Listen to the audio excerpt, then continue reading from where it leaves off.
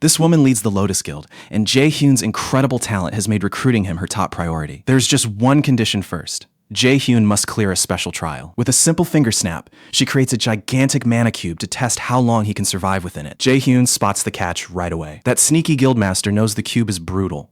Only 7% of raiders can withstand it, and fewer than 1% ever clear the test. Still, Jae-hyun refuses to retreat and walks straight into the cube. Yoonam is convinced that Jae-hyun has no chance of beating her 40-minute completion record. Inside, Jae-hyun suddenly finds himself surrounded by what looks like an endless sea of mana. He was warned that breathing here would be nearly impossible, yet he feels completely comfortable. The trial requires him to locate a single exit concealed somewhere among all these swirling currents. Instead of searching blindly, Jae-hyun shuts his eyes and notices something far more unusual. His senses lock onto one crystal radiating so much magic that it seems to hold the power of the entire mana sea. Jae-hyun quickly figures out that the crystal is the cube's power source, meaning destroying it would make the exit completely irrelevant. He reaches out, seizes the crystal, and crushes it in his hand. The moment it breaks, the entire mana cube collapses. Yoonam and her assistant are left speechless when Jae-hyun walks out of the wreckage. He cleared the cube in under 10 minutes, a challenge that normally takes even S-rank raiders several hours. Jae-hyun has demolished every existing record. Yoonam can think of only one thing to ask. How is he even capable of that? Jae-hyun simply explains that he discovered a crystal in there and smashed it. Yoonam can barely process his answer before clutching his hands,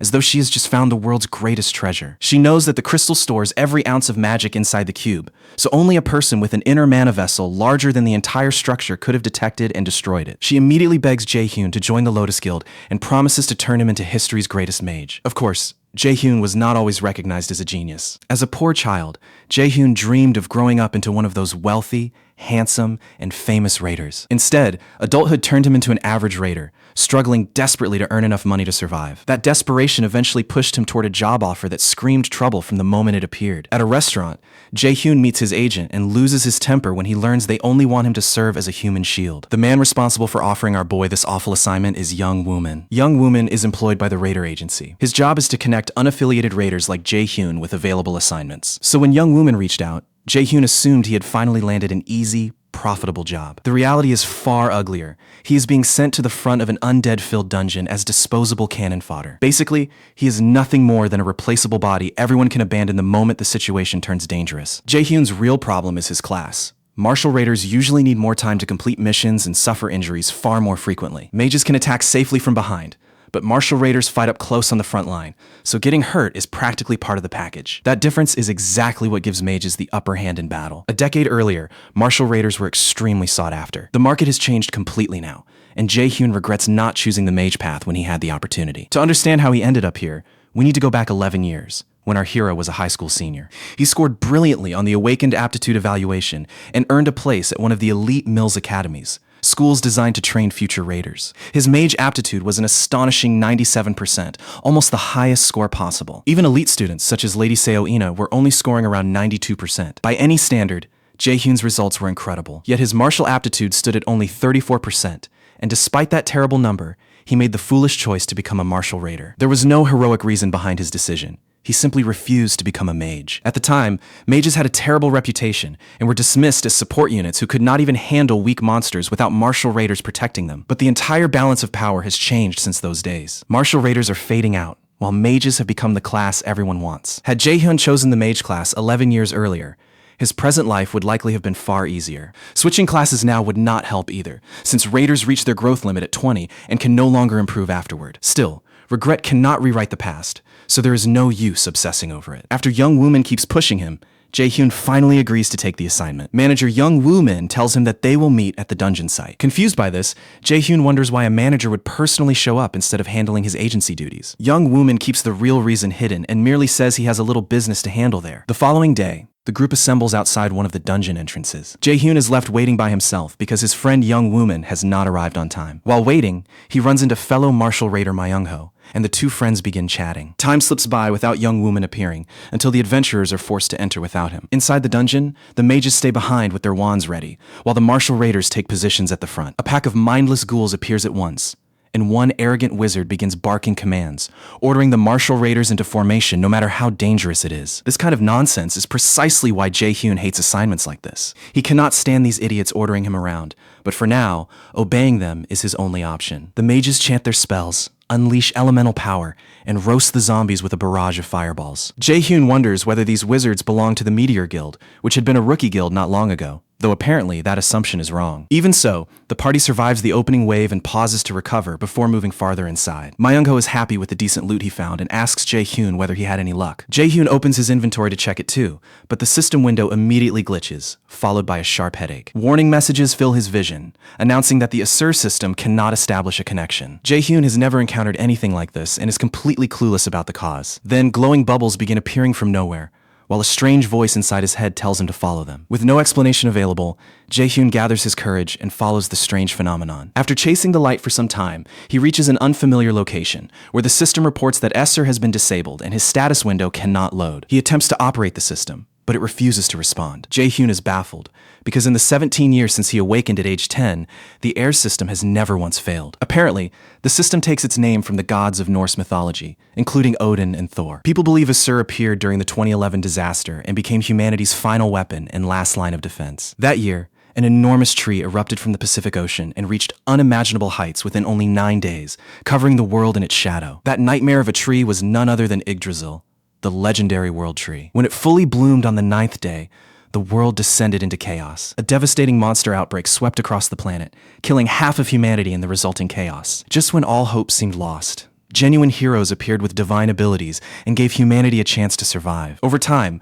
more people awakened their Asur systems and became raiders, fighting to protect mankind. Since then, Asur has remained humanity's strongest weapon against the monster threat. Now, however, Jae-hyun cannot help but feel uneasy. If Asur is truly changing, Jae-hyun fears the consequences could be disastrous. He suddenly reaches a dead end, only to discover a green door standing directly ahead. Jae-hyun is stunned, realizing that this has to be a treasure gate. For context, treasure gates are exceptionally rare dungeon discoveries. They are hidden chambers that can appear inside dungeons, though even high-level dungeons have only a tiny chance of containing one. Inside, explorers usually find special items and rare materials worth millions of won, the world's local currency. Driven by greed and dreams of finding top-tier gear, Jae-hyun steps into the bizarre chamber. Ahead of him, a dazzling item glows from atop a pedestal. Naturally, Jae-hyun is thrilled and eagerly reaches for the mysterious treasure. To his absolute shock, the system identifies it as Odin's lost eye, a mythical-grade artifact. The eye once belonged to Odin, the mightiest Asur god, who sacrificed it at Mimir's well in exchange for wisdom. Equipping it would grant Jae-hyun rune-writing abilities,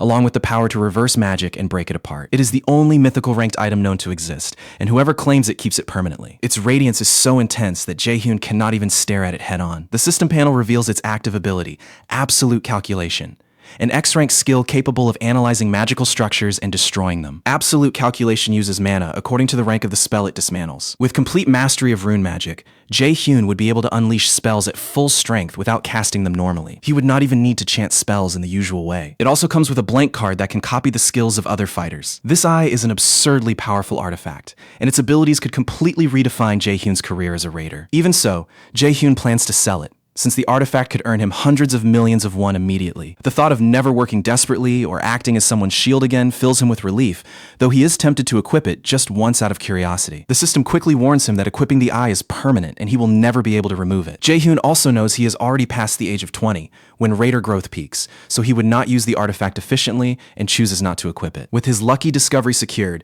Jae-hyun turns around and returns to the party. Soon afterward, the old man assures everyone that Jae-hyun will come back.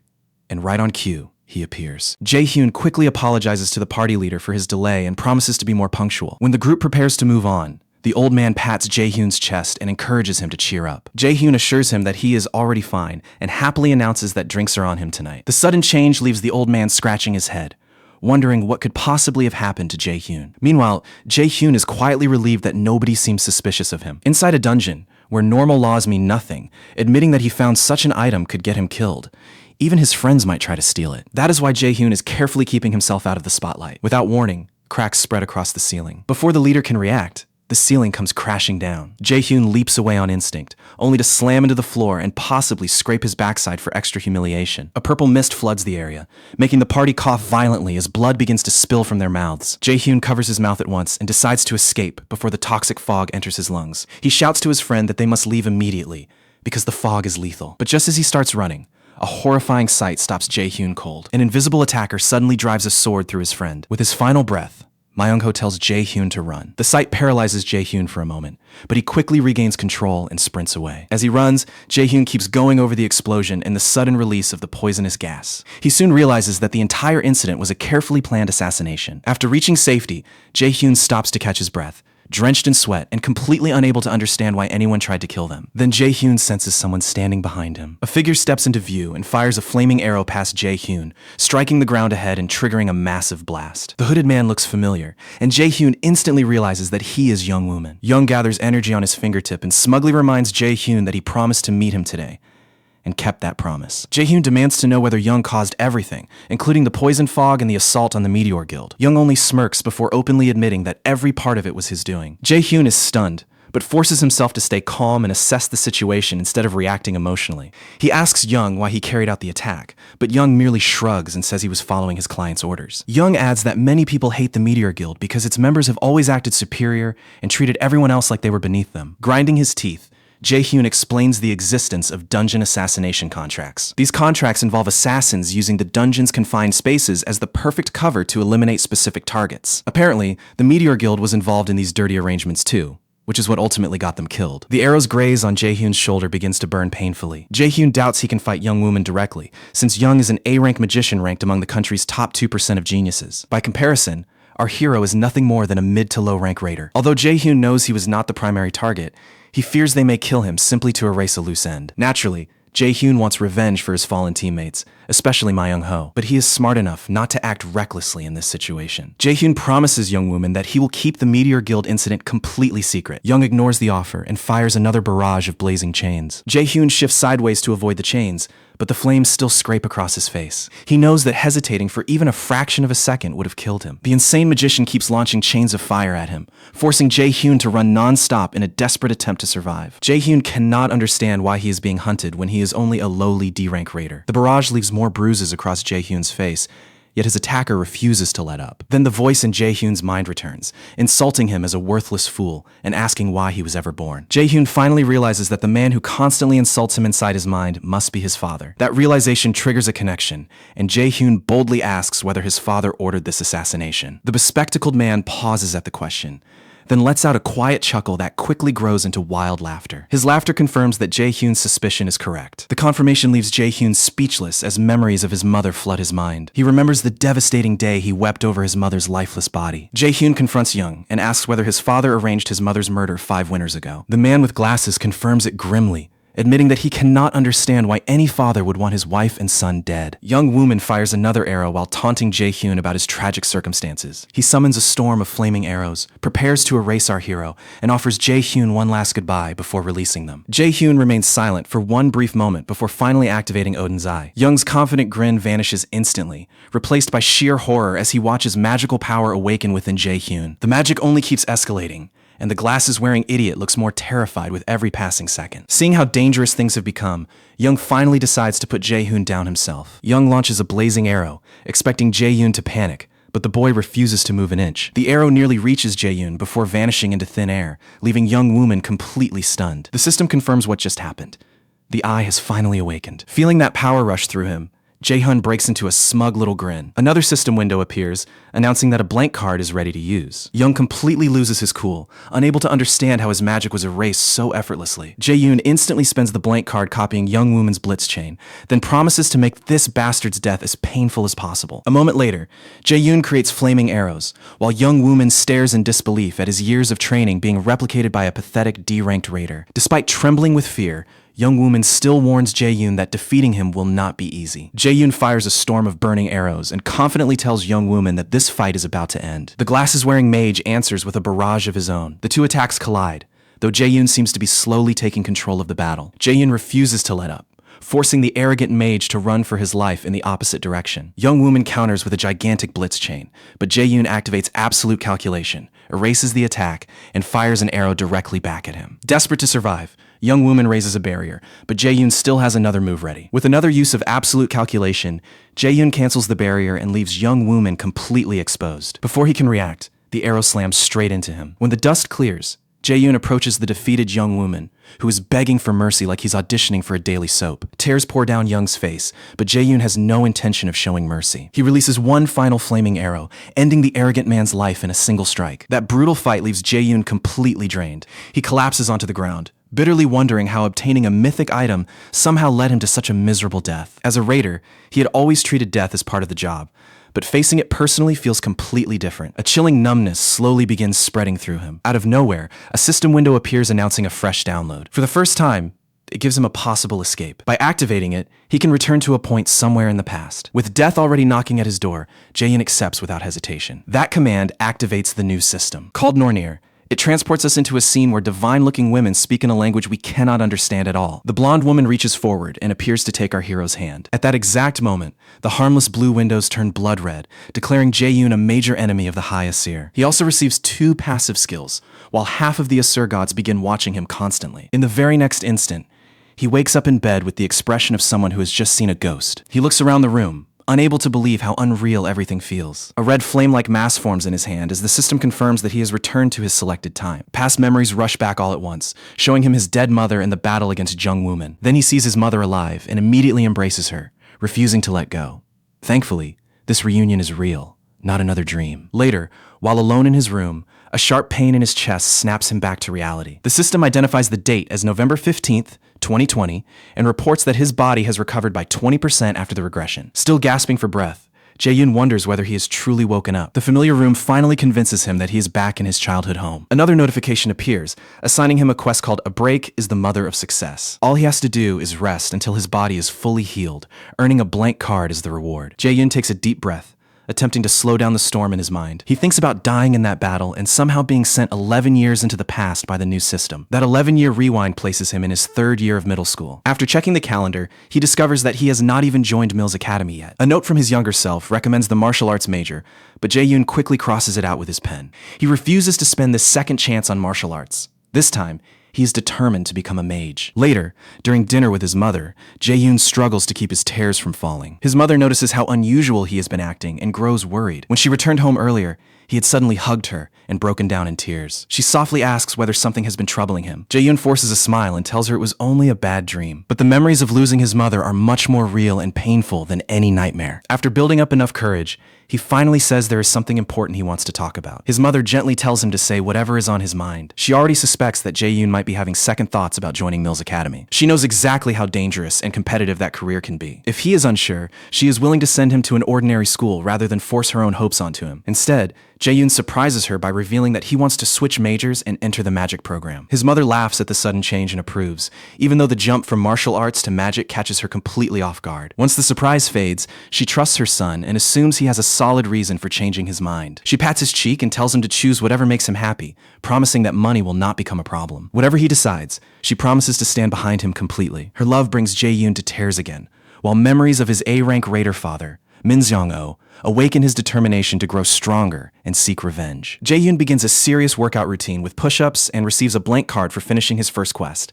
His body quickly starts looking fitter and more defined, which I have to admit makes me a little jealous. Meanwhile, I am stuck making recaps for you guys, so my six-pack goals are probably going nowhere. Jae-yoon still has no idea what Nornir truly is, but as long as it works, he is not about to complain. His memories from the previous life can help him claim the best dungeon items, while his guiding experience will also come in handy. The problem is that, apart from martial arts, absolute calculation, and the blitz chain copied from Young Wooman, his skill list is pretty empty. Jae-yoon leans into his chair, brings up the system, and checks his information. Looking at his current stats, he realizes his level has returned to its old value, and all his numbers have been reset. Yet he has somehow kept every passive skill from his former life, along with 2 new maxed out abilities.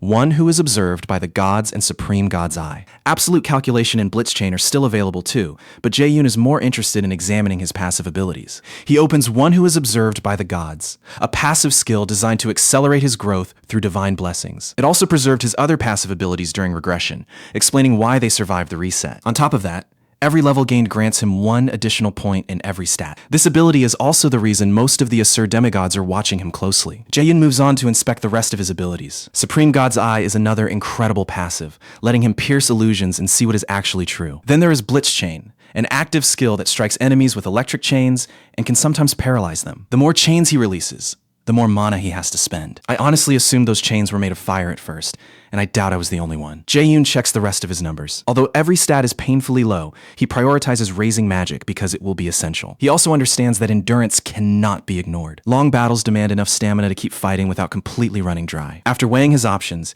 he chooses to spend the new blank card on a healing ability because his offense is already covered. Even in 2020, when mages are barely respected, healers remain extremely valuable. Healers are welcomed like royalty and respected far beyond ordinary raiding circles, so Jae-yoon figures that becoming a healing mage would earn him plenty of status. The catch is that locating an awakener with a healing ability to copy will be nearly impossible. Last time, desperation made him waste a blank card fighting Young Wooman. He refuses to repeat that mistake without knowing how many cards the system will provide. His phone suddenly rings, and Kim Yoo-jung's name makes his eyes widen when he checks the screen. Kim Yoo-jung is his longtime childhood friend, and she has always shared his dream of entering Meal's Academy and becoming a raider. In his former life, she died in his arms, and Jae-yoon is determined to prevent that tragedy this time. A knowing smile appears as he reads her message. She wants him to meet Saint Suxiangan at the Saintess' seminar. Jae-yoon is thrilled because Saint Suxiangan is famous for her powerful magic, especially the sacrifice spell. He immediately grabs his hoodie, gets to his feet, and tells his mother he will return shortly. Outside, he checks the phone once more and messages Kim Yoo-jung that he is coming. Elsewhere, a luxurious Rolls-Royce pushes through the crowded traffic. Inside, Saintess Yusongin listens quietly while her manager runs through her packed schedule. Worried about her condition, the manager asks if she is okay and points out that she has been overworking herself. She says she is only a little tired, explaining that sacrifice naturally consumes the user's own vitality. The manager remains anxious, wishing they could find a healer as capable as Lady Shang-jin. He worries that her relentless exhaustion will eventually cause serious damage. Meanwhile,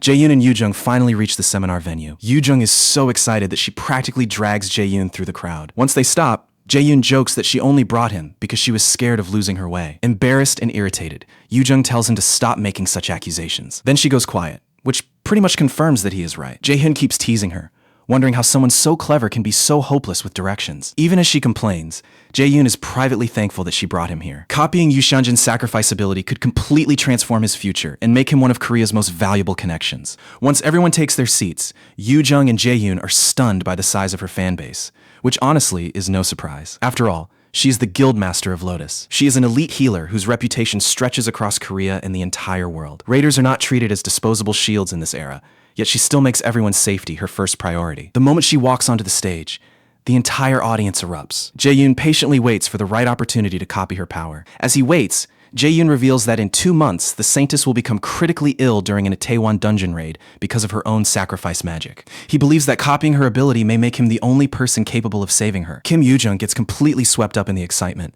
much to Jae-yoon's annoyance. On stage, the Saintess explains how Yggdrasil's tree and life-devouring monsters have thrown the world into chaos. Even so, she offers hope by reminding everyone that awakened people can save humanity and encouraging them to become raiders too. Her speech ends to thunderous applause, and Jae-yoon admits she has a point. Fighting monsters on the front lines is terrifying, so most people hesitate to become raiders. Jae-yoon himself proves that point, since he once planned to sell Odin's Eye just to escape the raider life and make money. As they leave, Yoo-jung keeps praising the Saintess while Jae-yoon continues teasing her until she is thoroughly irritated. He even tells her that he already asked her mother to come pick her up, just in case she gets lost again. Yoo-jung offers him a lift with her mother, but Jae-yoon declines because he has other business to take care of. Before parting, he casually reveals that he is switching to magic and hints that she will have to teach him someday. Then he walks away without giving her the real reason, leaving Yoo-jung disappointed and suddenly alone. Jae-yoon searches the area until he finally locates the Saintess's car. Jae-yoon smiles and walks over, but the manager blocks him, saying fan visits are not allowed.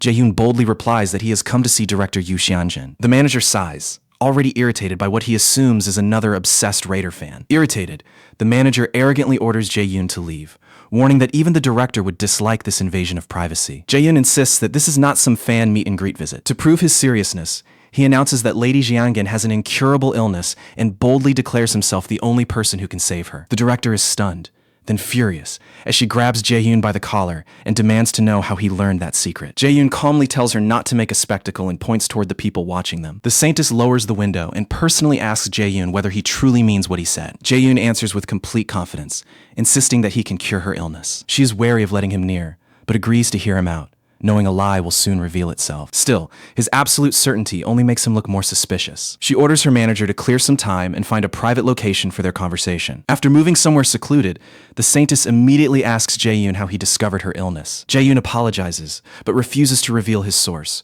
warning that if she insists, he will not treat her. Amused by his nerve, the saintess asks her next question.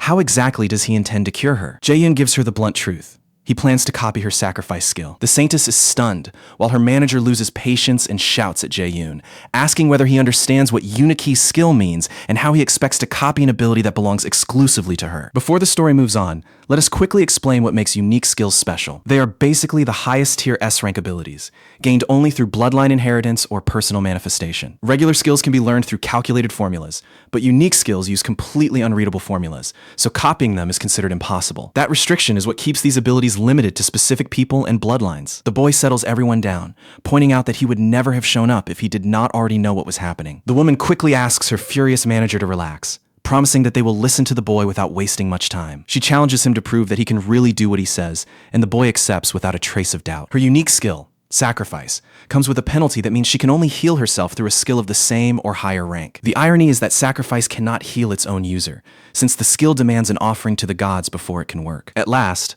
the woman gives him permission to go ahead. The moment her body begins shining with magic, Jae-yoon gets thrilled and copies the ability on the spot. A system window appears and asks him whether he wants to proceed. It wants to know whether he wishes to record the new sacrifice skill inside the blank card. The boy gives a confident confirmation. After the copy is complete, he activates sacrifice and materializes its power in his palm, stunning both onlookers. Instead of healing her immediately, our hero chooses to settle the negotiations first. Before that, let us take a closer look at what this skill can actually do. For starters, the skill releases a healing wave that can restore several allies while clearing their debuffs. Against undead monsters, however, it changes into an offensive technique known as Judgment of Light. And because Jae-yoon copied it with a blank card, none of the original penalties carry over to him. With that settled, the woman asks what he expects from her guild. Although she asks politely, she privately assumes that handling a middle schooler will be effortless, especially for the Lotus Guild's representative. The boy wastes no time and directly asks her to become his sponsor. She laughs softly and asks whether he only wants sponsorship to advance his career as a raider. He immediately agrees,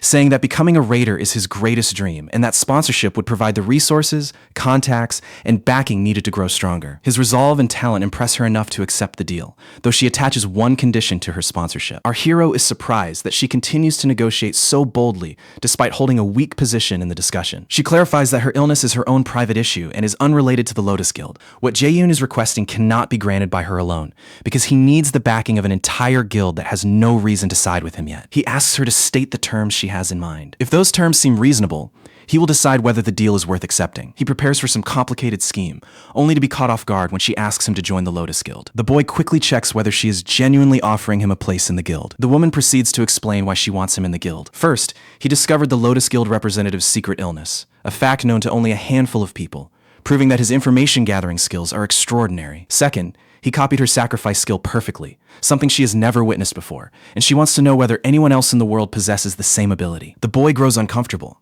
since he cannot reveal that his knowledge came from time regression or that his copying ability is the result of a cheat-like system. Then she moves unusually close and gives her third reason.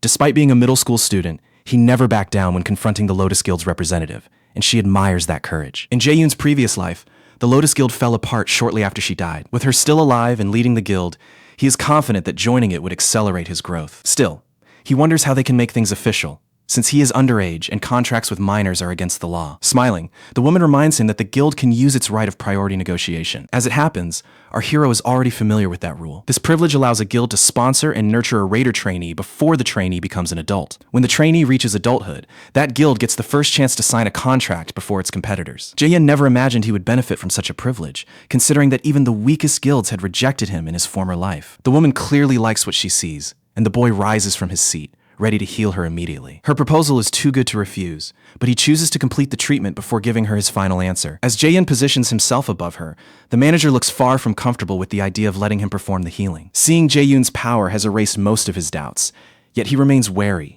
worried that the boy might be using some cursed or suspicious method after every top doctor failed her. Within moments, the woman feels the magic repairing her body from the inside. The manager is left completely speechless by the miracle before him. He immediately bows to Jae-yoon and sincerely apologizes for questioning him earlier. Jae-yoon brushes the apology aside, saying that doubting a child's claims was perfectly understandable. The manager continues apologizing, clearly ashamed of how rudely he behaved before. Jae-yoon informs her that the treatment is complete and she can move normally again. The moment she gets to her feet, She crosses to the window and fills the entire room with magical light. Her eyes well up when she realizes that every symptom has disappeared. She thanks him for the miracle and asks whether healing her will trigger any penalty, though we already know it will not. Copied skills are not affected by those penalties. With a smile, Jae-yoon tells her she can repay him later, and she happily accepts those terms. She hands him her card and asks him to carefully consider the proposal. She assures him that she will do everything possible to make the arrangement benefit him. The boy then says that he has one request of his own. The following day, the manager takes him to a low-ranked dungeon controlled by the Lotus Guild. Jae-yoon has come there to train and level up,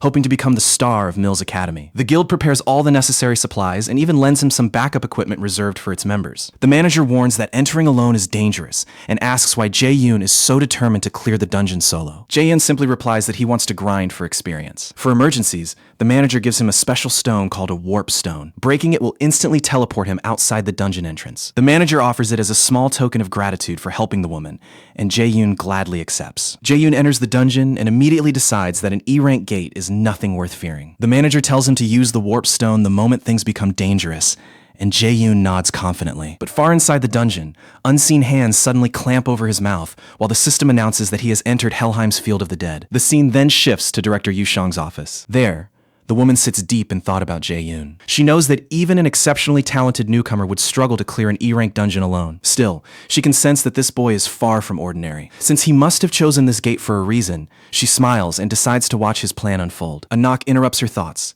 and once she grants permission, another woman steps into the office. The director asks for the update she requested, so the woman gives her a file and explains that it contains Jae-yoon's profile. While reading through the report, the director is stunned to learn that Jae-yoon dreams of becoming a martial artist, despite possessing such impressive magical talent. The room falls silent because even the woman who prepared the report cannot explain his absurd talent, though she insists the information is accurate aside from any possible clerical errors. A look at the profile reveals that his magical aptitude is an astonishing 97%. Soon afterward, the director contacts his manager, Appa, and orders him to call her the instant Jae-yoon exits the dungeon. She wants to see Jae-yoon's abilities firsthand. Meanwhile, Jae-yoon is dropped into the mysterious Field of the Dead and lands painfully on his backside. He looks around, recognizes a graveyard, and struggles upright while coughing violently. Before he can even process the situation, an undead monster emerges. The creature instantly draws its bow and fires straight at him. Jae-yoon reacts a moment too late, leaving a deep slash across his face. Before he can recover, another monster moves in for the kill. He cannot tell whether the attack carries paralysis poison, and the uncertainty seriously irritates him. He immediately uses his upgraded sacrifice skill to restore his injuries. More zombies appear from nowhere, while dark souls gather around him in the air. The spirits bombard him with attacks and arrows, but Jae-yoon catches one barehanded and crushes it in his fist, completely fed up with their harassment. Elsewhere, Kim Yoo-jung looks at the director's autograph while angrily thinking about Jae-yoon abandoning her, even though he knows she gets lost easily. His sudden and unpredictable decisions are driving her increasingly crazy. He once stayed away from crowds, yet now he has suddenly agreed to accompany her. Jae-yoon had never abandoned her before and always made sure she was okay.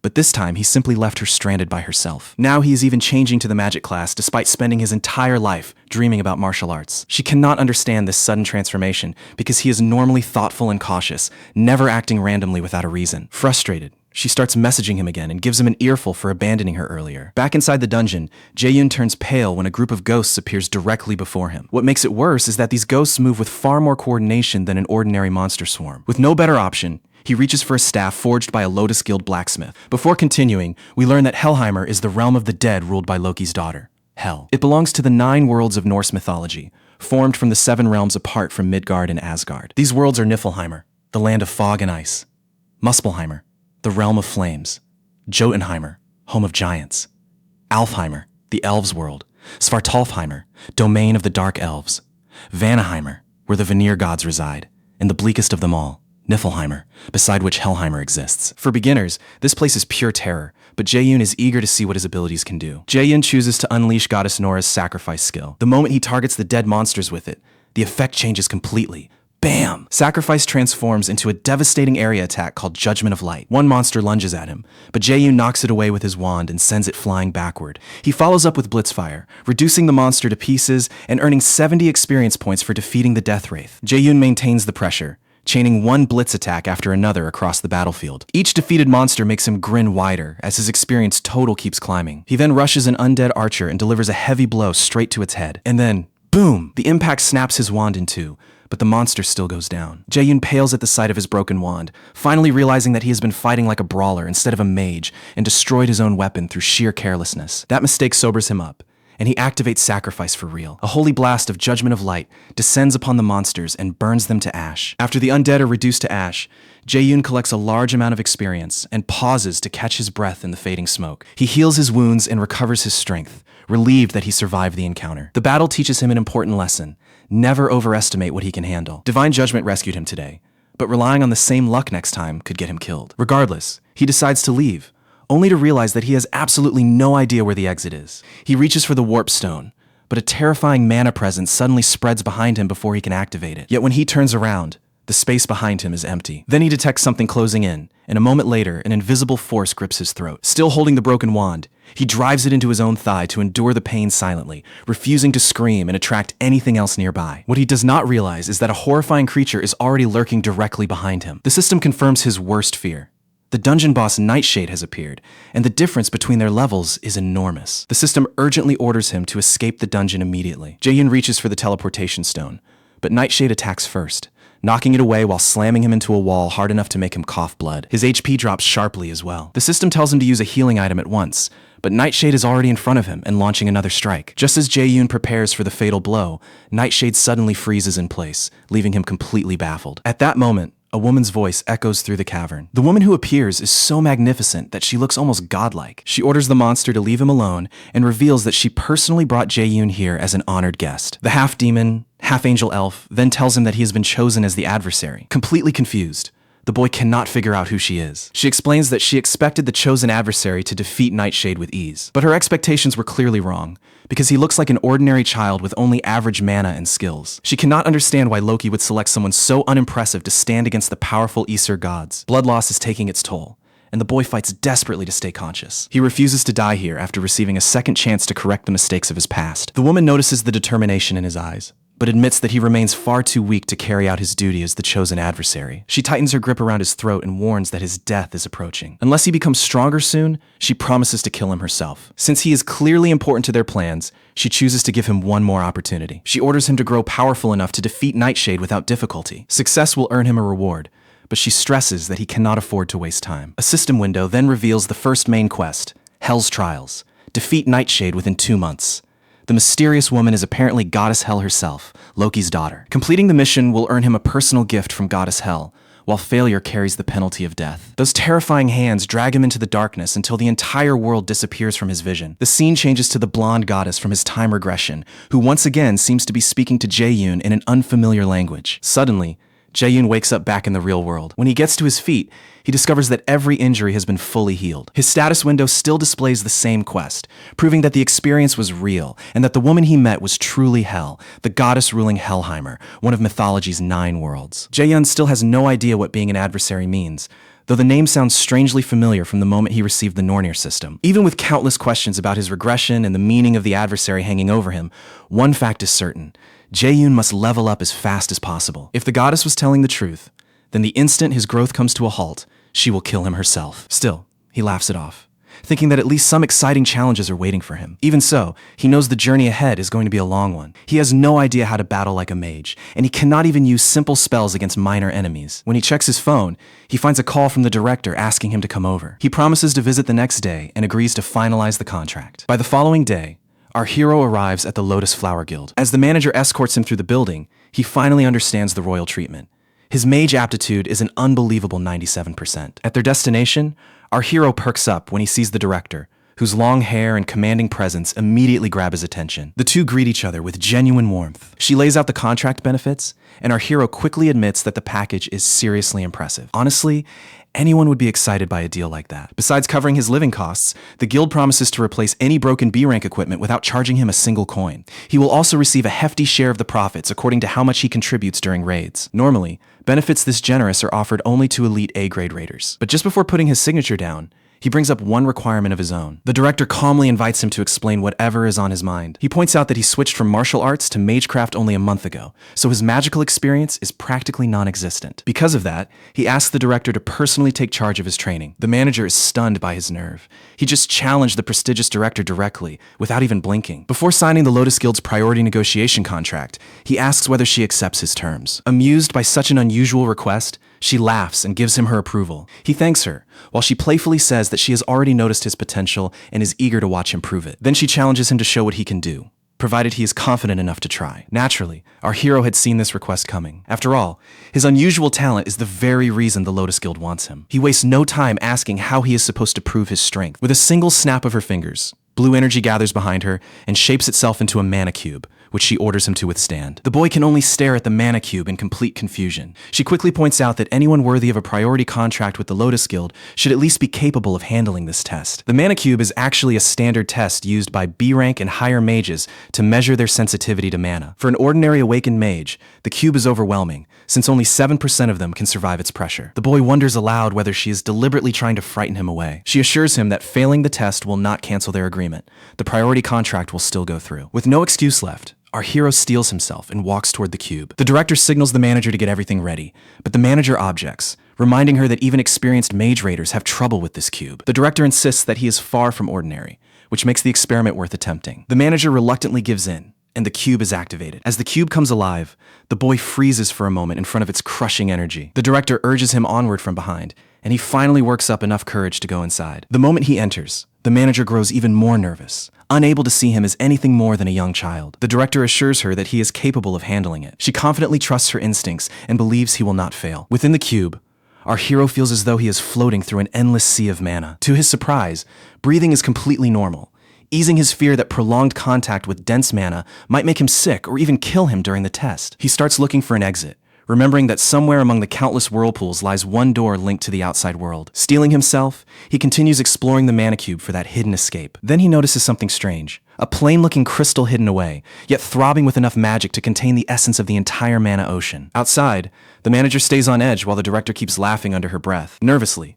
the manager asks how long this test usually lasts. The director explains that the fastest anyone has escaped was after 40 minutes, which remains the record. Hearing that, the manager dryly concludes that our hero will either die inside or walk out with a brand new world record. The director agrees, though she clearly believes the second possibility is far more likely. Both women stare in shock when cracks suddenly begin spreading across the crystal. The stunned manager checks her phone and discovers that only 10 minutes have passed since his entry. As the onlookers wonder what is happening, our hero feels the crystal's enormous power and smiles, realizing that destroying it could be his way out. He charges through the mana toward the stone, grips it hard, and crushes it with one rapid strike. While fractures spread through the space around him, a system message announces that he has obtained the passive skill Crystal of Mana Operation. The mana cube abruptly collapses, leaving the two spectators caught between fear and amazement. An S-rank player usually needs an hour for this test, yet our guy finishes in only 26 minutes, beating Camilla of the European Union, whose 36-minute run was listed as the world record. The manager rushes over,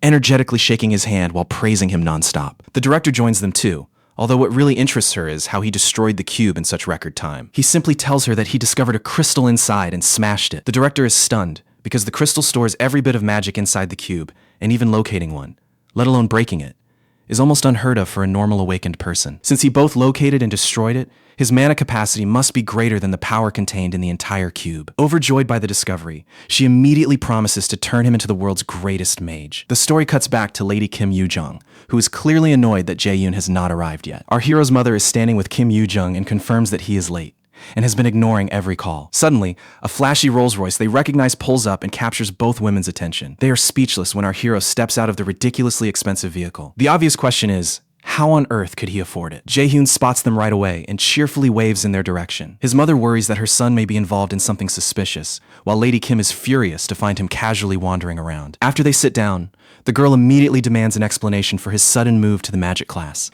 He casually says martial arts no longer suited him and reveals that all the paperwork for transferring to magic is already complete. She continues pressing him for an explanation, but he turns the questioning around and asks what brought her there. He asks whether her parents are working, and she nods, explaining that she is spending the night there with his mother's permission. We discover that her parents work at a monster processing facility and constantly travel while exporting creatures overseas. Whenever she is left by herself, she stays with him because his mother is close friends with her parents. Now that he has joined the magic class, the boy asks her to teach him the fundamentals and theories of magic. The girl immediately asks what she will receive as payment. The boy sighs and asks her what she expects from him. She admits that she has not decided on anything particular yet. After a little thought, she settles on making him promise to fulfill one wish of hers. He agrees, but sets a deadline. She must make that wish within 1 year, or the deal disappears. She accepts with visible irritation, while he secretly assumes she will forget the promise before the year is over. He playfully asks what sort of wish she is planning, but an irritated girl tells him to stop running his mouth. She gets so angry that, while clutching the pillow, it honestly looks like she is squeezing her own chest, and she is squeezing it pretty hard. Tell me, did you see the same thing? Or was my imagination just working overtime? Drop your answer in the comments. Their teasing continues until their mother calls them for dinner, but the two are too busy fighting with pillows to pay attention. With chemistry like this, I would not be shocked if her one wish eventually turns into a joking marriage proposal. Elsewhere in the forest, savage ravens hover overhead while a black-clad swordsman cuts down the monsters with ease. This is where we finally meet the hero's father, Min Song-o, whom the armored man praises for clearing the dungeon without breaking a sweat. The armored man invites Min Song-o into his guild, but the hero's father turns him down because he would rather work alone. The armored raider practically begs him to reconsider, promising that the Scarlet Guild will treat him with the highest respect, but the black-clad man only laughs and calls him stubborn. Out of nowhere, the father summons strange chains and starts lecturing everyone about humanity's greed. Then he disappears without a trace, leaving the armored man completely baffled. After meeting this terrifying father, who, honestly, looks younger than his own son, we return to the lesson. We cut back to the director, who is teaching Jian during his very first magic lesson. Instead of wasting time with theory, she begins with a sparring exercise and tells him to attack her. The boy pauses, then accepts that backing out is not an option. With a sigh, he settles into a guarded stance and makes sure not to leave a single opening. Relying on his martial arts training, he launches a punch at her and waits to see how she responds. She simply grins as the punch lands, sending up such a huge cloud of dust that the entire scene disappears from view. When the dust clears, he discovers that she has caught his punch with one hand and treated it like a harmless tap, terrifying him completely. Her confident smile says everything, so the boy immediately backs away to a safer range. He had clearly misjudged her because of her healer class, and now he is convinced she possesses S-rank raider level strength. She then analyzes his attack, pointing out the obvious martial artist habits in both his posture and movement. She reminds him that mages are not supposed to rush straight into an opponent like that. The director asks whether he understands how martial arts and magic actually differ. He answers that martial arts focuses on close combat with weapons, whereas magic is mainly about attacking from afar. She agrees and clarifies that mages weaken enemies at range, leaving martial artists to deliver the finishing blow up close. She then tells him to prepare himself, because she is about to demonstrate real mage combat by attacking him. She casually assures him that any injuries can be healed if the lesson gets out of hand. He is nervous, but he still braces himself. Energy concentrates at her fingertip before she fires a powerful laser-like beam. The boy rolls away just in time, and she immediately tells him that his turn has come. He activates Blitz Chain and fires a volley of lightning arrows directly at her. The arrows explode on impact, yet the director emerges completely unharmed. She is impressed that he possesses an A-rank skill, though she points out that power means nothing if it cannot land. She responds by launching a single arrow straight toward his face. He panics and fails to dodge, taking the arrow head-on. Despite being battered from head to toe, he refuses to fall, earning the director's respect for his toughness. Seeing that, she stops holding back and unleashes a storm of blue lightning bolts. This time he activates Absolute Calculator instantly, causing the incoming magic to dissolve before her eyes. She cannot understand how he managed to reverse and cancel her spell almost instantly. Amazed yet again, she asks whether he has any other hidden tricks left. Our hero tells her to discover that on her own, and the ground before her immediately begins sparking with violent energy. The attack hits her directly, but she deflects it with one hand, even though the impact leaves that hand trembling. She is completely baffled by the speed at which he casts the spell. He follows up with a rain of arrows, forcing her to raise a shield in defense. She becomes curious about his silent casting, since mages normally need to follow a careful process before releasing magic. Skilled mages may shorten chance for weaker spells, but his attacks are all powerful, so she refuses to believe he is truly casting them without saying anything. Meanwhile, our hero is nearly out of mana and can barely continue, so he simply calls her a monster for surviving all of that. The director walks over with a smug smile, praises his potential, then reminds him how inexperienced he is before catching him off guard and dropping him instantly. He has no idea how she pulled it off, while she casually credits the result to her many years of experience. After considering everything he showed, she praises his close-range fighting ability. She is also impressed by how smoothly he uses magic without any difficulty. His reverse calculation technique for dismantling spells impresses her so much that she believes he could develop a completely unique combat style. She announces that from this moment onward, she will personally mentor him as his official teacher. Apparently, he is the first lucky person ever to receive the VIP privilege of becoming her student. In the next scene, our hero sits quietly, looking completely lost in his thoughts. His friend pulls him out of his thoughts with an irritated presence, making him click his tongue and assure her that he is listening. Apparently, she has been eating ice cream ever since she arrived, the very tuition fee our hero paid for her lessons. He asks whether she is still hungry, and she says she could keep eating all day before telling him to concentrate on studying. While she keeps teaching, the system reports that his magical knowledge has grown and his casting efficiency has improved by 5%. The boy is getting seriously fed up with the non-stop notifications. Every new lesson triggers another message, and it is beginning to drive him crazy. It feels as though the system is forcing him to keep improving without a break. Even Lady Kim seems surprised by how rapidly he is absorbing everything. In just 2 days, he has learned what would take most people 2 entire months. The boy brushes it off, arguing that it is hardly impressive when she can memorize techniques after seeing them only once. That answer irritates her even more, and she orders him to address her as teacher. Her frustration comes from watching him master everything so quickly despite her having years more experience in magic. At this pace, she fears he will overtake her sooner than she expects. The boy sighs and reluctantly calls her teacher, then points out that his natural magical talent obviously explains his rapid progress. But the real reason he is pushing himself so hard is simple. He refuses to let Goddess Hell ruin his life. She recalls how shocked she was when he chose martial arts, then angrily demands to know why he ever abandoned magic when it suited him so perfectly. During the study session, Jae-hyun suddenly sees the face of a man connected to the events of his previous life. Yoo-jung snaps him back by asking whether he is preparing for the practical exams separately, and he confirms that another teacher is handling that training. He keeps questioning the vision, unsure whether it was a real memory or merely his imagination. Then he remembers that Hell gave him only 2 months to defeat Nightshade, so he forces the distracting thoughts aside and refocuses. He also thinks about the bigger possibilities, hoping the pill he is developing will aid raiders worldwide and help him break through his current limit. Meanwhile, at the Lotus Guild Training Center, manager Park Sung-jae watches the raiders practice and points out the mistakes they need to fix. After noticing Guildmaster Xiangun, he remarks that the new trainees are surprisingly decent and that their average rank has nearly improved since last year. Then he realizes, much to his surprise, that she has not heard a word he said. Once Xiangun notices that he was addressing her, she apologizes, while the manager jokingly guesses that Jae-hyun is on her mind, and her reaction confirms it. The manager suddenly remembers that multiple raiders had already attempted to learn the same technique she plans to teach Jae-hyun, only to fail every time. Xiangun reminds him, however, that he personally witnessed Jae-hyun's unusual talent. His movements were so precise that calling Jae-hyun a seasoned veteran would have sounded completely believable. By now, Guildmaster Xiangun is convinced that Jae-hyun will become the next S-rank magician to emerge. For now, she remains the nation's sole magician to have reached S-rank. Still, her combat value is somewhat limited because her specialty is healing. But if Jae-hyun suddenly burst onto the scene like a comet, the entire magical world would be thrown into chaos. Sometime later, Jae-hyun begins experimenting with a mana-enhancing pill. Just as the name implies, anyone awakened who consumes it receives a permanent boost to their mana. Naturally, every magician in existence would love to get their hands on one. Yet another failed mixture pushes Jae-hyun over the edge, and he angrily tosses the spoon aside. He has already burned through 3 batches of ingredients, and at this rate, his entire budget is about to disappear. In November 2020,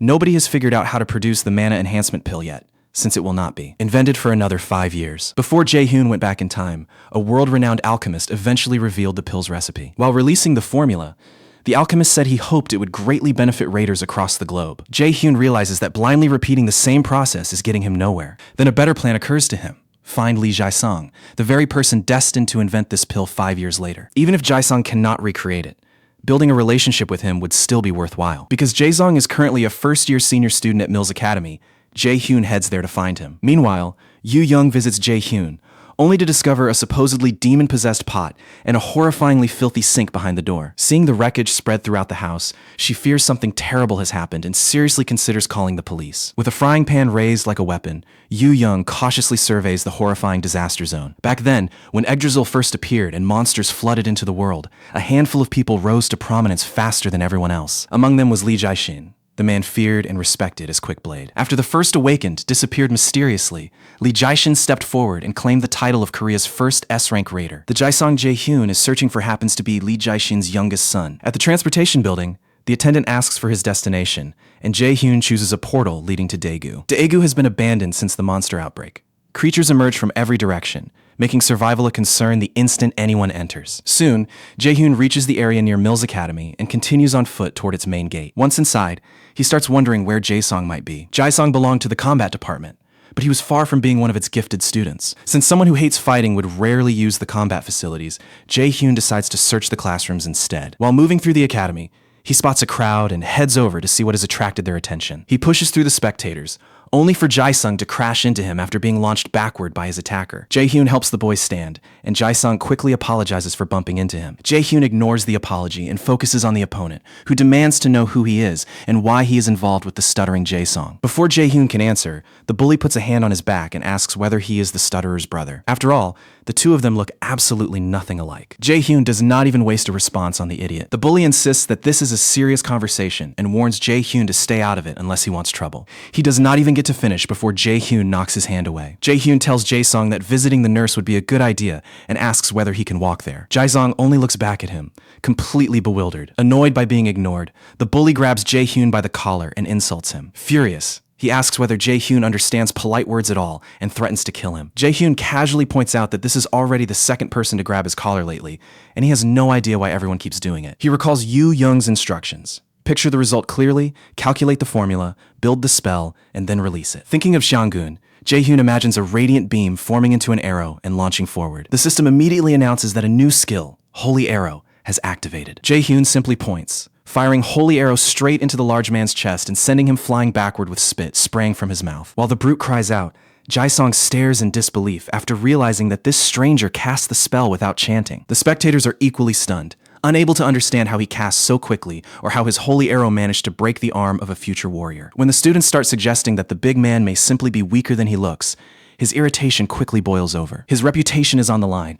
so he swears that Jae-hyun will not walk away without serious injuries. Clutching his fractured arm, the bully materializes a sword. Jae-sung spots the weapon and warns Jae-hyun, but the enraged bully is already swinging it at him. With the blade almost touching his face, Jae-hyun recalls Master Xianjin's lesson about coating his body evenly in mana to make attacks rebound. Jae-hyun activates Mana Barrier, and the massive sword ricochets off him like it hit rubber before flying beyond the bully's control. Terror flashes across the bully's face, but before he can respond, Jae-hyun grabs him by the face and asks whether his little performance is over. The bully begins calling him insane, but Jae-hyun cuts him off with another holy arrow to the face, launching him backward and smashing his nose. The bully hits the floor with a heavy crash, leaving Jae-sang staring in awe and wondering exactly who this stranger could be. When Jae-hyun finally looks at him, Jae-sung lets out a frightened squeak, but Jae-hyun merely walks past toward the unconscious bully still surrounded by smoke. Crouching beside him, Jae-hyun is surprised at just how thoroughly he wrecked the guy. A moment later, Jae-hyun takes out a potion. He hates wasting the potion he purchased for this situation, but there is no other choice, so he pours it over the injured bully. The bully's face heals instantly, and even Jae-hyun is impressed by how powerful the potion is. With that handled, he turns to the still-shaken Jae-sang and suggests they continue toward the nurse's office. On the way, Jae-hyun stops at a secluded spot where their conversation cannot be overheard. Jae-sung looks at him, completely confused by the sudden stop. He begins to suspect that Jae-hyun sought him out because he already knows his identity. After gathering his nerve, Jae-sung asks whether his father might have sent Jae-hyun. Intrigued, Jae-hyun denies it and asks how he could possibly know Jae-sung's father, but Jae-sung clearly does not believe him. Jae-sung finally asks why he was being searched for, and Jae-hyun admits that he needs a favor. Jae-hyun asks him to produce a specific pill, leaving Jae-sung stunned as he insists he cannot make anything like that. Jae-hyun is confused and points out Jae-sung's skill in alchemy, then shows him the potion and asks whether he was the one who sold it on the black market. Jae-sung panics, unable to understand how Jae-hyun discovered the truth when the black market should have hidden all his information. Jae-hyun immediately understands what is troubling him. And honestly, Jae-sung's suspicion makes sense. The black market is designed to conceal its users' identities completely. Every detail, from the item and price to the recipient, is processed through the Easter system, making the transactions highly secure. Luckily, Jae-hyun's Nornier system can access the black market normally, allowing him to purchase the potion and simplify the whole process. Jae-hyun asks again whether Jae-sung brewed the potion, but the boy denies it without hesitation. Jae-hyun instantly calls him out, saying he is a terrible liar. Jae-hyun assures him that he understands why he wants to keep the truth hidden. However, he also makes it clear that he is running out of time. Jae-sung remembers posting his potions for sale and starts wondering whether listing them on the black market was a terrible mistake. He never expected the situation to spiral this far, since all he wanted was to earn a little money. He is certain his father will kill him if the truth comes out. Desperate to avoid that fate, he bows before Jae-hyun and begs him not to reveal the secret. Jae-hyun then clarifies that he is not using this information to blackmail him. He simply needs a talented alchemist capable of creating the elixir he has in mind. After considering the offer, Jae-sung finally asks who Jae-hyun really is. Jae-hyun introduces himself as a prospective student of Mills Academy and respectfully addresses Jae-sung as his senior. They eventually sit down, and the still nervous Jae-sung asks Jae-hyun to explain what kind of pill he wants. Jae-hyun tells him that he wants to create a mana enhancement pill. It would be a pill capable of permanently raising a Raider's mana. Jae-sung shoots to his feet in shock and asks whether permanent mana growth is even possible. Jae-hyun calmly confirms that it is. Jae-sung's mind immediately starts racing as he considers which ingredients could produce such an effect. As Jae-sung analyzes the possible ingredients, Jae-hyun notices with surprise that his aura has transformed and his stutter has vanished. He can even identify most of the ingredients simply from the pill's effects, proving that his talent is the real deal. Jae-hyun realizes that someone this gifted is worth securing at any cost. Jae-sung eventually falls silent and suggests finding another alchemist because the elixir sounds far too extraordinary. Jae-hyun refuses to let him back out, insisting on working with him and promising to supply every necessary resource. The recipe might allow other alchemists to produce the pill, but Lee Jae-sung is the one with truly unmatched talent. Jae-hyun finally asks him to accept the job, and Jae-sung agrees. Jae-sung warns that success is not guaranteed, but Jae-hyun assures him that failure will not be a problem. Confused, Jae-sung asks how that can be acceptable when Jae-hyun would be the one losing everything. Jae-hyun explains that he is investing because he believes Jae-sung has the talent to succeed. He also admits that not every investment ends in success. When Jae-hyun says he is looking forward to working together, Jae-sung's eyes fill with tears. The boy has never before received this kind of faith. Seeing the reaction, Jae-hyun feels relieved that he has successfully formed a bond with Jae-sung. The following morning, Jae-sung sits alone in his room, replaying everything that happened only hours earlier. He wonders whether anyone has ever placed this much faith in him before. He has always seen himself as a coward, less gifted than his siblings, and someone who lost his mother far too young. Eventually, he was left isolated, never managing to earn his father's approval. That is why Jae-hyun's willingness to accept failure feels so strange to him. For the first time, someone has trusted the boy who believed he had achieved nothing, and that kindness finally breaks through his defenses, bringing him to tears. Meanwhile, Jae-hyun's main quest remains Hell's Trial. Defeat Nightshade before the deadline and earn Hell's recognition. The reward is Hell's Gift, but failure means death. Originally, Jae-hyun had 2 months to complete the mission. Now, only 10 days and 23 hours remain. Later, Jae-hyun trains against Xiangin and successfully evades her streaks of blue lightning. When he advances to reduce the distance, several blasts target him, forcing him to form a shield for protection. Jae-hyun fires Holy Arrow at her, but Xianjin has already protected herself behind a magical barrier. Even so, the attack leaves a crack in her shield, surprising her with how quickly Jae-hyun has grown stronger. Once the smoke fades, they stare each other down like two cowboys in a duel until yellow lightning begins blazing around Jae-hyun as he activates Blitz Chain. Sion, however, appears completely prepared to meet his assault. Just as both fighters prepare to strike, the manager interrupts and calls the session over, reminding them that their time is finished. The manager is stunned to see that their sparring destroyed a training hall built from arc metal, a material that requires immense power to produce, even in small amounts. Had he not interrupted, the entire hall would have been reduced to rubble. During the break, Sion tells Jae-hyun that his strength has increased at an absurdly fast pace. He can now use a wider range of spells, and his physical power has become ridiculously impressive. She suddenly asks whether he is studying magical theory elsewhere, and Jae-hyun confirms that a friend is teaching him. Jang-geun is delighted that things are going better than expected, since she had worried about being unable to teach him the theory herself. She remarks that Jae-hyun's friend must be smart, and he reluctantly admits that she is. Still, Jae-hyun thinks her bizarre personality is the real headache. Before leaving, Jang-geun reminds him about his plan to raid another dungeon, and Jae-hyun says he wants to test how effective his training has been. Thinking he entered an E-rank dungeon, Jang-geun assumes it should be effortless with his current abilities and encourages him to do his best. The problem is that Jae-hyun did not enter an E-rank dungeon at all. It was a C-rank dungeon where he met Hell and Nightshade. Jae-hyun questions whether he can defeat a C-rank boss by himself, but decides to trust his preparation and focus solely on the fight. Later on, Jae-hyun visits Jae-sang, who presents him with the pill he worked so hard to develop. Jae-hyun takes the pill, and his magic stat instantly rises by 15, leaving him stunned by the result. At its core, alchemy is an incredibly deep and demanding science. Even with identical materials and recipes, the final result can vary dramatically according to the alchemist's skill. Had Jae-hyun trusted another alchemist with those ingredients, he probably would not have received an item capable of raising his magic stat by even 5 points. At last, Jae-hyun smiles and tells Jae-sung that his talent is the real deal, but Jae-sung credits it all to Jae-hyun believing in him and offers his thanks. A little later, Jae-hyun heads out, convinced that tomorrow he'll finally be ready to take down Nightshade. Meanwhile, Hell talks to her dragon Garmer and hints that a rather special guest will be arriving that very day. With 9 days and 22 hours still left to conquer the dungeon, Jae-hyun makes his way back to its entrance. There, he receives a full probationary Valkyrie set, unlocking the passive skill Mana Plundering along with it. Once Jae-hyun enters, the portal system announces that his Narner system has designated Helheim's Land of the Dead as his destination. He drops through the portal and eventually touches down in the Land of the Dead. Taking down Nightshade is the only way for him to meet Hell once more. All of a sudden, a voice behind him calls him the adversary while bringing up Loki and Nornir. The monster immediately launches a volley of arrows, but Jae-hyun blocks them behind a magical barrier. When Jae-hyun looks behind him, more monsters claw their way out of the ground, reminding him of Shangjun's plan to teach him the battle mage style of combat. Warriors often call battle mages swordsmen, since their hybrid style combines spellcasting with direct physical attacks. The problem is, nobody has ever truly mastered that combination. Jae-yoon turns around and fires holy arrows at the monsters, thinking about how this style falls short of a long-range mage while also lacking the power of a close combat warrior. After smashing one monster into the floor, he understands the issue.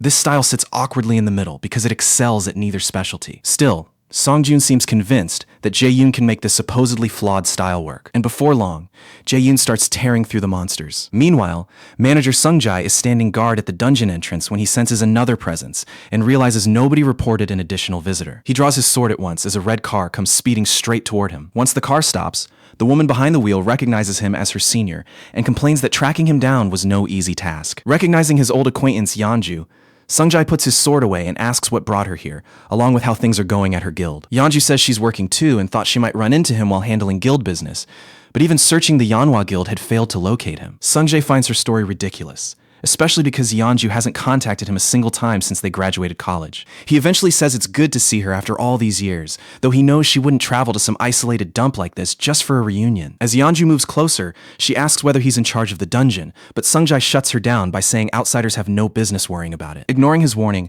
she points out that dungeon management isn't normally his job and cheekily asks whether he's been demoted. When Sungjae stays silent, she casually brings up the rumor that Guildmaster Shangen is ill and asks whether it's true. Sungjae's expression hardens as he tells her that it is clearly nothing more than gossip. When he demands to know her source, Yeonju says there are ears everywhere, and her curator guild happens to have plenty of them. Sungjae immediately catches the implication and wonders whether she's admitting that her guild has spies inside his. He thanks her for the warning and promises that he'll handle the matter himself. Growing tired of the conversation, he asks if that was everything, since he needs to return and begin cleaning up the dungeon. Instead of leaving, Yeonju asks whether he happens to know a young man named Min Jae-hyun. The question instantly puts Sungjae on edge.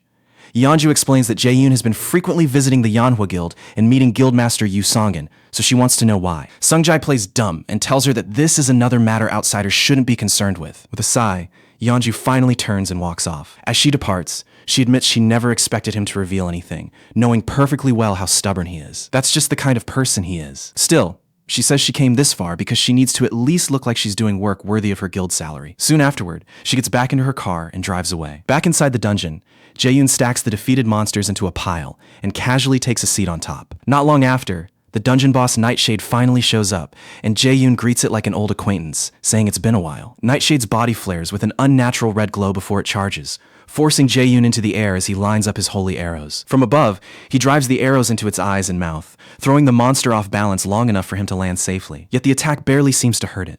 Nightshade lowers its hand and reveals those horrifying, glowing red eyes. Several energy blasts come flying toward Jae-yoon, but he instantly calculates the exact gaps he needs to step through. He slips past the barrage and closes in, only for Nightshade to unleash another wave of destructive energy, which Jae-yoon dodges once again. Jae-yoon then taunts the monster, asking whether it's getting nervous now that the fight isn't going according to plan. Jae-yoon activates Lightning Chain and sends it toward Nightshade, but the boss knocks the chain's anchor aside. Jae-yoon quickly redirects the anchor and coils the chain around Nightshade's torso. Seeing the monster thrash violently, Jae-yoon realizes the chains won't hold it for long.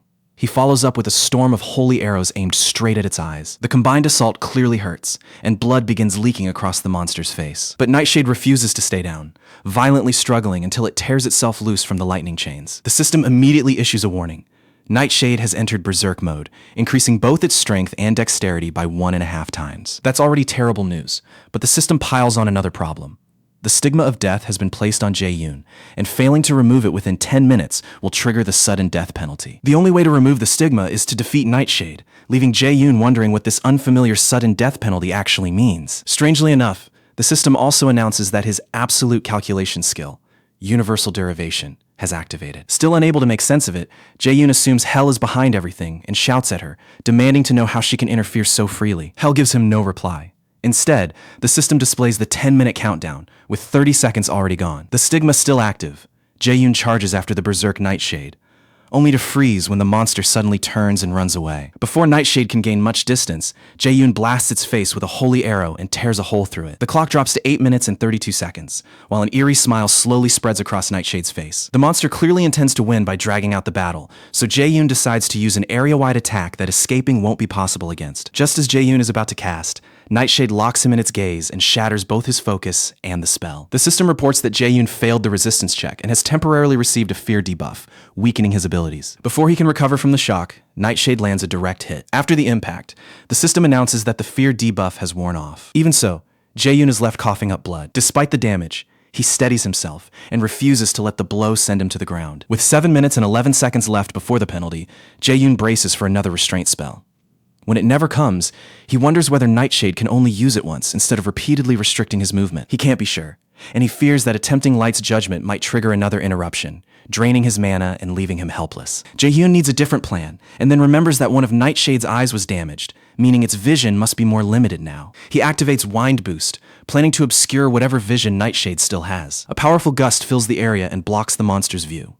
When the smoke clears, Jae-yoon is standing there with light magic gathered in his hand, exactly as planned. Jae-yoon mocks Nightshade for assuming he would charge in blindly, calls it painfully easy to fool, and activates Flash Bomb. The Flash Bomb detonates moments later, unleashing an explosive burst. Blinding light floods the entire battlefield as several lightning chains shoot toward Nightshade. Amid the explosion, Jae-yoon finally relaxes, convinced he has caught the annoying bastard at last. The blast begins burning Nightshade alive, drawing a piercing scream of agony from the monster. Then, without warning, Jae-yoon spots several undead monsters from earlier standing behind him. He activates Sacrifice, and the system announces that it has transformed into an attack skill, making Light's judgment available to him. With just 3 minutes and 46 seconds remaining, Jae-yoon calls down a devastating shower of light across the battlefield. The chaotic assault continues while the countdown races towards 0, eventually leaving only 10 seconds. With 6 seconds left, Jae-yoon stares at Nightshade's collapsing body and quietly congratulates himself for pulling it off. At 3 seconds remaining, the system confirms Nightshade's defeat and awards Jae-yoon the title One Who Overcame the First Trial. Watching everything unfold,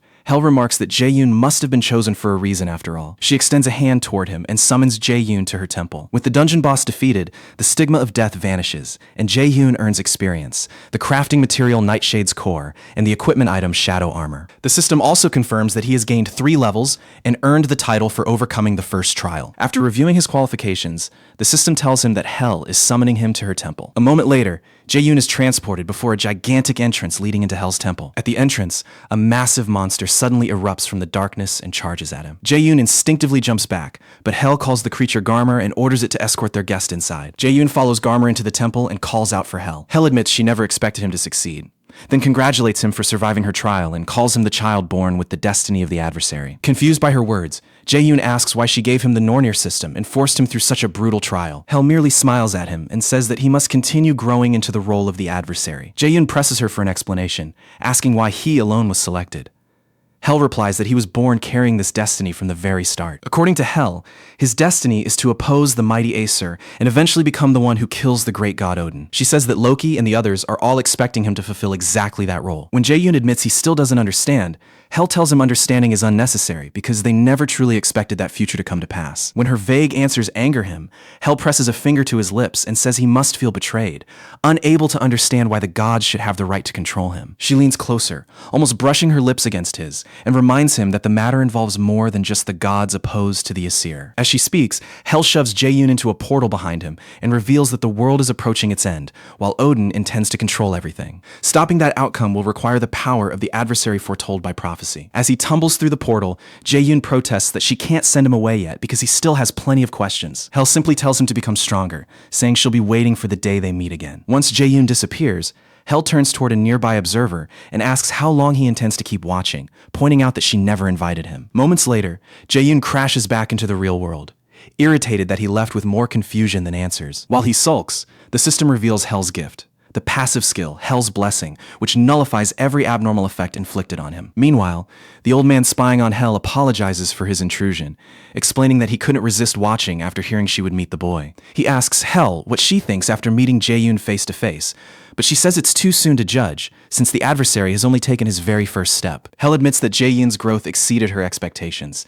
He survived the stigma she placed on him and still reached her, making her miscalculation a fortunate one. The old man feels relieved, glad that the boy is progressing well. Hel eventually asks what he really wants, knowing he has more to discuss, and addresses him as Mimir from Norse mythology. Mimir pretends not to understand, prompting Hel to accuse him of playing innocent right until the very end. Mimir asks her to relax and finally concedes that fooling her was impossible after all. Hel then declares that the adversary's left eye is unquestionably the same eye Odin sacrificed at the Well of Wisdom. Certain that Mimir and Loki are hiding something, Hel demands the truth.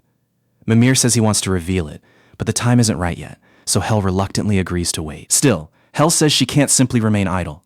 When Mimir asks what she plans to do, she explains that the adversary is far too inexperienced. Prophecy promises countless hardships ahead, and he will need a guide. Sometime later, roughly a week before Mill's academy admission, Jae-yoon visits a store with a woman to purchase a few supplies. Noticing his gloomy expression, the woman asks what's bothering him.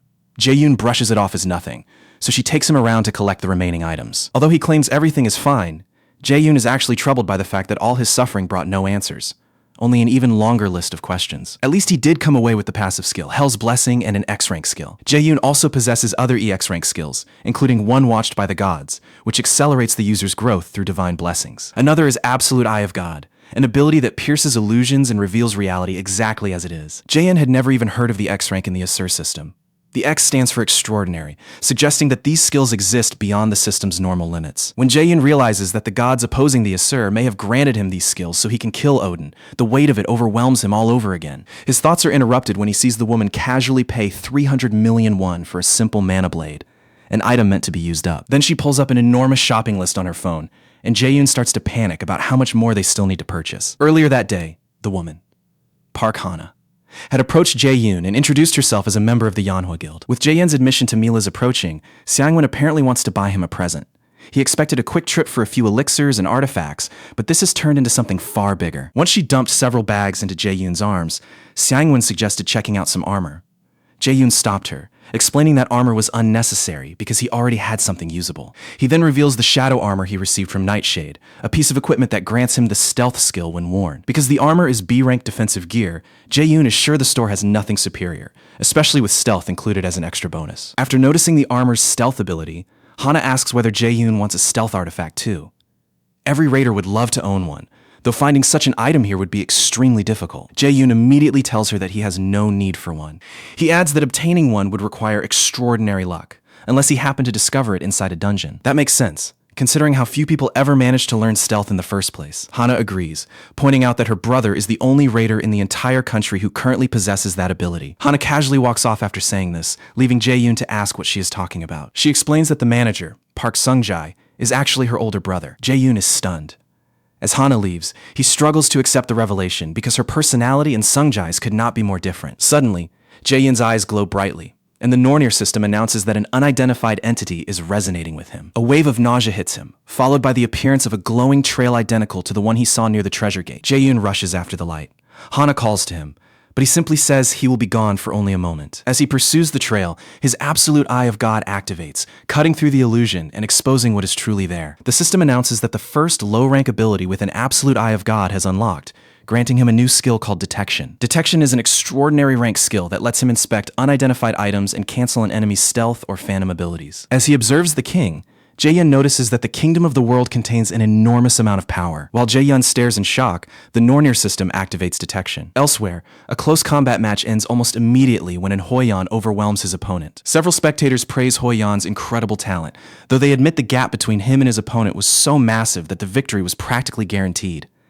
That is why they consider him a future S-rank raider. After Hoi-yeon steps out of the arena, his father congratulates him on a job well done. Still, his father tells him not to celebrate, since defeating that opponent was never in doubt. Hoi-yeon accepts this without a flicker of excitement. His father then sends him to shower and get ready for the next activity. Under the shower, Hoi-yeon reflects on how much he hates this exhausting existence, where nobody cares about what he wants. This controlled life is nothing like the raider career he once dreamed of, and he cannot remember when everything became so twisted. Back in the store, the Nornir system presents Jae-yoon with Mistletoe, a growth-type item fashioned from the mistletoe branch that killed Odin's son, Balder. Mistletoe develops with its wielder, holds an immeasurable supply of magic, and grants the passive ability Mana Perception when equipped. Mana Perception is an A-rank skill that pushes the user's mana-sensing ability to its absolute limit. Jae-yoon is thrilled, though he suspects the Nornir system may be playing another strange trick. Still following the glowing trail, he passes Hoi-yeon without noticing him. While Hoi-yeon waits nearby, his father selects several pieces of equipment on his behalf. Hoi-yeon questions the enormous purchase, but his father insists every item will be useful because his son is destined to become an S-rank raider. According to his father, this is not the time to worry about being frugal. Hoi-yeon protests that this much spending could interfere with his mother's hospital bill, but his father cuts him off. His father tells him to leave the finances to him and concentrate solely on training.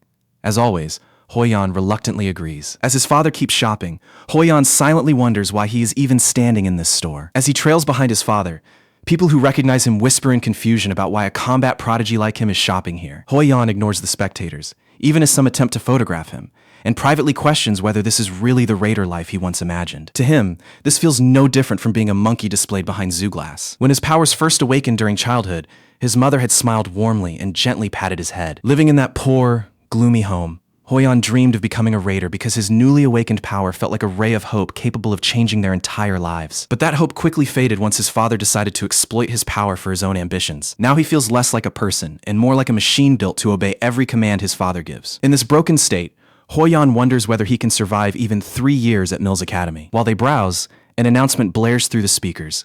A dungeon break has occurred near the department store, and monsters are already emerging. The announcement assures everyone that agency raiders are heading there and instructs visitors to calmly follow the staff. A dungeon break happens when a dungeon remains uncleared past its deadline, allowing the monsters inside to spill into the outside world. Several employees guide the crowd towards safety, while doing their best to prevent panic. As his father heads for the evacuation route, he turns around and asks why Hoi-yan is still standing there instead of following him. His father reminds him that he is a rare genius who could one day gain complete influence over Korea. Getting injured here would only put him at a disadvantage during the upcoming Mills enrollment event. His father warns that interfering will bring him nothing, yet Hoi-yan remains completely still. Hoi-yan admits that the agency raiders should have no trouble handling the monsters quickly. Still, as the crowd moves away, he cannot stop thinking about the helpless civilians who have no way to defend themselves. Then it hits him. This is exactly the opportunity he has been waiting for. Ignoring his father's orders to return, Hoi-yan suddenly sprints in the opposite direction. For Hoi-yan, this is the moment to prove that he can become the raider he always wanted to be. He needs to find out whether the person he has become resembles the brave raider he once hoped to show his mother. His charge comes to an abrupt stop when a pack of grotesque goblins appears before him, looking strangely confused, yet thrilled to find a human. He freezes in place. Sweat slides down his face, while his body refuses to move the way he had imagined it would. Only his trembling pupils betray his fear.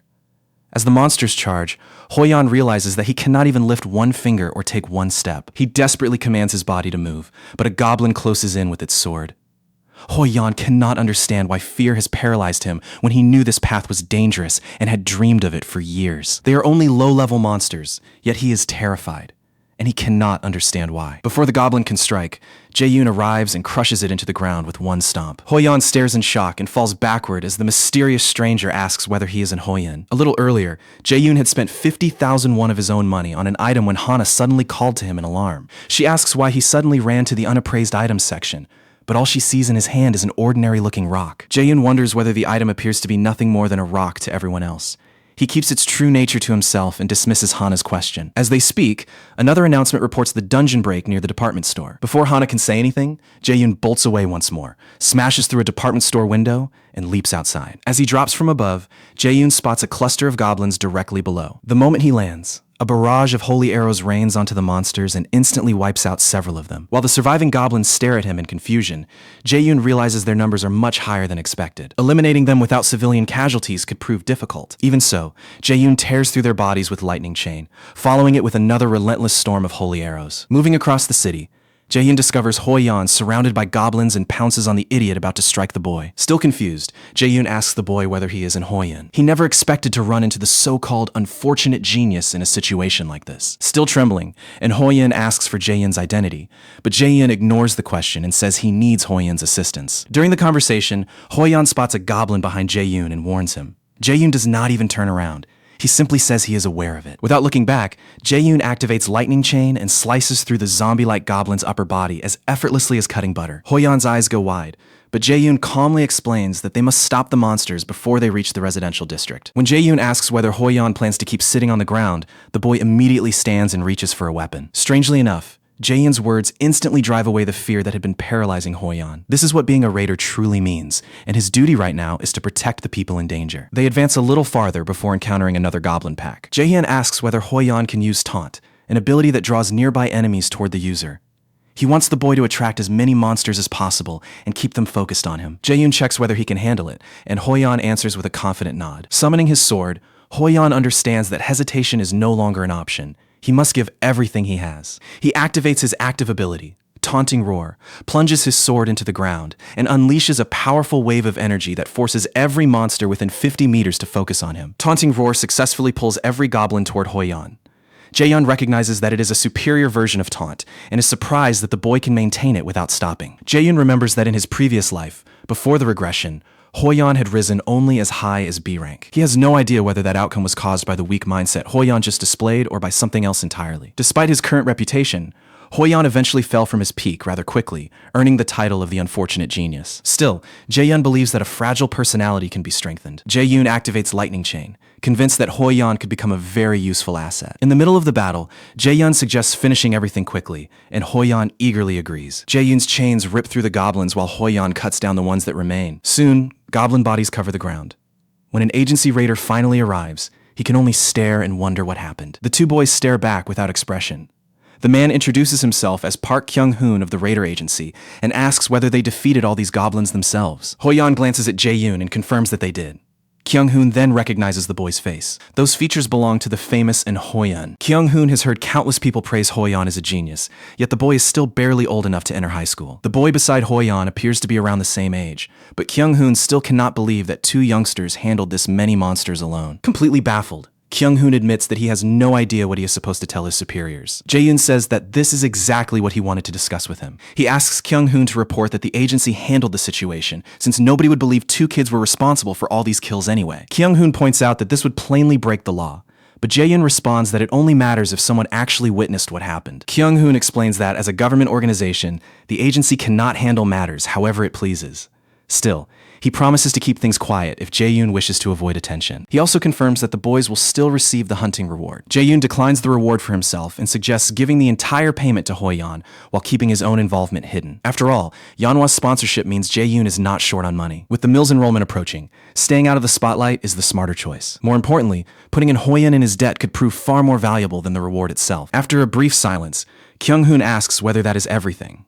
Just as Jae-hyun prepares to leave, Hoyeon questions why he said that when Jae-hyun did most of the work. Jae-hyun stops and tells him that he has personal reasons for hiding his contribution. The truth is, Jae-hyun has no intention of catching his father's attention so close to the Mills enrollment. Before regressing, he never considered the problem because his combat aptitude was pathetic.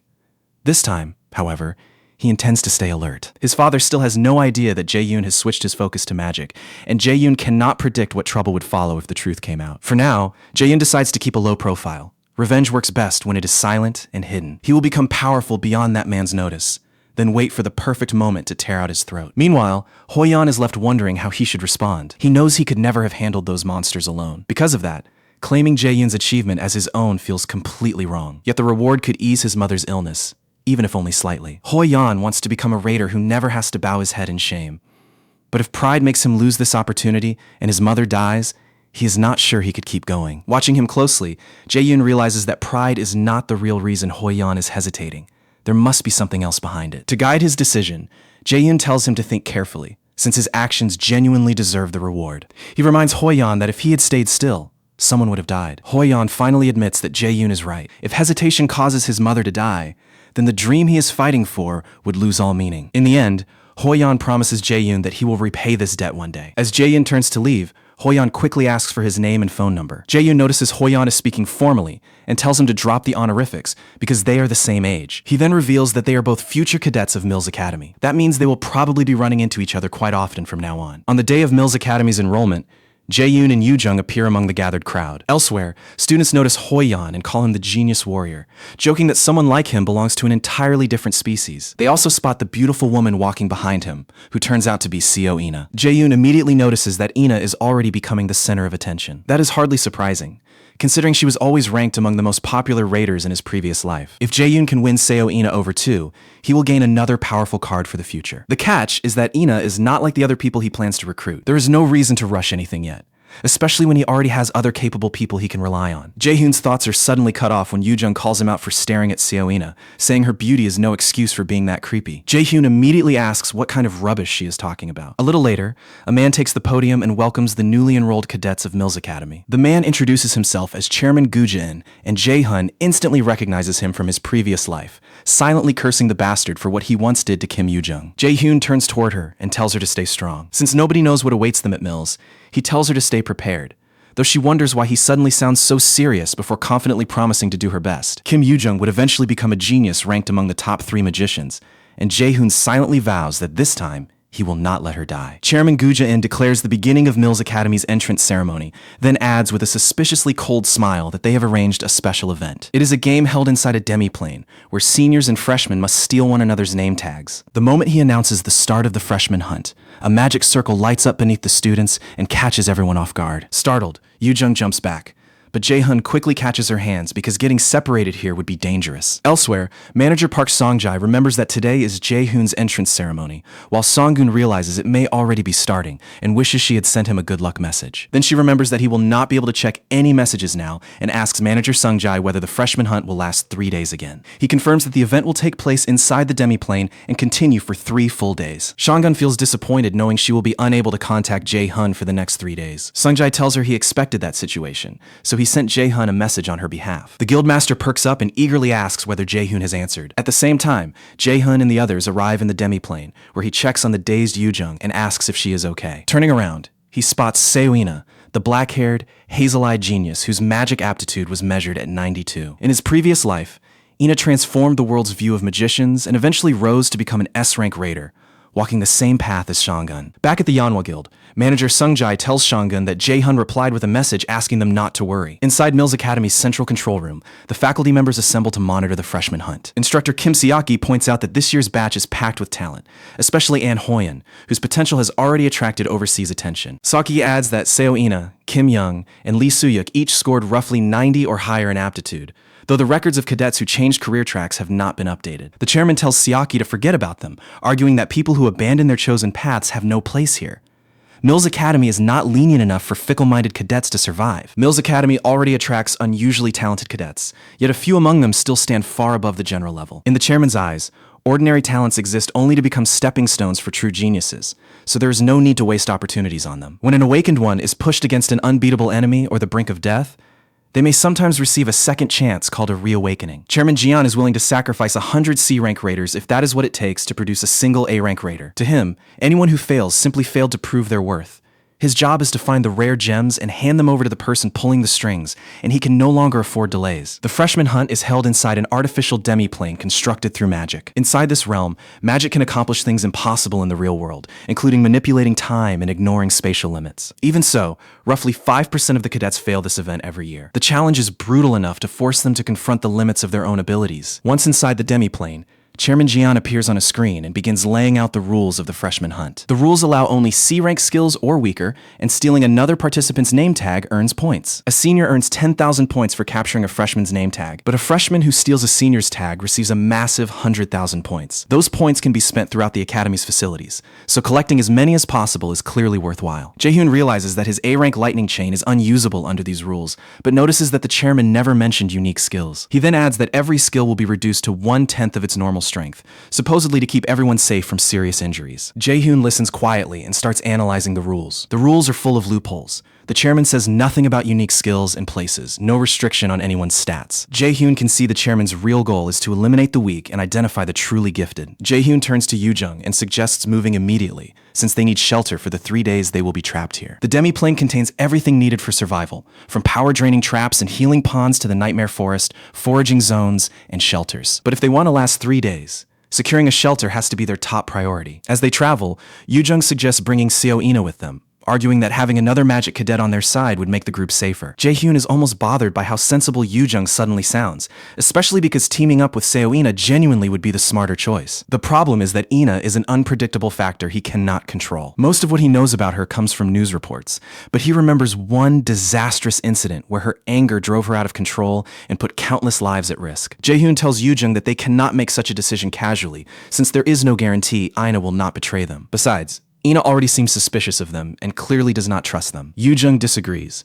saying that Ina reminds her of how Jae-hoon used to be when they were younger. Before Jae-hoon can object, Yoo-jung approaches Ina and invites her to join them, pointing out that all 3 of them are magicians. When Ina stays silent, Yoo-jung explains that the event puts freshmen at a disadvantage, so having more allies would make surviving battles easier. Ina appears to consider her words, but says they should postpone the decision.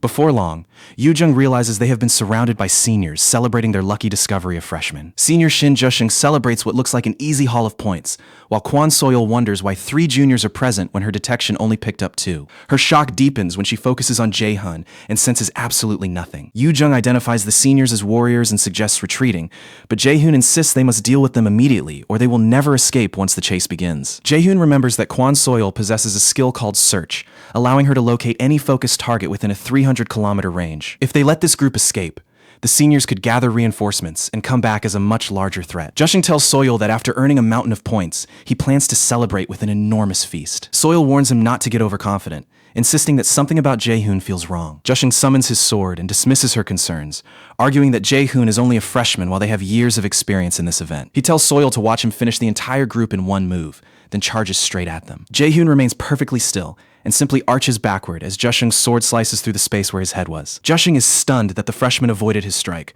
while Soil angrily calls him a fat idiot for ignoring her warning about Jae-hoon. Jae-hoon casually notes that it has been quite some time since anyone last tried to cut him down with a sword. Ja-sung convinces himself that the dodge was pure luck, because surely he would have heard of any freshman capable of countering him. He reminds Jae-hoon that he is merely a magic freshman and launches another strike, only for Jae-hoon to evade it once more. Growing irritated, the senior unleashes attack after attack, yet every blade misses its target. Before long, sweat begins dripping from Ja-sung's face as he struggles to understand why none of his attacks are connecting. Then Jae-hoon catches the sword in the middle of a swing and calmly compliments the senior's technique. Jae-hoon steps toward the sweating senior, crushes the sword with his bare hands, and wonders aloud how someone with such a weak physique survived this long. With a final squeeze, Jae-hun completely shatters the weapon, leaving Seo-ina visibly stunned. Jae-hoon offers to spare Ja-sung if he hands over his name tag immediately, then begins counting down from 3. After watching his sword break right in front of him, Ja-sung starts trembling. He cannot comprehend how a supposedly ordinary magic freshman could overpower him while radiating such overwhelming pressure. When Ja-sung remains silent,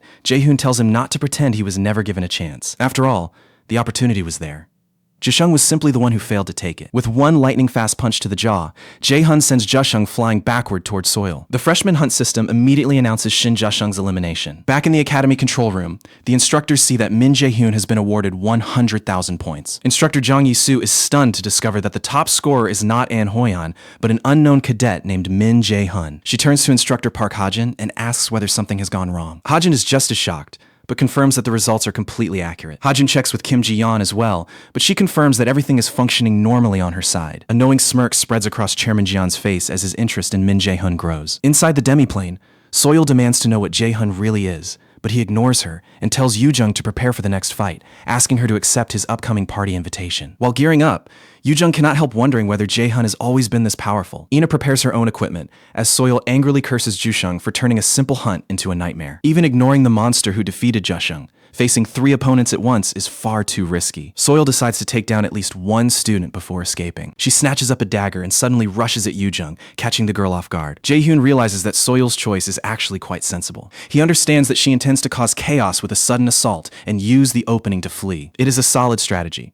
but it would only succeed if Yoo-jung were a normal, helpless target. To Soil's surprise, Yoo-jung activates her binding magic, forcing the senior to throw both daggers in response. Just before the blades hit, Yoo-jung surrounds herself with a protective barrier. Watching from nearby, Jae-hun concludes that Yoo-jung is still not ready to defeat a senior alone. Just as he moves in to assist, Ina activates a power known as the Holy Light of Alfheim. The Holy Light gathers into a brilliant sword, immediately drawing Jae-hoon's attention. Jae-hoon recognizes it as Ina's unique skill, the Falchion of Alfheim. Ina summons a barrage of holy blades and drives them through the unsuspecting senior, making blood spill from her mouth. Collapsing to the ground, Soil realizes in horror that every one of the 3 students is a monster. A moment later, the system announces Kwon Soil's elimination. The contribution calculation awards 50,000 points to Yoo-jung and the same amount to Ina. After defeating the senior, Ina looks at the others and politely asks whether she happened to interrupt them. Yoo-jung excitedly assures her that she did not interrupt anything and admits that Ina's help is the reason they won. Ina eventually asks whether Yoo-jung's earlier invitation still stands, making Jae-hoon realize that his information about Seo-ina may already be outdated. Ina is clearly quiet, suspicious of others, and intensely curious about everything around her. The system soon confirms that the 3 have formed a party and assigns Jae-hun as its leader. Later, near a shelter in the Nightmare Forest, several students discover footprints and conclude that someone recently passed through and entered the shelter. These seniors are hunting the freshmen who eliminated Kwon Soil and Shin Ja-sung, so they stop searching elsewhere and decide to watch this location instead. Since the freshman hunt lasts 3 days, they are certain those brats cannot remain hidden inside the shelter the entire time. As the seniors advance after the trio, Yoo-jung suddenly appears nearby, and a beam of light pierces Kim Sung-hoon's chest, instantly triggering his elimination. Another senior spots Yoo-jung fleeing and alerts the group, sending everyone after her. Yoo-jung runs with a grin, and after counting roughly 5 pursuers, she feels relieved that the plan is unfolding perfectly. She turns around and mocks them for chasing her like dogs after a bone, asking whether they are not ashamed to gang up on one freshman. The furious seniors order her to stop. Yoo-jung continues sprinting, privately amused by how easily they are falling for her bait. Earlier, Jae-hoon had explained that shelters were safe, but they could not hide there forever because they still needed food and points. The girls are caught off guard, but Jae-hoon bluntly tells them that their next task is to hunt seniors. In the present, Yoo-jung leads them onward until she reaches a patch of mushrooms, Class 1 organisms capable of weakening a person's abilities. She is pleased that she found the mushrooms and successfully lured the seniors there, though her weakening stamina is becoming a concern. She activates Wind Boost to launch herself far from the group, leaving the rest of the plan to Jae-hoon. The moment the seniors enter the zone, the system warns them that they have stepped into a paralyzing spore mushroom habitat. Earlier, Jae-hoon had asked Jae-sung how to handle the paralyzing spore mushrooms, and Jae-sung explained that ash tree sap was the best available cure because it was common in the Nightmare Forest, though it could not prevent the initial effect. So if someone has already been affected by the spores, the sap becomes extremely useful. Back in the present, the seniors freeze as soon as they recognize the area. While watching Yoo-jung disappear ahead, they receive the system's warning that they have entered the paralyzing spore mushroom habitat. One senior warns their leader Ji-hyuk about the danger and recommends retreating, but Ji-hyuk angrily keeps his eyes locked on the fleeing Yoo-jung. Ji-hyuk demands to know whether they are seriously planning to quit after coming this far. The others argue that one mistake at this point could destroy everything they have achieved. For that reason, they urge him to call off the pursuit. Ji-hyuk snaps back that the freshman brat in front of them was responsible for Kim Sung-hoon's elimination, so this is no time for cowardly nonsense. The cautious senior reminds Ji-hyuk that her being a freshman changes nothing. Chasing her is pointless if they all end up paralyzed themselves. Since the paralyzing spores spread across roughly 50 meters, Ji-hyuk confidently assures them that the brat will be affected as well. He assigns Park Sung-hyuk to remain behind and guard the debuff zone, while everyone else follows him in pursuit of the girl. As far as he is concerned, none of their cheap tricks will make any difference. He suspects they are sacrificing one teammate as bait to pull them into an ambush, but he thinks they are underestimating him far too badly. The idea that a bunch of first years would even attempt to deceive him is completely absurd to him. After chasing her for some time, they finally corner brat Yoo-jung, and Ji-hyuk complains that a troublesome kid like her made them run all over the place. He demands to know where she plans to escape, but Yoo-jung greets them without a hint of fear and declares that their fate is already sealed. Yoo-jung wants to know which one of them insulted her, so she tells the culprit to put his hand up. The men charge at her with their weapons drawn, while Ji-hyuk laughs at how confidently she is still running her mouth. Just before they can reach her, Yoo-jung grins and taps a nearby mushroom with her weapon, making it explode. The system announces that a paralysis spore mushroom has ruptured, freezing every living thing within 50 meters for the next 2 hours. In the flashback,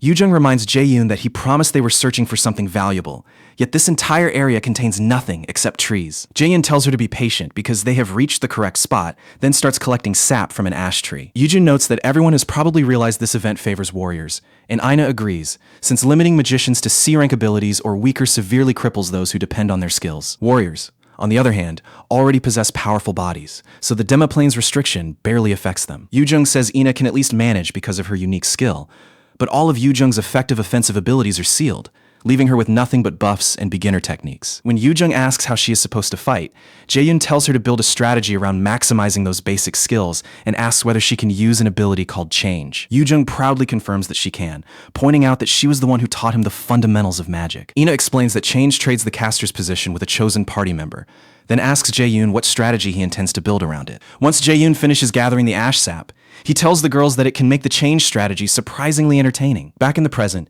Jae-yoon tells Ina to prepare herself, and she immediately agrees. Back where Yoo-jung is standing, Ja-hyuk furiously calls her a lunatic after realizing she actually detonated the spore mushroom. Yoo-jung simply triggers change, handing the next move over to another person. As Yoo-jung vanishes, she announces that her turn is over.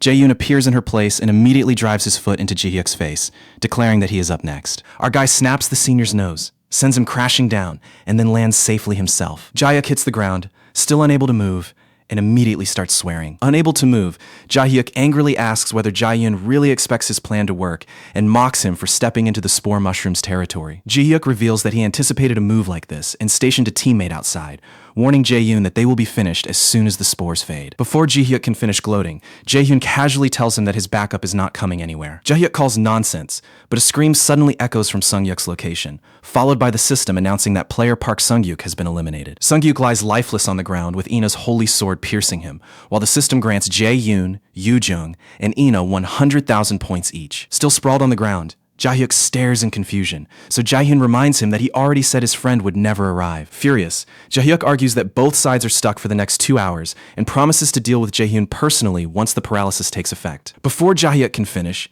Jae-yoon calmly steps forward and asks what he means by claiming they are equally helpless. Seeing Jae-yoon move leaves Si-hyuk completely stunned, unable to understand how the boy is walking at all. Si-hyuk insists that such a thing cannot happen, and Jae-yoon agrees that it normally should be impossible. Still, Jae-yoon tells him to file that complaint with the gods instead. The real reason Jae-yoon is fine is that Hell's Blessing nullifies every abnormal status effect, including this paralysis debuff. Cold sweat starts running down Si-hyuk's face as he desperately orders Jae-yoon to keep his distance. The remaining members can only watch in horror as their teammate is brutally killed. A moment later, the system confirms Oh Jin-hyuk's elimination and awards another 100,000 points to Jae-yoon, Yoo-jung, and Ina. With that settled, Jae-yoon turns his smile toward the last 3 opponents, ignores their desperate pleas, and eliminates them all. That earns the team 3 more rewards of 100,000 points each. Instructor Yusu is speechless, and the freshman rankings update soon after.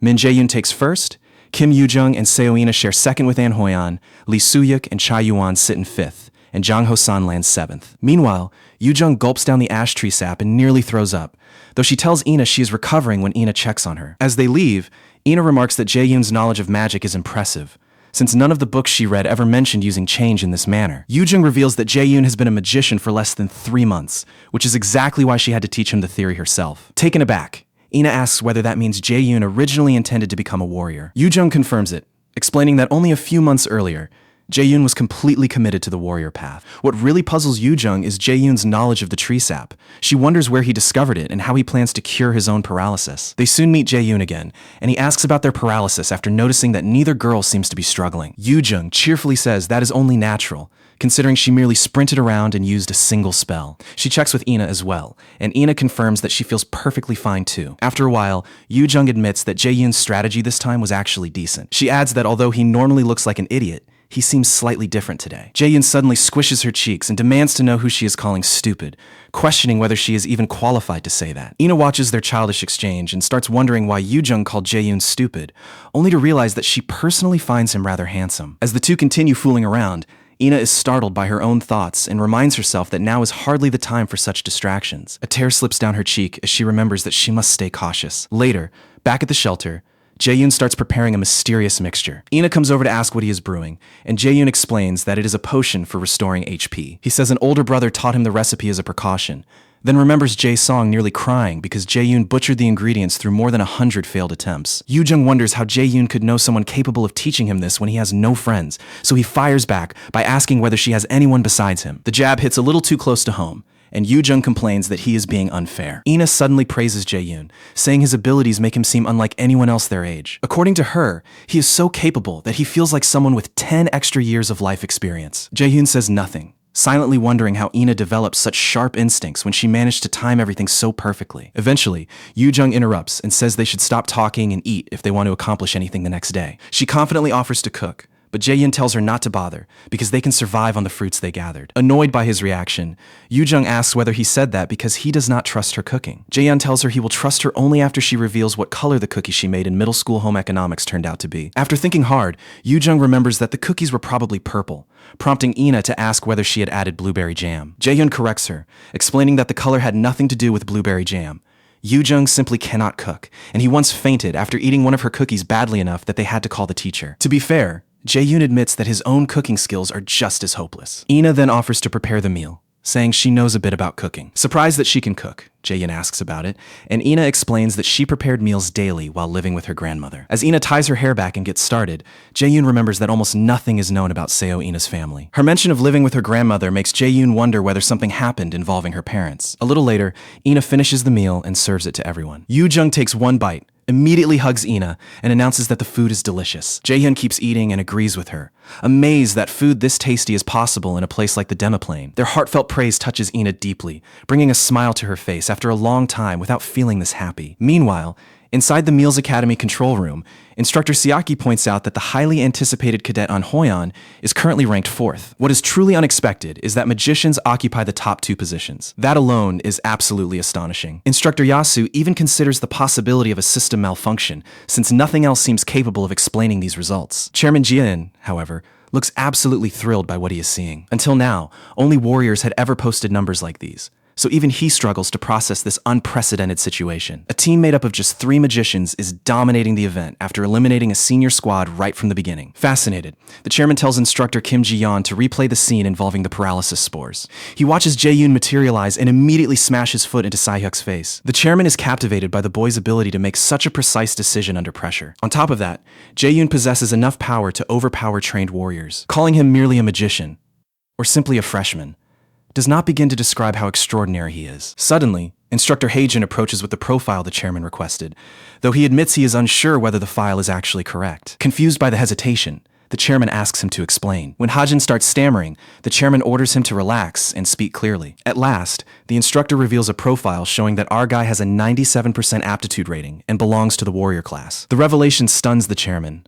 but that surprise quickly twists into a crazed grin as he declares that this is excellent news. He says he wants to witness Jae-yoon's talent firsthand, prompting Instructor Seoki to ask whether he intends to intervene himself. The chairman focuses on Hoyan and suggests creating a more entertaining situation, while Instructor Seoki promises to arrange the details. Back in the demoplane, Jae-yoon's team continues eliminating opponents and piling up points. Eventually, Yoo-jung is stunned to see their total reach 1.1 million points, and Jae-yoon says that should guarantee them the top position. Yoo-jung wonders whether they truly need to abandon their shelter, but Jae-yoon says they have no choice because the seniors are now too terrified to approach it. Ina agrees that moving out is necessary if they want to keep increasing their score. Yoo-jung eventually accepts their reasoning and asks what the all-time freshman hunt record is. Ina tells her that the current record stands at 1.14 million points. As they continue forward, Jae-yoon detects an approaching presence and signals the girls to prepare themselves. While they wait, a figure suddenly streaks past them at incredible speed. Jae-yoon immediately realizes that the person's power far exceeds the level allowed by the current restrictions. The system reports an unstable connection to the demoplane and announces that the player's restriction has been broken. Jae-yoon tells the newcomer that he never expected them to meet under these circumstances,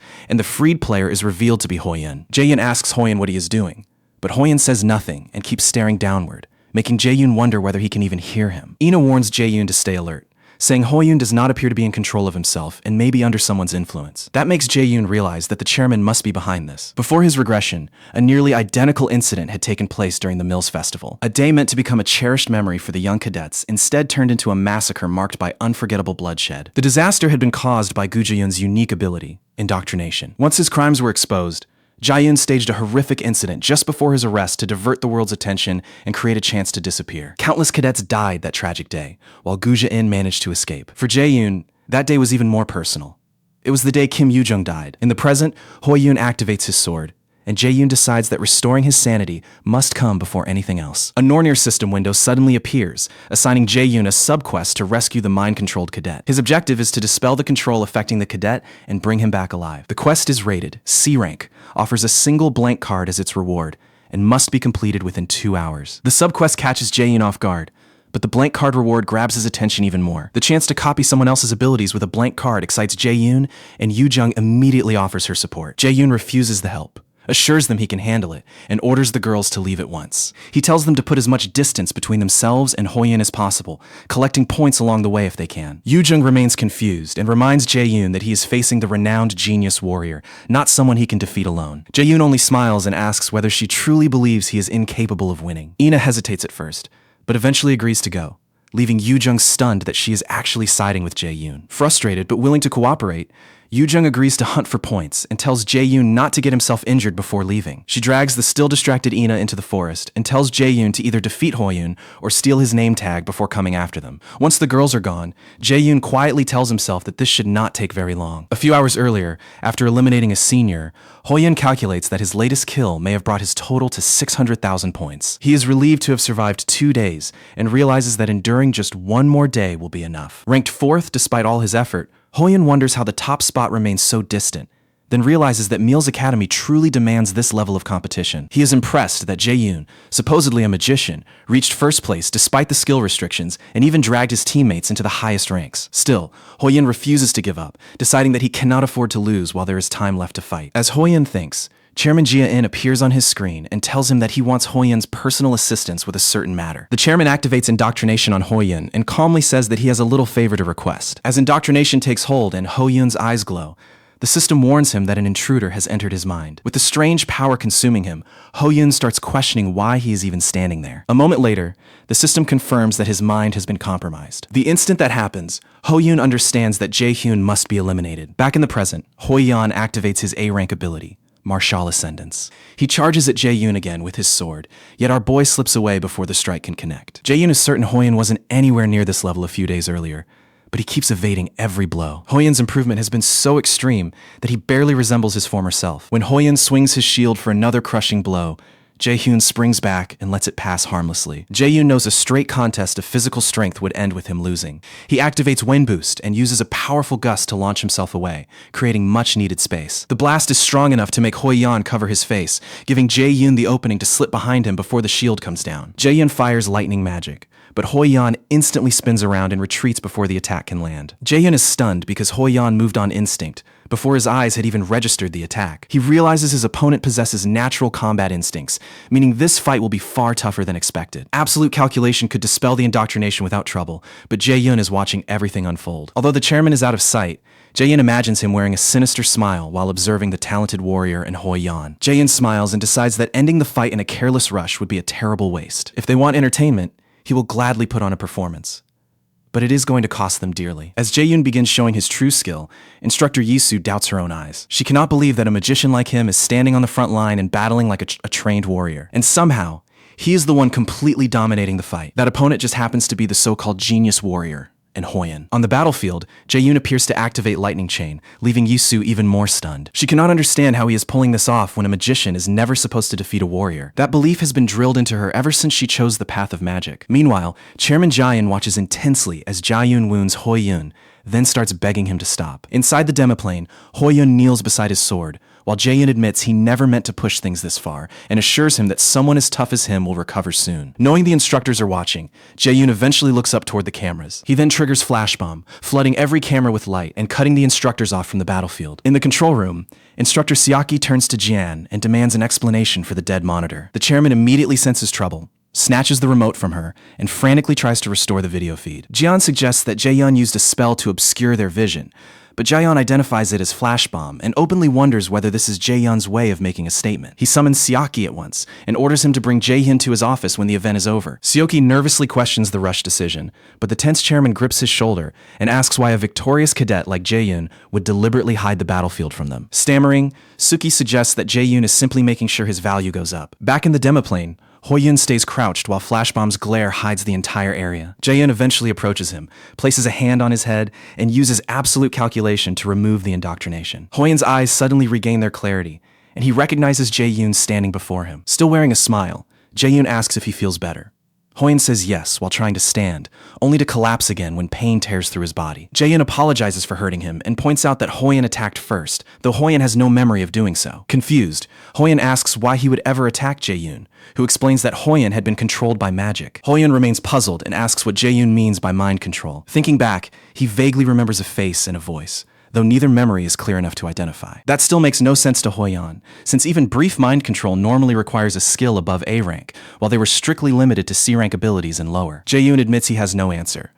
Perhaps the demiplane malfunctioned, or an outside force interfered. Hoyun falls quiet, realizing that no cadet could use mind control of this level, even if the demiplane had malfunctioned. At last, he asks Jae-hyun whether he knows who could have interfered, and what reason they might have had. Jae-hyun simply tells him that he has no idea. He adds that anyone capable of such a feat must be powerful enough to make almost everyone think twice before opposing them. Jae-hyun avoids naming the person directly, knowing that more time at Mila's will eventually reveal Guja-in's true nature to Hoyun. Suddenly, the Narner system announces that Jae-hyun has completed the subquest of rescuing a mind-controlled cadet and rewards him with a blank card. After a while, Hoyun tries to rise to his feet. His battered body makes him realize how far behind he is, especially since Jae-hyun escaped without a scratch. Once he manages to stand, Hoyun admits he has no excuse and apologizes for everything. Jae-hyun jokingly tells him to stop being so dramatic, then says he will leave now that Hoyun can walk. Before leaving, Jae-hyun wishes them luck for the rest of the event, but Hoyun stops him and holds out his name tag. Confused, Jae-hyun asks what he is thinking and reminds him that losing his name tag means immediate elimination. Hoi-yeon says that it no longer matters, since he has already collected a substantial number of points. It is less than Jae-hyun's total, of course, but still a respectable amount. Still, because Jae-hyun defeated him, Hoi-yeon believes the tag rightfully belongs to him. He throws the tag over and declares that this defeat is temporary. At the Mills Festival, he will win it back. The moment Hoi-yeon vanishes, the Demiplane system declares him eliminated and transfers 10,000 points to Jae-hyun's team. For a while, Jae-hyun simply stares at the tag, knowing its official value is only 10,000 points. To Jae-hyun, though, it is priceless, because Hoi-yeon possesses the natural combat talent Jae-hyun once longed for, and has now recognized him as an equal. Regression has already taken Jae-hyun through countless changes and experiences. Yet this particular achievement feels more meaningful than anything before it. Smiling softly, Jae-hyun realizes that this moment marks his true beginning. For the first time, he feels himself moving ahead, finally leaving behind the powerless version of himself from the past. Eventually, the 72-hour event concludes, and the system begins tallying everyone's points. Jae-hyun sets a new record with an incredible 1.53 million points before being sent back to reality. Back in the real world, Jae-hyun casually decides that 1.53 million points is a pretty decent haul. Yoo-jung immediately scolds him for looking so unimpressed when he has just achieved the highest score in the event's history. She then looks to Ina, expecting her to back her up. Instead,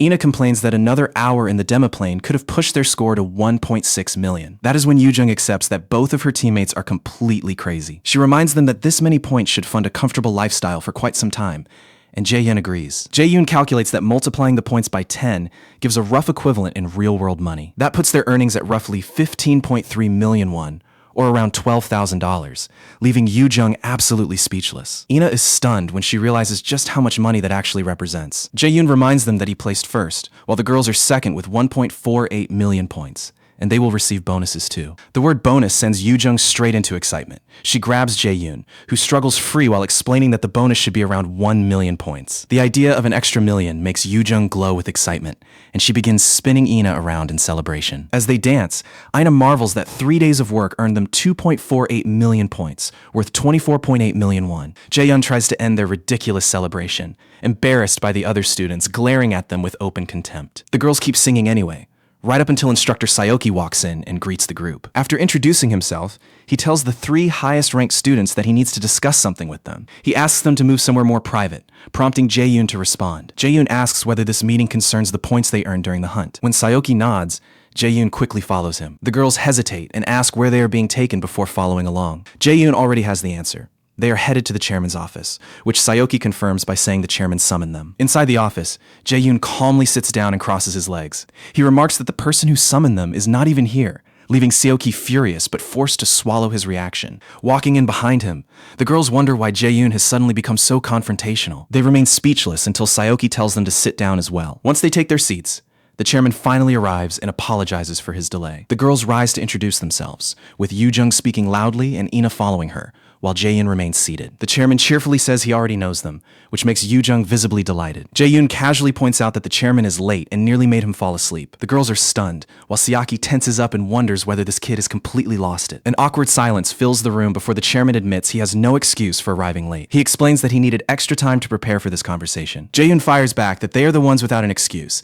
since the chairman summoned them immediately after a 3-day Demiplane ordeal without even giving them time to wash up or prepare. The chairman's expression stiffens once more, but he masks it with a laugh. Jae-hyun sees through the performance and concludes that the chairman is acting this way because he is intrigued by them. At last, the chairman announces that he has brought them a highly advantageous proposal. He congratulates the elite trio for claiming the top 3 positions in this year's freshman hunt, giving special praise to first-place winner Jae-hyun. Jae-hyun gives all the credit to his party members and says he could never have achieved this alone. As usual, the chairman pauses, wondering whether the boy has absolutely no interest in displaying his own abilities. He agrees with Jae-hyun's modesty, but notes that he watched everything and saw them demolish the previous 1.14 million point record. Clapping, he calls their result unbelievable, and the girls politely thank him for the praise. Jae-hyun cuts straight to the point and asks where this conversation is heading, immediately making Yoo-jung nervous. After a brief pause, the chairman reveals that Mills Academy wants to grant them several special benefits. First, they will receive a free suite inside the academy dormitories. Second, they will get priority access to facilities that normally require advance reservations. Third, if they ever fail to achieve a satisfactory score, they will be allowed to retake the school test. After presenting the package, the chairman asks for their thoughts and explains that accepting it means signing a partnership contract with Mills Academy. Jae-hyun rejects the deal before the chairman can even finish explaining it. He admits the benefits sound appealing, but says they could earn every one of them on their own within a month, especially since Mills is supposed to reward people based on merit anyway. For that reason, he sees no point in accepting these perks while paying an unnecessary price. He takes the document from the chairman and begins examining the contract terms himself. The contract states that once they become raiders, they must hand over more than 30% of their earnings to the school for a minimum of 5 years. The chairman's expression darkens, but Jae-yoon bluntly says the contract is not a reward.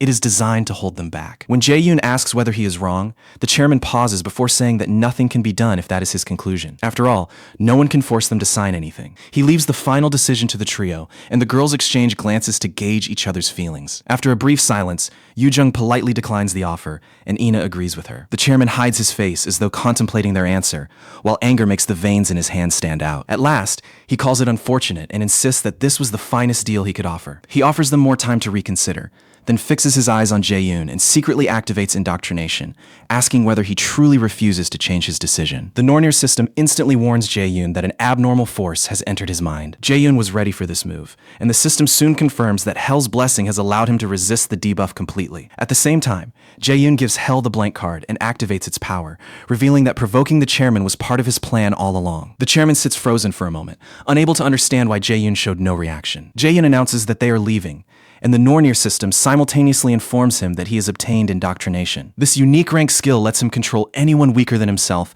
and make them obey his commands. If both sides willingly accept a master and servant bond, the ability transforms into subordination. Jae-yoon stands and suggests they head out, since 4 days in the Demiplane have exhausted all 3 of them. After Jae-yoon exits, Yoo-jung politely wishes the men a good day, while the confused Ina says they will be going ahead. Once the students are gone, Jaeyeon tells instructor Seok-hee to leave as well. Alone at last, he wonders how an ordinary freshman resisted his unique skill, and finds the mystery extremely intriguing. Outside the office, Jae-yoon asks the girls whether they are truly comfortable turning down Jae-yoon's offer. Yoo-jung admits the offer tempted her initially, but she eventually sided with Jae-hun because Jae-in was clearly trying to charm 2 inexperienced youngsters into accepting a deal he could exploit. Ina feels the same way about the contract and believes turning it down was absolutely the right decision. She would rather build everything through their own effort than begin life with unfair advantages. Jae-hun pays close attention and realizes Ina is far more sensible than the cold person he remembered from before his regression. Out of nowhere, Yoo-jung asks whether they noticed Chairman Jae-in acting strangely, especially the disgusting expression he wore after they refused his proposal. Ina says she had reached the same conclusion. She also points out that neither the chairman nor instructor Seok-hee ever explained anything about the Demiplane incident. As he hears them compare their suspicions,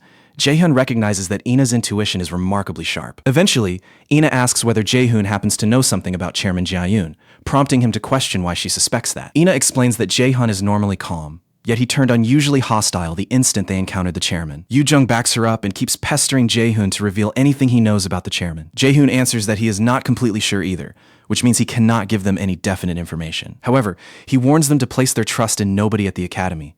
Not the chairman, and not even the instructors. Ina suddenly turns to him and asks whether that warning includes Jae-hoon as well. Before Jae-hoon can respond, Yoo-jung appears behind Ina with a creepy glint and advises her to keep her distance from him too. She highlights his intimidating face and brings up the time he abandoned her on the street instead of escorting her home. Jae-hoon cannot understand why she is resurrecting an incident from so long ago. Still irritated, Yoo-jung yanks his hair, labels him a complete jerk, and reminds him how miserable that whole experience was for her. After some struggle, Jae-hun finally gets her off his back and suggests heading inside now that night has fallen. When they reach the point where they must split up, Ina seems reluctant to go and asks if this is where they are saying goodbye. A strange silence settles over them, while Yoo-jung silently studies the pair. Then she suddenly wraps both of them in a hug, jokes that this place feels like a teenage romance, and demands to be included in the moment. Jae-hoon immediately pulls her away, points toward the girl's dorm, and orders her to go get some sleep. Yoo-jung finally gives in, with Ina following after her, though Ina reminds Jae-hoon to take proper rest before departing. Jae-hoon then makes his way toward the boys' dormitory. Standing at the entrance,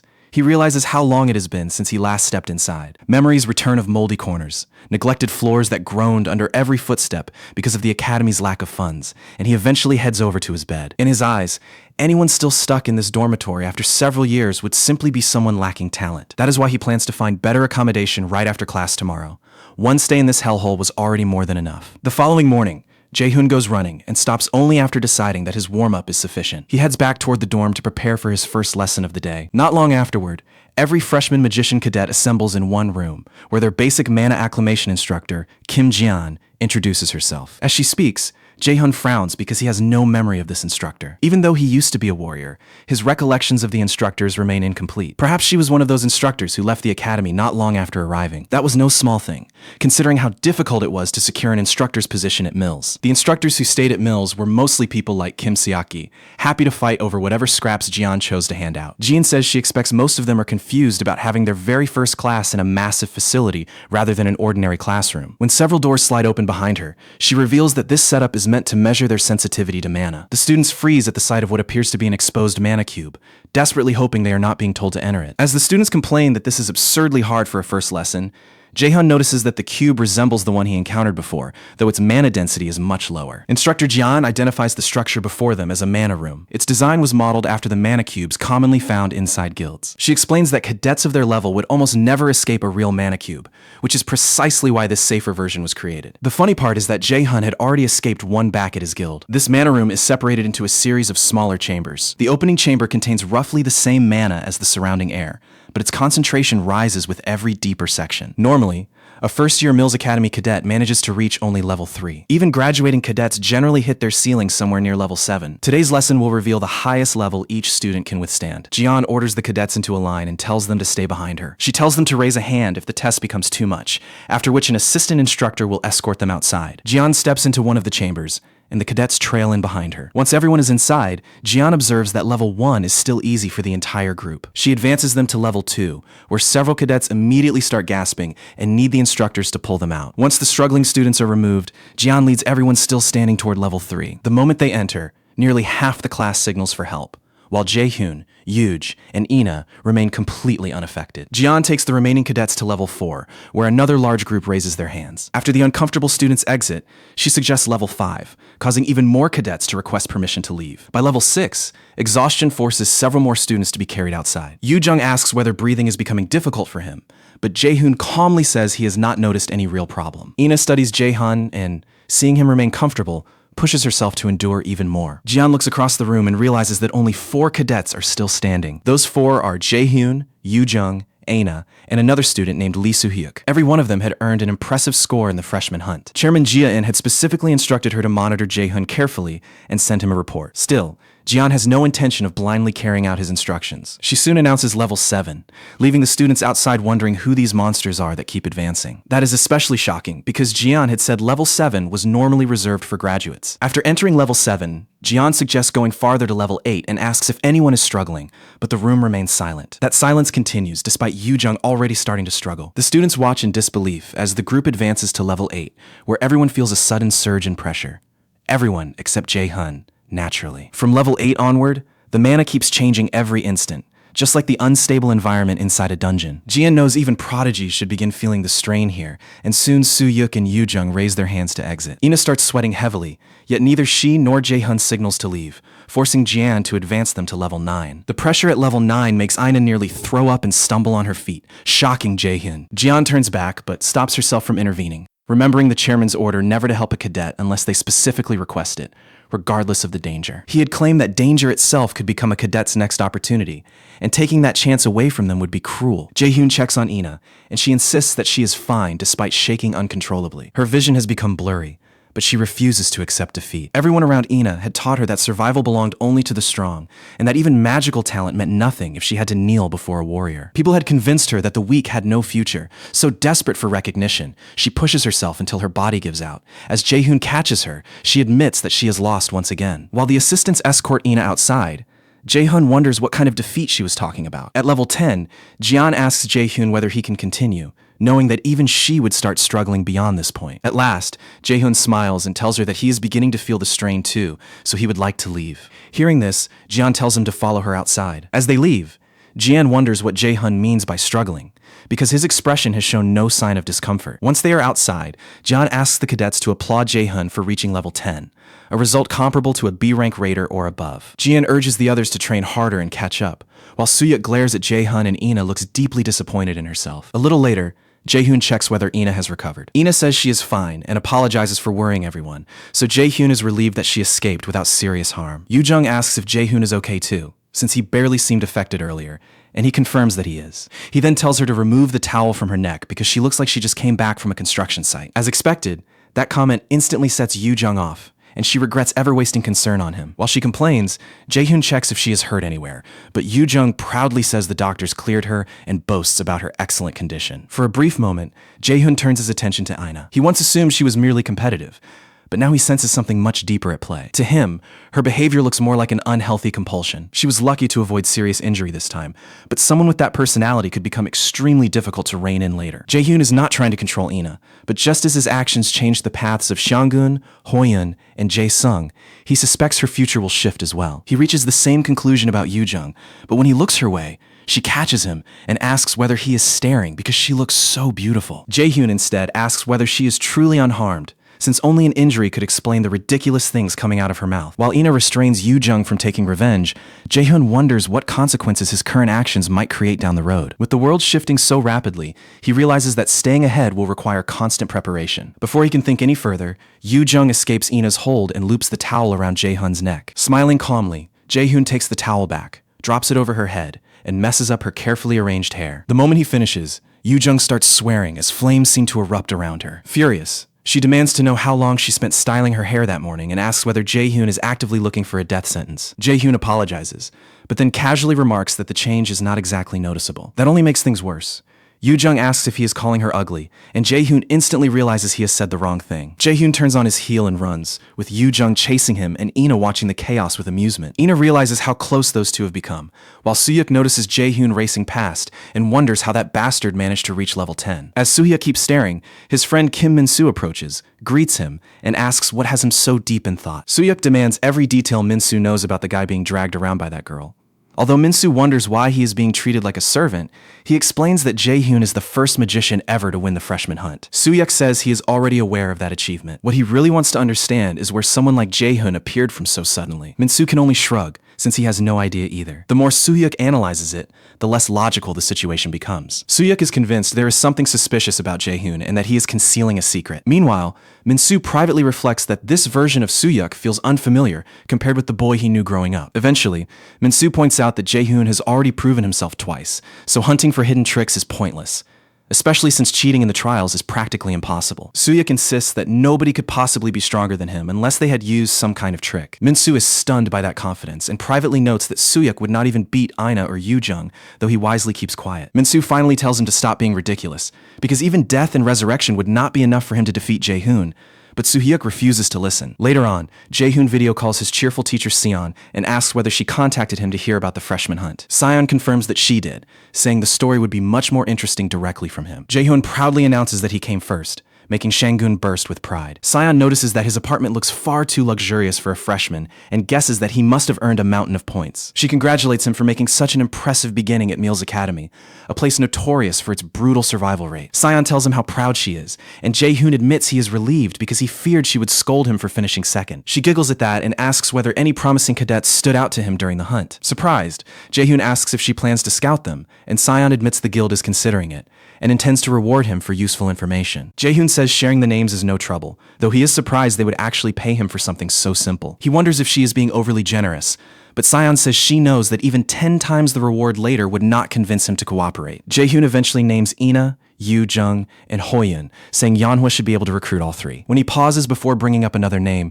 Seon encourages him to continue. He adds that there is also an upperclassman, not a freshman, who would make an excellent recruit. Sanggun promises that the student will receive a grand welcome. After ending the call, the guildmaster focuses on the name Lee Jae-sung and realizes he is the youngest son of the S-rank raider Lee Jae-sin. During the call, she had warned Jae-hyun that Jae-sung lacked the talent of his siblings, and recruiting him could create friction between Manhwa and Lee Jae-sin's Zephyr Guild. Considering that risk, Sanggun asks whether Jae-hyun still supports recruiting him, and he confidently says yes because Jae-sung will soon become the world's greatest alchemist. After the call ends, manager Sung-jae informs her that Guildmaster Ms. Baek Ja-hyun has arrived at the guild. Sanggun asks him to bring her inside, and Miss Ji-hyun enters, with Yeonju following closely behind. As they enter, Seonjin points out that they have arrived right on schedule, prompting Ji-hyun to remark that a merchant considers time a valuable asset too. Miss Ji-hyun reaches out to Guildmaster Sanggun and says it has been some time, but Sanggun politely reminds her that they are not familiar enough for such a casual greeting and invites her to sit down. Once Ji-hyun sits down, The still smiling Sion asks why the head of the Curator Guild has come to see her. Jihyun finds Sion's blunt attitude amusing and observes that getting friendly with him will be quite a challenge. Still, she admits that she appreciates his honesty. Jihyun eventually brings up the impressive person Manhwa seems to have raised and casually asks what price Jaehyun would sell for. Shangun replies that the Manhwa Guild does not treat its members like merchandise, so Jihyun will have to search for a purchase elsewhere. Jihyun then asks whether the boy himself would accept that decision, leading Shangun to say that money cannot buy everything, though someone like her probably would not understand that. Jihyun says she never expected Shangun to accept the offer in the first place, adding that it makes no difference because she only came to show basic courtesy. Shangun chuckles and tells her that this supposed courtesy of hers is actually rather irritating. Jihyun calls it unfortunate, then decides to leave because the hour is getting late and Seongun clearly has no interest in continuing the conversation. When Jihyun rises to leave, Songun fires back that she is pleased. Jihyun finally realized she did not want to talk. Jihyun jokingly replies that having a keen eye is another valuable quality for any merchant. The following day at Mills Academy, the cadets finish their endurance trial and wait for the system to calculate their results. Anho Yeon takes the top spot with 101 points, while Jaehyun follows closely behind at 99. The result draws an annoyed hiss from Jaehyun, though he already knew he could not easily match a combat prodigy like Hoyeon. Even so, Jaehyun does not see second place as anything to be disappointed about. In his mind, there is still no reason to hurry. At the same time, he remains aware that his real objective is still out of reach. Turning toward the girls, Jaehyun catches their stunned expressions, and Yoojung finally demands to know what he really is, since a magic raider should not be placing second or competing with An Hoyen in an endurance test. When Yoojung presses him for an explanation, Jaehyun says it is simple. He began as a warrior. Naturally, that answer does nothing to calm her disbelief. As she starts arguing again, Jaehyun tells her to stop obsessing over magic and pay some attention to her physical health as well. That comment immediately darkens Yoojung's mood, and she vows to prove one day that Jaehyun is not as important as he imagines. Ina quickly restrains her before another fight begins. Nearby, Instructor Shoki observes the scene and realizes that Jaehyun is every bit as dangerous as the chairman warned him. A magician should not have that level of physical stamina, leaving Seoki to wonder what Jaehyun is truly planning. A moment later, the class bell rings, and Seoki introduces their next lesson as the second endurance trial, the AR evasion test. Jaehyun remembers taking this test before his regression and knows it was notorious for exposing cadets' talent while pushing them straight to their limits. Seoki explains that they will conduct the test inside a room packed with advanced equipment, known as the AR test room. The AR combat measurement system will evaluate every cadet by placing them in virtual fights against enemies generated through augmented reality. Jaehyun listens carefully and immediately senses that Seoki intends to make this test anything but easy. Under normal conditions, the cadets would study the monster's attack patterns while taking down the creatures projected by the drones. This time, however, the focus is strictly on how well they can evade attacks, since the exercise is meant to test endurance. Even so, defeating the monsters will earn them extra points. Seoki then distributes devices that resemble ordinary earphones. When Yoojung asks about them, Jaehyun explains that the devices are receivers designed to analyze and record the combat simulation. Seoki confirms that Jaehyun is right, then explains that the receiver is what makes the augmented reality system work. It stimulates the brain while using a projector to form an incredibly realistic image of a real monster. Drone cameras overlay three-dimensional images onto the environment, making the projected monsters appear genuinely present. These devices exist to keep the exercise safe and prevent the cadets from suffering real injuries. What Seoki leaves out is that the receiver still makes their brains register roughly 20% of an enemy's attack damage. The purpose is not to traumatize them, but to instill enough caution to improve their chances of surviving inside dungeons. Seoki says the AR system contains 100 levels, although today's evaluation will stop at level 10. The cadets will take the test in groups of 4, with each team being assembled and summoned one after another. Once the teams are assigned, Team 3 ends up with 2 warriors and 2 magicians, including Jaehyun and Soohyuk. Jaehyun decides the lineup looks fairly balanced. As Jaehyun thinks it over, Soohyuk calls his name and asks whether he is Min Jaehyun. Jaehyun confirms it, and Soohyuk says he has heard about Jaehyun winning the freshman hunt, but one thing still makes no sense to him. He cannot understand how a magician took first place and assumes Jaehyun must be hiding some special trick, which is why he asks Jaehyun to teach it to him. After a brief pause, Jaehyun asks whether Soohyuk has considered that no secret may exist at all. Soohyuk answers that he will uncover the truth anyway, even if force is necessary. Jaehyun looks genuinely excited. He smirks and points out that Soohyuk could have simply admitted from the beginning that he wanted to fight. Soohyuk smiles as well and says it is good that the two of them understand one another. The other 2 girls on the team grow nervous, with one wondering why these 2 are behaving like rivals when they are supposed to be teammates. The shorter girl worries that things may get out of hand and attempts to pull them apart. Before she can do much, Instructor Seoki calls their team onto the testing field. As they enter the arena, the system starts counting down from 5 and announces that their opponent will be a skeleton warrior. The skeleton warrior materializes, and Soohyuk immediately plans to retreat and create room between them. But before Soohyuk can take a step, Jaehyun launches himself forward at ridiculous speed, shocking everyone while the girls urgently warn him of the danger. Soohyuk stares in disbelief and demands demands to know what Jae-yoon is doing, questioning what a magician could possibly accomplish on the front line. As he advances, Jae-yoon wonders why people still underestimate him, then decides this is the perfect place to reveal a small portion of his strength. Mana gathers in his hands, and our boy crushes the skeleton's head with a single blow, leaving the others completely speechless. Even Seoki is left stunned, while the entire crowd watches the display in disbelief. More skeleton warriors soon appear, but Jae-yoon drives his knee straight into the nearest one. The moment he lands, Jae-yoon activates one of his active skills, Mana Weapon. Mana Weapon is a rare skill beyond an ordinary magician's reach because it lets a spellcaster deal physical damage directly. For most magicians, the skill is pointless since they are not meant to fight up close. Jae-yoon, however, is clearly built different. Soo-hyuk can only stare in confusion before labeling Jae-yoon a complete psycho. The girls are still struggling to process what they saw when the system announces a complete level 1 clear, bonus points, and 100% contribution credited to Jae-yoon. Level 2 starts next, placing the team against a monster known as a Draugr. The moment Jae-yoon sees the creature, he becomes intrigued and casually tells it that they have not met in a long time. After a brutal sequence of battles that leaves the ground shattered, the system declares that they have cleared level 10 of the AR evasion test. The system congratulates them for setting the fastest completion record, but Soo-hyuk finds the entire result impossible to believe. Jae-yoon,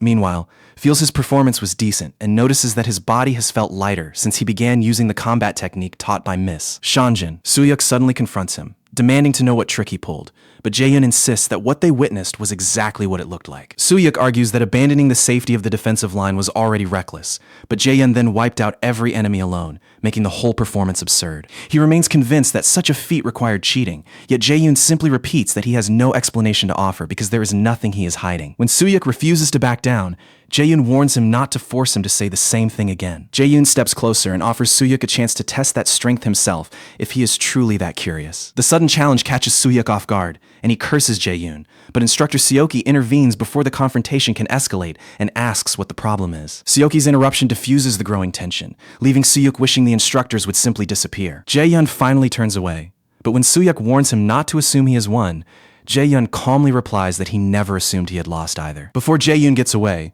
Soo-hyuk challenges him to a match at the Mills Academy Festival, but Jae-yoon declines because he already has another opponent planned. Later on, Ho-yeon recalls that Jae-yoon rejected Soo-hyuk's festival challenge because he had already arranged a fight with Ho-yeon. Remembering his promise to reclaim his name tag at the Mills Festival, Ho-yeon decides to train harder so he will not disappoint Jae-hyun. Later, Seoki walks through the academy with several assistant instructors. One assistant instructor asks whether the other has checked this year's endurance results, and the second man says he supervised the test himself and was impressed by the cadet's performance. As they discuss Jae-yoon, a magic cadet who somehow broke the record, Seoki realizes the boy is more than simply talented.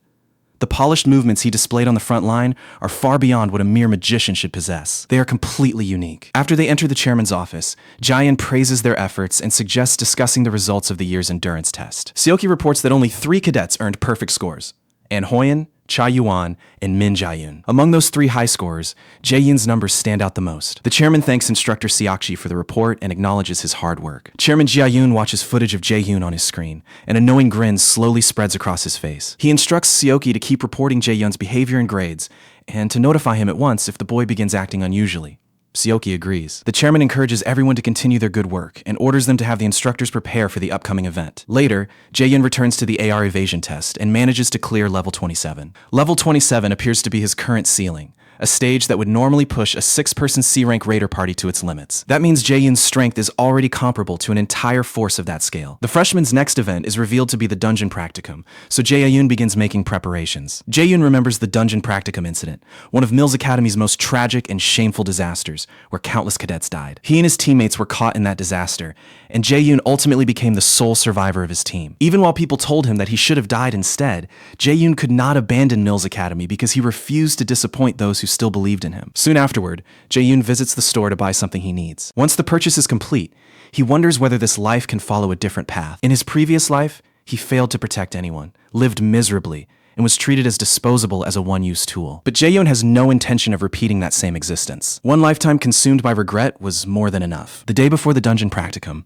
The students attend class normally and finish their day's schedule without incident. After class, Yoo-jung and Ina go over to Jae-hyun, and Yoo-jung asks what they are supposed to do tomorrow since none of them has entered a dungeon for practicum before. Ina admits she barely slept the previous night, so Jae-hyun tells them that first-time dungeon nerves are completely normal. Yoo-jung is startled by that comment and jokingly asks whether this is not Jae-hyun's first dungeon, as if he had visited one casually for a stroll. Jae-hyun says he may not know much about dungeons, but he has encountered monsters before, and one is standing right in front of him now. That sends Yoo-jung into another rage, and she begins cursing while repeatedly punching him. Ina watches from nearby, quietly smiling at their ridiculous behavior. Eventually, Jae-hyun offers the girls something to ease their worries, and Yoo-jung asks what he has for them. He tells them that he purchased extra potions alongside his own and asks them to use one whenever necessary. Yoo-jung finally agrees to let him off this time because of the thoughtful gesture, while Ina promises to use the potion wisely. Jae-hyun knows luck was the only reason he survived the practicum before, but this time, he intends to survive through ability alone. On the morning of the dungeon practicum, Jae-hyun begins the day with a thorough warm-up. A proper warm-up matters before entering a dungeon, regardless of how massive a magician's mana reserves may be. Overusing powerful spells without warning can trigger mana rebound. When mana rebounds during spellcasting, the backlash can damage the caster's body. Magicians who frequently rely on high-level spells are especially vulnerable to mana rebound, and Jae-hyun knows that Lightning Chain and Sacrifice both fall into that category. Beyond that, Jae-hyun has no idea how dangerous today's practicum will become, or whether he or his teammates might end up dead. By storing his mana in the lower abdomen as he has been doing, he can rapidly channel it into either his spells or his body whenever the situation demands. He suddenly remembers the system's warning from before his regression.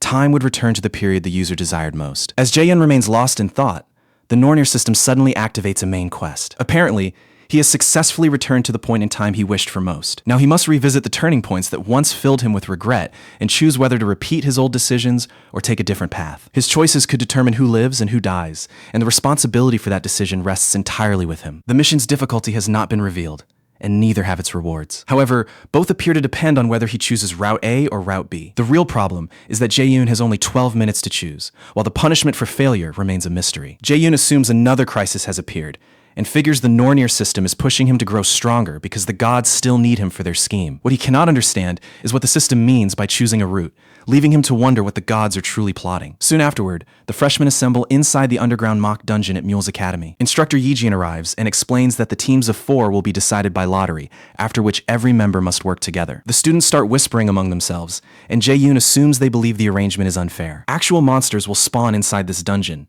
meaning a lucky team could clear it smoothly, while an unlucky group of low-ranking cadets might struggle just to complete the raid. When the complaints continue, Yijin shuts everyone down and reveals that their dungeon practicum scores will count toward their official evaluations. Yijin explains that the dungeon practicum is only supposed to contain low-level monsters they can handle, then tells everyone to give it their all. As she talks, Jae-hyun realizes that this whole exercise is actually Chairman Jia-in's trap. Just as the instructor promised, most creatures here are weak.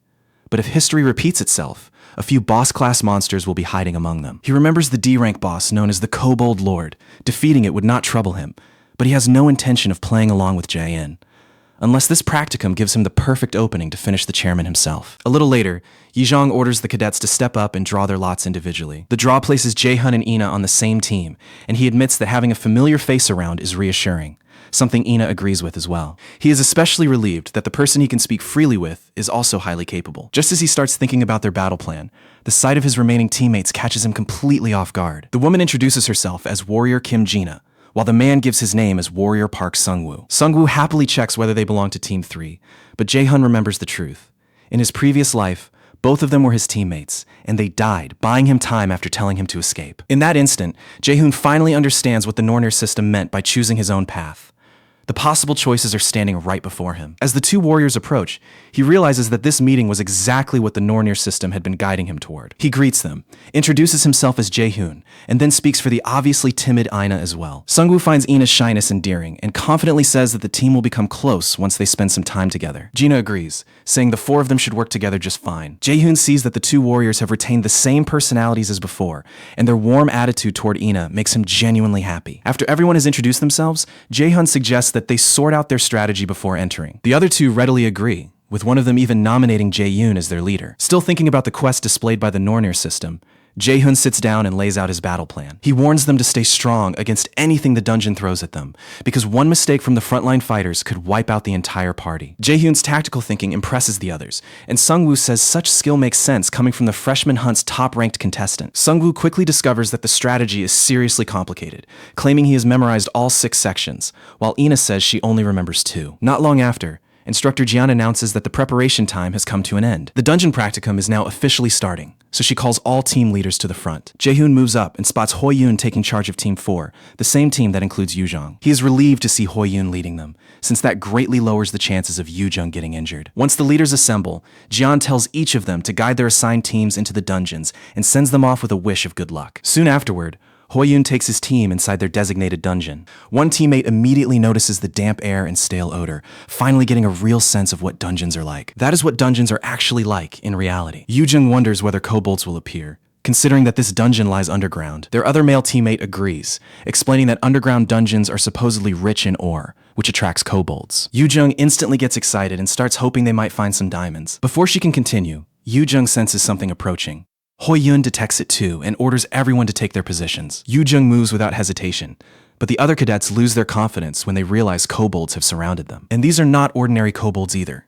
They are carrying full digging gear. Hoi-yoon reminds them that kobolds are weak individually, though their numbers could make the fight dangerous. He charges straight into the group and suggests ending the battle before they can be overwhelmed. Yoo-jung combines her holy power with Flash Bomb, unleashing a massive burst that blinds the kobolds and gives Hoi-yoon the opening to carve through them. As the other 2 teammates keep the kobolds busy, Yoo-jung unleashes a technique called Wind of Helheim, followed by Air Blast. Multiple compressed gusts slam into the kobolds' chests and send them crashing down. Once the monsters are defeated, Hoi-yoon checks on everyone, and both girls confirm that they are okay. When they check on Seiho, he appears to be choking, so everyone hurries over. Yoo-jung cannot understand it, since she has never heard of kobolds using poison. Looking up, Yoo-jung realizes that poison is not the problem. The boy is being crushed by an immense wave of mana. A gigantic kobold boss stands before them, leaving the students completely frozen in fear. Staring at the unexpected enemy, Hoi-yoon demands to know why a kobold lord is here. Elsewhere, inside Team 3's dungeon, Gina admits that she knew Jae-hoon was powerful, but his performance is far beyond what she expected. She then asks how many monsters he has already taken down during their journey. Jae-hoon brushes it off, claiming everything simply worked out by chance. Gina disagrees, saying that if he keeps fighting like this, they can clear the dungeon without suffering a single injury. Jae-hoon notices Ina drifting off, takes her hand, and asks whether being around other people still makes her uncomfortable. Ina admits that it does, confirming to Jae-hoon that she is genuinely timid. There had even been rumors that nobody had ever heard Ina say more than 3 words in one go. As they continue deeper, the team discovers a chamber packed with ore. Jae-hoon immediately notices that this room never existed in his memories, which means Jae-in must have altered something. He realizes that simply being alive in this timeline has forced Jae-in to change the plan he once followed. When Jae-hoon detects an approaching monster, he assumes it is the Kobold Lord and orders the team to switch to Plan C, hold the defense, then strike back. Jae-hoon warns them that this enemy is unlike anything they have faced so far, making Sungwoo nervous, especially since they were promised only weak monsters. Without warning, something smashes through the nearby wall, revealing a kobold lord and leaving the cadets stunned. Nobody can understand why a boss monster has appeared in this dungeon. Ina nearly retreats, but remembers Jae-hoon's warning that the entire party will be wiped out if the vanguard collapses. She immediately wraps the warriors in magical armor, while Sungwoo struggles to keep his concentration because the monster is so enormous. Jae-hoon finally uses taunt, drawing the kobold lord's attack towards Sungwoo's shield, and Sungwoo immediately cries out to him. Jae-hoon sprints over, gathers mana between his palms, and fires the attack straight into the Kobold Lord. Ina is stunned by the attack's sheer power and assumes that a hit like that must have caused serious damage. Instead, the monster simply stands back up as though the attack had never touched it. Jae-hoon laughs at the sight, then watches the damaged flesh restore itself and admits that he never expected an anomaly to appear. The Kobold Lord grins while regenerating, forcing Jae-hoon to question whether an opponent with this ability might be beyond their limits. Suddenly, the Nornir system identifies the force controlling the Kobold Lord as Odin's Raven and presents Jae-hoon with a special quest, Raven Hunter. The quest commands him to eliminate every one of Odin's ravens, which are burdening both him and the gods opposing the Aesir. The quest contains 5 objectives across the kingdoms of the world. It is rated S rank, offering a blank card and a class increase as rewards, while failure carries the penalty of death. Outside, Instructor Jian reviews recordings of Jae-hoon's earlier battles and cannot understand how a magician his age can perform at that level. Even as an A-rank magician herself, she finds Jae-hoon's combat ability almost impossible to comprehend. Jian starts believing Team 3 has a strong chance of winning, but her thoughts are interrupted when a door opens and Hoi-yoon helps Seiho out, while Yoo-jung warns her that something is seriously wrong. Still stunned, Jiyeon asks what happened, and the cadets reveal that a kobold lord appeared inside. She cannot believe they encountered one, since there should have been no possible way for a kobold lord to enter, leaving Jiyeon desperate to know what is happening inside. The assistant instructors rush to Seiho, who is suffering from mild mana addiction, and tell him to breathe slowly and deeply. A moment later, Yujong asks whether Team 3 has returned, but Instructor Jiyeon says they are still inside. Hoyun refuses to believe they are trapped, certain that fighters as capable as Jaehoon and Ina should have escaped the kobold lord with ease. After a moment's hesitation, Jiyoon calls Chairman Jia in. He pretends to be surprised by Jiyeon's call, despite the knowing smirk on his face. She reports the B-rank monster's appearance and asks him to send a rescue team immediately. The chairman puts on an astonished act, as if this news is completely unexpected. He tells her to remain calm, promises to dispatch support, and instructs her to stay where she is. Once the call ends, Instructor Jiyeon is overcome by an unsettling feeling she cannot put into words. Back inside the dungeon, Ina, Gina, and Sungwoo begin to run out of stamina. The system confirms to Jaehoon that Odin's raven is the entity controlling the kobold lord. There are two ravens, Hyujin, meaning thought, and Munin, meaning memory. Odin collected knowledge from every realm and used that wisdom to govern Asgard. Jaehoon eventually labels the kobold lord an agent of Odin, deliberately letting the ravens know that he has seen through them. The mana coming from it is apparently close to B rank, and this kobold lord can regenerate. Jaehoon has become powerful, but this enemy is still dangerous enough to make him consider retreating. From a purely practical perspective, escaping is clearly the safest option. Before his regression, that was always his answer.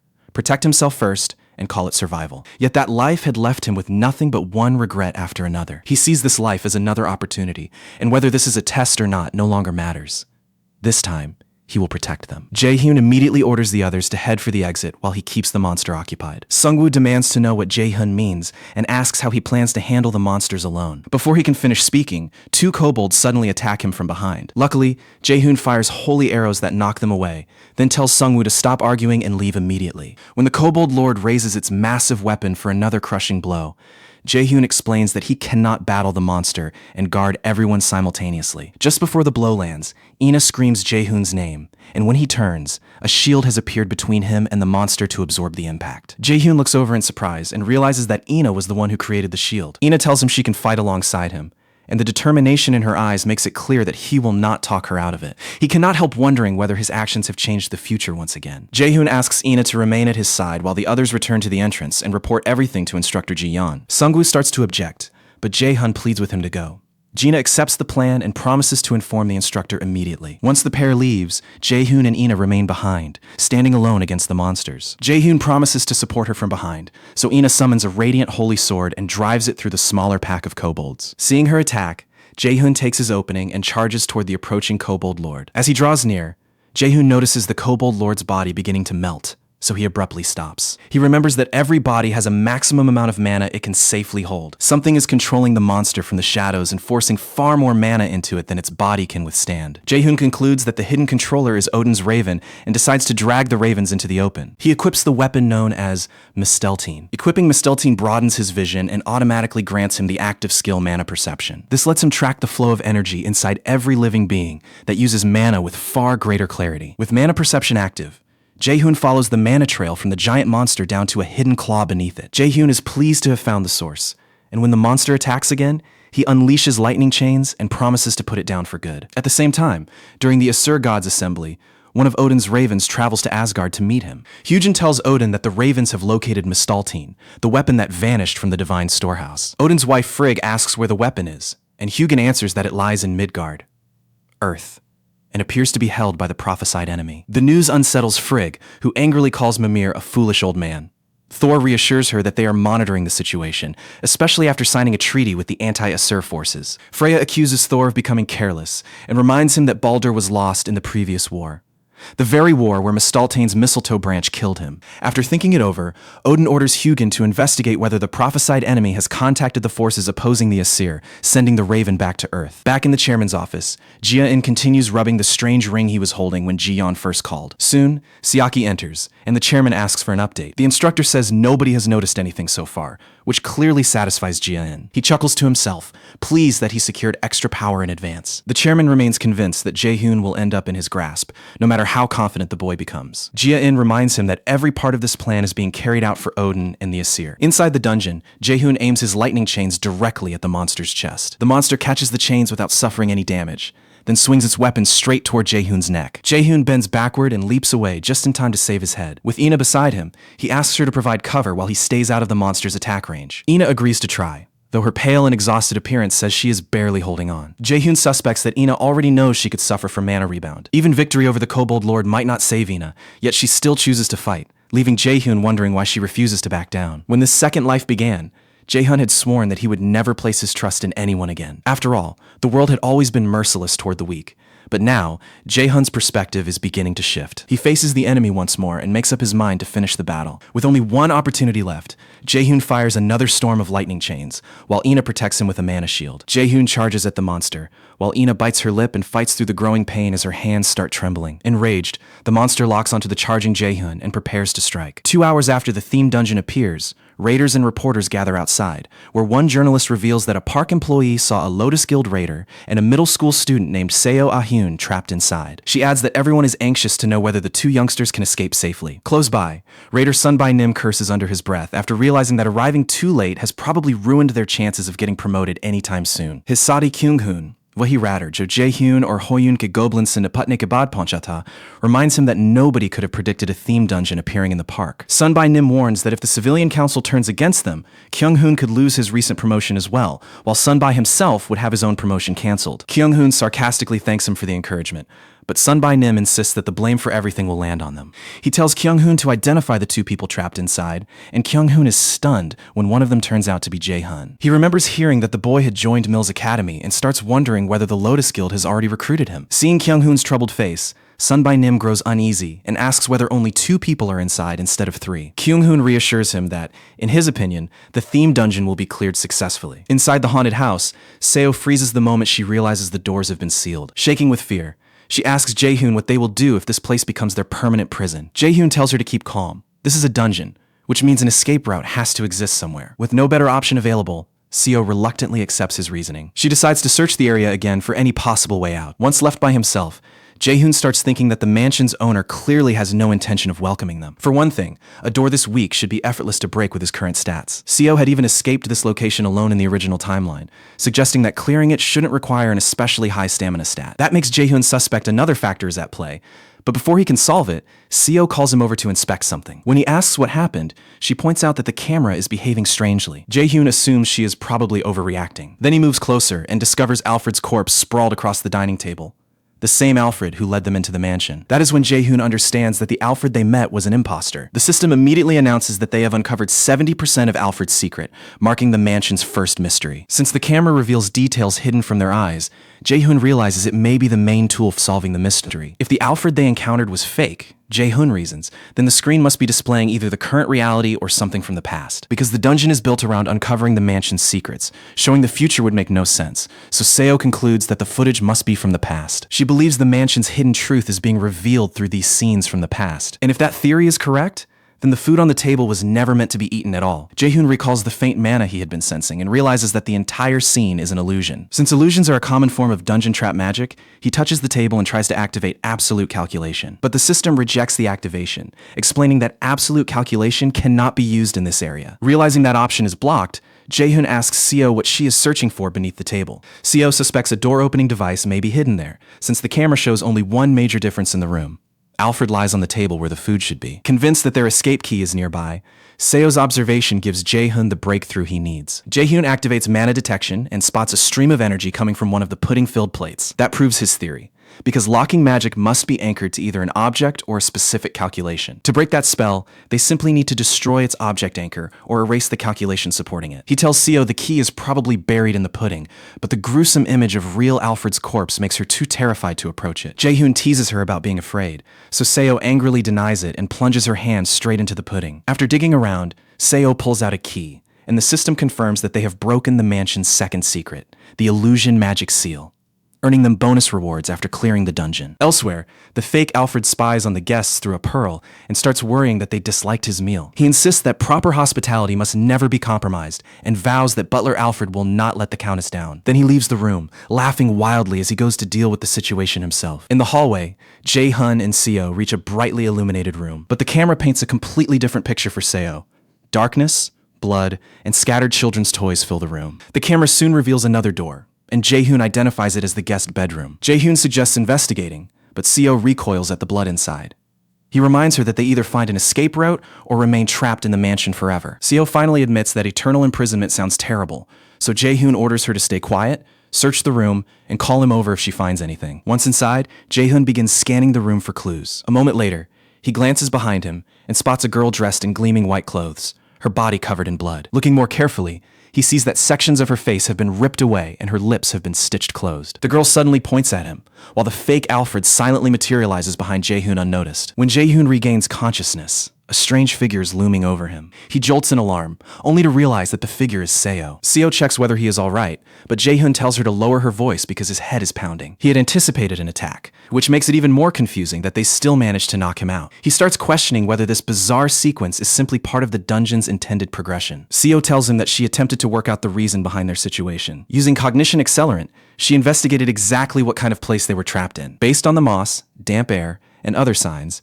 Seo concludes that they are inside an underground prison marked by evidence of torture. Jae-hoon eventually approaches the iron gate and assumes that a key must be hidden somewhere nearby. He activates his silence skill to hide the noise, then slams the gate with a mana punch. To Seo's disbelief, the gate collapses like cardboard, and the impact sends cracks through the surrounding wall as well. When Seo cries out, Jae-hoon urgently tells her to keep quiet, warning that Alfred, or whatever that creature is, must not discover them. Seo mocks him for calling that destruction quiet, but Jae-hoon tells her to stop joking and focuses on finding their exit. In the middle of their argument, a bark echoes through the passage, followed by a tiny puppy jumping straight into Jae-hoon's arms. Jae-hoon cannot understand why a puppy is here until he notices a key clenched between its teeth. Seo panics and orders him to drop the puppy, but Jae-hoon points out that it looks and feels like an ordinary dog, suggesting it may simply be another prisoner carrying the key. Seo argues that a dungeon would never hand over the key so conveniently and warns that the puppy might be bait, but the animal suddenly growls at her. The puppy's growl shuts Seo up, just as the system presents Jae-hoon with a new quest,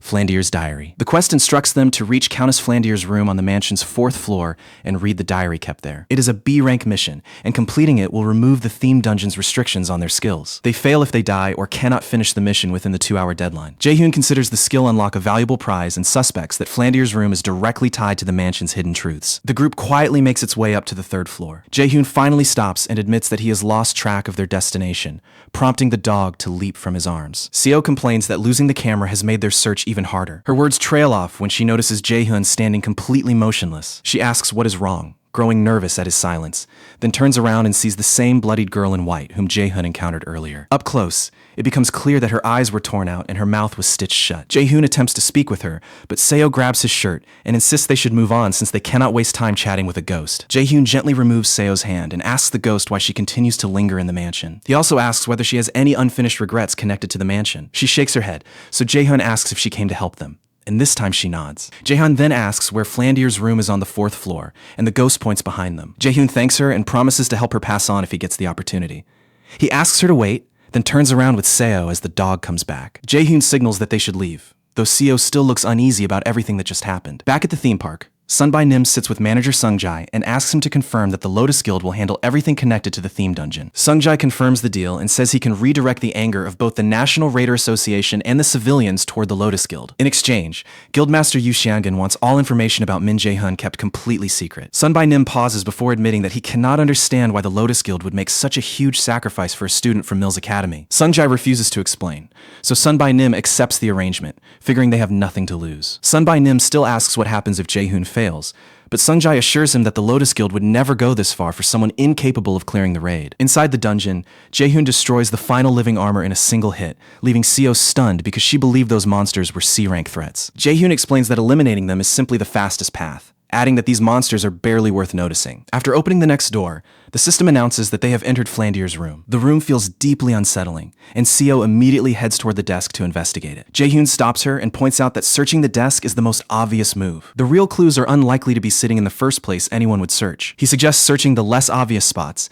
and after a careful hunt, Jae-hoon discovers what they need. The system identifies it as the diary where Countess Flandier, the mansion's owner, recorded her daily thoughts. The earliest entry Jae-hoon opens is dated May 7th, 1474. Flondier writes that her skin grows paler with each passing day and that none of the doctor's treatments are helping. She fears that she may die before ever experiencing the world beyond the mansion. In the May 10th entry, she excitedly waits for her beloved parents to return from the city with the doll they promised to buy her. 2 days later, she records receiving a letter saying that thieves attacked and killed her parents. Tear stains cover the page as she blames herself, wondering whether her parents might still be alive if she had never asked for the doll. By May 15th, the funeral is over, and Flondier has inherited the mansion as the last surviving member of her bloodline. Instead of feeling proud, she says she is miserable because she believes she will be alone forever. A July 4th entry describes how a girl was caught stealing a flower from Flondier's garden. The girl is around Flondier's age and resembles her beloved doll, which immediately makes Flondier fond of her. Flondier decides to invite the girl to live with her inside the mansion. On July 20th,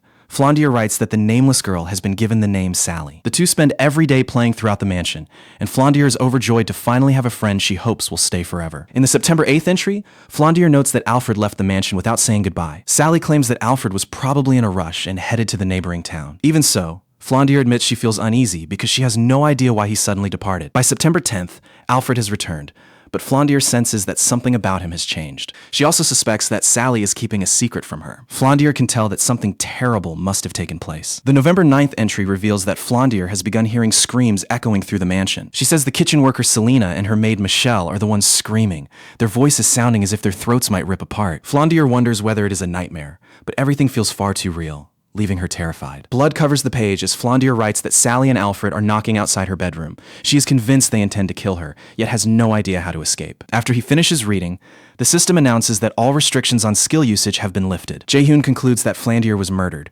most likely by the creature that took over the mansion. He identifies the culprit as a doppelganger, and when he turns towards Seo, the horrifying truth becomes clear. The creature has been following him in disguise. Several more Alfreds stand behind the creature, and every one of them is another monster. The system confirms that Jae-hoon has uncovered the first secret behind Alfred's identity. It also announces that the Flondier's diary subquest is complete. Having revealed every secret of the mansion, Jae-hoon is now instructed to escape the building alive. Jae-hoon faces the monsters with the little puppy standing beside him. The doppelganger launches the fight by firing lethal tendrils from its body, forcing Jae-hoon to grab the puppy and leap aside. Jae-hoon mocks it for finally dropping the act, saying he was getting tired of watching its fake performance. The creature laughs and praises him for figuring things out so quickly, but Jae-hoon brushes it off, saying the answer was obvious because he is simply intelligent. Thanks to his power to see through illusions, Jae-hoon had been able to recognize the monster's true form all along. Jae-hoon then adds that perhaps he is not especially clever.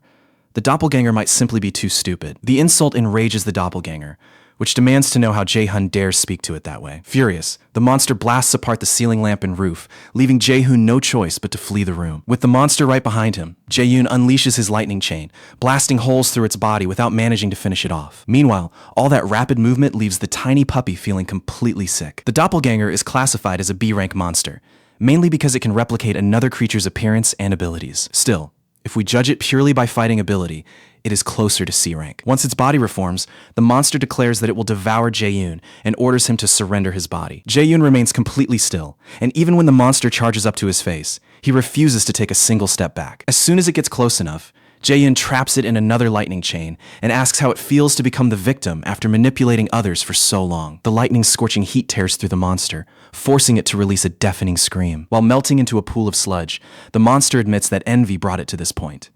It wanted to become human too. The flames keep scorching the earth beneath it, and eventually the monster drops through the burned out ground. Once the monster disappears, Jae-hoon looks at the dog and praises its impressive barking and dog skills, basically confirming that the dungeon turned Seo into a puppy. Jae-hoon eventually walks toward the nearby door, only to spot Flondier's spirit again, this time looking exactly like the woman from the painting. She greets him with a smile and a gentle wave, prompting Jae-hoon to return the gesture. Jae-hoon says goodbye as he opens the door, and the system announces that the second mission is complete. It further confirms that he completed every hidden scenario, earning him additional rewards. Soon, Jae-hoon and Seo return to the real world, where Jae-hoon immediately inspects what he has earned. The first reward is Commander's Shouting, a skill that boosts morale and helps allies recover mana and stamina. The other reward is Illusion, allowing him to create convincing copies for his enemies. Jae-hoon is not impressed by Commander's Shouting since he rarely relies on party support, but Illusion catches his attention because it could completely reverse the outcome of a battle. When Jae-hoon faces Seo, She complains that he should have warned her after realizing she was the puppy,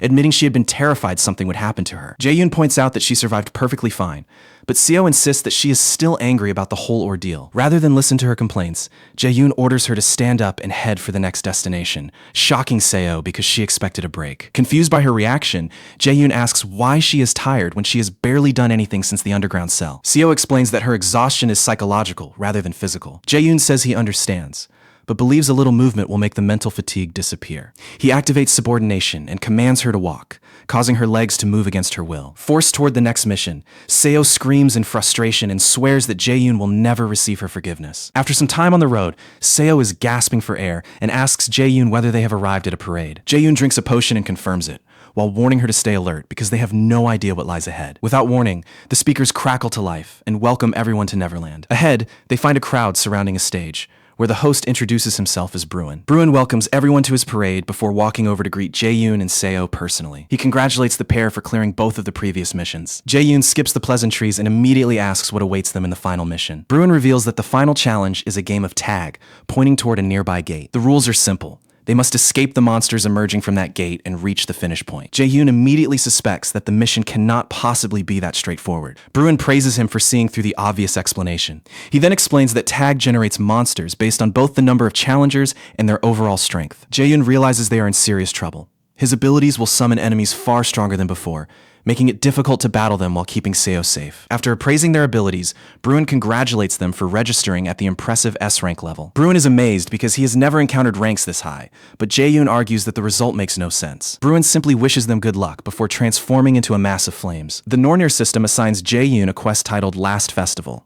He must either escape the fire monster Surtur to reach the finish line or defeat it outright. Last Festival carries an S+ difficulty rating, with Thelfi's Thundersteps listed as the reward. Failure includes being killed by Surtur, while the quest also states that 3 enemies must be defeated. There is also a hidden quest requiring Surtur's defeat and the removal of the threat, with an unknown reward that may be called Unbelievable Performance. Jae-yoon is stunned to learn there are 3 targets and immediately senses that something is off. As they watch, another blazing monster emerges from the gate Bruin indicated. Surtur is an ancient being said to have existed to cover the entire world in fire, even before the first giant, Ymir, was born. The flaming sword he carries is supposedly powerful enough to reduce the world to ash within just a few hours. Jae-yoon immediately grabs Seo and runs, while Surtur ignites everything nearby and sends flaming destruction raining across the area. Crying in panic, Seo asks how they are expected to escape something that terrifying. Jae-yoon tells her he is working on a plan, then bluntly orders her to stop talking and run if she wants to stay alive. Flames continue pouring from the sky, gradually swallowing the surrounding buildings. Elsewhere,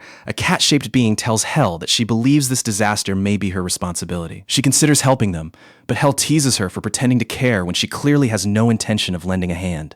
Hel tells her to let them struggle, since she wants to watch how Jae-yoon manages to survive the situation. Back at the parade grounds, Surtur continues bombarding the area with flames while Jae-yoon desperately searches for an escape route. Jae-yoon recognizes that a direct confrontation would be suicidal, so he decides to avoid the fight and focus on reaching the goal. Seo soon spots the destination and calls it out, prompting Jae-yoon to rush in that direction while telling her to endure a little longer. Jae-yoon activates haste, boosting his speed as he rockets toward the finish point. The strategy is simple. Jae-yoon will draw the monster's attention while Seo reaches the goal. Surtur demands to know which idiot summoned him, then unleashes an even fiercer firestorm that the 2 players barely escape. Jae-yoon curses under his breath before telling Seo to stay focused and follow his instructions. He decides they should separate while continuing to move, sending Seo directly toward the merry-go-round. When Seo asks whether he plans to distract the monster, Jae-yoon sarcastically asks if she would rather serve as bait, then orders her to keep running. While Seo heads for the finish point, Jae-yoon confronts Surtur directly, gestures at him, and calls him a bastard. The giant looks down at him and fires a blast, but Jae-yoon swiftly leaps aside to avoid it. Jae-yoon lands on a nearby tower and taunts Surtur, asking how someone so slow expects to catch him. Furious, the monster spews flames from his mouth and destroys the tower with a single blow, but Jae-yoon escapes the collapsing structure once again. Seo is nearly at the finish line when Surtur drops a wave of fire onto it and destroys the destination before she can arrive. Seo has no choice but to stop, completely baffled by what just happened. Jae-yoon is just as confused. The system soon announces that the goal has been destroyed,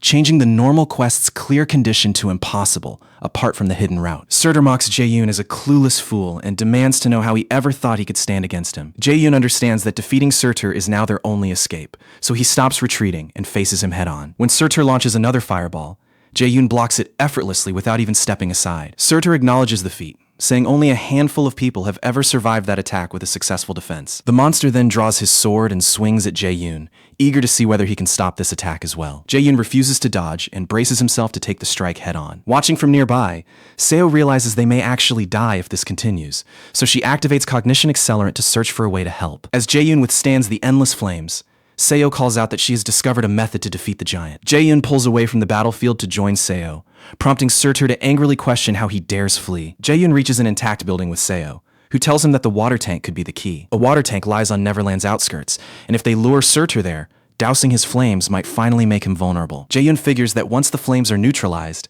they may be able to strike the monster's head or heart. Seo adds that this creature cannot be the original giant from the legend. It must only be a copy. Because of that, she believes destroying this version should be enough to kill it. They simply need to destroy its weak points. Seo plans to predict Surtur's movements with her skill and guide Jae-yoon, allowing him to lead the monster straight to the water tank. Jae-yoon heads for the water tank, relying on Seo to guide every step, turn, and evasive move needed to avoid Surtur's upcoming attacks. At one moment, Jae-yoon comes to a halt, making Surtur mock him as a weak human who has finally given up. Jae-yoon turns around and calmly replies that he was never running away. He says he heard Surtur is insignificant next to the Isser gods and is currently nothing more than a gatekeeper, so he has no right to call Jae-yoon weak. The insult clearly hits Surtur's pride, and Jae-yoon twists the knife by asking whether the human in front of him scares him as well. With rage burning in his eyes, Surtur curses Jae-yoon and attacks with fire, only for a massive wave of water to explode toward him. Jae-yoon had used illusion to deceive Surtur, making him think he was attacking Jae-yoon when he was actually striking directly in front of the water tank. The flood completely engulfs the monster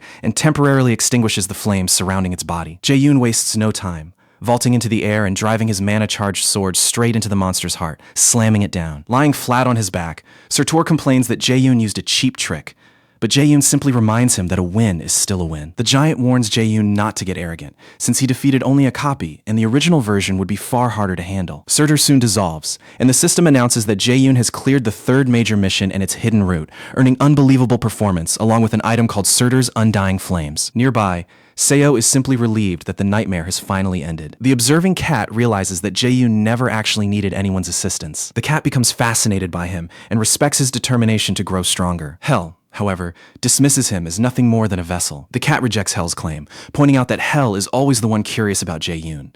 He also believes it is too soon to reveal the boy to the Aesir, and that their priority should be helping him grow powerful enough to kill Odin, leader of the Aesir. Meanwhile, Jae-yoon receives the S-rank Thelfi's Thunder Steps, named after the human who rose to become a god of light. The equipment boosts strength and dexterity, while granting the S-rank skill known as Step of Light. Jae-yoon is stunned by the equipment's quality, but Seo's suspicious expression soon catches his attention, making him wonder what she is plotting. Using subordination, Jae-yoon forces Seo to reveal Roskva's seal, an item that raises strength, boosts dexterity, and grants courage, a skill that resists fear. Seo complains that Jae-yoon is unbearable for using subordination on her again, while he admits that her rewards do not interest him nearly as much as her cognition accelerant skill. He chooses not to duplicate it yet, knowing he can call Seo whenever he needs her. Bruin soon returns to congratulate them, but just as they prepare to leave, he addresses Jae-yoon as the Great Adversary, the same title used by Hell and the other gods. The title catches Jae-yoon off guard, but when he turns around to demand an explanation, Bruin has already vanished. Outside, the crowd anxiously waits for the dungeon explorers until the barrier surrounding it finally collapses. The crowd erupts when two survivors emerge,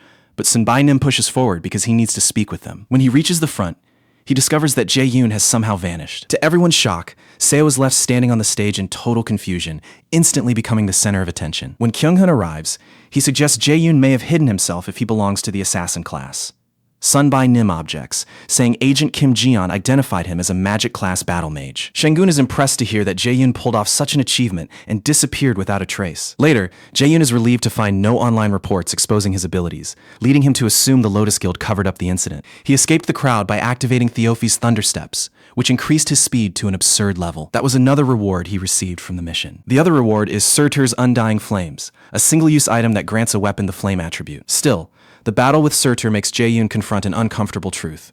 He remains weak. He does not want to depend on tricks or outside help every time he defeats an opponent. Jae-yoon wants to become someone enemies fear approaching, abandon the weakness of his past, and gain enough strength to protect his friends and family. Meanwhile, Chairwoman Jia-in promises to report every detail about Jae-yoon to Instructor Zhang Yisu and assures him that she will not let him down. After she leaves, Jian looks forward to the upcoming event, where he intends to eliminate everything standing in his way. Scattered across the floor are photographs of several students, each face marked with a bold X. The following morning, Jae-yoon explains to the girls why he had been unreachable the day before. Yoo-jung had thought he was deliberately avoiding her calls and messages, but Jae-yoon assures her that was never the case. Ina instead checks whether he has been injured, and Jae-yoon tells her he is perfectly fine. Yoo-jung jokes that Jae-yoon has terrible luck for constantly landing in disasters and wonders if even God dislikes him. Suddenly, Soo-hyuk approaches them and remarks that he spotted Jae-yoon's irritating face around here. He warns Jae-yoon not to try any funny business this time, but when Yoo-jung asks about the unfamiliar boy, Jae-yoon simply says he has no idea who he is. Chirkar Soo-hyuk chalata hai ki uska naam li Soo-hyuk hai,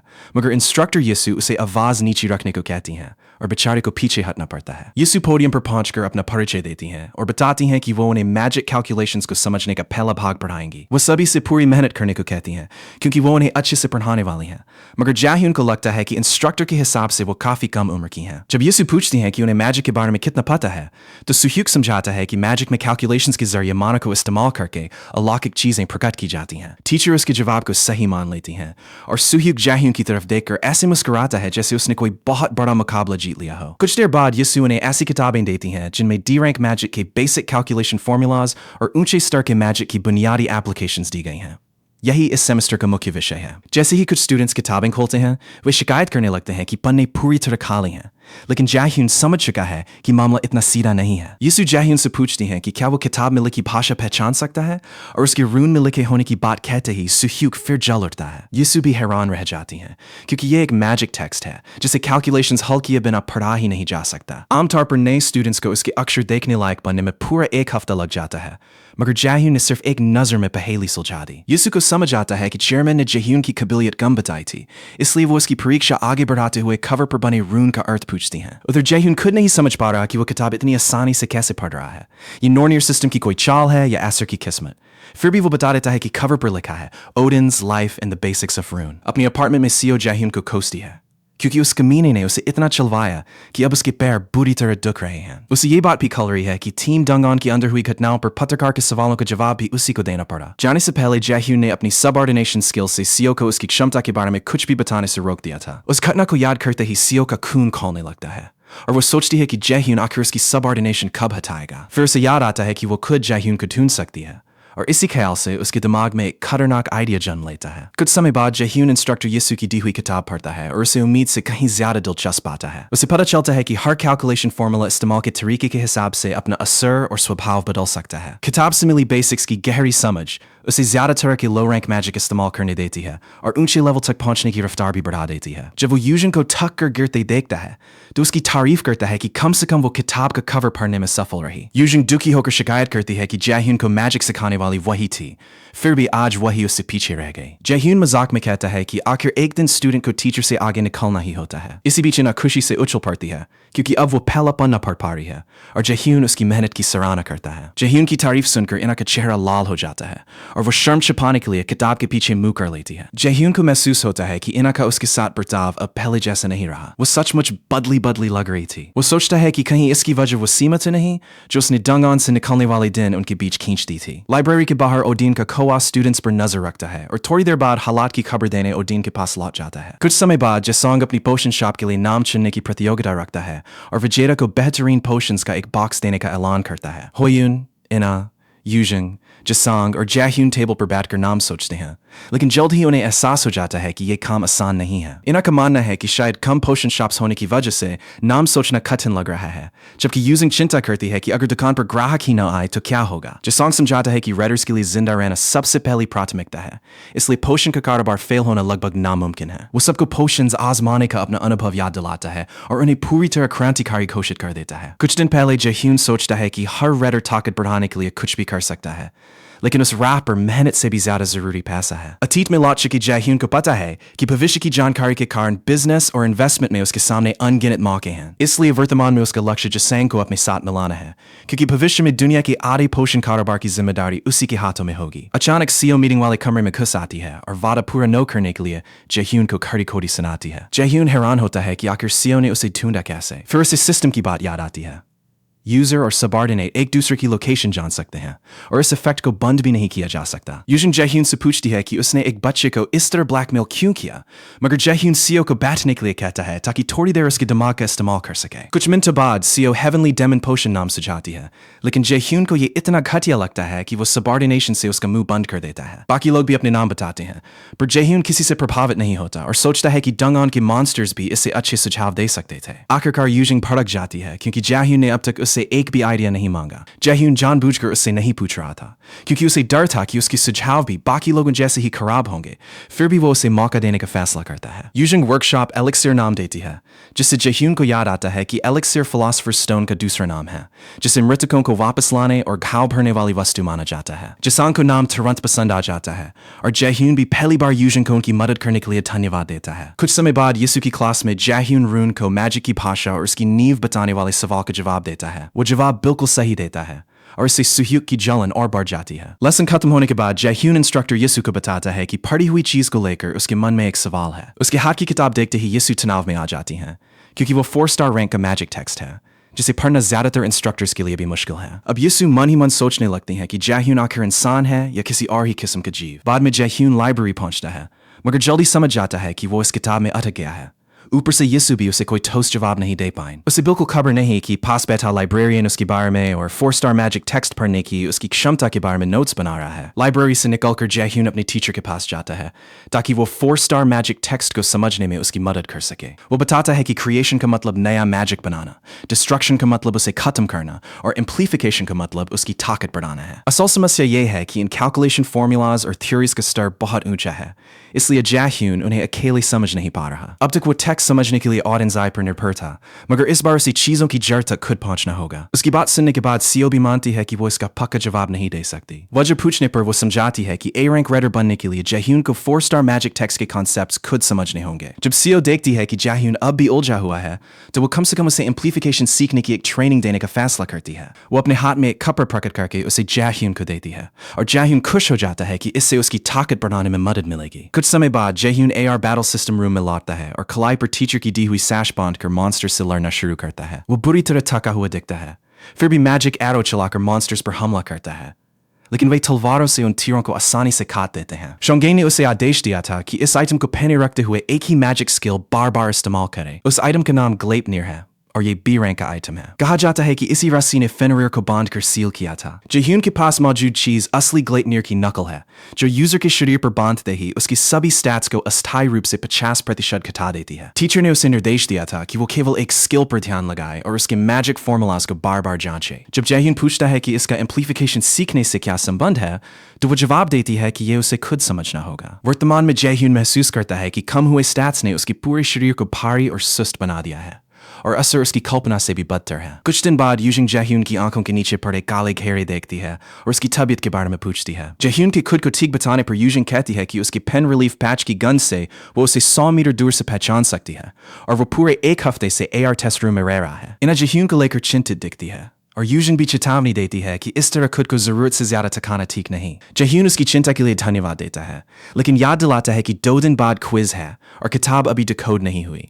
fail होने पर उन्हें extra classes लेनी पड़ सकती हैं। ये सुनते ही दोनों लड़कियां पढ़ाई करने के लिए भाग जाती हैं। आखिरकार जयह्यून एक और ट्रेनिंग सेशन के लिए एआर बैटल सिस्टम रूम लौटता है और टेस्ट लेवल 41 को पूरी तरह क्लियर कर देता है। नॉर्नर सिस्टम बताता है कि फॉर्मूला की उसकी समझ काफी बेहतर हो गई है और मैजिक एरो की एफिशिएंसी भी बढ़ी है, जिसके चलते स्किल लेवल 2 पर पहुंच जाती है। तभी जयह्यून समझता है कि 4 स्टार मैजिक टेक्स्ट में इम्प्लीफिकेशन का अर्थ है किसी स्किल की महारत और उसके फॉर्मूला की समझ बढ़ाकर उसे लेवल अप करना। जयह्यून को एहसास होता है कि वह बी रैंक रेडर की ऊपरी सीमा पर, या यूं कहें कि ए रैंक रेडर के शुरुआती स्तर पर पहुंच चुका है, बिल्कुल जैसा सियांगन ने कहा था। उसे याद आता है कि शुरुआत में दोनों एक दूसरे का फायदा उठाने के लिए करीब आए थे, मगर अब उनका रिश्ता सचमुच टीचर और स्टूडेंट जैसा बन चुका है। उधर इंस्ट्रक्टर सीट की चेयरमैन से मिलने पहुंचता है। चेयरमैन उसे देखकर खास खुश नहीं होता और सेओ की समझ जाता है कि मॉक डंगॉन खान के बाद अपनी बर्बाद हो चुकी इमेज सुधारना अब उसकी मजबूरी है। वो चेयरमैन को बताता है कि गिल्ड एक्सपीरियंस इवेंट की तैयारियां पूरी हो चुकी हैं, जिसके बाद चेयरमैन पूछता है कि कहीं कोई कमी तो नहीं रह गई। सीट की सब कुछ ठीक होने की पुष्टि करते ही चेयरमैन खतरनाक अंदाज में मुस्कुराता है,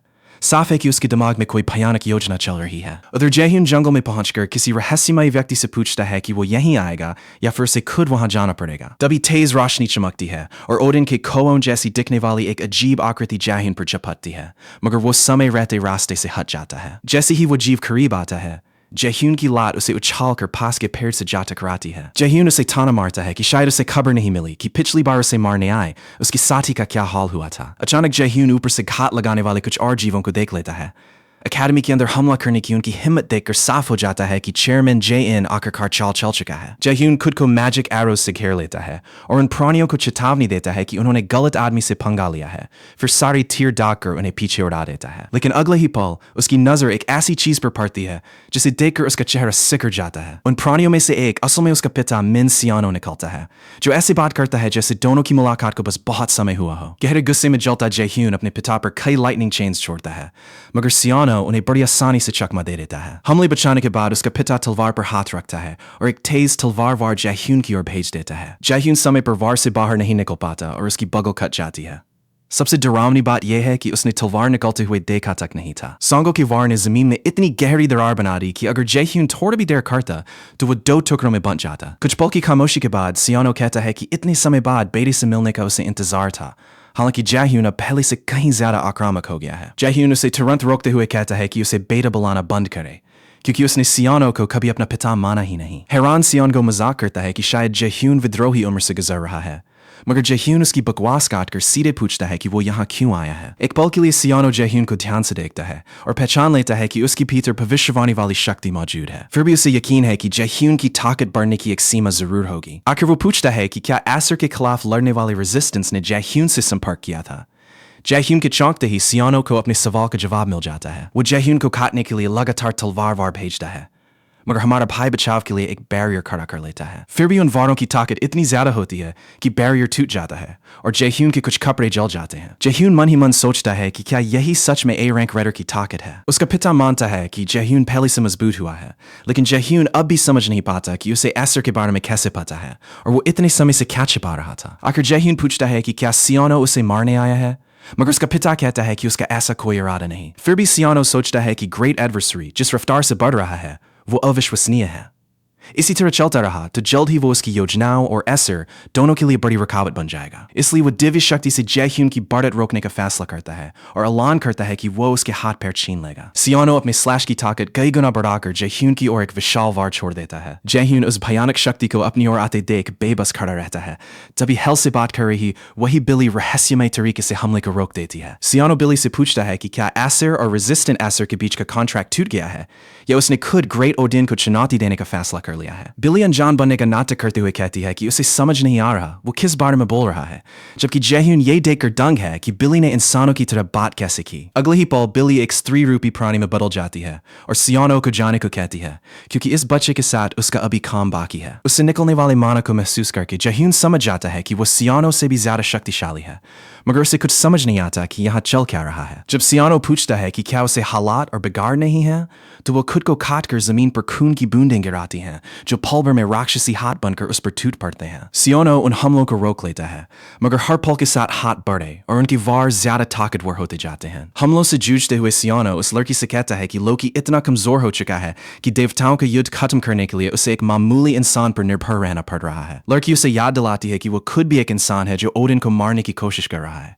इसलिए दोनों में कोई खास फर्क नहीं। आखिर जयह्यून का पिता फिलहाल वहां से जाने का फैसला करता है, मगर चेतावनी देता है कि अगली बार रास्ते में आए तो एसर वाले कॉन्ट्रैक्ट की जिम्मेदारी उसी से वसूल करेगा। लड़की बेपरवाही से कहती है कि वो जो करना चाहे कर सकता है, मगर अगर उसने दोबारा उसके काम में दखल दिया तो वो किसी भी समय उसका सिर काट सकती है। उसकी गर्दन पर लव मार्क छोड़ने के बाद वो याद दिलाती है कि कॉन्ट्रैक्ट केवल एसर और रेजिस्टेंट एसर के बीच है, उसमें ओडिन के खोए को मारने की कोई मनाही नहीं। इसके तुरंत बाद सियानो गायब हो जाता है और बुरी तरह घायल जयह्यून जमीन पर गिर पड़ता है। वो लड़की उसके पास आती है और मुस्कुराकर कहती है कि उससे मिलकर खुशी हुई। वो अपना परिचय हेल के अल्टर ईगो हेला के रूप में देती है और बताती है कि 5 ट्रायल्स के दौरान वही उसकी ऑब्जर्वर और गाइड रहेगी। कुछ समय बाद जयह्यून खुद का इलाज कराने अकेडमी लौट आता है। हेला उसे बताती है कि अगर उसके मन में कोई सवाल है तो वो पूछ सकता है और जितना संभव होगा वो हर जवाब देगी। जयह्यून सियानो की असली पहचान के बारे में पूछता है और हिला खुलासा करती है कि वो उसका असली पिता नहीं है, उसका वास्तविक नाम ह्यूगन है। असल में वो ऑर्डन के कौओं में से एक है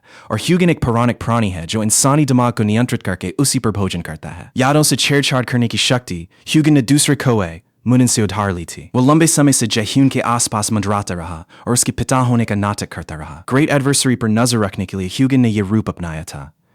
जयह्यून को अपने पिता की सच्चाई जानकर गहरा झटका लगता है, इसलिए हेला फैसला करती है कि उसे सबूत दिखाना ही आसान रहेगा। हेला उसकी ओर उंगली उठाती है और इससे जयह्यून की दबाकर रखी गई यादें वापस जागने लगती हैं। फ्लैशबैक में जयह्यून अपने बचपन के घर में लौटता है। वो देखता है कि उसका पिता उसे निकम्मा कह रहा है और उसके जन्म के दिन से ही नफरत करता है। His father hated that he had awakened, and from the moment his mana surfaced, home became a place of constant beatings and cruel insults. Thankfully, his mother kept stepping in to protect him from his father's violence. All at once, breathing becomes difficult, and he realizes that some precious memory, one he was never supposed to lose, has vanished from his mind. Then the happier memories of his real father return. The man who secretly spoiled him with sweets whenever his mother said no. He recalls the warm, happy family they once were, and tears slowly start rolling down his cheeks. Staring at his real father's photograph, he completely breaks down and can only wonder how such an important memory ever slipped away. Once his memories are restored, he snaps back to reality, where Hela tells him the memory manipulation has finally been undone. Still wiping tears from his eyes, he asks why Xian-O did this to him, and Hela answers that his birth marked him as the prophesied great adversary. The prophecy only irritates Jae-yoon further, so he demands to know what it means and why everyone connected to it keeps ruining his life. After gathering her thoughts, Hela explains that everything started 10,000 years ago with the first Ragnarok. Ragnarok is the gods' final chapter, the point where their entire story reaches its end. During that Ragnarok, the Resistance Asur Alliance fought in the War of Extinction, but the Asur gods and Valkyrie's army ultimately crushed them. When the war ended, Odin spared the captured gods and giants, but only after forcing them to accept a contract. That document officially declared the resistance Asir defeated, forbade them from ever harming an Asir god, and bound them to obey the supreme Odin. Countless worlds suffered under that contract, with their inhabitants crying out in despair until the three Norn sisters finally delivered a prophecy. They foretold that 10,000 years later, when the second extinction arrived, the weakest being would defeat Odin, destroy Asgard, and usher in a new world. And that destined enemy was Jae-yoon. After confirming that the Asur resistance intends to use him as Odin's killer, Jae-yoon asks what Odin wants and why he is going this far. Hela tells him that Odin's ambition is to control all 9 realms, including Midgard, the domain of humanity. Back in Asgard, Odin is furious that a mere prophecy has forced him to keep an eye on such an insignificant creature. Heimdall remarks that Jae-yoon is nothing more than a human and could never measure up to beings like them. Still, with the resistance Asur refusing to back down, Odin decides they cannot appear weak and temporarily hands authority to Heimdall. Heimdall is delighted by the news, mostly because he finally gets a chance to leave Asgard after so long. Later, while working out at the gym, Jae-yoon goes over everything Hela told him about the 9 realms. It turns out Odin has already seized Vanaheimr, Jotunheimer, Svartalfheimer, and Muspelheimer, and plans to claim the remaining realms through a second war. In the flashback, Jae-yoon wonders why Odin has not killed him yet, and Hela explains that the prophecy protects him with power even the gods cannot overcome. That protection is powerful, but it is temporary and will disappear as the second Ragnarok draws near. She warns that the Asur gods will execute him once the second Ragnarok nears,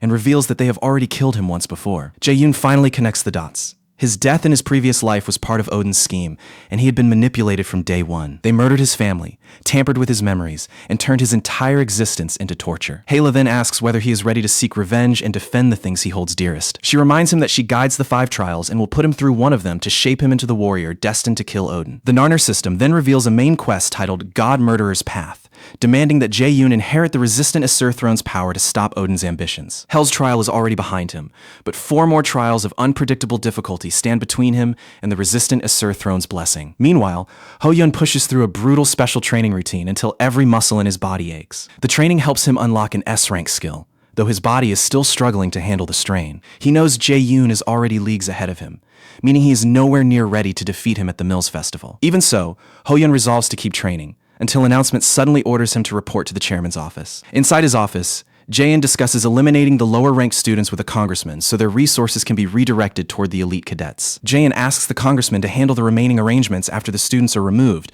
but the man refuses, saying the mock exams already caused a major mess, and Raider Management Headquarters will soon intervene. Jae-yoon finds the congressman's attitude beneath him, and starts wondering whether this man should be erased along with the students.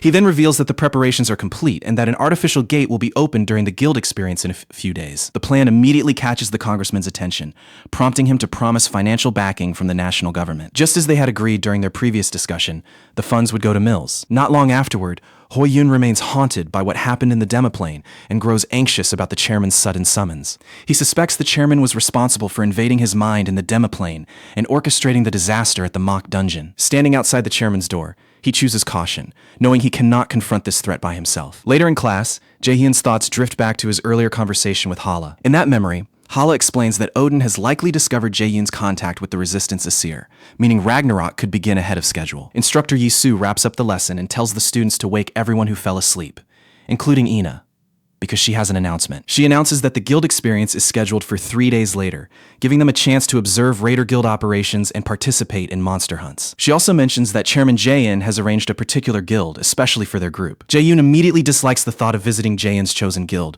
remembering how his past life visit to a new E-rank guild amounted to sitting on a moldy couch before walking out. This time, however, his achievements have earned him the freedom to choose wherever he wants to go. He decides on the Neptune Guild, which was Korea's top-ranked guild before his regression. But Instructor Yisu reveals a priority system where guilds can select desired students for an exclusive visit by spending special points. Yisu announces that the Lotus Guild selected Jae-hyun, Ina, Yoo-jung, and 3 other students, while Neptune chose Lee Soo-hyuk. Yoo-jung is thrilled about getting into Lotus, and Jae-hyun realizes that this must be why Yisu requested the names of the strongest students. The thought of meeting Guildmaster Yu Xianjin makes Yoo-jung cry with excitement, and her celebratory hug nearly crushes Ina. Her celebration is cut short when Ho-yun sends the 3 of them an emergency message, ordering them to come to Jae-sang's workshop. Once the cadets assemble at Jae-sang's workshop, Ho-yun reveals that Chairman Jae-in plans to kill the lower-ranked students during the guild experience to trigger awakenings in the survivors. Jae-sang says the chairman's corruption has been exposed every year, but this time he has crossed a new line by gambling with human lives. Jae-hyun realizes the guild experience is far more lethal than he had ever expected. Ho-yun points out that they are the only people aware of the plot,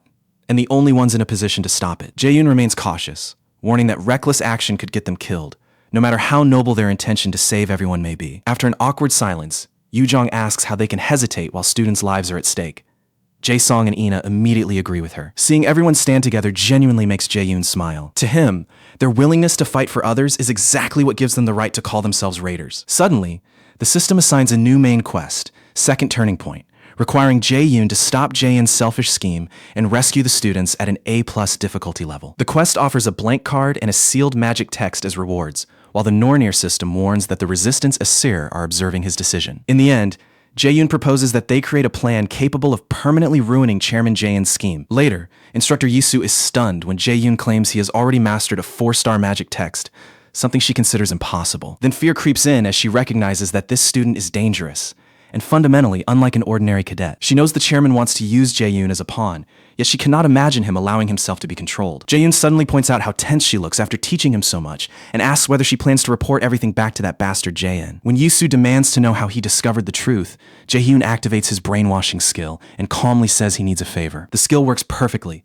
confirming Jae-yun's suspicion that he has already surpassed Yisu by a wide margin. His strategy is to seize control from within, so he orders Yisu to reveal the underhanded plan Jae-in has prepared for the guild experience. 3 days later, the guild experience begins, and Yoo-jung is practically bursting with excitement as she tours the Lotus Guild headquarters. Manager Sung-jae soon greets the students and introduces himself as their guide for the day at Lotus Guild. He leads them through the building before bringing them to the room where Guildmaster Songgon is waiting. A little later, everyone gathers around a table for tea and refreshments. Yoo-jung is so starstruck that she can hardly look up, but eventually gathers the courage to ask the guildmaster for an autograph. Songgon signs the paper and tells Yoo-jung that fans like her are a source of motivation. When the guildmaster comments on Jae-yoon's growing circle of friends, Ho-yeon asks him whether he already knew her personally. Ho-yeon reveals that Jae-yoon is her student, sending Yoo-jung into complete meltdown. The guildmaster explains that Jae-yoon told her plenty about them, which is the reason she invited them to Lotus. She says Lotus and several other guilds are aware of Jae-in's corruption, but his overwhelming authority has kept them from taking action. Most of Jae-in's abilities remain classified,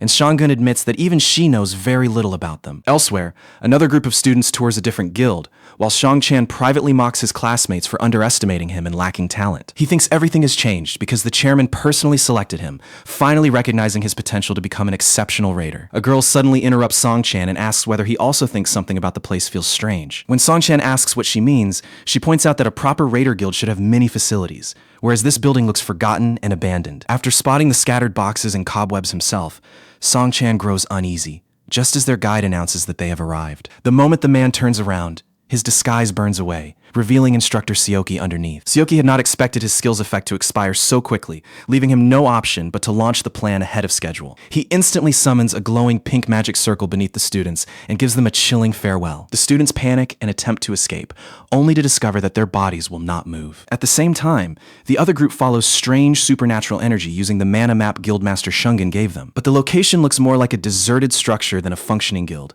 making them question whether they have come to the right place. Behind the group, Jae-yoon contacts manager Sungjai telepathically and confirms that he is keeping up with them. When Sungjai asks how Jae-yoon learned telepathy so quickly, Jae-yoon casually says he simply studied a few magic texts. Sungjai is impressed by his progress, since telepathy is far more difficult than Jae-yoon makes it seem. At Yanhwa Guild, Songun suddenly senses a sinister mana wave nearby. She remembers Jae-yoon telling her that the guild Jae-yoon intends to use for his scheme is called Kane. Shangan realizes that Kane is the guild Jae-yoon personally established. That seems strange to her, since Kane operates right in Central Seoul, only a short distance from Lotus. She cannot imagine Jae-yoon causing such a massive incident in a location this public and obvious. Jae-yoon responds that the information came from someone currently working under him. Back in the present, Songun asks Hana to investigate Jae-yoon's guild, and Hana confirms that she already has. Hana reveals that Kane is actually classified as a ghost guild. Ghost guilds hide illegal operations, such as tax evasion and corruption, leaving behind no official record of what they do. Hearing this, Songun begins to believe that Jae-yoon's suspicions were correct. Even then, Jae-yoon's exact objective remains a mystery. As a precaution, she orders Hana to get her equipment ready for any emergency. Meanwhile, the students step inside the Kane guild. Yoo-jung doubts they have found the right location because the entire place looks deserted. Jae-yoon reassures her that this is definitely where the rotten mana originates. However, the mana Jae-yoon detects has an unmistakably unnatural quality. He starts considering whether he should send everyone else away and handle the danger alongside manager Sungjai. As they approach, they detect traces of an advanced spell that has only just been triggered. The pink energy suddenly returns, prompting Jae-yoon to order everyone to leave at once. Before anyone can react, the magic circle closes around them and locks their bodies in place. A voice soon echoes around them, mocks them as fools, and announces their destination, Svartalfheimer, home of the Dark Elves. During the teleportation, the Nornir system warns Jae-yoon that the dungeon far exceeds his current level and orders him to escape immediately. Meanwhile, the Dark Elf leader orders his followers to rise, announcing that fresh prey has arrived. The group arrives in Svartalfheimer, and Jae-yoon remembers that Northern European legends describe Dark Elves as beings with godlike power. Their abilities were reduced only after this realm was transformed into a dungeon. Ho-yeon is stunned by what he is seeing. He cannot believe Chairman Jae-yoon can perform teleportation magic of this level, making him wonder about the chairman's true identity. Jae-yoon agrees, since an ordinary human should never be capable of tampering with the Nine Realms transfer system. Someone else must be helping Jae-yoon. Everyone understands how terrible their position is, so they are shocked when manager Sungjai suddenly appears. Sungjai explains that Jae-yoon told him to come if anything went wrong, and Yoo-jung finally relaxes, believing they may survive after all. But Sungjai quickly kills that hope, explaining that his arrival changes little because even A-rank raiders barely survive in the Dark Elves world. He bluntly warns that one careless moment will get every one of them killed. Jae-yoon admits that, in this timeline, they have no completely reliable method for conquering the dungeon. Still, his knowledge of future dungeon clearing strategies gives him confidence, and he promises that everyone will leave alive. Before making their escape, he suggests searching for anyone else who may have survived. Meanwhile, Chairman Jae-yoon meets with Ho-yeon's father, Mr. Ansioku, who accuses him of breaking his promise to turn Ho-yeon into a much stronger fighter. Jae-yoon tells him not to worry, insisting that Ho-yeon will take first place in the upcoming event. However, Mr. An recognizes Jae-yoon's slippery nature and asks how Ho-yeon could possibly have lost to a magic class student during the freshman hunt. The chairman eventually tells him about Jae-hun, a prodigy born with an incredible 97% magical aptitude. That number leaves Mr. An completely stunned and decides he has heard enough and prepares to leave. It turns out that Ansiagu was once a military officer,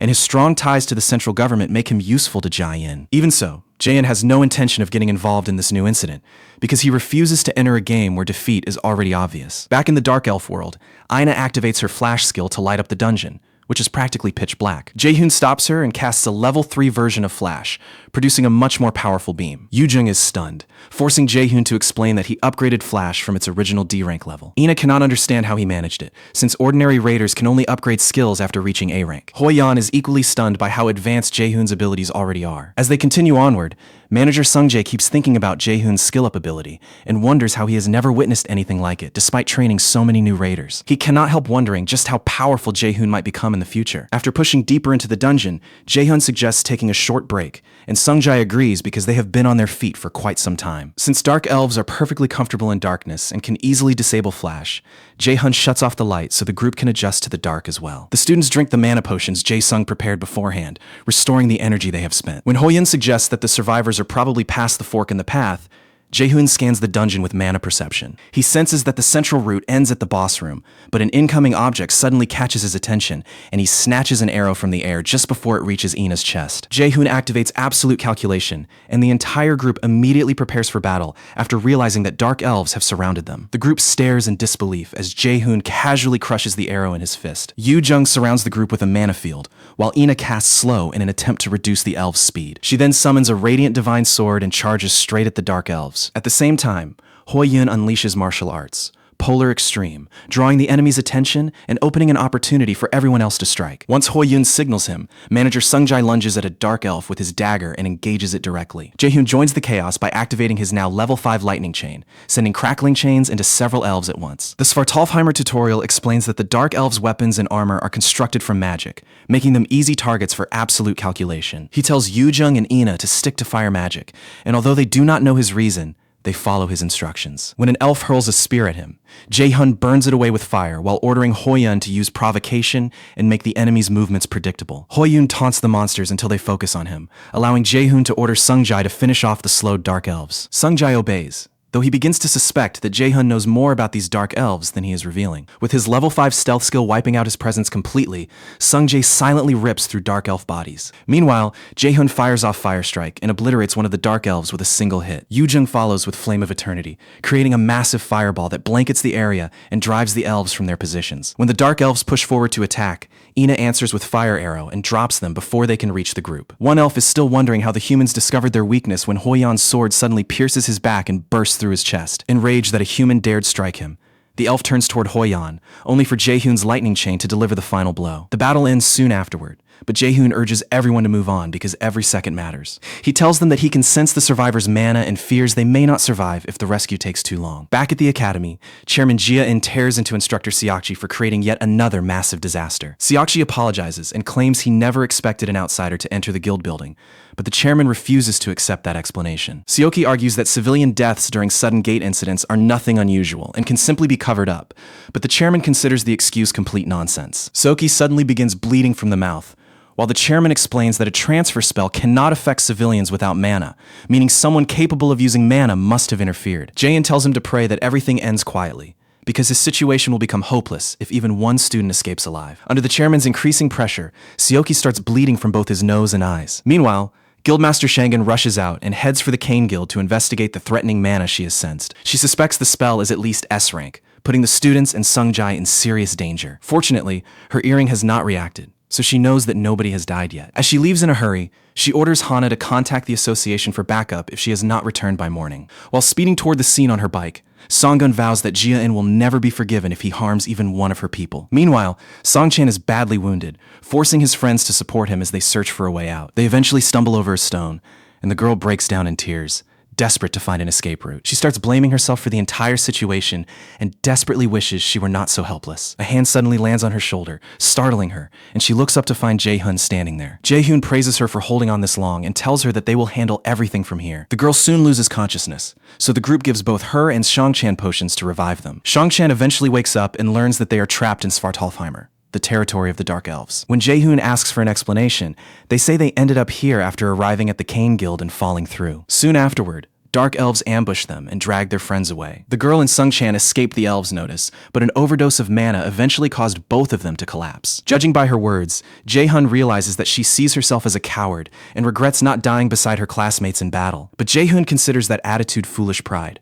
Throwing yourself against an enemy you cannot defeat is something that only works in movies. Remembering how he once had to flee from his own teammates in a previous life, Jae-hoon assures Songchan and the girl that their friend's capture is not their fault. Jae-hoon asks where the captured students were taken, and the girl says they were brought before the king who rules the Dark Elves. He also wants to know who sent them here, and Song-chan identifies instructor Seoki as the culprit. A little later, Jae-hyun tells the others to stay behind while he advances alone, but Yoo-jung immediately demands to know what he plans to do. Jae-hyun explains that dark mana is coming from the same direction as the captured students, likely leading to the boss, and he must hurry because their mana signatures are fading. Yoo-jung calls the plan insane and warns that Jae-hyun will get himself killed, while Ina insists they should stay together. Strangely, Hoi-yeon sides with Jae-hyun. Jae-hyun explains that none of them can defeat a dark elf in a one-on-one fight, so they must remain behind to guard the wounded. Yoo-jung starts to argue again, but falls silent when she realizes she has no better plan. Sung-jae reluctantly accepts the plan, but tells Jae-hyun to return at once if he runs into anything dangerous. Hoi-yoon entrusts the group to Sung-jae, while Ho-yeon promises to defend them with everything he has. As Jae-hyun disappears deeper into the dungeon, Sung-chan's friend worries about him, but Sung-jae assures her that his strength will keep him safe. Yoo-jung wipes away her tears and reassures the distressed Ina that Jae-hyun will return safely. Suddenly, Sung-jae senses movement and orders everyone to stay silent. The enemy is closing in. The moment he reaches for his daggers, an energy beam tears past his head, badly wounding him and sending him crashing to the ground. The dark elves emerge around them, and one of the stronger warriors complains that these humans have been buzzing around like irritating flies. Meanwhile, Jae-hyun continues ahead, knowing he must finish the rescue quickly before something happens to the others in his absence. He soon reaches a gigantic door, opens it, and finds the king waiting inside with a special surprise prepared just for him. Just as Jae-hyun is about to say something, his earring heats up, warning him that the manager's presence is rapidly weakening. Before Jae-hyun can react, the door slams shut behind him, and the king declares that he may leave only after surviving a battle against his soldiers. Jae-hyun is forced into a difficult choice, knowing the others desperately need his help. Remembering Hoi-yeon's promise, he chooses to trust his companions and handle the king's forces himself. The Dark Elf King mocks him and asks what he plans to do, prompting Jae-hyun to raise a ring of fire and calmly warn him that every one of them will die here. Back in the outer dungeon, Sung-jae remains sprawled on the ground, with the sword that wounded him lying beside him. Hoi-yeon rushes over and sees that the manager is in critical condition, possibly poisoned, meaning these beasts know exactly how to exploit an assassin-type raider's weakness. The elf leader recalls his sword and decides to eliminate the remaining minions, believing the group's biggest nuisance has already been dealt with. Hoi-yeon realizes his suspicion was correct. The elves waited for Jae-hyun to leave before attacking, while Ina points out that the guildmaster must have sensed Sung-jae's collapse. She remembers that Song-gun gave Jae-hyun an Ivaldi earring designed to alert her whenever anyone was in danger, along with a promise to come during an emergency. Inside the Dark Elf Palace, Jae-hyun is consumed by fury and flames as he rips through the elves' bodies. Wrapped in flames, he advances on several elves and notices blood around their mouths, immediately realizing they will soon be forced to vomit up whatever they consumed. Jae-hyun remembers the determination in Hoi-yeon's eyes, the unsettling look of someone who has already accepted the consequences of his choice. He has seen that same expression before, first on his best friend in his former life, and later on the companions who died in the mock dungeon. That is why he refuses to place his trust in those eyes. Meanwhile, Yoo-jung forms a mana field, and Ina summons a storm of radiant divine swords to punish the Dark Elves. The Dark Elf leader mocks their futile resistance, promising that they will all become part of the king's feast before ordering his soldiers to attack. Ina notices the elf's incredible speed, but Hoi-yeon manages to stop his strike with his shield. Hoi-yeon activates martial arts, Polar Extreme, and counters with a slash powerful enough to drive the elf backward. That counterattack forces the leader to admit that the humans may not be completely worthless. Hoi-yeon recognizes that this group is far stronger than the Dark Elves they fought earlier, and asks the approaching leader exactly what he is. The leader introduces himself as Kel, captain of the Royal Guard and a member of the Royal Bloodline. Everyone is stunned to learn that Kel is a Royal Dark Elf, placing his strength above the A-rank level. Hoi-yeon remembers meeting Jae-hyun for the first time, when Jae-hyun stood between him and danger, reminding him of everything noble he had forgotten about being a raider. To Hoi-yeon, Jae-hyun's courage represents the dream he wants to achieve, so he refuses to die here and vows to catch up with him at any cost. To everyone's disbelief, Hoi-yeon throws aside his shield and walks straight toward the monster. He believes this was the path he should have chosen from the beginning, because a raider possesses more than one heart, and he opens his upper, middle, and lower chi centers. The sudden surge of mana erupting from Hoi-yeon shocks Kel, and merely witnessing it causes the elf minor injuries. The overwhelming power forces Kel to shield himself, and he demands to know how Hoi-yeon can unleash something like this. He receives no explanation. Instead of replying, Hoi-yeon activates Unity of Body and Sword, immediately causing blood to spill from his mouth. Ina begs him to stop, while the system warns that the skill is far beyond his current limits, and has reversed the flow of blood inside his body. The system gives him a brutal deadline. Cancel the skill now, or die in 6 minutes and 36 seconds. Kel exploits the opening and commands his soldiers to capture Hoi-yeon alive, even if doing so requires severing his limbs. Hoi-yeon refuses to deactivate the skill and turns to face the approaching soldiers. His training earned him the S-rank skill, Unity of Body and Sword, but his body is still unable to withstand its full power. It is a technique reserved for swordsmen at the summit of their art, allowing the blade and the body to move as one. When the soldiers charge, Hoyan brushes them aside with ease and advances straight toward Kel. Their swords collide, and Hoyan realizes he still falls short of Kel because his newly awakened power remains unstable. Knowing he can only buy time, Hoyan keeps Kel occupied in battle. During the duel, Kel mocks his desperate struggle and remarks that he can clearly see the terrible condition Hoyan is fighting in. Hoyun refuses to yield, because breaking his promise is not an option. Hoyun tells Kel that he could never understand his reasons and launches a direct attack, but the Dark Elf dodges and tries to cut him from the side. Kel's blade misses because Hoyan's enhanced senses detect the counterattack just in time, letting him leap clear. Kel sneers and calls him a little rat, but Hoyan springs back into the fight and nearly overwhelms the Dark Elf. In the middle of the battle, Hoyan's body starts collapsing, and the system orders him to cancel the skill as his muscle fibers separate and his blood vessels twist apart. As pain consumes him, Kel moves in for the kill, yet Hoyan somehow raises his sword and blocks the strike. His body reaches its limit, leaving him coughing violently and struggling to breathe. Even then, Hoyan keeps the skill active and prepares to make one final stand. He unleashes a gigantic mana blast from his position, ripping open the ground beneath it. The blast wounds a Dark Elf, but Hoyan's hope fades when he realizes Kel used another soldier as a human shield. As the dying elf collapses in Kel's arms and calls for his captain, Kel coldly assures him that he served his purpose. Hoyan collapses, coughing up a torrent of blood, and calls Kel a coward under his breath. The insult has barely left his lips when Kel charges forward and impales him with his sword. Watching the horrifying scene, Yujong breaks down in tears and cries out for Hoyan. Inside the palace, Jae-hun sends dark elves flying with blazing chains wrapped around his attacks. The captured students are still out of reach,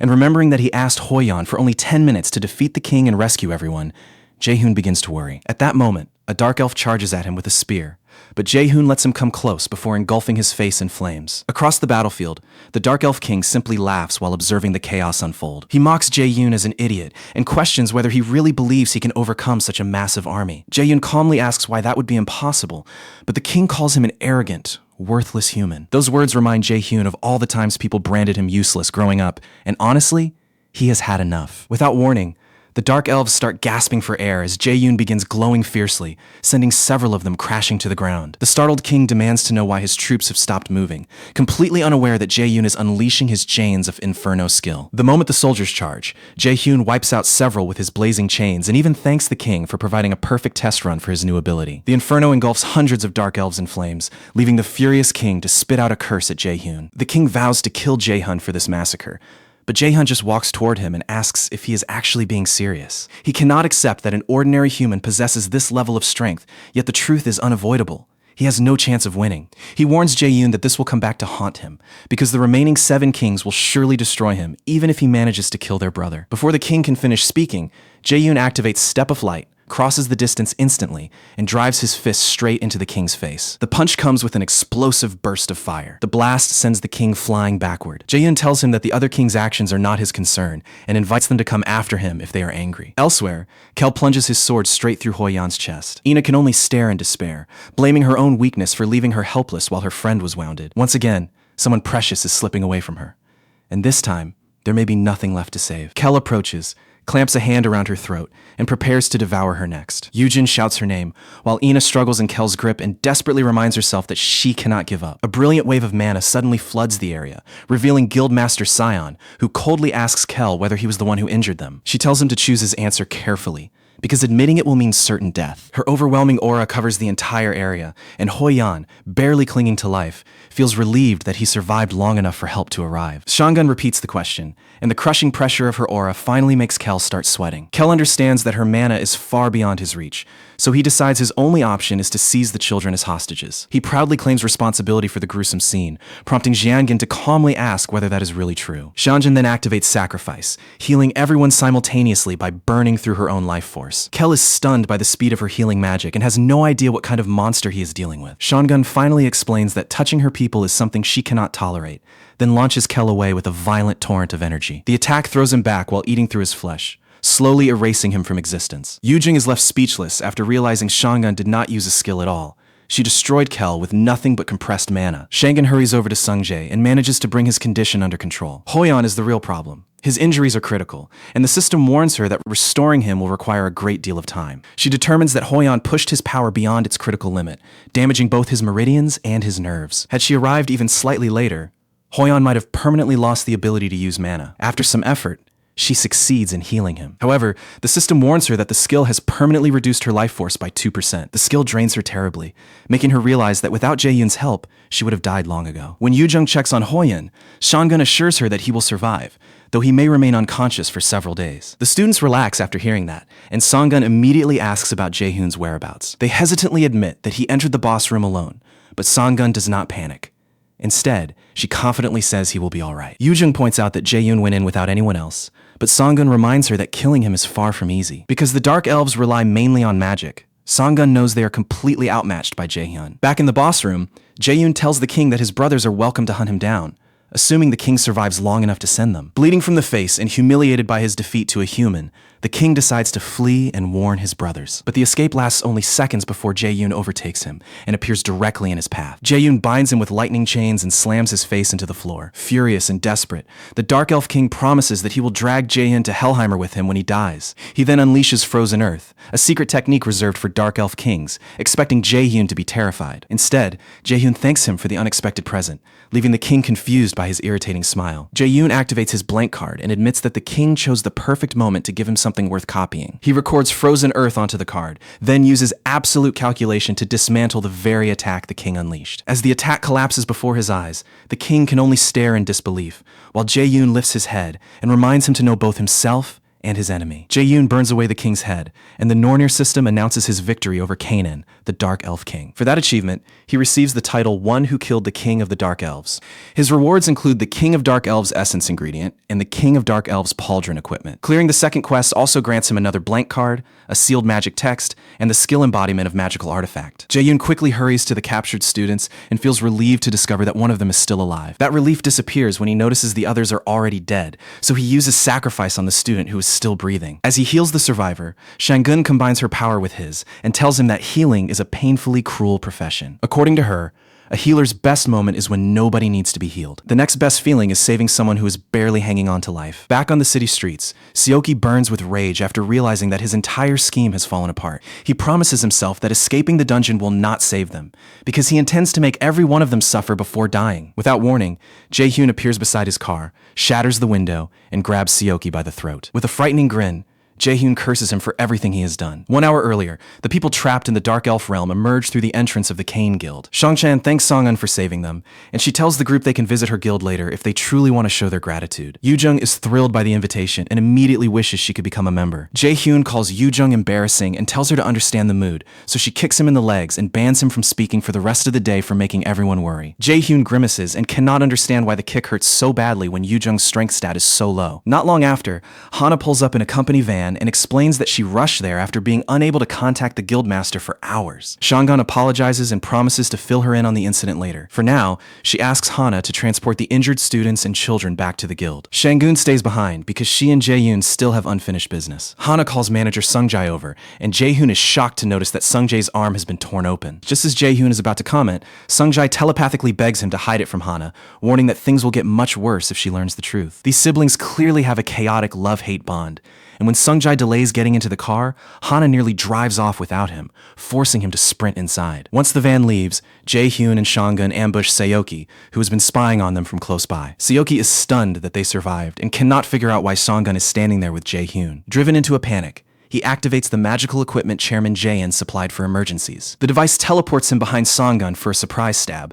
but she effortlessly sidesteps the attack. Shangun even mocks the teleportation device, pointing out that it can only move him a few dozen meters. She demands to know why he targeted the students and who ordered it, but Seoki refuses to answer and sneers that mages are inferior regardless. Seoki activates a mana suppression device, which Seongun recognizes immediately, and she responds that it is a pity. Meanwhile, Jae-in has been listening to everything and concludes that Seoki is no longer useful to him. In the street, Sanggun gathers a massive mana blast despite the suppression device and asks Seoki whether he honestly believed such a trick could defeat her. Jae-hyun realizes that Seoki had used the same device inside the Kane Guild, which explains why he failed to sense the magical seal earlier. Seongun tells the instructor that his silence does not matter, since she already knows Jae-in is the mastermind. She adds that flooding the device with enough mana will destroy it easily, then calmly informs Seoki that he is going to die there. The atmosphere suddenly shifts as lightning gathers overhead and surges through Seoki's body. Jae-hyun identifies the spell as Lightning Call, an A-rank ability whose strength scales with its user, and realizes Songgun is wielding it on an entirely different level. Later, back at her lodge, Ina remembers how Jae-hyun saved her by catching the spear meant to end her life. She understands that he reverse calculated the spell in almost no time, proving how much further she still has to go, but she resolves to thank him properly later. Meanwhile, reporters swarm Mills Academy for answers and demand an interview with Chairman Jia-in. Instructor Yi-soo informs Jia-in that the Academy's reputation is collapsing, and rumors now accuse him of creating the Ghost Guild to abandon the students. Jia-in erupts in anger, unable to understand how everything went wrong. Without changing expression, Yasu tells him that journalists are waiting outside and calls are flooding in, then asks how she should handle them. Irritated, the chairman orders her to seal the academy and announce that no interviews will be given. After she leaves, John concludes that someone inside Mills must have betrayed him, since details of his plans were leaked. With Saki most likely dead, the chairman decides that someone else must pay the same price. He calls an unknown contact and offers any amount of money needed to bury the story in the media. A few days later, Jae-hyun deliberately bumps into Hoi-yun in the hallway and remarks that he looks healthier. Hoi-yun is happy to see him and admits that he is alive only because of Jae-hyun and the guildmaster. After a brief silence,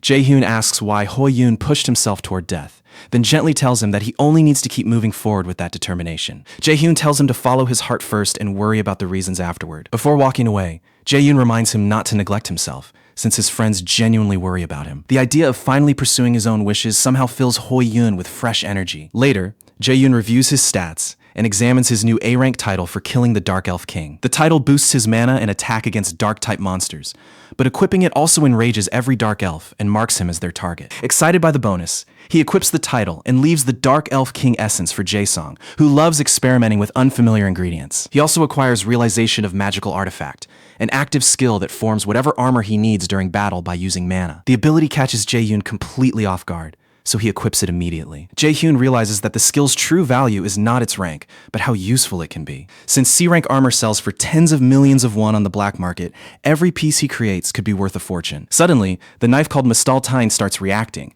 and the system announces that Jae-hyun has fulfilled every condition and unlocked all of its effects. As a result, he gains the passive skill Genius of Armor Making, which raises the rank of every piece of equipment he crafts by 1 level. Jae-hyun is thrilled by the absurdly powerful bonus, and finally understands that Mistaltane's complete effects had remained locked because he had not met all the requirements. With so many new advantages at his disposal, he decides to start training and make full use of them. The following morning, students across Miles Academy begin preparing for their upcoming exams. The exams are so brutal and competitive that students have nicknamed them the Grave of Students. They include written theory papers and practical tests, covering potion making and pocket plane dungeon raids broadcast live across the nation. Meanwhile, Yoo-jung wakes Hoi-yun by threatening violence, and he apologizes for falling asleep every time he opens a book. Panicked, Yoo-jung reminds him that only a few days remain before midterms and warns him not to fail. Nearby, Ina is having just as much trouble making sense of her textbook. Hoi-yun realizes that he and Ina are terrible at theory, while Yoo-jung has volunteered to tutor them. The two eventually resign themselves to retaking the exams,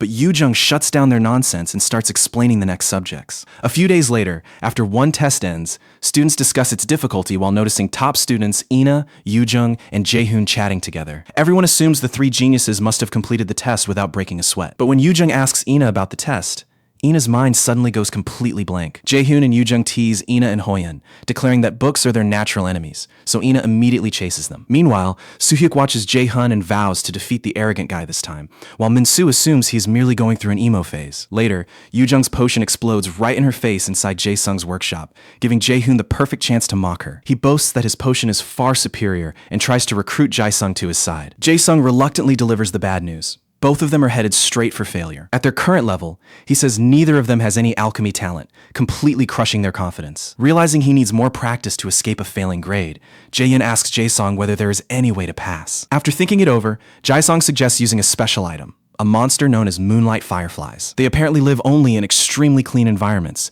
which is why fewer than 100 ever reach the black market in an entire year. If they manage to turn the creature's exoskeletons into powder, the potion's effects can be pushed to their maximum potential. Not long after that, Jae-hyun and Yoo-jung go to meet Kwon Soyeol Sunbai, the senior they defeated during the freshman hunt. They greet her after some time apart, and she stares at them in surprise before asking what brought them there. Jae-hyun says he needs a favor, but she immediately shuts him down and tells him not to bother because she has no intention of helping. Still, he points out that rejecting the request before hearing his offer might be a little premature. She refuses again, assuming that the only thing he could possibly pay her with is a few academy points. Then Jae-hyun puts 30 million won in cash on the table, leaving Yujing stunned while Soyeol's eyes practically sparkle at the amount. Soon enough, the group travels to Jeollabuk Domaju near Mount Daegu, taking Jasong with them. After hearing the proposal an hour earlier, Soyeol agreed that it could work, but warned them that her inspection skills still required some kind of trace to locate the target. When she asks whether they have a lead, Jae-hyun confidently says that he will bring an exceptionally skilled alchemist. She wants to know who he means,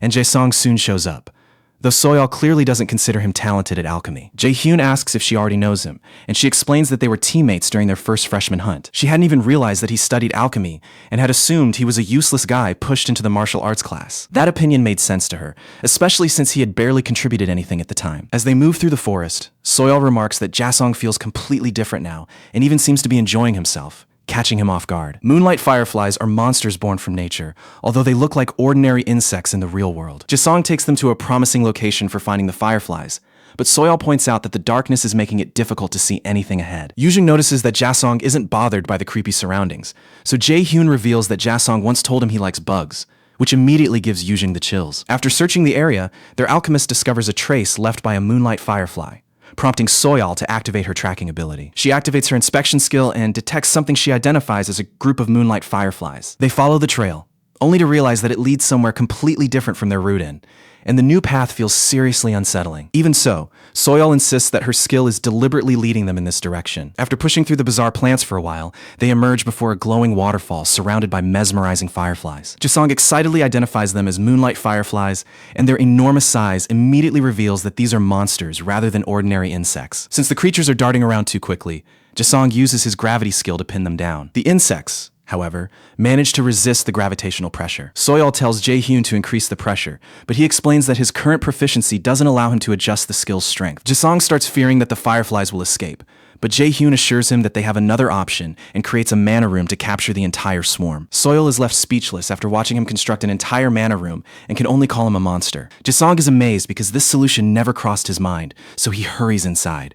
Meanwhile, Yujing's face makes it obvious that bugs are her worst nightmare. Jae-hyun doesn't give her a choice and pushes her inside, where the whole group joins Jasong as he starts gathering the insects. As she helps collect the insects, Soyeol wonders whether anyone else in the academy can create a mana room like this, then realizes that even a third-year student probably couldn't manage it. Once the collection is complete, they return to Jasong's workshop and give potion making another shot. This attempt actually succeeds without blowing up in their faces, leaving Hoyeon and Inna completely stunned. Jasong proudly announces that his hard work paid off and their potions should reach at least 70% purity. Yujing and Jae-hyun celebrate the result, but Jasong notices that Jae-hyun's potion is only 50% pure and Yujing's is 47%, making him worry about their test performance. A few days after the test, Hoyeon mocks Jae-hyun and Yujing, joking that their ingredient cauldron looked more like a monster summoning pot. Despite receiving all the best ingredients, Yujing finishes only 42nd, Jae-hyun places 31st, Hoyeon comes 29th, and Inna takes first place. Hoyeon gives them a little more grief before leaving for class, while Jae-hyun reminds himself that the competition isn't finished because both he and Yujing still have more exams ahead. The problem is, the practical exams are on an entirely different level of difficulty. They combine everything the students have faced so far: the freshman hunt, the AR test, the fake dungeon, and all their previous lessons. And the unusual team-building rules make the exam exponentially harder. When the practical exam arrives, Yujing complains that her cost is 14, meaning she will need a careful strategy to assemble a strong team. Each student's cost is determined by their current grades. They must form groups of 4, while keeping the combined cost at 50 or below. For this exam, Hoyeon is valued at 17, Inna at 15, and Yujing at 14. In his previous life, Jae-hyun's cost was only 6, and although he had been thrilled to join a powerful team, the final outcome had been disastrous. He thinks the system is terrible, since high-ranking students simply pick weaker players to balance out their own expensive team costs. Just then, one of the cadets he remembers from his past life comes over to him. That same person had once mocked him for his low rank, yet now he wants to confirm whether Jae-hyun is the genius who topped the student hunt and excelled in the fake dungeon. Back then, he had ridiculed Jae-hyun during the exams and arrogantly told him to stay in his place. Now he happily introduces himself as Ju Han-sung, but Jae-hyun barely gives him the time of day. Han-sung still proposes a partnership, claiming that his cost is low for his actual abilities, and that he can help Jae-hyun, whose cost of 20 makes team selection difficult. But Jae-hyun sees straight through him. A shameless opportunist who bullies the weak and flatters anyone powerful. He tells Han-sung that it is unfortunate they won't be teaming up, then sends him off to find another partner. Han Sung nervously repeats that his low cost comes with strong abilities, but Jae-hyun cuts him off, saying he can clear the exam alone and Han Sung isn't strong enough to matter. Jae-hyun apne doston ke paas jaakar puchta hai whether they have thought over his proposal, while Han Sung watches him with pure disgust. The warriors Jina and Sungwoo then tell Jae-hyun that they are willing to join him. Han Sung recognizes them as the warriors who abandoned Jae-hyun in the mock dungeon, while Jae-hyun thanks them and admits he had been afraid they might refuse. Furious that Jae-hyun chose those two instead of him, Han Sung marches away, convinced that Jae-hyun will soon regret the decision. Later on, Jae-hyun gathers with his new teammates at a cafe. Jina asks whether he truly wants them after their poor performance in the mock dungeon, while Sungwoo reminds him that they were left to die during the cane incident because they lacked the necessary skill. Jae-hyun simply assures them that losing is not part of his plan. He knows their costs are unfairly low because their escape from the mock dungeon damaged their rankings, which makes them far better bargains than Han Sung. The two finally accept, then ask who will complete the four-person team. Jae-hyun says their final teammate will arrive soon, and moments later, Yoo-jung walks through the cafe door. The group remembers that Instructor Jian had to restrain Yoo-jung when she nearly destroyed them for abandoning Jae-hyun in the dungeon. The moment she arrives, Yoo-jung bluntly asks Jae-hyun why he invited her to join these two. Elsewhere, Chairman Ji-hyun reads reports claiming that Mills Academy is losing its status as Korea's #1 academy, putting his own position at risk because of the incident. In a fit of rage, he smashes the computer, furious that those reporters published the stories despite all the money he had paid them. He realizes that even the media is abandoning the mighty Ji-hyun, and he quickly suspects the Lotus Guild is behind the sudden change. With no better option, he decides to keep a low profile for the moment, even if that means accepting some losses. He will wait until the media storm dies down, then resume his original plan for Asir. Back at the cafe, Yoo-jung watches the two warriors defiantly, but eventually agrees to let the past go and asks Jae-hyun whether he is genuinely comfortable with the arrangement. Jae-hyun tells them to trust that ordering them to retreat had genuinely been their best chance of surviving, leaving Yoo-jung with no choice but to accept his explanation. She then asks for the real reason he recruited them, since someone like him could easily score full marks without any teammates. The truth is that he picked them because all three hold a grudge against Jae-in, and he trusts them to keep their agreement confidential. He finally reveals that he intends to use the event to take down Jae-in, leaving everyone staring at him in disbelief. When the practical exam begins, the students assemble and Instructor Park Ha-jin steps forward to oversee its second stage. Jae-hyun immediately identifies Ha-jin as one of Jae-in's lackeys, sent there to take Seoki's place. Ha-jin announces that the exam will be broadcast nationwide, so everyone can witness the students' abilities. He tells them to give it everything they have and wishes everyone good luck. The students are instantly sent into the Pocket Plane, a realm that appears to be overflowing with lava. Jae-hyun's group is assigned Team D, and their objective is to conquer every floor before returning with the boss core. On the first floor, they must wipe out every monster and locate the staircase to the next level. The heat is unbearable, and Jae-hyun explains that this dungeon was designed after Muspelheim. He suggests mapping the dungeon first, since they need every bit of information to handle unexpected problems. And there are also specific items he wants to reach. Yoo-jung explains that Frostgrass is one of their priority items, since prolonged exposure to the heat will slow them down and create additional dangers. Sungwoo praises Jae-hyun and Yoo-jung for their impressive planning, but Jae-hyun says this is simply basic dungeon exploration, where a raider's first priority is survival. Jae-hyun activates mana detection and keeps searching until he finally locates Frostgrass. Following the mana trail leads them to an entire field covered in Frostgrass. Jae-hyun tells them to harvest as much of it as they can and store everything in their inventory. Because Sungwoo claims to have decent alchemy grades, Jae-hyun assigns him the task of preparing their potions. A notification suddenly informs them that viewers will soon enter their room, so they are warned to watch their words and actions. The students are expected to put on a good show for the entire country and keep the viewers entertained. Jae-hyun dislikes being forced to perform, though he can see how the situation might benefit him. As they gather the grass, he detects 4 C-rank monsters approaching and orders everyone into Formation B. Everyone takes their assigned position while several lava slimes close in. Jungwoo uses Provoke to pull the slimes toward himself, while Jae-hyun orders the others to attack with items from a distance because touching the wrong spot makes the monsters explode. They ready their weapons, but hold their ground, waiting as the monsters keep advancing. Once the slimes are nearly within reach, Yoo-jung calls to Jae-hyun, but he tells her to wait a little longer. Just as the monsters come within inches, Team D's viewing channel opens and a flood of viewers arrives, with some asking whether this is the stream featuring the Freshman Hunt champion. At Jae-hyun's command, Yoo-jung activates Water Shoot and sends an arrow straight through one of the monsters, leaving a hole behind. As Gina joins the attack, Jae-hyun realizes that this lava-filled environment is perfect for testing his Frozen Earth skill, so he smiles at the camera and activates one. He doesn't want to reveal everything at the start, saving his more powerful abilities for when the battle becomes truly intense. For the moment, he activates Ice Rain, sending a storm of ice crashing down across the battlefield. The viewers can barely believe what they are seeing and wonder how a new student is capable of using such an ability. Others assume the broadcast must be malfunctioning, since the skill he used is ranked A. Jae-hyun, however, knows that these clueless viewers could become his strongest weapon against Jae-in. Meanwhile,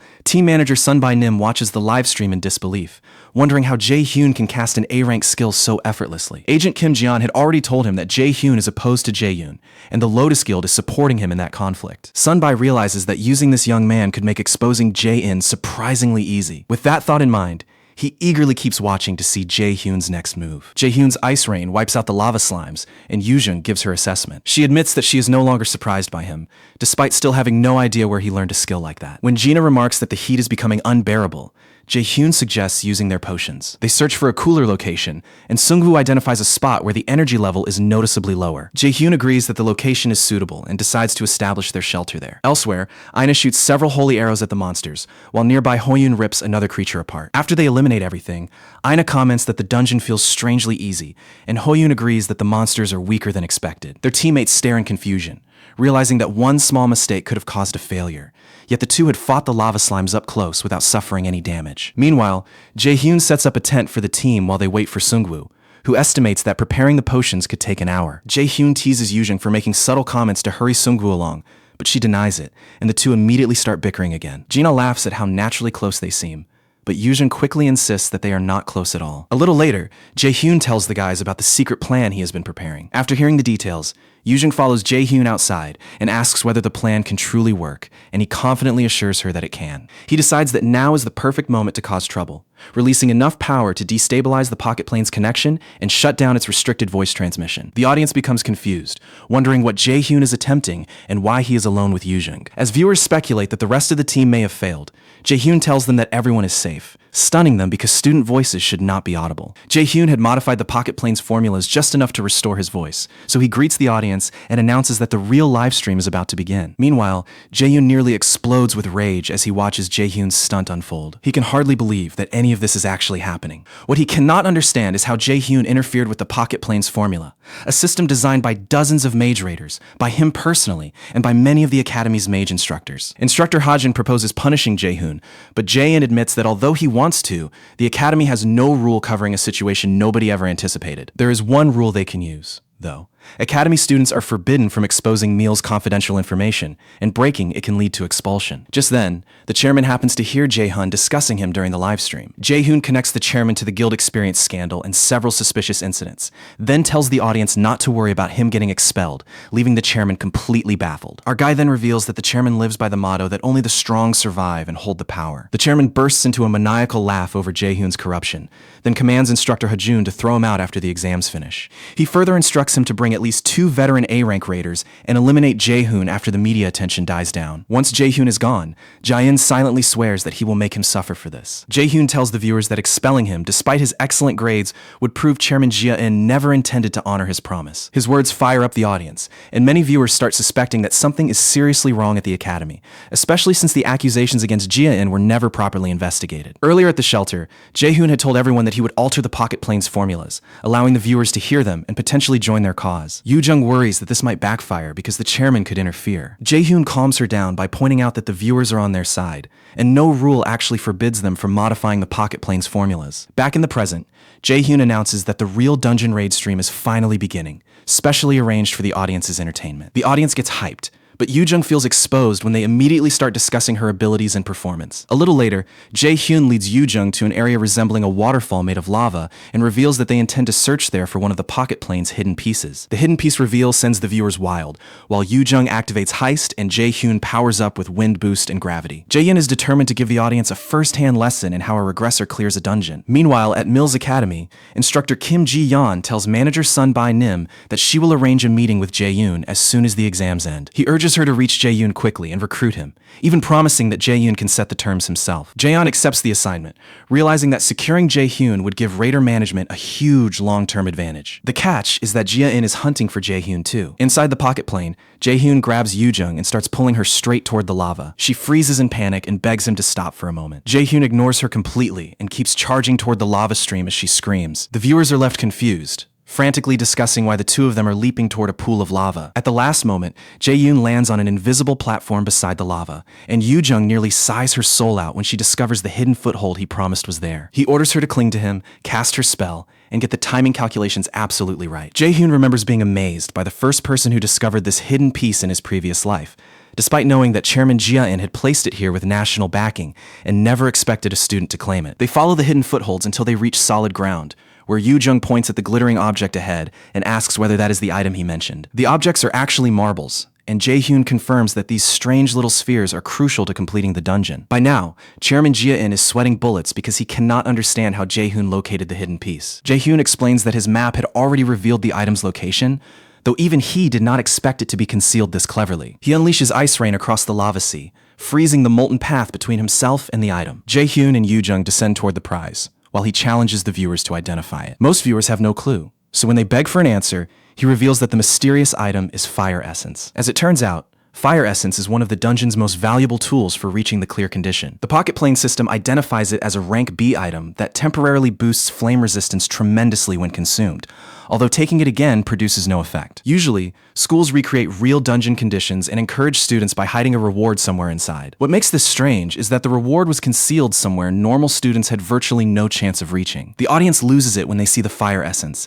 since the items cost a fortune in equipment shops, leading them to estimate that Mills Academy spent over $10 million per team for the midterms. With the first prize secured, Jae-hyun moves on to the next target. Jae-hyun can only imagine the priceless expression currently plastered across Chairman Jia-in's face. He is even more curious to see Jia-in's reaction when the rest of his little presents are revealed. After nightfall, they head back to the shelter, where Yoo-jung complains bitterly about how awful the potion tastes. Jae-hyun agrees that it tastes terrible, but insists she has to take it because it will help them clear the dungeon. Yoo-jung finally gathers enough courage to swallow it, only to drop unconscious immediately afterward. Completely confused, Jae-hyun asks Sungwoo whether he slipped poison into it, but Sungwoo quickly denies doing anything. Jae-hyun then explains that stage 1 is nearly complete, and their next task is locating the route to the second floor. At the academy control room, Instructor Jian approaches Hajin to check on the current situation. Hajin jokingly points out that he is the person running things here. He asks why she bothered coming over and whether she doubts his ability to handle his responsibilities. After a brief silence, Jian calmly says that possibility cannot be ruled out. That answer immediately wipes the smile off his face. After Seoki's departure,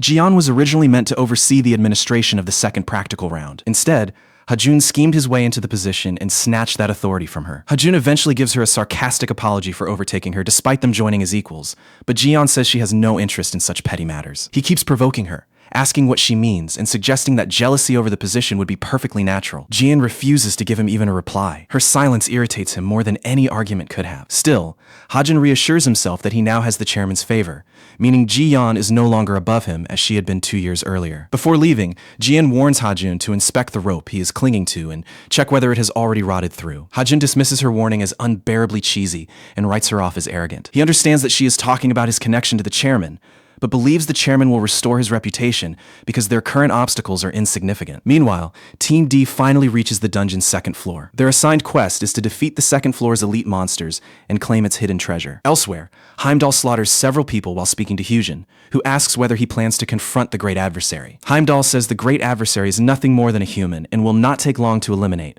but complains that afterward, he will once again be forced to guard Bifrost. He tells Hyujin to stay out of his business, calling him nothing but a creature of evil. Hyujin, however, sees gods and humans alike as fools and recalls Munin, Odin's other raven. Lost in thought, he speaks to the absent Munin and says that nothing has changed, and nothing ever will. On the second floor, Gina points out that the heat is worse than before, while Yoo-jung realizes that this floor's quest looks far more difficult. Jae-yoon already knows every route, yet he senses that something about the place is off. An hour earlier, they had reached this floor through a narrow cave, leaving Sung-woo to wonder why there were no proper paths and why the entrance had been buried underground. Yoo-jung explains that stage-based dungeons normally hide their exits well, so Jae-hyun's effortless discovery makes her suspect that he has visited this place before. While lost in thought, Yoo-jung spots the bug and lets out such a loud scream that even the viewers get startled. Yoo-jung ends up clinging to Gina, while Jae-hyun catches the bug and tells the viewers he may need it again later. Before proceeding, Jae-hyun says they need to make one preparation and hands everyone fire essence to consume. Everyone hesitates,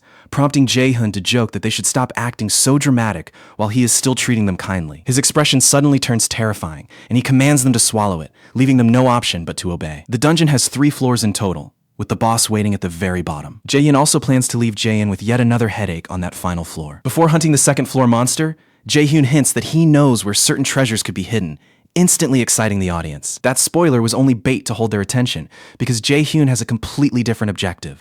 He reveals that the salamander itself guards one of the dungeon's treasures, collecting glittering objects like a crow and storing them inside its nest. The viewers get even more excited, and one of them looks it up online, discovering that salamanders can purify corrupted items as well. When the viewers ask how Jae-hyun knows about the salamander's nesting habits, he simply says that he researched the creature. The second hidden piece is Balmung's replica, a sword connected to the German epic song of the Nibelungs from the 13th century. Legend says it was forged to slay dragons, and like Thalfi's Thundersteps, it possesses terrifying strength and destructive power. The original weapon reportedly belonged to a German raider called Balak. Gina suddenly asks about the salamander's weak point, and Yoo-jung explains that its stomach is vulnerable because the outer body is heavily armored. The usual method of killing one is to aim ice-based magic directly at its stomach. As they venture farther inside, Sung-woo notices the temperature climbing and admits he would be suffering without the fire essence. Although Jae-hyun knows the entire layout, he pretends to investigate so nobody starts wondering how he knows so much. Soon, he halts the group and claims to sense mana near a cluster of swords. Yoo-jung doubts that any of the swords are hidden pieces because there are so many and they appear unregistered,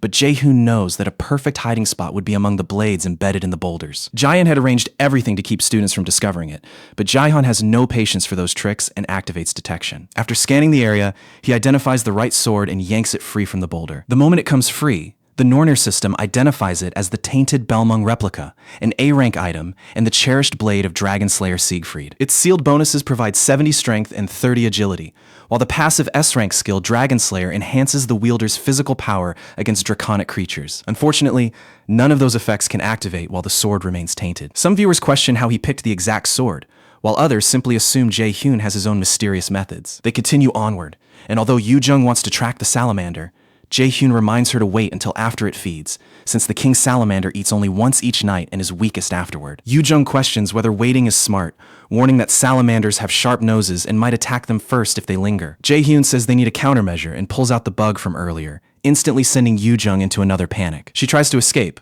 but Jae-hyun restrains her because she is the key component of his strategy. The creature is a bomb centipede, which releases a liquid whenever it senses danger. That liquid reeks so horribly that it brings tears to the eyes, and Jae-hyun intends to use the smell as bait for the hunt. The plan works, and the salamander soon appears after picking up the foul scent. As Yoo-jung gets ready to face the salamander, she reminds Jae-hyun that he owes her a reward for participating. Since she was so frightened, Jae-hyun had promised her the magic staff beloved by teacher Seongun if she went through with the plan. In reality, he only plans to hand her some random staff, and he is certain she will murder him once she discovers the truth. The viewers watch with bated breath, desperate to see whether this ridiculous plan actually succeeds. Jaehyun explains that Yoo-jung specializes in wind magic, allowing her to form a small current that carries the bug's scent directly toward the salamander's nest. The audience is impressed by her incredible mana control, while the humans begin feeling strangely sorry for the salamander. The salamander's eyes immediately fill with tears, so Jae-hyun orders everyone to stick to the plan and move only after receiving his signal. He activates level 2 Ice Spear and slams the writhing monster to the ground while it is distracted by the pain. Jae-hyun waits until the monster opens its mouth to breathe fire,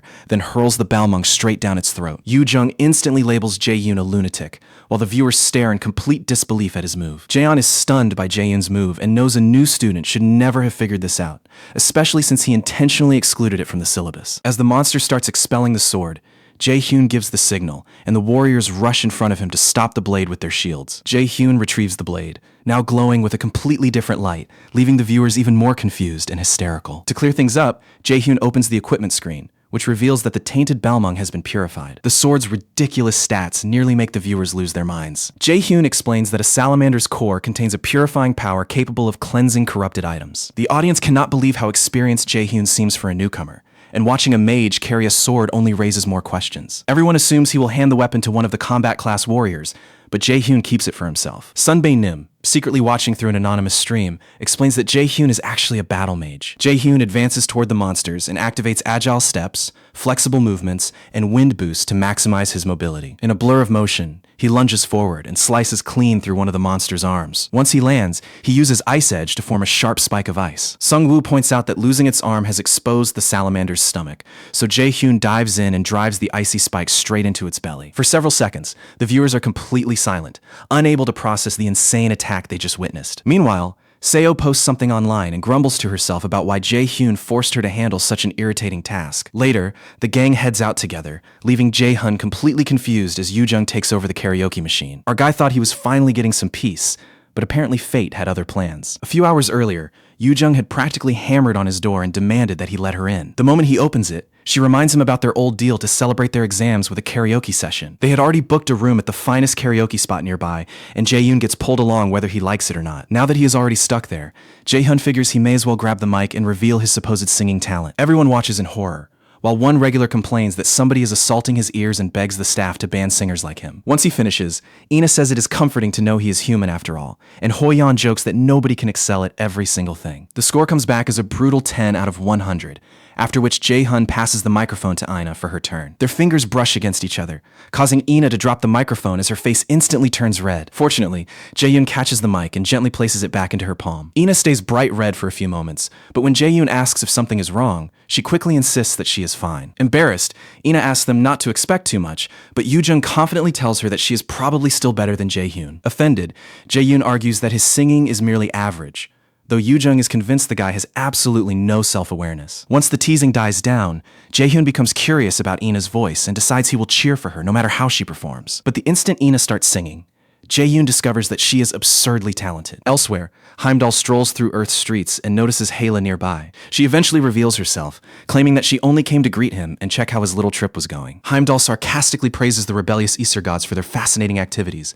but Hela fires back that their actions are nothing compared to Odin and the other Aesir gods. Heimdall mocks Hel for waiting around for the prophecy's great adversary to rescue them, but when Hela says the outcome is impossible to predict, he dismisses the idea that an ordinary human could defeat the Aesir gods. As Heimdall moves ahead, Hel blocks his path. He orders her aside, but she refuses to let him proceed toward the prophecy's great adversary. Irritated, Heimdall asks whether she is looking for death, but Hela reminds him that Earth limits his powers while giving her the upper hand. Heimdall warns her that if she intends to kill him on Earth, she had better prepare herself for the same fate. Hela remains unfazed, saying she is prepared to die because her current mission is simply to buy enough time for a brief respite. Ina delivers an excellent performance and, after finishing, turns around to ask for everyone's verdict. Everyone is left speechless. Yoo-jung wants to know where that talent came from, while Hoyeon complains that Ina kept it secret all this time. Jae-yeon asks whether she ever attended singing lessons, but Ina says she never did. Yoo-jung cannot believe she learned without lessons, while Ina is equally shocked that everyone genuinely enjoyed her voice. Ina thanks them for their kind words and reveals that this is only the second time she has ever sung in front of others. A few days later,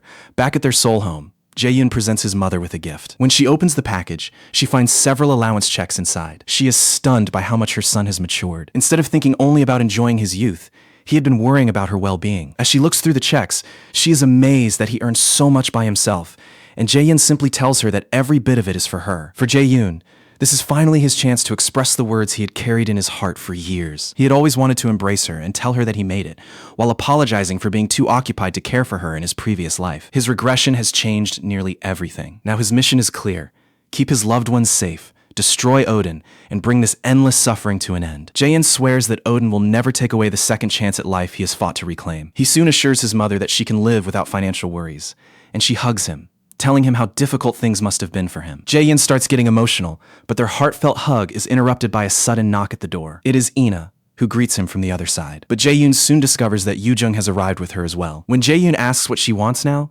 Yoo-jung explains that she came to invite him to a barbecue at her house. Jae-yoon remembers that her parents are returning today, and Yoo-jung adds that her mother specifically asked her to bring him over because he is always helping their family. He jokes that helping her is unavoidable because she is such a burden, but Yoo-jung insists he comes since her parents are eager to meet him. Jae-yoon finally gives in, and Yoo-jung leaves satisfied. Ina notices the damp spots on his shirt from when he wiped his face and asks whether he had been crying. Caught off guard, Jae-yoon claims his clothes were splashed while he was washing dishes, and the two turn away after an awkward silence. That evening, Jae-yoon visits Yoo-jung's home and immediately realizes how wealthy her family is from the mansion-like house. There, he bumps into Ina and asks why she is staying over, wondering if Yoo-jung dragged her along too. Ina explains that she had nowhere else to go, which makes Jae-yoon apologize after remembering that she currently has no family. A moment later, Yoo-jung arrives with her father, Mr. Kim, following closely behind her. Yoo-jung's parents warmly welcome Jae-yoon, and everyone exchanges greetings. Jae-yoon remembers that, in his previous life, they had treated him kindly on the day his mother died. Before Jae-yoon can react,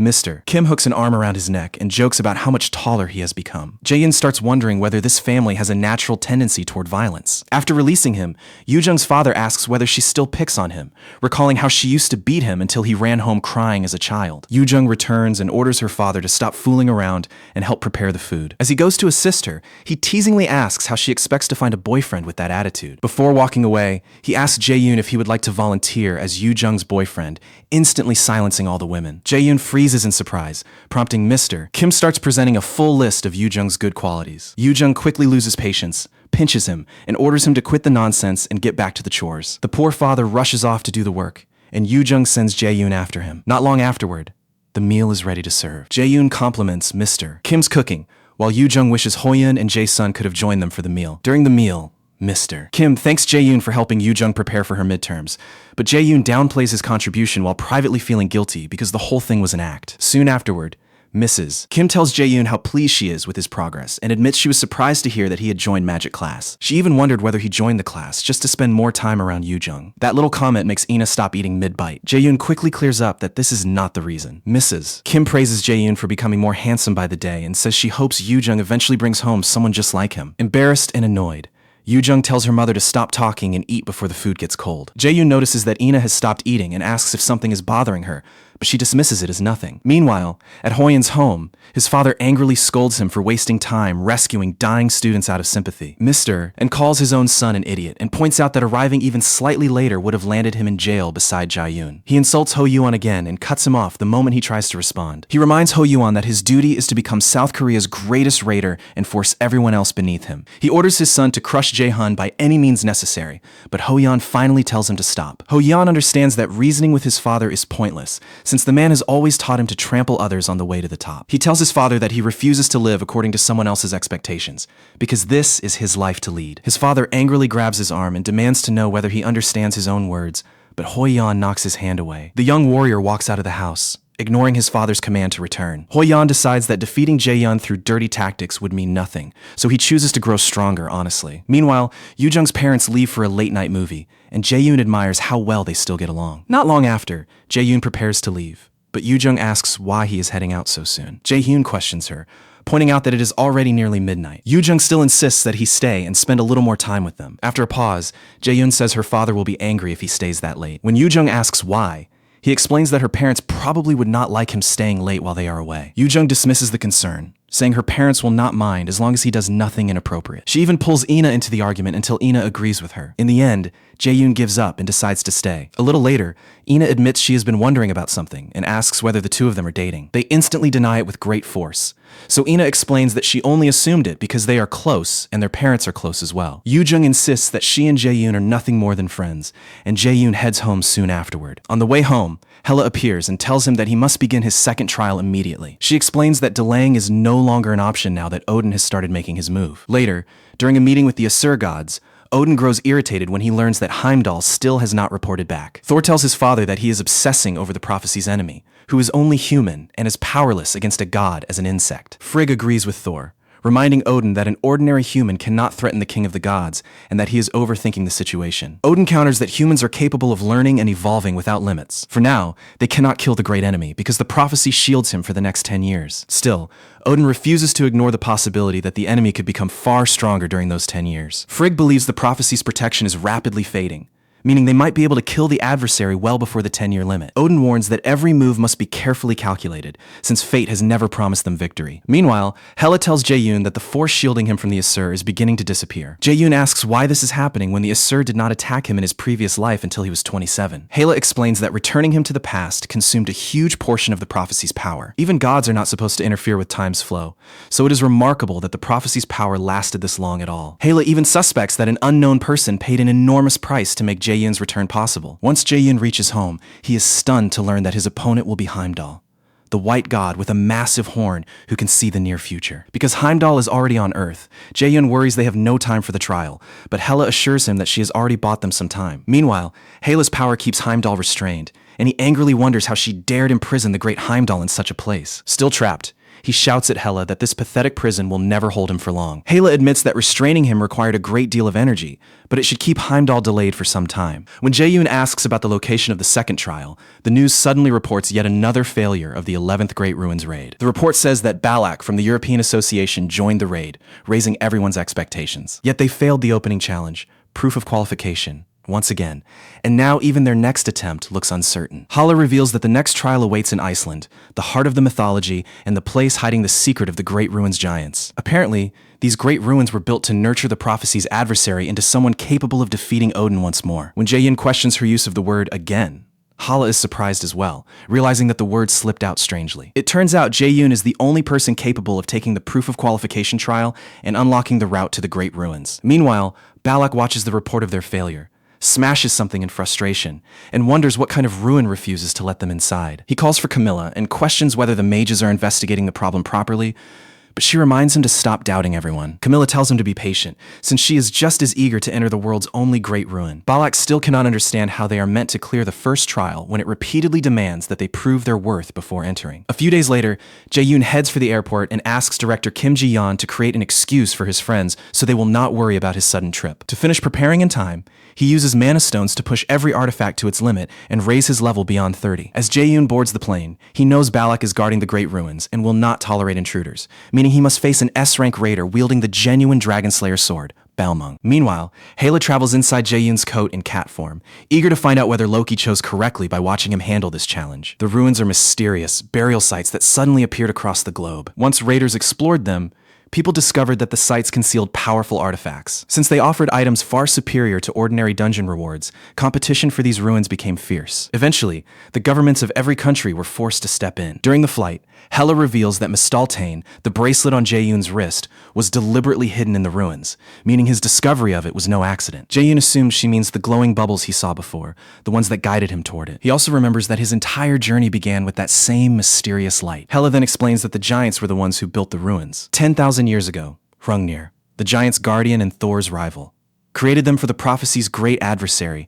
and the countless humans destined to fight Odin's army. Jae-yoon now understands the endless puzzles and riddles, since the giants were famously wise beings who dared stand against the Aesir gods despite their tragic end. Jae-yoon then points out that he brought a rather valuable item along. Before leaving, he obtained an A-rank enhancement item called Shadow Mineral, designed to strengthen his shadow gear. This mineral can enhance the shadow armor he acquired after defeating Nightshade. Once he applies the shadow mineral, the armor's rank rises to A. Mistaltane then activates its passive skill, Genius of Armor Making, upgrading the armor again into the S-rank Armor of Abyss. Armor of Abyss was supposedly forged from the Abyss of Ginnungagap, granting level 3 stealth as an active skill and shadow synchronization as its passive ability. Shadow synchronization is an A-rank ability that links its user to the shadows, creates an afterimage, and can deflect attacks with a 20% success rate, or guarantee one deflection once, but light-based attacks completely bypass it. Several hours later, they arrive in Iceland and check into an exclusive hotel reserved for awakened people, where a single night costs 50,000 won. On his way to the room,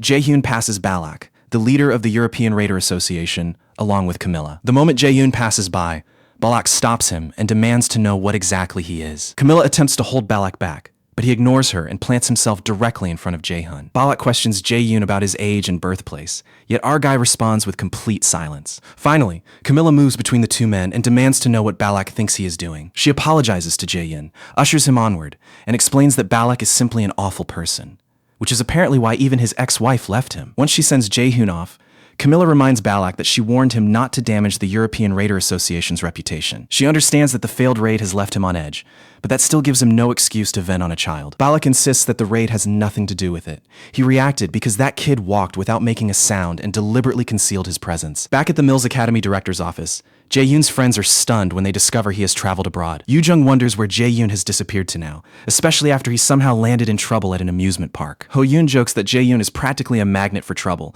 but Ina cuts in and argues that he is not that kind of person. At Iceland's Great Ruins, European Raider Association guards spot a suspicious figure approaching and order him to identify himself. Hidden behind his armor, Jae-hoon asks whether they could simply let him pass because he cannot be bothered with this nonsense. Just as the guards prepare to announce an intruder, Jae-yoon clamps a hand over their mouths and triggers his brainwashing ability. He apologizes for behaving like a trespasser, then calmly explains that these ruins were supposed to be his destination. Before leaving Seoul, Hela explained that entry required two things: the Nornir system and strength and agility stats above 150, which was essentially the S-rank threshold. For a moment, She hesitates, secretly hoping that he might actually be S rank. When he admits that he is not, Hela is stunned, especially since she personally witnessed him defeat Surtur's clone. As Hela searches for a solution, Jae-hyun says he already has one and produces an A-rank item called the Cursed Key, obtained during Flandier's mission. His detection key identifies it as Loki's key, an item capable of unlocking any door or chest. Now, Jae-hyun finds the key's existence suspicious, almost as though someone who knew the future had intentionally left it for him. He inserts the key, and the sealed door swings open. Before stepping inside, he readies his blank card, convinced that he will need it before long. He could have copied Seo's cognition accelerant or Soyaz's detection skill, but Jae-hyun suspects a more valuable target may still appear. Besides, copying the abilities of people nearby would only make them suspicious of him. Moving through the corridor, he encounters a giant who asks whether he is the great adversary from the prophecy. The giant names himself, Smur Hrungnirson, and explains that he guards the great ruins under orders from his father, Hrungnir. After Hela drops down, Smur identifies her as a clone of Hel. She explains that guiding the great adversary through 5 trials is her duty, and that the prophecy protecting him is losing strength, making it urgent for him to begin. Before she can finish, Smur rejects the request, arguing that opening the door with the key was cheating, and that the great adversary's current stats are insufficient for the second trial. Smur kindly suggests that Jae-hyun train, grow stronger, and return later. But Hela warns that time is running out, and the Asur gods will move once the prophecy fades. Smur remains firm that rules cannot be ignored, adding that Jotunheimer, the land he wanted to protect, is probably already buried beneath ashes, leaving the giants nowhere to return. Because he believes everything is already lost, Smur sees no point in rushing, and Hela realizes the giant has fallen into despair. Jae-hyun, who has been silently fuming, finally snaps and asks what kind of nonsense they are talking about. He asks Smur whether he is joking and reminds him that he is not some charity case. RMC declares that they cannot summon him whenever convenient and throw him aside afterward. The only reason he has allowed them to direct his actions so far is that he also sees benefits in making use of them. Jae-hyun activates his level 5 lightning chain and orders Smur to get out of his path. Outside the dungeon, the guards assure Balak that nobody has gotten past their checkpoint. Balak cannot accept that explanation, because the strange energy he just sensed only appears when the ruins have been opened, proving someone must be inside. With the doors open, Balak assumes he will finally be permitted inside, only to receive the usual answer when he arrives. He is unqualified. Later that night, Camilla receives a call from Balak, who reports that an intruder has entered the Great Ruin. Inside the dungeon, Hela demands to know what Jae-hyun is trying to accomplish. Now furious, Smur brands him an idiot and rises to confront him head-on. Smur questions how Jae-hyun dares challenge him while trapped in a human body, and his roar unleashes a devastating wave of energy. Jae-hyun barely reacts, asking if Smur has any new dialogue because he has heard that same threat far too many times. Jae-hyun refuses to quit because abandoning the trial would force him to retreat, only to die later while facing Heimdall. Whether he dies here or against Heimdall, the outcome is still death. He will not repeat the regrets of his previous life, so this time he chooses to hold his position and fight. Soon after, Smur declares that his patience has run out and fires a massive arrow from above, aimed directly at Jae-hyun's head. Instead of dodging, Jae-hyun calmly uses absolute calculation to obliterate the incoming arrow. He follows up by activating Wind Boost and shooting straight towards Smur. Smur notices that Jae-hyun is targeting his heart and wonders whether the great enemy truly intends to defeat him and leave alive. As Smur questions Jae-hyun's determination, Jae-hyun feels the same crushing pressure he experienced during his battle with Hyujin. That sensation appears whenever he faces an enemy he cannot currently defeat,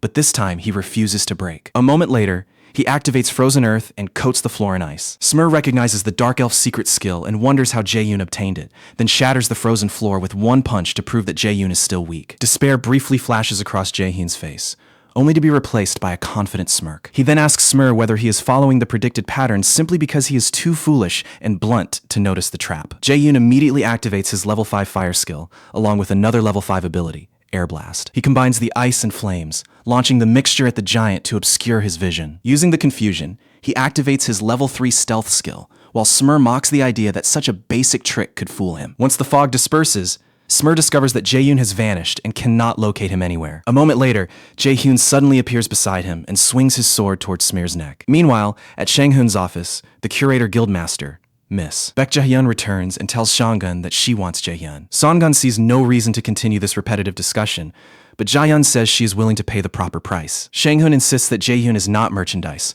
prompting Ji-hoon to offer an item called Nidhogg's Fang. Shang-hun never expected the Curator Guild to put an S-class item on the table and wonders whether Ji-hyun values Jae-hyun that highly. Shang-gun smiles knowingly and asks whether Ji-hyun plans to tempt Jae-hyun himself with the item if the Lotus Guild rejects the deal. Ji-hyun's answer makes it obvious that this is exactly what she intends to do. Intrigued by the plan, Song-gun says Ji-hyun should have approached Jae-hyun directly. Ji-hyun replies that their guild prefers settling matters in a more gentlemanly fashion. Ji-hoon rises, extends her hand, and says she will be waiting for Shangun's decision. Once again, Sion leaves her hand hanging, so Ji-hun simply turns around and departs. Back in the ruins, Jae-yoon's blade strikes Smear's neck, but the giant does not suffer even a scratch. Smear asks whether this is truly Jae-yoon's chosen method and warns that Odin and the other Aesir gods are powerful, so his struggle may accomplish nothing. Smear asks if Jae-yoon still intends to proceed, but Jae-yoon says taking action is better than waiting uselessly. He uses realization of magical artifact to forge a mana blade, then applies genius of armor making to upgrade it further. Smear remains unimpressed and tells the great adversary that his efforts are meaningless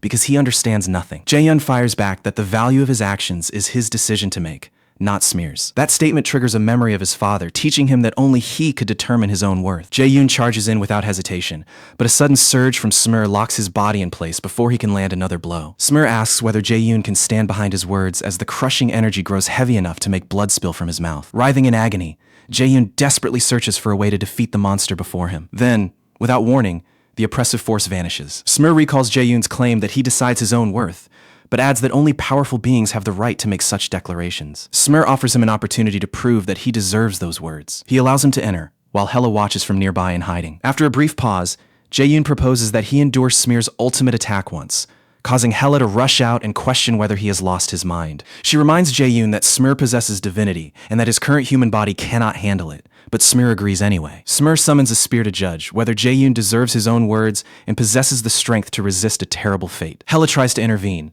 but Smear ignores her and launches the spear at Jae-hyun, who stands frozen in place. The spear's overwhelming force rattles the entire structure and tears a massive hole through its impact point. When the smoke finally clears, Jae-hyun is still standing and asks Smear whether that is proof enough. He survived by using shadow synchronization, and the system informs him that its activation chance will now remain at 20%. Smear is impressed, and a smile slowly appears as he grants Jae-hyun entry.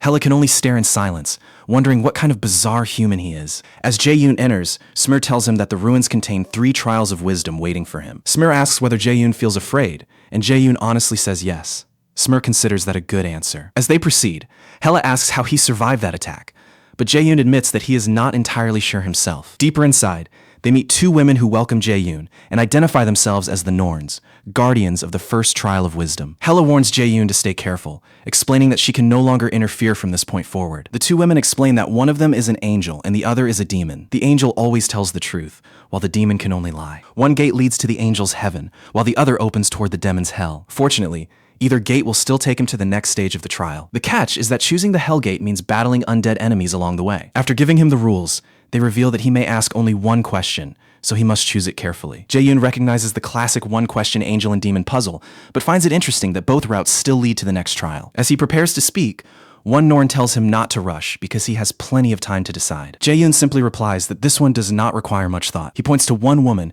and asks which realm lies beyond her gate. Jae-yoon identifies the puzzle as angel and demon, a famous riddle with an equally famous solution. Ask either one where they live, and both answers will point toward heaven, because the demon lies about the angel's answer. The woman he questions steps before the nearby gate and declares that it belongs to her. When she asks whether he will choose it, Jae-yoon surprises her by selecting the other gate. Hela is stunned by his decision but follows him through the chosen gate. She asks whether he has gone insane and why he deliberately picked the route to hell. Jae-yoon answers with the old idea that youth is the best time to embrace hard work. He eventually admits that he chose this gate precisely because the undead would attack him, making Hela suspect that he has a hidden agenda. As the undead emerge, Jae-yoon activates Sacrifice and converts it into the offensive ability Judgment of Light. Judgment of Light burns the undead to ashes, allowing Jae-yoon to keep gaining levels. For Jae-yoon, this flood of experience points is what heaven truly looks like. Hela watches miserably and labels Jae-yoon an evil human, even wondering if he might actually be a demon. Meanwhile, the Norn sisters admit that Jae-yoon made both the stupidest and smartest choice, exactly as Mimir predicted. After clearing the area, Jae-yoon reaches the end and is transported elsewhere through a portal. He is disappointed that the previous trial ended so quickly, since it had been an excellent chance to farm levels. In the second chamber, they discover an elaborate magic formation on the floor, leading Jae-yoon to assume that the challenge is escaping from the room. A sudden voice confirms his theory. It belongs to the gatekeeper of the second trial. Hela recognizes the voice and asks how he could be there, but the speaker tells her to let him introduce himself first. The speaker reveals himself as Mimir, creator of the Nornir system and the one who shaped Jae-yoon's destiny. Mimir explains that Loki visited him long ago, seeking guidance on nurturing the prophecy's great enemy, the last hope, and escaping Odin's watchful eye. His solution was the Nornir system. Stunned to meet the creator of his own system, Jae-yoon asks why Mimir kept his intentions hidden until now. Mimir explains that the contract with the Asur gods made direct contact difficult, while the Asur system used by all awakened people restricted them as well. Mimir and Hela discuss the danger that, if the anticipated war begins ahead of schedule, they may not be able to keep the great adversary alive. Mimir eventually reveals that his lack of interference is intentional because he wants to test whether Jae-yoon is worthy. He could not speak to Jae-yoon earlier because too many observers were watching. They can speak freely now only because the great ruins shield them from those watchers. Jae-yoon then decides to ask Mimir something important. He realizes that, as fate's chosen great enemy, his personal wishes were never supposed to count. That makes him ask Mimir why, at the lowest point of his previous life, he had asked Jae-yoon about his feelings just before his death. Elsewhere, Yujing and Ina can only wonder what Jae-yoon is up to abroad, since he keeps ignoring their messages. As the conversation turns to Jae-yoon, Yujing blurts out that she simply wants to stay by his side, then panics and claims she only said it because she is the one person capable of tolerating him. A little later, Seo excitedly discusses joining Mila's academy and even reveals that she has already checked how large the dorm rooms are. Ho-yoon then genuinely asks what her backup plan is if she fails the entrance test. That innocent question sends her straight into despair, and she calls him cruel, leaving Ho-yoon completely stunned. Ina admits that she hopes Jae-yoon returns soon, and Yujing immediately agrees with her. Back in the Great Ruins, Mimir explains that they could not entrust the world's destiny to someone who was unable to rise by himself. That was why Mimir gave him a chance to rewrite his destiny at that moment. Jae-yoon says he still has countless questions, though he doubts Mimir can reveal every answer. Mimir finally promises that clearing this trial will earn Jae-yoon a clue about the truth. Mimir lays out the rules of the second trial.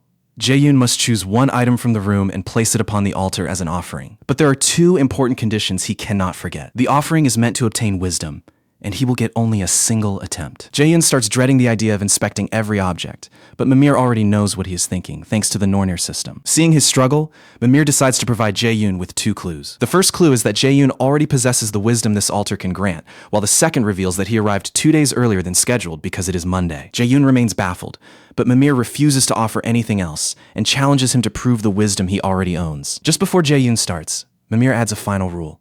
Failure here will cost him his life. Irritated, Jae-yoon silently calls Mimir a genuine piece of work, fully aware that the old man can hear every thought. Mimir only laughs at the abuse, then starts a 1-hour countdown with an hourglass and orders Jae-yoon to produce an answer before time runs out. Jae-yoon focuses on the two clues. The wisdom is already his, and Mimir insists that he should have arrived on Wednesday. Since neither clue seems connected to the objects, Jae-yoon steadies himself and retraces the events from the very beginning. He first scans every object with mana detection, but nothing in the room gives off a remarkable signal. With the hourglass steadily emptying, he continues connecting the ideas of existing wisdom and Wednesday. At last, Jae-yoon concludes that only one interpretation of Mimir's demand still makes sense. He summons a spear, and when the Nornir system asks for his offering, Jae-yoon chooses to put himself on the altar. The system confirms that this is his only attempt and asks him to verify the choice, to which Jae-yoon happily answers yes. The circle beneath Jae-yoon suddenly ignites, and Mimir announces that he has chosen correctly. Jae-yoon understands that the wisdom clue points to the rune knowledge he gained when he acquired Odin's missing eye. The second clue lies in the name Wednesday itself. It comes from Woden's day, and Woden is another name for Odin. According to the legend, Odin was a woman. She sacrificed herself to obtain knowledge of life and what lies beyond death. If that story was the key to the trial, then the correct offering could only be Jae-yoon himself. Mimir asks whether Jae-yoon understands the meaning of his sacrifice, and Jae-yoon recalls how Odin hung upside down from Yggdrasil while pierced by a spear for 9 days. Jae-yoon declares that he is willing to risk his life for his goals, then removes his armor and drives the spear into himself despite Hela's objections. With the spear piercing his stomach, Jae-yoon coldly asks Mimir whether this is the proof he wanted. He understands that true self-sacrifice means willingly facing death itself. Wanting to finish the test quickly, he activates his magical artifact creation skill, summons another spear, and impales himself once more. Hela desperately begs him to stop, but Jae-yoon creates yet another spear. Just before he uses it, Mimir finally calls the test complete and returns him to the magic circle. Mimir tells Jae-yoon that he has changed dramatically and has reached the point where he no longer needs guidance. Jae-yoon is shocked to find his wounds completely healed, while Mimir explains that the test is finished and that Jae-yoon surpassed his expectations. Keeping his promise, Mimir gives Jae-yoon 3 words, claiming they can be arranged into a sentence that will lead him toward the truth. Jae-yoon complains that Mimir is answering in riddles, but Mimir insists that indirect clues are necessary to stay hidden from the Asur gods. Mimir then reveals that even Hela is unaware of the information he is about to share, leaving her stunned. His 3 words are Raider, Eye, and Shinier. Jae-yoon cannot find any obvious connection between them and has no idea what Mimir is implying. Before leaving, Mimir gives him one final instruction. He tells Jae-yoon to question the system, believing that doubt will bring him closer to the truth. Once Mimir is gone, Jae-yoon carefully turns every word over in his mind. On the surface, Each of the 3 words appears connected to Jae-yoon himself. Raider is the role he holds. The eye clearly points to Odin's missing eye, while shinier might suggest that his current life is brighter than his former one. Still, that interpretation fails to explain the oddly specific word shinier, or Mimir's warning against trusting the system. Trying to reassure him, Hela promises to investigate the meaning too, and suggests that they continue to the next trial. As they proceed, Smir appears and announces that Jae-yoon has reached the final trial. Smir points toward the enormous mirror ahead and declares that it is the next challenge. This artifact is called Erd's Mirror, named after the first of the 3 Norns. The artifact has the power to reveal events from the past. Jae-yoon must witness a Jotun's memories, return afterward, and tell Smir what answer he gained from them in order to clear the trial. Jae-yoon asks whether Smir has a particular answer in mind, but Smir says that is not the point. Whatever conclusion Jae-yoon reaches will be his own, and Smir will not judge it. When Jae-yoon is prepared, Smir instructs him to touch the mirror, and a woman inside it reaches out to meet his hand. Erd welcomes him warmly, saying she has waited a very long time for his arrival. Introducing herself as Erd, she locks her fingers together with his. While holding his hand, Erd explains that she preserved this broken fragment of history for a long time because an ancient being wanted Jae-yoon to see it. Erd guides him into the first memory,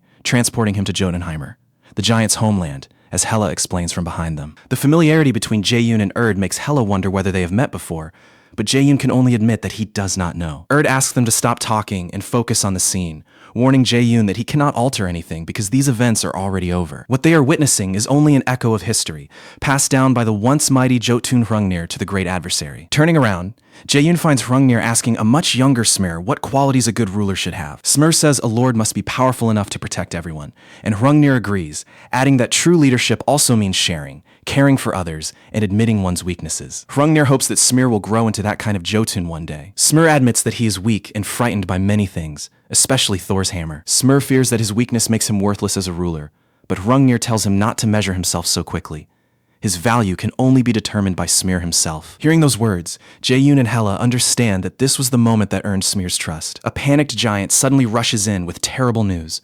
Thor and the Valkyries have attacked the city. Hrungnir reassures Smir and promises to do everything within his power to keep them safe. When the first vision ends, Erd calls it a grim chapter of history. Unfortunately, the giant's suffering was only beginning. Erd reveals the next fragment, and Jae-yoon is transported to a burning city. No matter where he turns, the streets are buried under bodies and blood. Hela identifies the scene as Ragnarok, the final war that occurred before the contract was created, and the figure standing among the corpses is Thor, god of thunder and lightning. One look at Thor is enough for Jae-yoon to realize that his current strength is nowhere near the god's level. Even reaching S rank would not make him ready to fight a monster of Thor's caliber. Jae-yoon asks what it would take to reach Thor's level, and Hela reminds him that he must clear all 5 trials. Within the vision, Thor admits his hatred for giants but seems impressed that they continue resisting instead of surrendering. As a supposed gesture of respect, Thor offers Giant King Hrungnir a deal. Fight him alone, and the remaining giants will be spared. Hrungnir soon steps forward and demands confirmation that Thor will spare his people in exchange for his own head, and Thor gives his word. Hrungnir accepts the bargain,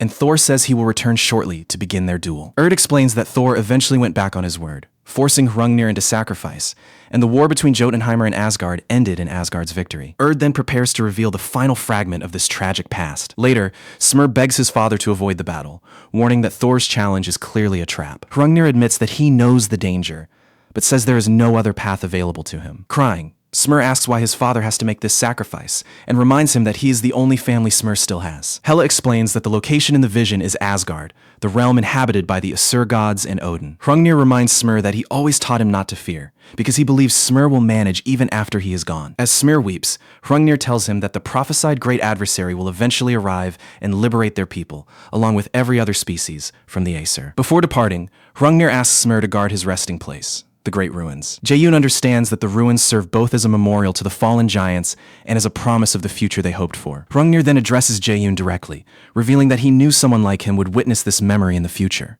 He therefore asks Jae-yoon to protect and help his son, Smir. Hrungnir goes out to face Thor, who has been impatiently waiting for their battle. Hrungnir asks whether Thor is finally satisfied, but the god says he still is not. Thor calls his hammer into his hand and declares that only Hrungnir's death will satisfy him. Lightning tears across the battlefield, but Hrungnir manages to deflect every bolt with his weapon. Once the attack ends, Hrungnir demands to know why Thor is murdering innocents to satisfy his own selfish desire. Thor admits that the slaughter is simply Odin's will, and that he himself has no personal motive beyond following it. In the end, Thor is doing all this for one reason: to battle someone powerful. Thor eventually asks why Hrungnir accepted a duel whose outcome is obviously his death. After a brief silence, Hrungnir says he has someone to protect, but Thor mocks him by asking what remains when nearly all his people are already ashes. Hrungnir insists that his people still matter, because Asgard too will eventually collapse. Realizing that Hrungnir believes the prophecy of the three Norn sisters, Thor dismisses it as nonsense and moves in for the killing blow. Just before dying, Hrungnir addresses the great enemy once more, reminding him that his path belongs to him alone and urging him to maintain an unbreakable will. He also asks Jae-yoon to tell Smur that he is sorry. Thor launches his hammer straight at Hrungnir's weapon. The impact shatters the weapon and obliterates Hrungnir's head. Jae-yoon is disgusted by the brutal ending and pulls out his blank card, ready to strike back at Thor. Fortunately, the Nornir system confirms that the blank card can be used here. With Hrungnir dead, Thor stands triumphantly over his fallen body. Then Thor notices glowing runes emerging from the weapon, the same inscriptions Hrungnir had carved while speaking to Smur. Thor realizes too late that Hrungnir planted a sneaky countermeasure, and a massive explosion erupts as glowing strands bind the god in place. He understands that the trap was designed to activate upon Hrungnir's death, but Thor doubts such a minor trick could ever kill him. Thor responds by unleashing an enormous burst of energy to burn through the restraints. The Nornir system suddenly warns Jae-yoon that the skill he is copying exceeds his current rank and will remain unusable until he levels up. Thor eventually burns through every glowing restraint and frees himself. But a remnant of Hrungnir's magic suddenly strikes him, piercing straight through his head. The blow sends Thor flying, and when he rises, he discovers blood running from his head and realizes Hrungnir embedded something inside him to suppress his power, which only entertains him. Since Thor's strength has been sealed down, the system permits Jae-yoon to register his passive ability, Lightning God's Power. Hela asks how a blank card can affect someone inside a memory, and Erd explains that it could not work if the scene were merely an illusion. This is not an illusion, but a real fragment of history being carried into the future, proving that Hrungnir's sacrifice still had meaning. Jae-yoon successfully registers Lightning God's Power, a skill of legendary rank. He now gains Thor's lightning, massively boosting both the effectiveness and strength of every lightning-based ability. The skill grants a 300% increase to lightning damage and raises lightning efficiency by 50%. Unfortunately, its rank is far beyond Jae-yoon's level, so using it for too long could permanently damage his body. When Hela questions the decision, Jae-yoon confidently says he will simply become strong enough to control it and trusts that she will help him get there. Soon, Erd says they must part again, though she admits that saying goodbye to Jae-yoon never becomes easier. Confused by her words,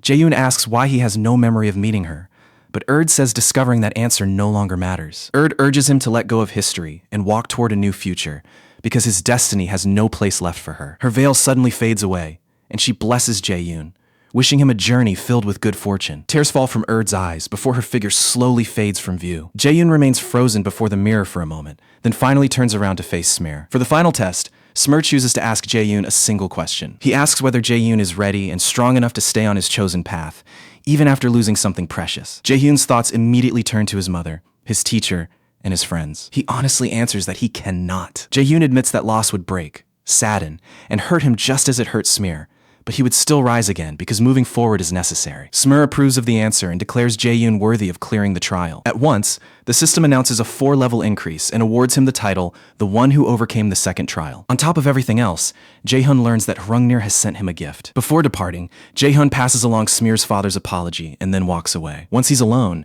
Smur tells his father aloud that he never held his actions against him. At the dungeon entrance, Jae-hun is stunned to see the whole European Raider Association waiting outside. Hela quickly judges them to be highly capable, meaning escaping unnoticed will be no easy task. Jae-hun dislikes being treated like some common thief, though he understands why they are hostile. The European Union paid heavily for the rights to raid this dungeon. Jae-yoon knows his current abilities are nowhere near enough to handle 2 S-rank raiders simultaneously. He therefore asks Hela to prepare the escape while he keeps the raiders occupied. Hela says she will signal him once everything is ready, and tells him to keep the men distracted until that moment. Jae-yoon emerges in full armor, and Balak comes forward to confront him. Balak demands to know whether Jae-hun cleared the dungeon, but Jae-hun simply asks what he plans to do if the answer is yes. Furious, Balak levels his spear at Jae-hun's throat and concludes that the intruder must have cleared the ruins, since no mana remains inside them. What Balak cannot figure out is how Jae-hun managed it. Jae-hun identifies the blade in Balak's hand as Balmung, the genuine S-rank Dragon Slayer artifact. Jae-hun tells Balak that these ruins were designed for him alone, so their repeated attempts were doomed from the start. Balak bristles at the insult and asks if Jae-hun is calling them inadequate. Jae-hun answers that it might be true. Jae-hun twists the knife by reminding him that Balak could not even enter after failing the worthiness test, nearly making him swear in anger. Growing more irritated, Balak admits he originally wanted to recruit Jae-hun, but that idea is officially dead. He says Jae-hun will not be killed, since the intruder still has plenty of secrets worth extracting. Jae-hun is secretly delighted that Balak took the bait so easily. At last, Jae-hun challenges Balak to kill him if he is capable, then materializes the sword he obtained because of their earlier encounter. Jae-hun recreates the S-rank Dragon Slayer, Balmung, leaving Balak frozen in complete confusion. When Balak demands an explanation, Jae-hun points out that no law says the world is limited to a single Balmung. Balak attacks without warning, but Jae-hun glides out of reach with his Step of Light skill. The enraged raider unleashes attack after attack, yet Jae-hun slips past every single one. When Balak finally pauses, Jae-hun casually remarks that he had expected him to be faster. That comment pushes Balak's irritation even higher, and he reveals that very few S-rank raiders can evade his sword. He cannot help wondering what kind of person Jae-hun really is. Soon afterward, Camilla arrives and warns Balak that the intruder's sword carries the exact same mana signature as his Balmung. Jae-hun assures Balak that he intends to spare his life, though he plans to leave him without his limbs. Remembering that Hyujin once threatened him with the same words, Jae-hun tells Balak to stop before he gives him another PTSD flashback. Balak only stares blankly, so Jae-hun brings up an article mentioning his divorce and casually asks what caused it. Camilla immediately says Jae-hun has gone too far, then bluntly explains that Balak's wife left him because his personality was terrible and he was painfully boring. Her explanation only makes the humiliation worse, prompting Balak to promise that the rest of this conversation will happen in the interrogation room. Hayla soon signals that the escape route is ready and tells Jae-hun to finish up, but he asks for one more moment, sending her frustration through the roof. Excited to test himself against an S-rank raider, Jae-hun activates Overdrive and equips the incomplete B-rank Ring of Transcendence to temporarily boost his mana and strengthen his magic. The moment Overdrive activates, the system warns him that his mana will be unusable for some time afterward. Camilla is startled by the sudden transformation in Jae-hun's mana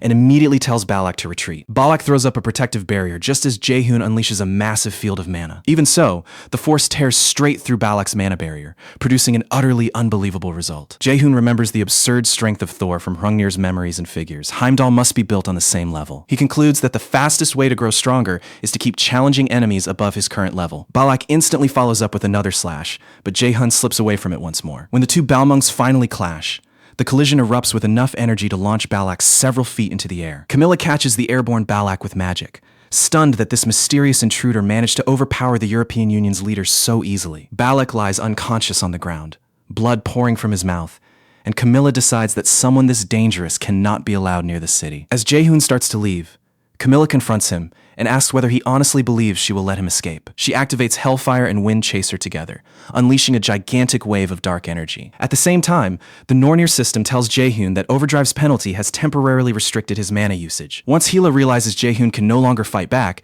she decides his fun is over and pulls everyone out of the area. Camilla senses that Jae-hun's mana vanished before her attack could even connect, making her consider tracking him down. Balak gets back up and tells her to abandon the idea, warning that pursuing Jae-hun would be far too dangerous. Balak suggests returning to the main base, which surprises Camilla because he usually hates contacting them. Camilla notices that Balak is acting unlike himself and asks what happened, prompting him to reveal that the intruder deliberately spared his life. Hearing this, Camilla agrees that contacting the main base is necessary. Alone, Balak admits he still does not know who the man is, but he is sure they will meet again.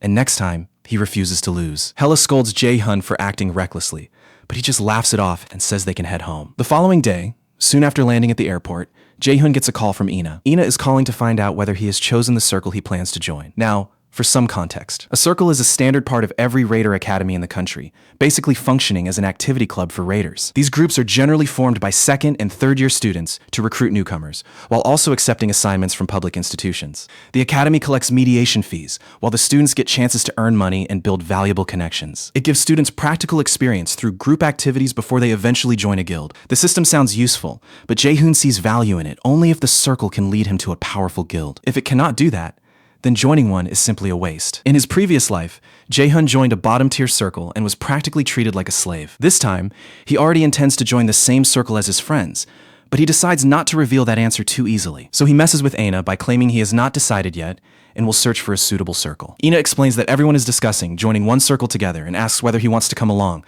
while the others quietly listen on the call. Jae-hun says he would prefer choosing for himself, but after a brief silence, Yoo-jung grabs the phone and angrily asks whether he is planning to ditch them by joining alone. Jae-hun points out that he never promised to join their circle, but Yoo-jung insists that teammates stay together no matter what. Jae-hun jokes that she is only chasing the benefits of being ranked first, but Yoo-jung says that is not what matters to her. Eventually, Jae-hun agrees to join their circle, but only under one condition. He says he will reveal that condition once he returns to the academy. After hanging up, Jae-hun realizes that the upcoming circle registration means an event from his previous life is drawing near. Circle registration is normally accompanied by an outdoor camping trip, held inside Daegu's restricted zone. Mills Academy occupies only one section of the sealed-off region, leaving countless monsters roaming beyond its grounds. Every year, Mills holds these camping events to help reduce the monster population. Jae-hun uses a portal to return to the academy, then heads back to his apartment. While chatting with Hila, she suggests that they finally inspect the gift from Hrungnir. Hala suddenly goes rigid, and when Jae-hun asks why, she reminds him that she had restrained Heimdall to buy time.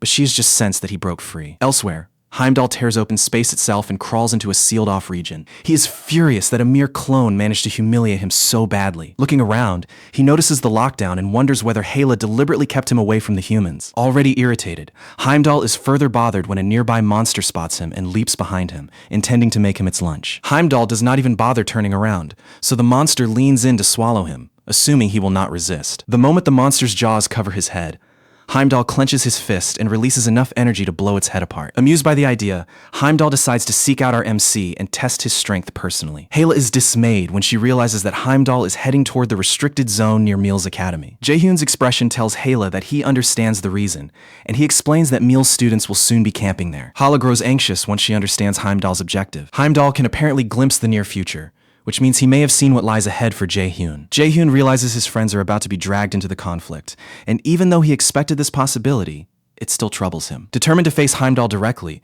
he decides to inspect Hrungnir's gift and see whether it can give him an edge. When Jae-hyun opens the package, he finds a consumable item known as Giant's Blood. It is an S+ item filled with power and wisdom, capable of raising both his strength and wisdom stats. Unfortunately, Giant's Blood requires minimum strength and wisdom values before it can be used, making Jae-hyun suspect that this was the real reason S-rank power was required to enter the Great Ruins. To activate the item, he needs both strength and wisdom to exceed 150. Reaching those numbers means he must first become an S-rank raider. The gift also grants Jae-hyun Hrungnir's Rage, an extraordinary rank passive that doubles all damage dealt to Aesir gods and Valkyries. Hala excitedly asks what he thinks of the new abilities, proudly claiming that this is exactly why she told him to hurry through the second trial. Jae-hyun is delighted as well, so he pats her head and thanks her for pushing him to hurry. Hela instantly hops out of reach and demands to know what he thinks he is doing. After calming herself, she returns to her human form and tells Jae-hyun that she knows how to assist him. The following afternoon, Jae-hyun is left bleeding from his nose and eyes after attempting to cast Thor's lightning. Jae-hyun complains that mastering it is impossible,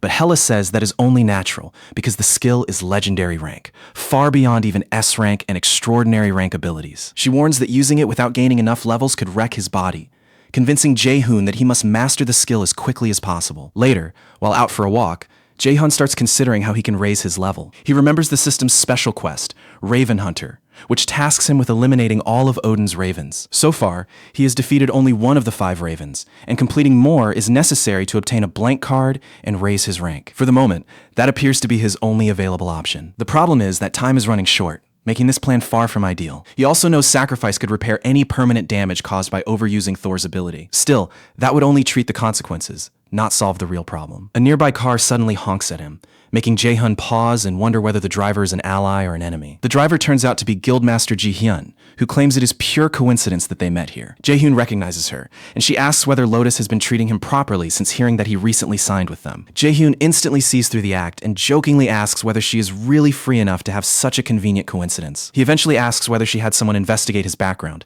catching Ji-hyun off guard. Sensing the tension, Hela quietly decides to give them some privacy. Not far away, Sungjai conceals himself using his stealth skill. He soon calls Songun and reports that the Curator Guild has made contact with Jae-hyun. He adds that Jae-hyun may have realized he was being followed, judging by the way he keeps glancing towards Sungjai's hiding spot. Soon afterward, Jae-hyun meets Ji-hyun alone and asks her directly why she requested this meeting. She openly says that she wants to recruit him, and Jae-hyun reminds her that he is already affiliated with a guild. Then she sweetens the deal by offering Nidhogg's Fang, causing Jae-hyun's eyes to widen. She is casually putting an incredibly valuable S-rank item on the table as though it were nothing. Meanwhile, Hela visits Hel's temple and asks Hel to lend her a portion of her power. Hel reminds Hela that she is only a fragment of Hel herself. That means the power would remain unstable in Hela's hands, even if Hel handed it over. Hela admits she may fail to control it, or die while attempting to do so. She also accepts that surviving the transfer would only delay her death, not prevent it. Even knowing the risk, Hela chooses to proceed because she believes this is what she was created for. As the guide to the 5th trial and the compass leading the great enemy, she believes her entire existence belongs to him and to the prophecy. Hel objects, insisting that they should find another solution. Hella admits that she wants to witness the future Jae-hyun creates through all these hardships, even if she will not live long enough to see it herself. Realizing Hella has already decided, Hella agrees to lend her the power and simply wishes her happiness, whatever choice she makes. Meanwhile, Sungjae tells Songgun that Guildmaster Ji-hyun will probably handle Jae-hyun's recruitment personally. Sungjae thinks money will not fool Jae-hyun, but Songgun reminds him that Jae-hyun can offer something far more valuable than cash. Songgun realizes that Ji-hyun has evaluated Jae-hyun's potential more accurately than she did. Sungjae asks in surprise whether she intends to leave Jae-hyun alone, but Songgun says that decision is no longer hers because he is already on track to become the world's strongest raider. Still, she makes one thing clear. She has never allowed others to take what she wants, and she has no intention of starting now. Inside the Curator Guild's meeting room, Ji-hyun asks Jae-hyun for his thoughts on the proposal. Knowing that Jae-hyun is only sitting there because he wants something, she orders Yeonju to place Nidhogg's fang on the table, instantly capturing his attention. In Jae-hyun's previous life, Nidhogg's fang was a legendary blade ranked just below Baelmong. Even so, Jae-hyun plays dumb and asks why she is showing him the blade. Eventually, Ji-hyun gets to the point. Ji-hyun proposes that she and Jae-hyun stop playing games and speak honestly with each other. Wanting to hear her real objective, Jae-hyun's aura shifts as he tells her to state exactly what she wants, shocking Ji-hyun because he is still only a student. Ji-hyun forces herself to remain composed, but Jae-hyun calmly tells her that he can see the fear she is hiding. Her surprise makes Jae-hyun smile, and he finally acknowledges the real offer. Nidhogg's fang in exchange for joining the Curator Guild. Jae-hyun points out that nobody else could put an offer this valuable on the table, and Jae-hyun has to agree. Only an insane guildmaster would pour this much into a 17-year-old. Jae-hyun reminds her that Curator has never recruited combat-type raiders, so Ji-hyun reveals that she decided the guild needs a new direction, and he will be its first warrior raider. Sensing that she is hiding something, Jae-hyun presses for the real explanation, and Ji-hyun finally admits that the offer is mainly about pulling him away from the Lotus Guild and building contacts within the Raider Association. She adds that the contract would leave most of the profits in his hands, but Jae-hyun interrupts with a simple request, since he may actually use the weapon. Can he hold it for a moment? Of course, that request is just a cover, because he is preparing to activate realization of magical artifact and copy the weapon. Because she considers him worth the risk, Ji-hyun agrees, allowing Jae-hyun to take Nidhogg's fang into his hands. He hands it back with a smile, then politely says the weapon does not really suit him and thanks her anyway for making the offer. As he prepares to leave, Ji-hyun asks whether he dislikes the weapon, but Jae-hyun quickly clarifies that he never said that. It simply is not the kind of weapon he prefers. That answer finally pushes Ji-hyun over the edge, and she snaps, asking who worries about personal taste when an S-rank artifact is involved. She tells him he is throwing away a once-in-a-lifetime chance, something no amount of money could ever purchase. Jae-hyun cuts the argument short by calmly saying that he has nothing else to discuss. He politely asks to leave, while Jae-hyun can only stand frozen in complete disbelief. Once he is gone, she drops into her chair and realizes that Jae-hyun is every bit as troublesome as his master, Seong-gun. Fury starts boiling inside her, and she vows to make both of them pay for this humiliation. Not long afterward, Jae-hyun gets home and activates realization of magical artifact, successfully creating a copy of Nidhogg's fang far earlier than he had planned. Legends speak of Nidhogg as a gigantic and terrifying dragon whose poison is deadly. That dragon is said to dwell in Vergelmir, a spring concealed far within Niflheimer. Still, Jae-hyun reminds himself that he can no longer act recklessly and must plan every move with greater care. He starts estimating Heimdall's power and suspects the man could be on Thor's level. The idea of fighting gods is so absurd that Jae-hyun wonders whether this entire situation has finally driven him mad. Even so, he cannot stop wondering how his own strength measures up against theirs. He also questions whether he can rewrite the future, urge revealed to him through the mirror. Later, the leading students of Mills Academy assemble inside the main circle executive conference room for an important meeting. A nearby girl observes them and is stunned by their powerful auras, strong enough to pass for those belonging to seasoned raiders. But what truly shocks her is the reason for this gathering. Every circle leader has come to recruit the same person, Min Jae-hyun. Jang-hyun, head of the academy's top circle, guardian, confidently declares that Jae-hyun is joining them and tells everyone else to stop wasting their time. Another leader argues that their circle deserves a chance this year, especially since Guardian claimed the Academy's finest students last time as well. She also brings up the rule separating mage and martial arts raider circles, claiming that this makes their group the rightful choice for Jae-hyun. The girl keeps snapping photos and identifies the speaker as Han Jian, leader of Shanghaeon, a circle named after Yu Shanghaeon, whose example inspired its creation. A different student dismisses Jian's argument, pointing out that the media has already identified Jae-hyun as a battle mage, making it ridiculous for a mage circle to claim him. Still busy taking pictures, the girl identifies the speaker as Gang Ju-hyub, leader of Garam, the Academy's second-ranked circle. Hyun doubles down, insisting that Jae-hyun belongs in Guardian because he is a warrior-type raider himself. Jo-yeop immediately calls him out and refuses to buy that explanation. Trying to settle the dispute fairly, Ji-an suggests letting Jae-hyun decide for himself after comparing everyone's offers. Someone scoffs that things are not nearly that straightforward and calls Ji-an an idiot for forgetting the real reason they gathered. Ji-an fires back that he clearly has muscles where his brain should be, and the discussion instantly turns into a heated clash. The public follows these circles closely, while guilds monitor them for talented students who stand out through their performances. That attention has pushed the leaders to preserve a careful balance of power among their circles. But the camera girl suspects Jae-hyun could be a walking disaster, capable of shattering the fragile balance they worked so hard to maintain. As the argument continues, the fourth leader proposes a practical solution. Everyone should present their offer directly to Jae-hyun. If he accepts one of them, the others will be informed beforehand, so nobody is caught off guard. There is one catch. Whichever circle recruits Jae-hyun cannot bring along any of his friends and must surrender at least 2 academy events. The camera girl hurriedly photographs the speaker and identifies her as Chae Ji-yoon, leader of the Third Eye Circle. Her circle may be the least famous group in the room, but Ji-yoon built it up through her own efforts. Jo-yeop admits that Ji-yoon's proposal is reasonable, and the others soon agree to the same arrangement. The girl behind the camera is thrilled by the entire meeting and starts imagining the perfect article it could become. Meanwhile, Ina calls Jae-hyun and nervously asks him to accompany her somewhere. The place she has in mind is the National Raider Festival, and she wants Jae-hyun to go there with her. When he asks what brought this on so suddenly, Ina stumbles through an explanation about all the attractions there and mentions that Yoo-jung said every raider should visit at least once. Jae-hyun checks whether the others are coming too, but after an awkward pause, Ina says they are all too busy. In the end, Jae-hyun suggests that the two of them simply go together. Jae-hyun figures this is the perfect period for the black market to become active, and given what happened before his regression, visiting now could be useful. He is also hoping the festival might lead him to a hidden trump card against Heimdall. When Jae-hyun asks about the date,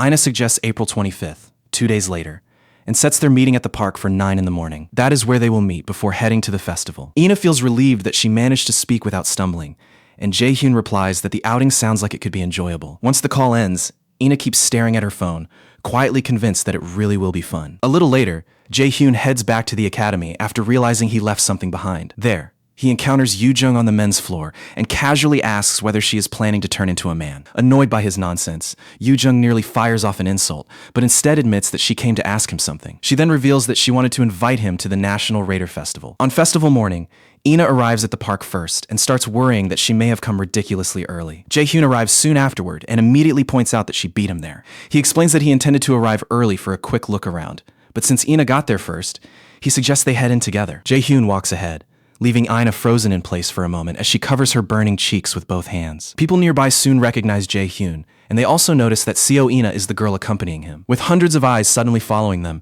Ina turns aside and begins to feel increasingly awkward. Jae-hyun suddenly takes her hand and tells her they should pick up the pace, leaving Ina startled by the unexpected contact. Once they reach a quieter spot, Jae-hyun wonders how someone as socially anxious as Ina managed to invite him to such a crowded place. Ina apologizes and admits she still has not adjusted to crowds, but Jae-hyun changes the subject, asking whether she has eaten and mentioning a toast shop she likes. Ina is surprised that he remembers her favorite toast spot, but she follows him there anyway. That night, Jae-hyun suddenly recalls Yoo-jung's earlier claim that the other guys were too busy to attend the festival. Yoo-jung jokes that he will spend the whole weekend locked inside his house anyway, but Jae-hyun pats her head and apologizes, saying he has already made other plans. He promises they can go together another time, yet Yoo-jung falls quiet instead of answering. At the festival grounds, Jae-hyun and Ina explore the park, try a few games, and share some toast. Not long after that, rain starts falling, sending Jae-hyun off to find an umbrella. He grumbles that this is exactly why weather forecasts cannot be trusted, and Ina agrees with him. A moment later, Jae-hyun unexpectedly suggests taking a photo together,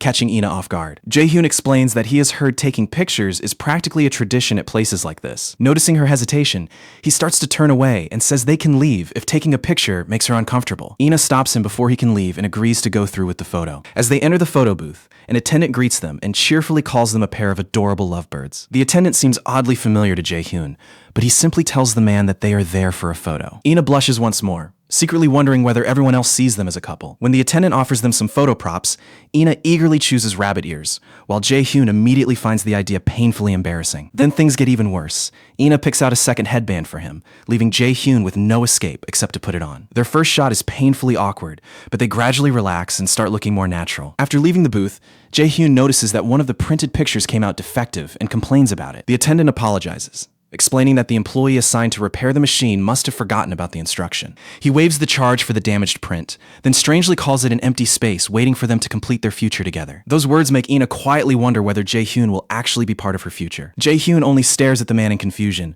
while the attendant adds in a strangely serious voice that the future can be secured only by protecting the present. After they leave, Jae-hyun cannot figure out what that bizarre exchange was about. The attendant clearly felt suspicious, yet Jae-hyun sensed no mana from him at all. Walking behind him, Ina gathers her courage and nervously admits that she lied to him. She confesses that she never asked the others to join them. She simply acted selfishly because she wanted some time alone with Jae-hyun. Jae-hyun is left speechless for a moment, his mind flashing back to the times he encountered Hell, Nightshade, Hrungnir, Thor, Smear, and Erd. At last, he simply tells Ina that he is happy she enjoyed herself. Ina starts to speak, then loses her nerve and hesitates. Just as she finally gathers enough courage to say she has something important to share, a nearby explosion suddenly jolts both of them. An announcement instantly warns every festival visitor that a dungeon break has occurred. Raiders rush in to contain the crisis, while the visitors are ordered towards safety as flames spread across the area. Jae-hyun is stunned when he realizes that this enormous mana signature is not coming from any dungeon. Even worse, the mana carries the scent of blood, leaving Jae-hyun wondering what could be causing it. One raider urges the visitors to flee immediately and starts directing them toward a supposedly safe location. Ina tells Jae-hyun they should escape, but he refuses, activating mana detection instead. He warns her that they may die regardless, because the man pretending to lead everyone to safety is actually the threat. The supposed rescuer suddenly bursts out laughing, impressed that Jae-hyun saw through him so quickly. He asks whether Jae-hyun is the great enemy, prompting Jae-hyun to instantly order Ina to leave. Before Ina can even answer, the man vanishes and reappears in front of her, throwing a punch at terrifying speed. Jae-hyun closes the gap in an instant with his super speed and catches the attacker's fist. Jae-hyun demands to know exactly what kind of creature he is. The man mocks him, saying the title of Aesir's great enemy does not make him impressive, but Jae-hyun repeats the question and unleashes a mana burst that sends him leaping backward. The attacker introduces himself as one of Odin's 5 ravens, explaining that he was never granted a name, but Odin will surely give him one after he delivers Jae-hyun. Jae-hyun grows irritated as he realizes this idiot belongs to the same group as the bastard who once impersonated his father. When Ina calls his name, Jae-hyun tells her escape is no longer realistic and orders her to remain behind him. The Raven notices how much Ina matters to Jae-hyun and threatens to tear her apart, promising that she will never stand again and that he will make Jae-hyun experience true despair. Jae-hyun activates Realization of Magical Artifact and coolly tells the Raven that, unfortunately, he will be the one getting torn apart. The skill successfully recreates the Dragon Slayer Balmong, and Jae-hyun and the Raven charge straight at one another. Just before impact, the Raven dismisses Balmong as a flashy weapon that cannot hurt him, and the two warriors crash together with explosive power. Jae-hyun pauses briefly, then thanks her for giving him the stone. He understands that the Raven is trying to provoke him, so he forces himself to stay composed and analyze the fight logically. Jae-hyun begins searching for the Raven's weaknesses and a possible route out of this dangerous situation. Before he can finish analyzing, the Raven launches another attack straight at him. Jae-hyun summons his lightning chains and fires them into the Raven's chains, knocking the incoming attack aside. The Raven responds by drawing a dagger concealed up his sleeve and uses it to fend off the storm of chains. Even under the pressure of the chains, the Raven keeps advancing and springs toward Jae-hyun. His dagger is already poised in his hand. Jae-hyun judges that their mana levels are fairly close, but he cannot create too much distance from Ina. One lapse in focus could leave her exposed. He suddenly uses one of his lightning chains like a rail, riding it toward the Raven and carrying the battle into the air. The Raven's blade still manages to graze Jae-hyun, forcing him to activate Sacrifice and heal the wound. Jae-hyun realizes that the Raven's speed is overwhelming. Even with Steps of Light active, closing the gap is difficult. The Raven eventually acknowledges that he had heard about Jae-hyun's many tricks, but admits the reality is far beyond what he expected. He also concedes that Heimdall was correct. Jae-hyun truly has the potential to become a serious obstacle for the gods. The Raven claims Jae-hyun will die here, but Jae-hyun sees through the bluff. The Isser gods cannot kill him yet because the prophecy's power still shields him. More importantly, Jae-hyun realizes that the prophecy's protection can be turned into an advantage and used to secure victory. Jae-hyun charges with Balmong ready, but the Raven mocks him, saying a straightforward attack like that will never land. Knowing the longsword limits Jae-hyun's speed, the Raven raises his chains to intercept him, yet Jae-hyun leaps forward without hesitation. But the sword is only a feint. Jae-hyun leaves it aside and strikes with his empty hand instead. His fist cracks the Raven's mask and sends him stumbling backward. Enraged that a mere human dared to hit him, the Raven charges back for revenge, only for Jae-hyun to stop his dagger with Balmong. Once he creates some space between them, Jae-hyun activates Realization of Magical Artifact and reproduces Nidhogg's Fang. He would have preferred to test the weapon under safer circumstances, but the situation leaves him no alternative. The Raven is stunned when he sees the dagger, having never been told that Jae-hyun could wield one, let alone a dagger radiating such overwhelming power. Jae-hyun cannot figure out why his dagger rattled the Raven so badly, But he does notice one useful detail. The creature has lowered its defenses. Taking advantage of the opening, our guy summons his lightning chains and binds the monster's hand before it can use its own chains. With his steps of light, Jae-yoon closes the distance in an instant and lands a rapid series of dagger strikes. Nidhogg's Fang soon kicks in, coating the enemy with poison damage and putting a satisfied smile on Jae-yoon's face. The Raven eventually tears itself out of the lightning restraints, furious that Jae-yoon can wield the power of Nidhogg's Fang. It charges straight at Jae-yoon, only for our boy to fire a barrage of lightning chains in its direction. The Raven counters by bringing up its own chains and deflecting every lightning chain. Before long, the Raven's movements become sluggish, and Jae-yoon realizes the poison is taking effect. The fight has finally swung in his favor. Even so, the Raven vows to drag Jae-yoon into defeat with him, but our guy casually reminds it that killing him is impossible anyway. The Raven points out that it never claimed it would kill him, then slips past Jae-yoon and charges straight for Ina. Ina raises a mana barrier just before the Raven reaches her, but the monster smashes through it without any trouble. With her defenses shattered, Ina can only stare in disbelief as the dagger comes flying toward them. The dagger hits, triggering a massive blast, and the Nornir system immediately confirms that Jae-yoon has defeated Odin's Raven. That victory brings him one step closer to clearing the special quest that requires him to destroy every one of Odin's ravens, and he levels up as a bonus. As Jae-yoon catches his breath, Ina comes stumbling out of the smoke and hurries over to him. He suddenly understands that he has burned through too much mana, and moments later, he collapses into her arms. Holding Jae-yoon close, Ina blames herself for once again, standing helplessly by, just as she did when they were attacked in the mock dungeon. A few hours earlier, Yoo-jung returns to the hostel after building up the courage to ask Jae-yoon something, only to find him acting like he is suddenly too busy for her. His behavior gets on her nerves so badly that she starts thinking about attending the festival with Ina instead. Still irritated, Yoo-jung finally messages Ina and invites her to the festival. Ina responds with a flood of apologies, explaining that she has already headed out. Yoo-jung finds that strange, since Ina almost never leaves the hostel and normally spends her free time sleeping there. Yoo-jung eventually tells her not to worry and suggests they go out for dessert another day, an idea Ina happily accepts. A little later, Yoo-jung starts connecting the dots. Jae-yoon and Ina never go anywhere, yet somehow both of them are out today. Then a troubling possibility hits her. Maybe they went together. And she starts remembering every time Ina became nervous around Jae-yoon. At first she refuses to believe it, but before long, all she can do is hope that the two of them were not together. Back in the present, exhaustion leaves Jae-hyun leaning heavily against Ina. Ina remembers how useless she felt when Jae-hyun was in danger during the dungeon exam. Jae-hyun had fought desperately to keep her safe. Yet Ina still cannot stop wondering who their attacker was, especially since Jae-hyun clearly seemed to recognize him. The attacker also possessed mana similar to the presence they sensed in the mock dungeon, making Ina suspect that the two incidents could be connected. After hesitating for a moment, Ina gently reaches for his head. And that is enough to wake him. The moment he looks up, their faces are suddenly right next to each other, leaving Ina red-faced and completely flustered. Jae-in simply gives her a smug smile and thanks her for allowing him to use her shoulder as a pillow. After a brief silence, Jae-in says he has a pretty good idea what Ina wanted to tell him before everything went wrong. He admits there is a chance he has misunderstood, then asks her to listen because he also has something important to say. Before he can finish, Ina presses a finger to his lips and pleads with him to stop, saying she is not ready to hear his answer, whatever it might be. Ina asks for more time and assures him that she can wait until he finishes whatever task he still has to complete. With tears running down her cheeks, she asks if they can postpone the conversation until later. Jae-yoon clearly dislikes seeing her like this, so he reaches up and gently wipes the tears from her face. Later on, Jae-hyun finds himself battling a pack of ogres inside the training room. He weaves around their blows while sending multiple lightning chains crashing toward the ogres. Even in the middle of the battle, Jae-yoon keeps questioning why he could not answer Ina. He had already realized that Ina liked him, which makes his own hesitation even harder for him to understand. He knows that giving her empty hope would only make the eventual pain far worse for her. His wandering thoughts leave an opening,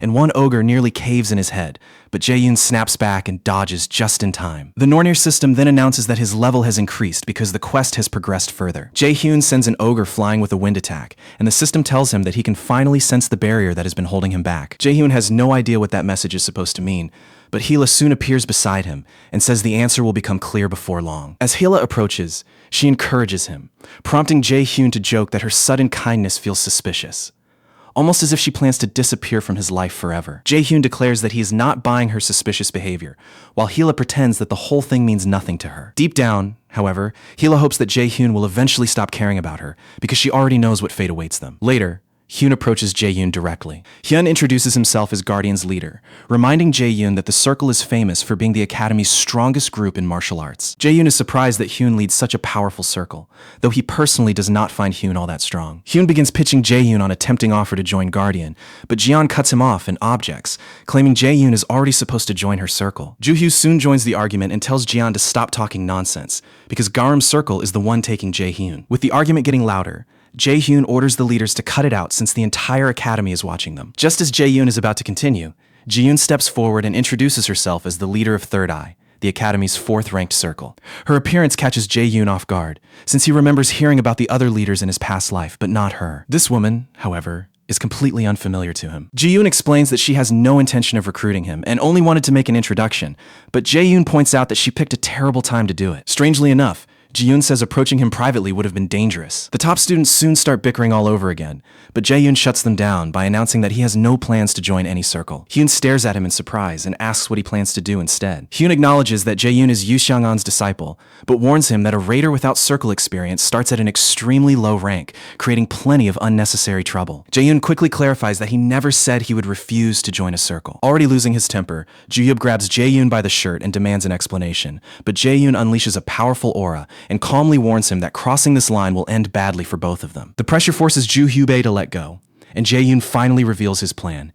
He will create a circle of his own. At the next leaders' meeting, Jae-hyub questions Jae-hyun's sanity, arguing that a first-year student forming a circle makes absolutely no sense. Hyun admits that he cannot understand Jae-hyun's decision either, though he points out that academy regulations do not actually forbid it. Realistically, however, success is nearly impossible because running a circle requires enormous effort, and without help from a senior student or teacher, the project should fail. The problem is that Jae-hyun may genuinely have what it takes, since a circle mainly needs connections, influence inside the academy, and funding. Looking at Jae-hyun's talented and popular friends, the top students quickly realize why he has no reason to depend on their circles. Ju-hyub groans that the situation is about to become a disaster, prompting Hyun to suggest that they rethink their strategy. Hyun believes Jae-hyun and his friends alone could upset the academy's balance, so he tells the others to focus on surviving and offers the support of his circle. As Hyun walks down the hallway, he recalls Jae-hyun's threat to Ju-hyub and realizes they are facing another enormous problem.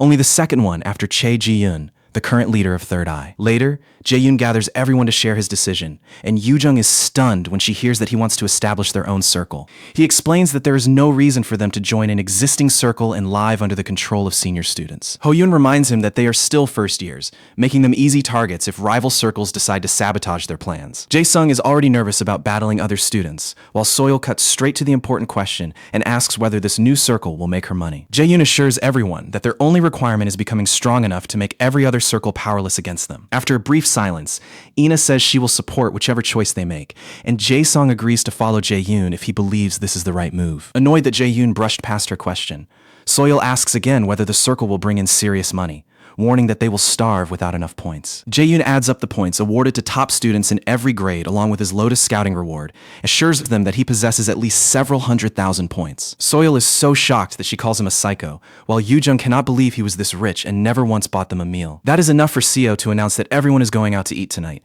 leaving Jae-hyun to wonder why she assumes she is invited. Seo reminds him that she will still be at the academy next year, and the skill placed on her means she cannot join another circle anyway. Jae-hyun instantly activates his subordination skill, forcing Seo to admit that she originally planned to scam the members because she thought they were all complete idiots. Seo is horrified by what she has just said, and everyone around the table is equally stunned, leaving her furious at Jae-hyun. Jae-hyun reminds them that every member is talented, and a circle built to develop those abilities could help them break through their current limits with ease. Hoi-yun immediately swears his loyalty to Jae-hyun, and Ina follows, determined to grow strong enough to rescue Jae-hyun herself the next time danger finds them. Meanwhile, Yoo-jung quietly tells Soil that something about this plan feels wrong and asks for her opinion. Soil agrees, saying that Jae-hyun's smile always seems to be the beginning of her worst luck. The moment Jae-hyun turns toward them with a murderous stare, both girls wisely decide to shut up. Jae-hyun tells them that becoming stronger will require hard work, then asks whether they are joining his circle, though clearly, refusing is not really an option. Later, the group heads to Mills Academy's training facility,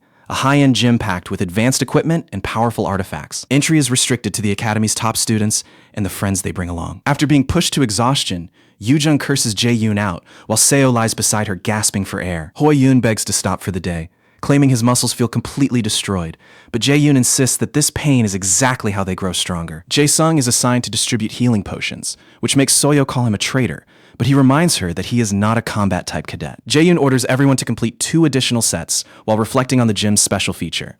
Its enhanced gravity is designed to accelerate their strength training. Nearby, Ina continues forcing herself through the weight training, and Jae-hyun watches her quietly. Remembering the Raven incident, Jae-hyun fears another attack could happen, so he resolves to strengthen his friends as quickly as possible.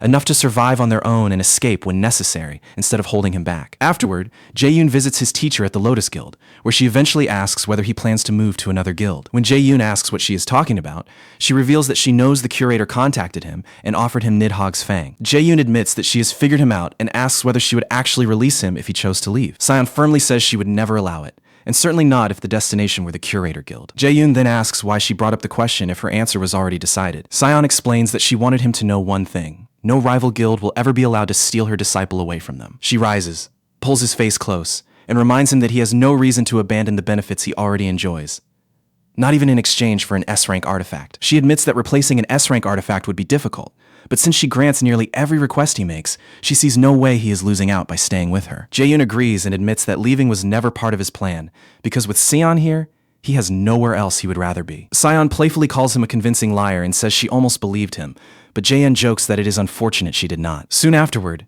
Jae-yoon remembers that Heimdall is planning to attack him during the outdoor camp, so he begins preparing for every outcome he can imagine. When the outdoor camp finally begins, the students are transported to the designated event area. During the bus ride, Jae-yoon tells his friends to behave themselves, since this event marks the official beginning of their circle. Ho-young enthusiastically agrees, while Soyeol smacks Jae-sung and tells him to stop trembling.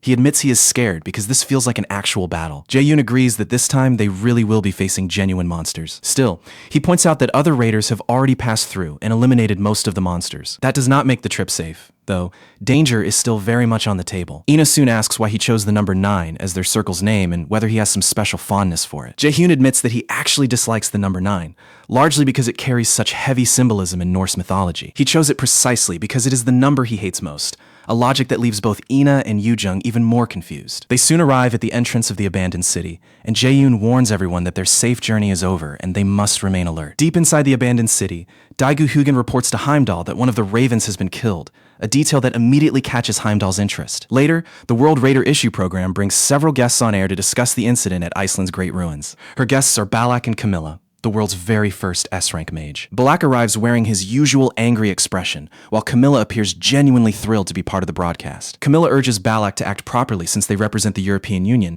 but he argues that the disrespect in the audience's eyes is obvious. Camilla admits that the audience does look suspicious, but still tells Balak to stop acting so hostile. Balak realizes that everyone suspects the European Union was responsible for the ruins robbery, which is understandable since the Union controlled the site's rights when the theft occurred. The host then announces that today's discussion will focus on the recent theft from Iceland's Great Ruins, immediately irritating Balak until Camilla signals him to stay calm. The host presses on, questioning how 2 S-rank raiders failed to protect the ruins and why the supposedly strongest force in the world, the European Union, couldn't breach them first. She says those are the 2 questions everyone wants answered and asks the pair to explain themselves. Camilla finally confesses that they simply lacked the necessary skill, then refuses to elaborate. The host then asks how everything fell apart when they had been so certain of victory after obtaining the ruins' rights. And this time, Balak takes the question. Balak asks whether she has heard of the invader, and she smugly identifies him as the person who cleared the qualification test the Union failed before raiding the ruins. She adds that the public wants the real story, which irritates Balak enough to ask whether she is accusing him of lying. The moment Balak's face hardens, the host visibly loses her nerve. Camilla quickly tells Balak to quit intimidating her. Ignoring her, Balak steps toward the camera and demands the world's full attention. He reveals that the invader, nicknamed the Black Robe, was so powerful that he defeated them even while Balak himself was in his king form. Balak and Camilla had faced him as a team. Rather than punishing them for losing, the invader ordered them to deal with him next time, because he was certain they would cross paths again. Back at the outdoor event, an instructor warns the students that their performance here will shape their future life at Mills. The excursion lasts 7 days, and everyone must work with their circle while relying only on the survival kit assigned to that group. They must use their training to hunt monsters, but crossing beyond 50 kilometers from the base means instant disqualification. Their first objective is simple: survive long enough to prove they have what it takes to become elite raiders. The second challenge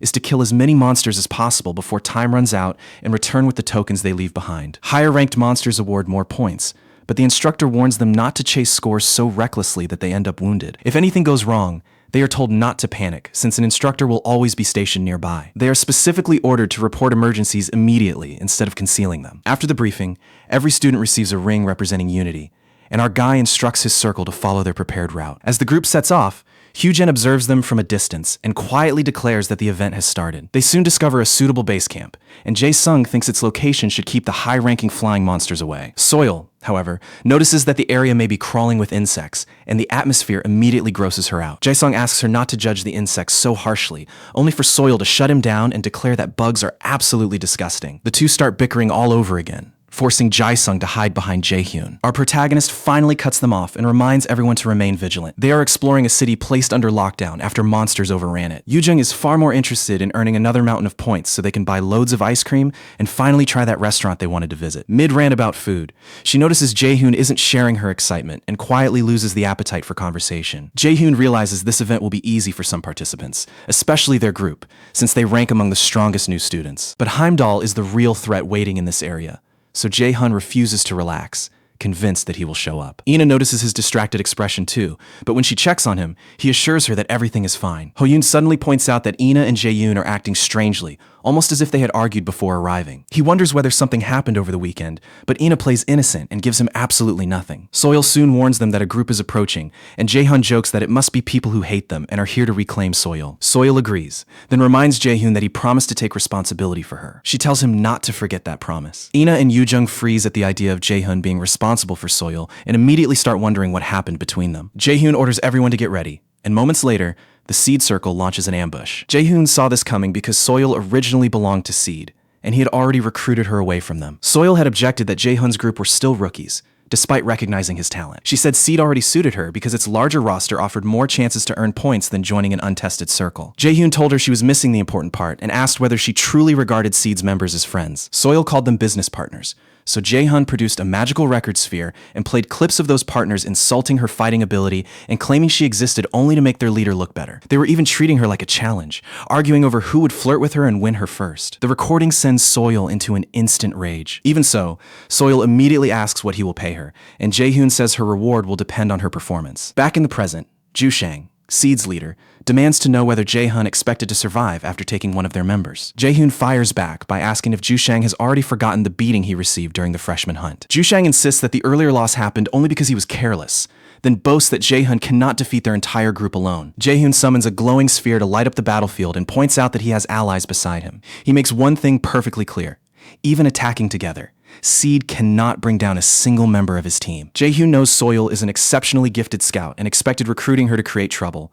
but to him, that risk is insignificant. After briefly faltering, Ju-shang reminds him that strength does not change the fact that he is still a rookie. Ju-shang commands his men to cut Jae-hyun down, and they charge with drawn swords while he remains completely still. Hoyun suddenly triggers impervious defense, boosting his durability and stopping the sword fighters in their tracks. Seed's mages retaliate with flames and lightning, but Yoo-jung raises an air barrier that shields everyone from the magical barrage. Jae-hyun is impressed and pleased that his harsh training paid off, with Yoo-jung already mastering a large-scale defensive spell. Once the dust settles, Seed's members are stunned to find that their attacks caused absolutely no damage. One member groans that he knew this would happen and questions why Ju-shang ever picked a fight with the Lotus Guildmaster's disciple, rookie circle or not. Ina arrives and calmly asks Jae-hyun whether she should take down the entire group. Jae-hyun happily gives her permission to hold nothing back, prompting Ina to unleash her sword of Alzheimer's skill. Terrified, Seed's members turn and flee, only to be skewered from behind moments later. Ju-shang manages to dodge the blades, but immediately slips on blue slime that glues him to the floor. Jae-hyun praises the substance's efficiency as the immobilized Seed members struggle helplessly against it. Jae-song explains that he created it by combining slime with spores from paralysis mushrooms. While Jae-song explains,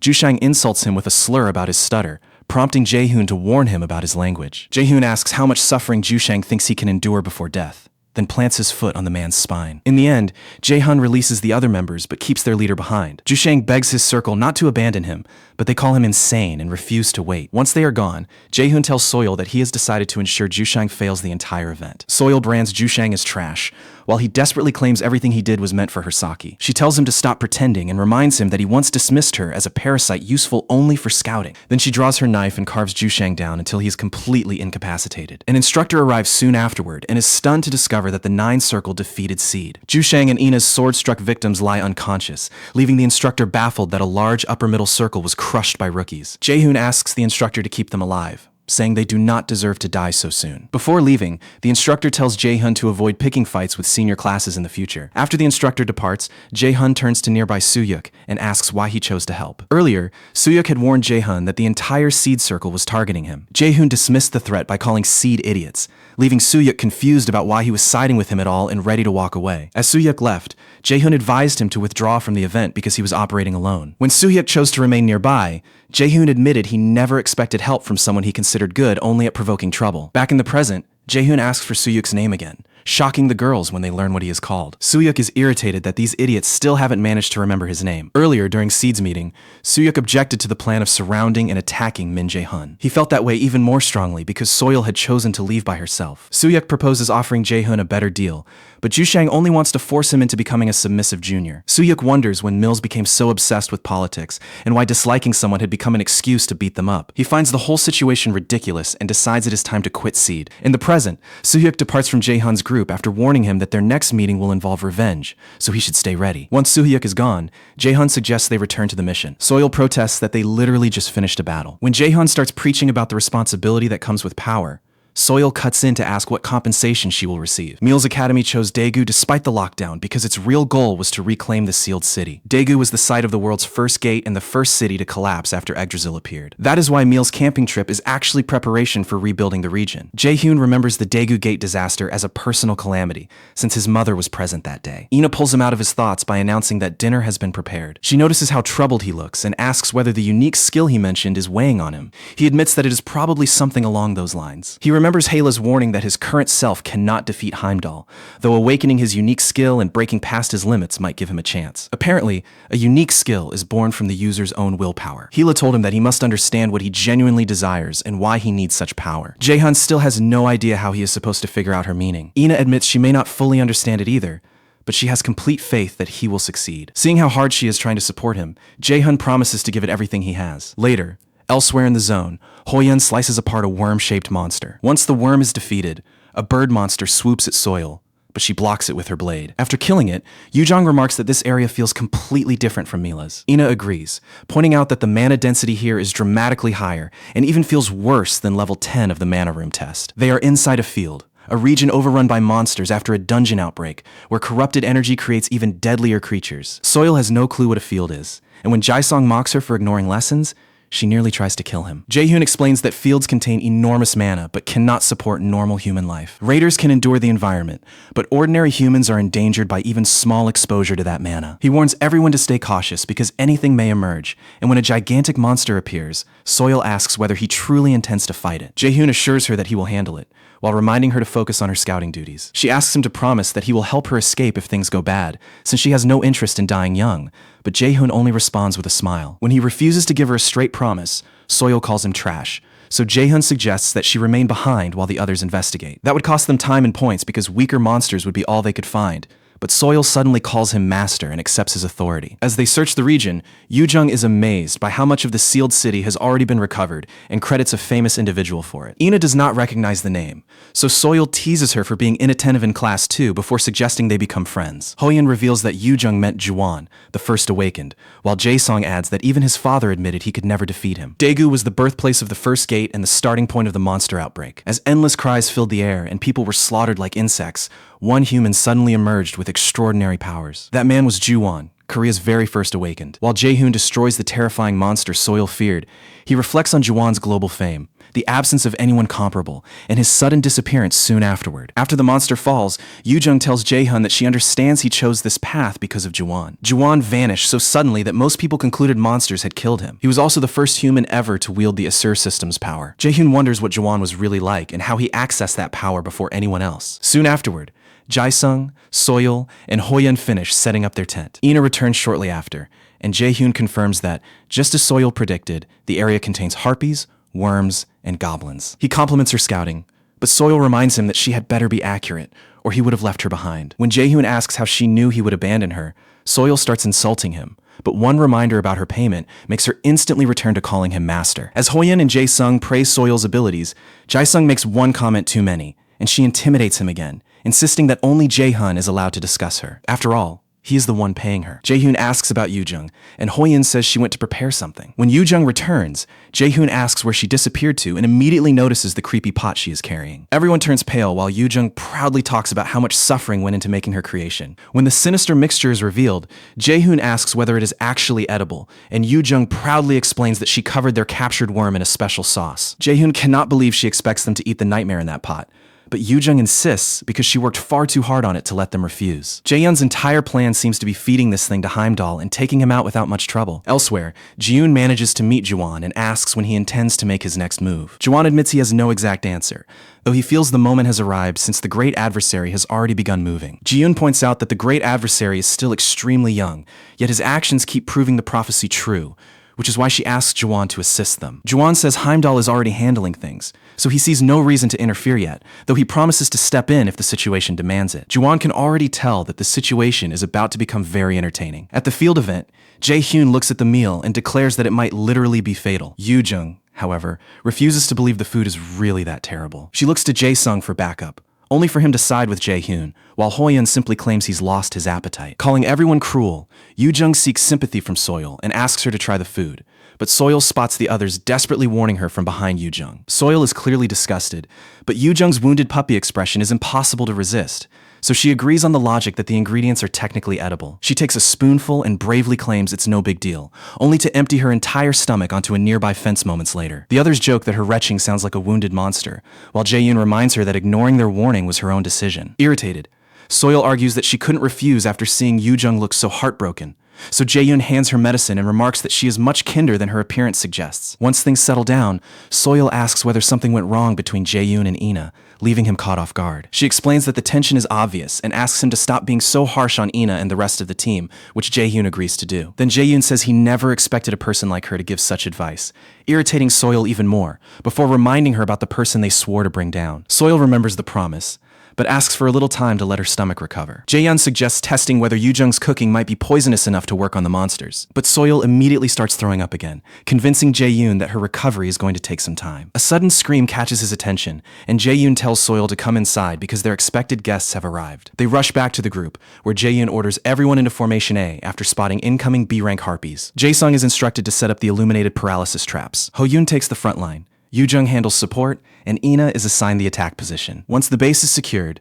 they return, with Hoyun admitting that he never expected to face dozens of harpies. He had never seen them travel in such numbers, and Yoo-jung confirms that harpies usually gather in groups of 4 or fewer, making this attack highly unusual. An abnormal formation like this suggests that a boss monster with immense mana is controlling them, and that points directly to a nearby harpy queen. Soil had already sensed the queen, but even she was surprised by how close it was. Jae-yeon tells everyone to remain behind and defend the base while he and Soil hunt down and eliminate the monster. Soil's unique skill should make locating the queen easy, and Jae-yoon assures the others that he can handle the surrounding monsters by himself. In other words, they have nothing to worry about. Hoyun reminds him that the team is meant to stay together in case something unexpected happens, but Jae-yoon refuses, saying they would only get injured and force him to protect them during the mission. Seeing their disappointed faces, he clarifies that this is not about a lack of trust. The base needs them, and they can assist the instructors whenever backup becomes necessary. In the end, Ina and Yoo-jung agree against their better judgment, while Jae-sung loads Jae-yoon up with a huge supply of potions. Jae-yoon and Soo-hyuk soon leave, with Jae-yoon reminding the others not to take unnecessary risks. Still looking annoyed, Yoo-jung tells him to contact them if he needs help. She adds that they will come running if he needs their assistance. Jae-yoon immediately teases her, saying she hardly ever lets her concern show. Before he can finish speaking, several harpies burst into the tent, but Jae-yoon blasts them out of the air with lightning chains without even looking back. He calmly tells everyone not to panic, since he never enters a battle unless victory is practically guaranteed. As Jae-yoon and Soil search for the Harpy Queen, Soil praises his team, saying they are an impressive bunch and clearly deserve their top ranking despite Millis's fierce competition. Her compliment comes from watching how efficiently they dealt with the harpies. A flashback shows more harpies ambushing the group. Soyewol reaches for her knife, but Jae-yoon stops her before she can join the fight. Hoyun takes responsibility for the front line and tells Ina and Yoo-jung to concentrate on their magic. When the harpies charge head-on, Hoyun catches their assault on his shield and slices them cleanly in two. Soil is convinced that Hoyun has already reached A-rank judging by that performance, and she suspects the other boys have as well. During the flashback, Yoo-jung uses Overflow, a skill that boosts every party member's attack power by 1.3 times. When a harpy locks onto her, Yu-jung responds with Wind Edge, engulfing that creature and 2 more in the attack. Jae-yoon notices that Yu-jung's casting speed has improved, while Ina simultaneously impales nearly a dozen harpies, leaving him genuinely impressed. Back in the present, Jae-yoon proudly announces that he remains the strongest, earning an immediate complaint from Soil that he is irritating. When Soil labels him a genius, Jae-yoon admits that being described that way was never something he imagined for himself. That is especially surprising considering his previous life, when his teammates treated him like a disposable shield on the battlefield. Jae-yoon congratulates Soil for discovering her direction, and for surviving Yu-jung's cooking without completely blacking out. As they advance,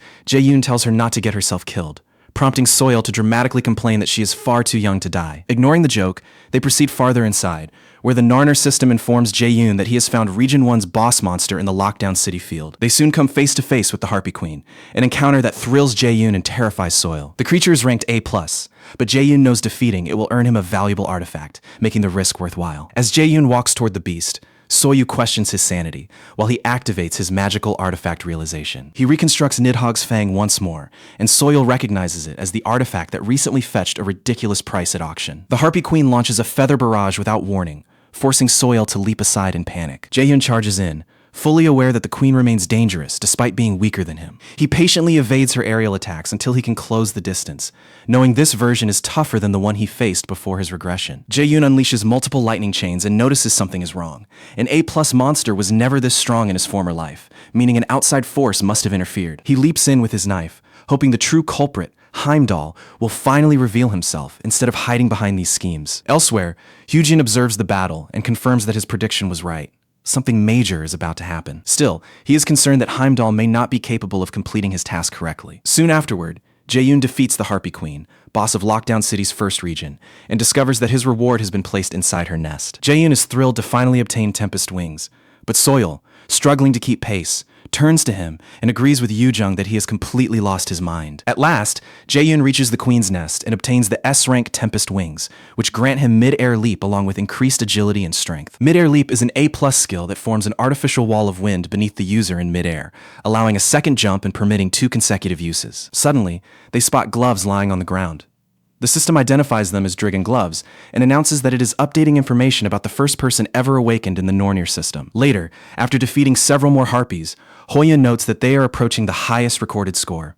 Yu-jung agrees, naturally attributing that achievement to her presence. After all, she is fighting alongside him. Standing nearby, Jae-yoon remembers receiving information about Jawan, the first awakened person in the world. He cannot understand why the Nornir system is suddenly revising Jawan's data. Jae-yoon suspects Jawan may be connected to the system somehow, and realizes he must uncover the reason those gloves were left there. A little later, Yu-jung suddenly realizes that she has left her imbued necklace behind, and that is very bad news. As Yu-jung starts crying, Jae-yoon casually hands the necklace back to her. She immediately asks how he knew and calls the whole thing creepy. Jae-yoon reminds her that misplacing things is practically her usual routine. Besides, Yu-jung's mother specifically asked him to look after her. Jae-yoon tells Yu-jung to act her age and quit losing things, but she fires back that he should stop giving her lectures. The two immediately fall into another argument, prompting Hoyun to ask whether they are secretly dating. Jae-yoon denies the accusation, while Yu-jung threatens Hoyun for even suggesting it. Strangely, Ina places a hand on Hoyun with a terrifying expression and tells him to drop the subject since they have already denied everything. Meanwhile, in Valhalla, the Aesir's Grand Palace, also known as the Great House of Warriors and the House of Joy, the Aesir gods assemble for a feast. Thor is enjoying himself because the war preparations are progressing perfectly, and Heimdall has promised to eliminate the great adversary. He is convinced that the Aesir will soon rule the 9 realms, earning the approval of Great Odin. Another god, Tyr, calls Thor a shameless hypocrite for partying in Odin's absence and asks whether Ragnarok has taught him nothing. Thor is stunned that Tyr would bring up the subject, then reminds him that Fenrir literally devoured his right arm during Ragnarok. Tyr fires back by mentioning the coal lodged in Thor's forehead by a filthy giant, adding that he would have ended his own life in that situation. Fed up, Thor challenges Tyr to settle the matter through combat, but Freya orders them to stop unless they want both gods placed on probation. Soon after, Frigg reports that Valhalla's forces have shrunk considerably and their soul-gathering efforts are failing. Freya cuts in, blaming the decline on Ragnarok being pushed too far and calling it another one of Odin's mistakes. Frigg angrily rebukes her for insulting Asgard's master, but Freya says she has no intention of flattering Odin or kissing his feet. Odin may possess immense power, but Freya considers him worthless trash. When Frigg demands to know how she dares speak that way, Freya turns cold and reminds her of Odin's treatment of her. Freya eventually announces that every preparation for the second end has been completed. The Einherjar, the dead souls chosen to fight for Asgard, are already prepared for battle. Back at the field event, Jae-yoon realizes Heimdall will appear soon after interfering with the Harpy Queen situation, so he must awaken his inherent skill immediately. This reminds him of a conversation with his teacher. She had teased him for being greedy. He was already powerful, yet he still wanted an inherent skill on top of that. In the flashback, she admits that she may not be able to guide him much, since her own awakening happened unexpectedly. She remembers a day filled with despair, when a gate opened in the middle of a road, and people began dying one after another. Amid the chaos, Sion saw a child fleeing for her life and felt completely powerless. Sion rushed to rescue the girl, but even after awakening, she was too weak to save her. The moment the child died, Sion awakened a new skill named Sacrifice. Unfortunately, the skill could not return someone who was already dead. She further admits that she has no idea how to awaken an inherent skill quickly, no matter how badly he wants an answer. Instead, she advises him not to force the process, fearing that he might sacrifice something precious while chasing that power. Back in the present, Jae-yoon wonders whether Aina knows the secret, so he asks how she awakened her own skill in hopes of protecting what matters to him. Aina responds by revealing that her inherent skill awakened after her family died. More precisely, she allowed them to die. And shockingly, she still believes their deaths were for the best. When Aina was 5 years old, both her parents died, leaving her completely alone. Afterward, Aina and her grandmother moved into her aunt's home. Even without her parents, Aina did not feel lonely there. Her aunt could be cruel, but her grandmother remained beside her as the only family she had left. Unfortunately, that brief happiness soon began to crumble when Aina overheard her grandmother speaking to her aunt. Her grandmother was telling her aunt that she did not have much time remaining and asking her to care for Aina after she was gone. Aina realized that the only person she truly relied on was about to disappear from her life. From that moment onward, her world was covered in darkness. Aina had always been quiet, but that experience pushed her to close herself off from everyone around her. Her isolated life continued until middle school, when her aunt claimed that Aina's teacher had called to say raiders earned a great deal of money. Her aunt mockingly remarked that even someone like Aina could be useful to society, adding that she had never realized Aina possessed any talent. Her aunt reminded her how much money they had spent raising her and demanded repayment, insisting that becoming a raider was her only chance to have any value. Aina despised her aunt for taking the life insurance payout after her parents' deaths, and then trying to exploit Aina for even more personal profit. What hurt even more was the way her aunt treated both her parents and grandmother like unwanted burdens. The worst part was that Aina felt unable to speak up for herself at all. Afterward, she enrolled in a raider program because her teacher believed she had the qualities to become one. When Aina turned in the application, her teacher questioned her decision. She was an excellent raider candidate, and raiders were respected, but mages did not receive the same treatment. Her teacher admitted that she did not want Aina risking her life, but Aina refused to back down because she knew there were things more unbearable than dying. After returning home, Aina's grandmother also asked whether she was certain about becoming a raider. Aina knew that her grandmother would eventually leave her as well, yet she was incapable of resenting the woman she loved. Still, she convinced herself that everything happening was fate, and that no amount of resistance could change it. She suddenly broke down and insisted she was fine, but her grandmother gently told her that she could refuse if she wanted, because she could not bear to see her granddaughter hurt. Once Aina chose the raider path, everything about her life changed. She learned to control mana and slay monsters, while her emotionally distant nature became a major advantage. Just when she had adapted to that life, the tragedy she feared finally arrived. Her grandmother died. Apparently, proper medical treatment could have saved her grandmother. Aina was devastated to learn that her grandmother had personally refused the treatment. Aina could not stop wondering whether her grandmother had given up on living, and whether she had abandoned Aina, just like everyone else. Aina had no answers, but she knew one thing for certain. She missed her grandmother terribly, and that realization pushed her into despair. She started wondering whether her grandmother had abandoned her because she was useless, wishing desperately that she had been taken along instead. Not long afterward, her aunt phoned with news that the sponsor deal was finalized and the guild had agreed to recruit her. All Aina had to do was show up and put her signature on the documents. Her aunt, still treating her life like it belonged to her, finally snapped something inside Aina, and she shouted back for the first time. Her aunt demanded gratitude for not selling her, but that cruel remark convinced Aina to leave home for good. Aina returned at dawn to collect her belongings, only to find her aunt's house engulfed in flames while monsters poured through the open gate. Buried among the ruins, her aunt begged Aina for help, but Aina could only wonder why she should save the woman who had stolen her entire life. When Ina's eyes finally filled with tears, Jae-yoon gently reminded her that she could stop if recalling it became too painful. Elsewhere, Yoo-jung heard a noise and thought Jae-yoon had returned, only to find Heimdall standing over her like a giant. The aura pouring out of this mysterious man felt far closer to a monster's than a human's. A moment later, Heimdall descended toward the group and demanded to know whether they were allies of the great adversary. Everyone could only stare at him in confusion. When Yoo-jung asked what he meant, Heimdall answered by unleashing another violent burst of mana that nearly knocked them off their feet. Once they collapsed, he coldly ordered them to respond to his questions. Soyo attempted to contact Jae-yoon telepathically and warn him about the monster-like enemy, but Heimdall sensed the message and grabbed her by the throat before she could finish. He announced that this place would become their grave while gathering an attack in his free hand. He even told them to hold the great adversary responsible, but Jae-yoon arrived just in time and warned him that he would not allow the execution. Jae-yoon immediately used absolute calculation to cancel Heimdall's prepared strike. On the other side, an instructor was complaining about babysitting students after clearing the event zone when he and his colleagues spotted a gigantic purple cloud of mana. Before either of them could understand the situation, a colossal monster emerged. It appeared behind them, swallowed the complaining instructor whole, and instantly gave his companion a lifelong trauma. He barely reached for his walkie-talkie when the monster's scorpion tail pierced him. Yet he still warned the others about the danger before his life was completely drained away. Monsters of absurd proportions began flooding the entire area, and the situation went from bad to catastrophic. At the same time, Jae-yoon's arrival forced Heimdall to release Soil. Turning toward Jae-yoon, Heimdall unleashed another mana storm and demanded an explanation for how he possessed Odin's eye. Heimdall understood that Jae-yoon's rapid growth was unnatural, since an ordinary human could never advance so quickly. Jae-yoon simply challenged him to come and take the eye himself if it offended him so much. Soil warned that even Jae-yoon could not defeat someone this powerful alone, but he ordered everyone to escape and insisted that Heimdall was his problem. Yoo-jung refused to abandon him because they were a team, yet Jae-yoon cut her off and ordered them to leave. Now holding his sword, Heimdall mocked Jae-yoon and asked whether he truly believed he could protect his friends from him. A single slash from Heimdall's blade tore apart the ground ahead, but Jae-yoon used Windstorm to send his friends flying safely away from the danger zone. Yoo-jung shouted at him for doing that, but Jae-yoon explained that staying together would only get everyone killed. Yoo-jung continued, resisting, until Ina held her back and admitted that Jae-yoon was right.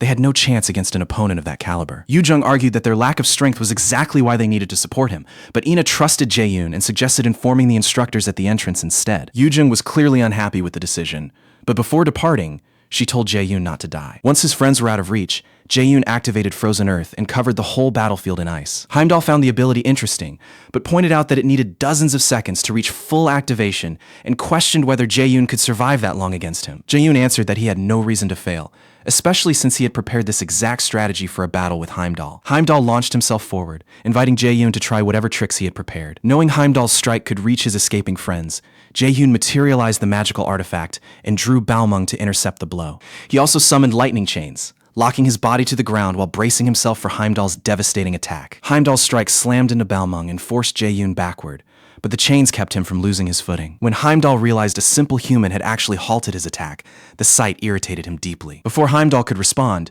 Jae-yoon sprang toward him, using mid-air leap while gripping Balmung. Across the field, the instructors called for reinforcements after numerous students and teachers had already suffered injuries. Instead, the rescue team found itself facing an unprecedented swarm of migrating monsters. The head instructor, Ms. Lee, searched for a solution, but the circle leaders soon stepped forward and volunteered their assistance. She tried to keep them away from combat because they were still students, but they refused to back down. Eventually, Ms. Lee accepted their help, assigning the students to support duty while she moved the instructors toward the front lines. But when she attempted to activate her ability, she discovered in shock that she could not control her mana at all. She was quickly informed that the Asur system had gone offline, and her connection was temporarily severed. The situation became even more alarming when the other instructors revealed that they were suffering from the same problem. The system had never failed before, leaving Lee completely baffled about why it chose this moment to collapse. When Lee asked whether anyone could still use their abilities, the top circle leaders confirmed that theirs were working. Ms. Lee concluded that only the students could access their mana, so she changed the strategy.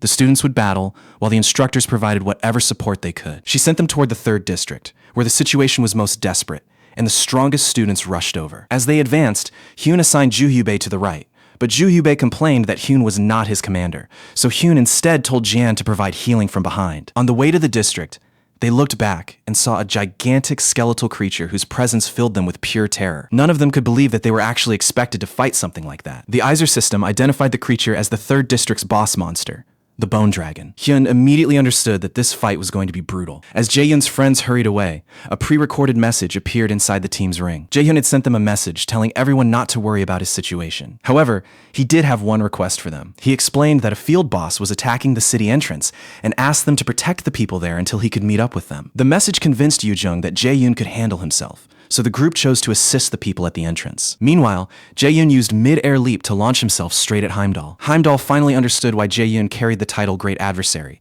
yet he still predicted that the boy would lose. The god raised his sword and sent out a wave of energy to measure Jae-yoon's power. Jae-yoon redirected himself in mid-air with mid-air leap, then continued his assault, forcing Heimdall to block the incoming strike with his sword. Heimdall sent him flying backward, but Jae-yoon warned him that he would regret it before rushing back into range. Jae-yoon joked that his recent exam results were solid, then activated intermediate great sword arts and followed it with the active skill spinning strike. Their blades collided, and Heimdall admitted that Jae-yoon's techniques were impressive for a human before lunging forward to skewer him. Jae-yoon stopped the thrust, then made his sword vanish, leaving Heimdall completely caught off guard. The sudden loss of the blade made Heimdall stumble forward, giving Jae-yoon the opening to materialize Nidhogg's fang with his magical artifact. He immediately followed up by activating the skill Dagger Rampage. In mere seconds, the technique carved through Heimdall dozens of times before Jae-yoon dashed past him. Nidhogg's fang triggered its passive effect, stacking multiple layers of poison inside Heimdall's body. Even then, Heimdall dismissed the attack as cheap tricks, so Jae-yoon told him to inspect his own condition before complaining. Multiple cuts covered Heimdall's body,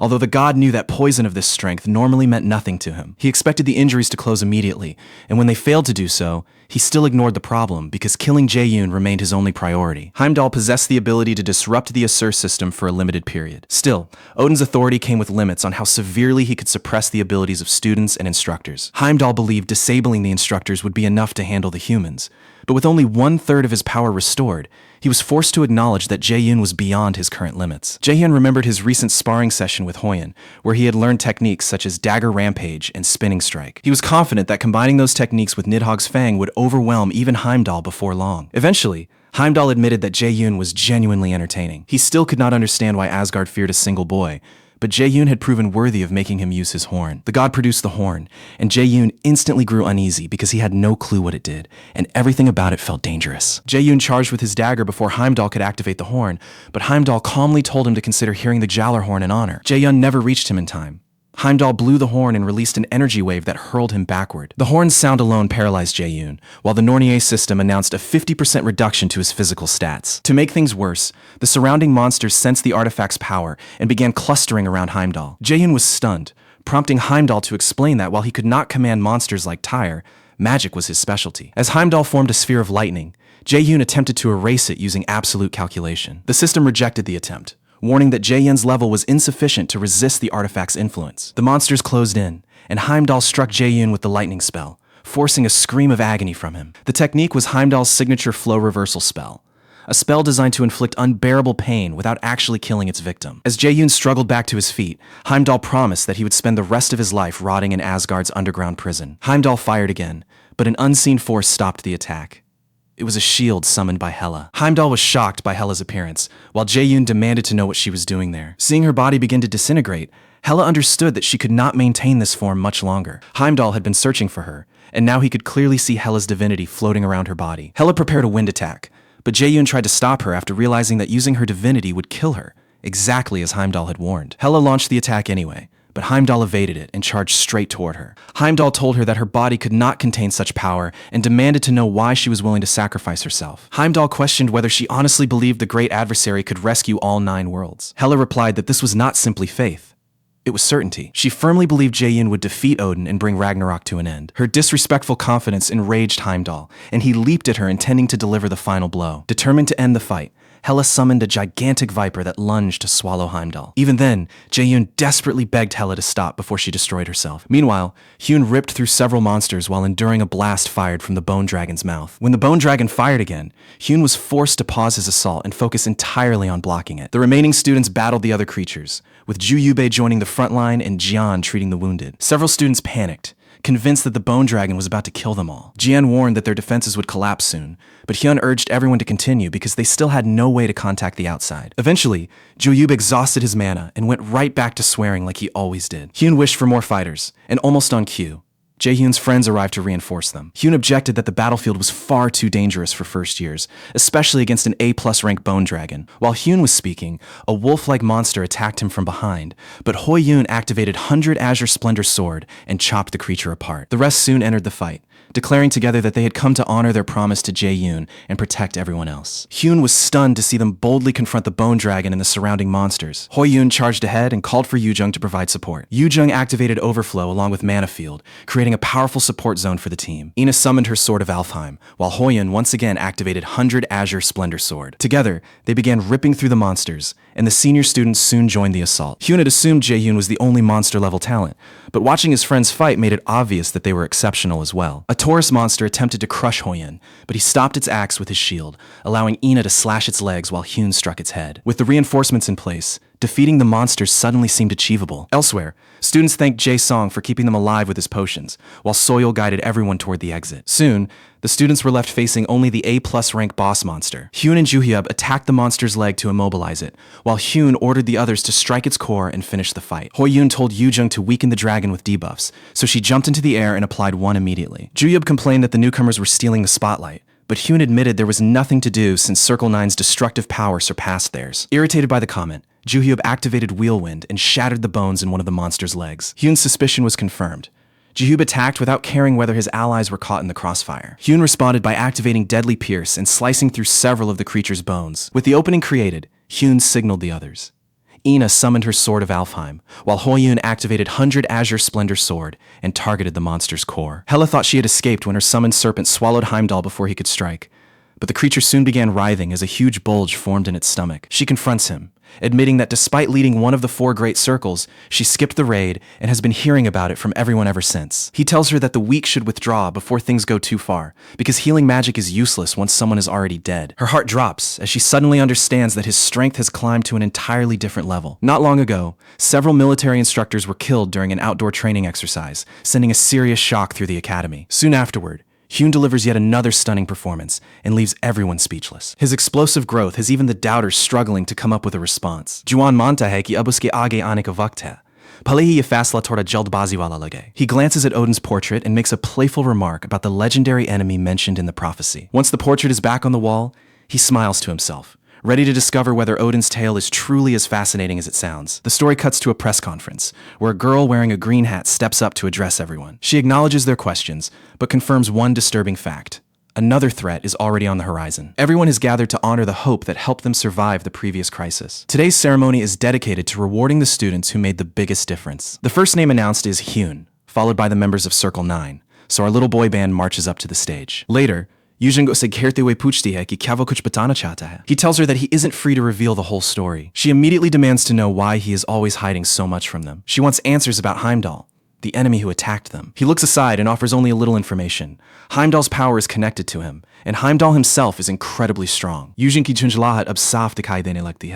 bimanta ki Heimdall suchmuch ek rakshas jesa dushmanta. The others remain silent, patiently waiting for him to continue. After letting the silence hang, he says that revealing everything now would be premature. That answer leaves everyone visibly disappointed. With a sigh, he finally reveals that he has reached S rank. Soil herani sakara hojata hai or puchta hai ki kya isi wajah se wo zinda bach paya. He shakes his head and warns that enemies on Heimdall's level will eventually cross his path again. If that day comes, their only option is to run, no matter what the situation looks like. The blonde girl starts asking whether he plans to face the next battle alone, but the room suddenly plunges into darkness before she can finish. His voice rings through the darkness, telling them that anyone who cannot match his pace has no place beside him. If they dislike hearing that, then they should reach S rank themselves, and he will never need to order them to escape. Yujing Pava Koker use Berahem Kedetiha. He checks his phone, gets into a car, and immediately heads out toward his next mission. The driver is stunned when he realizes their passenger is heading to the Flex auction. He explains that becoming a VIP there requires owning a massive amount of stock. Asked how much money he invested, the guy merely shrugs,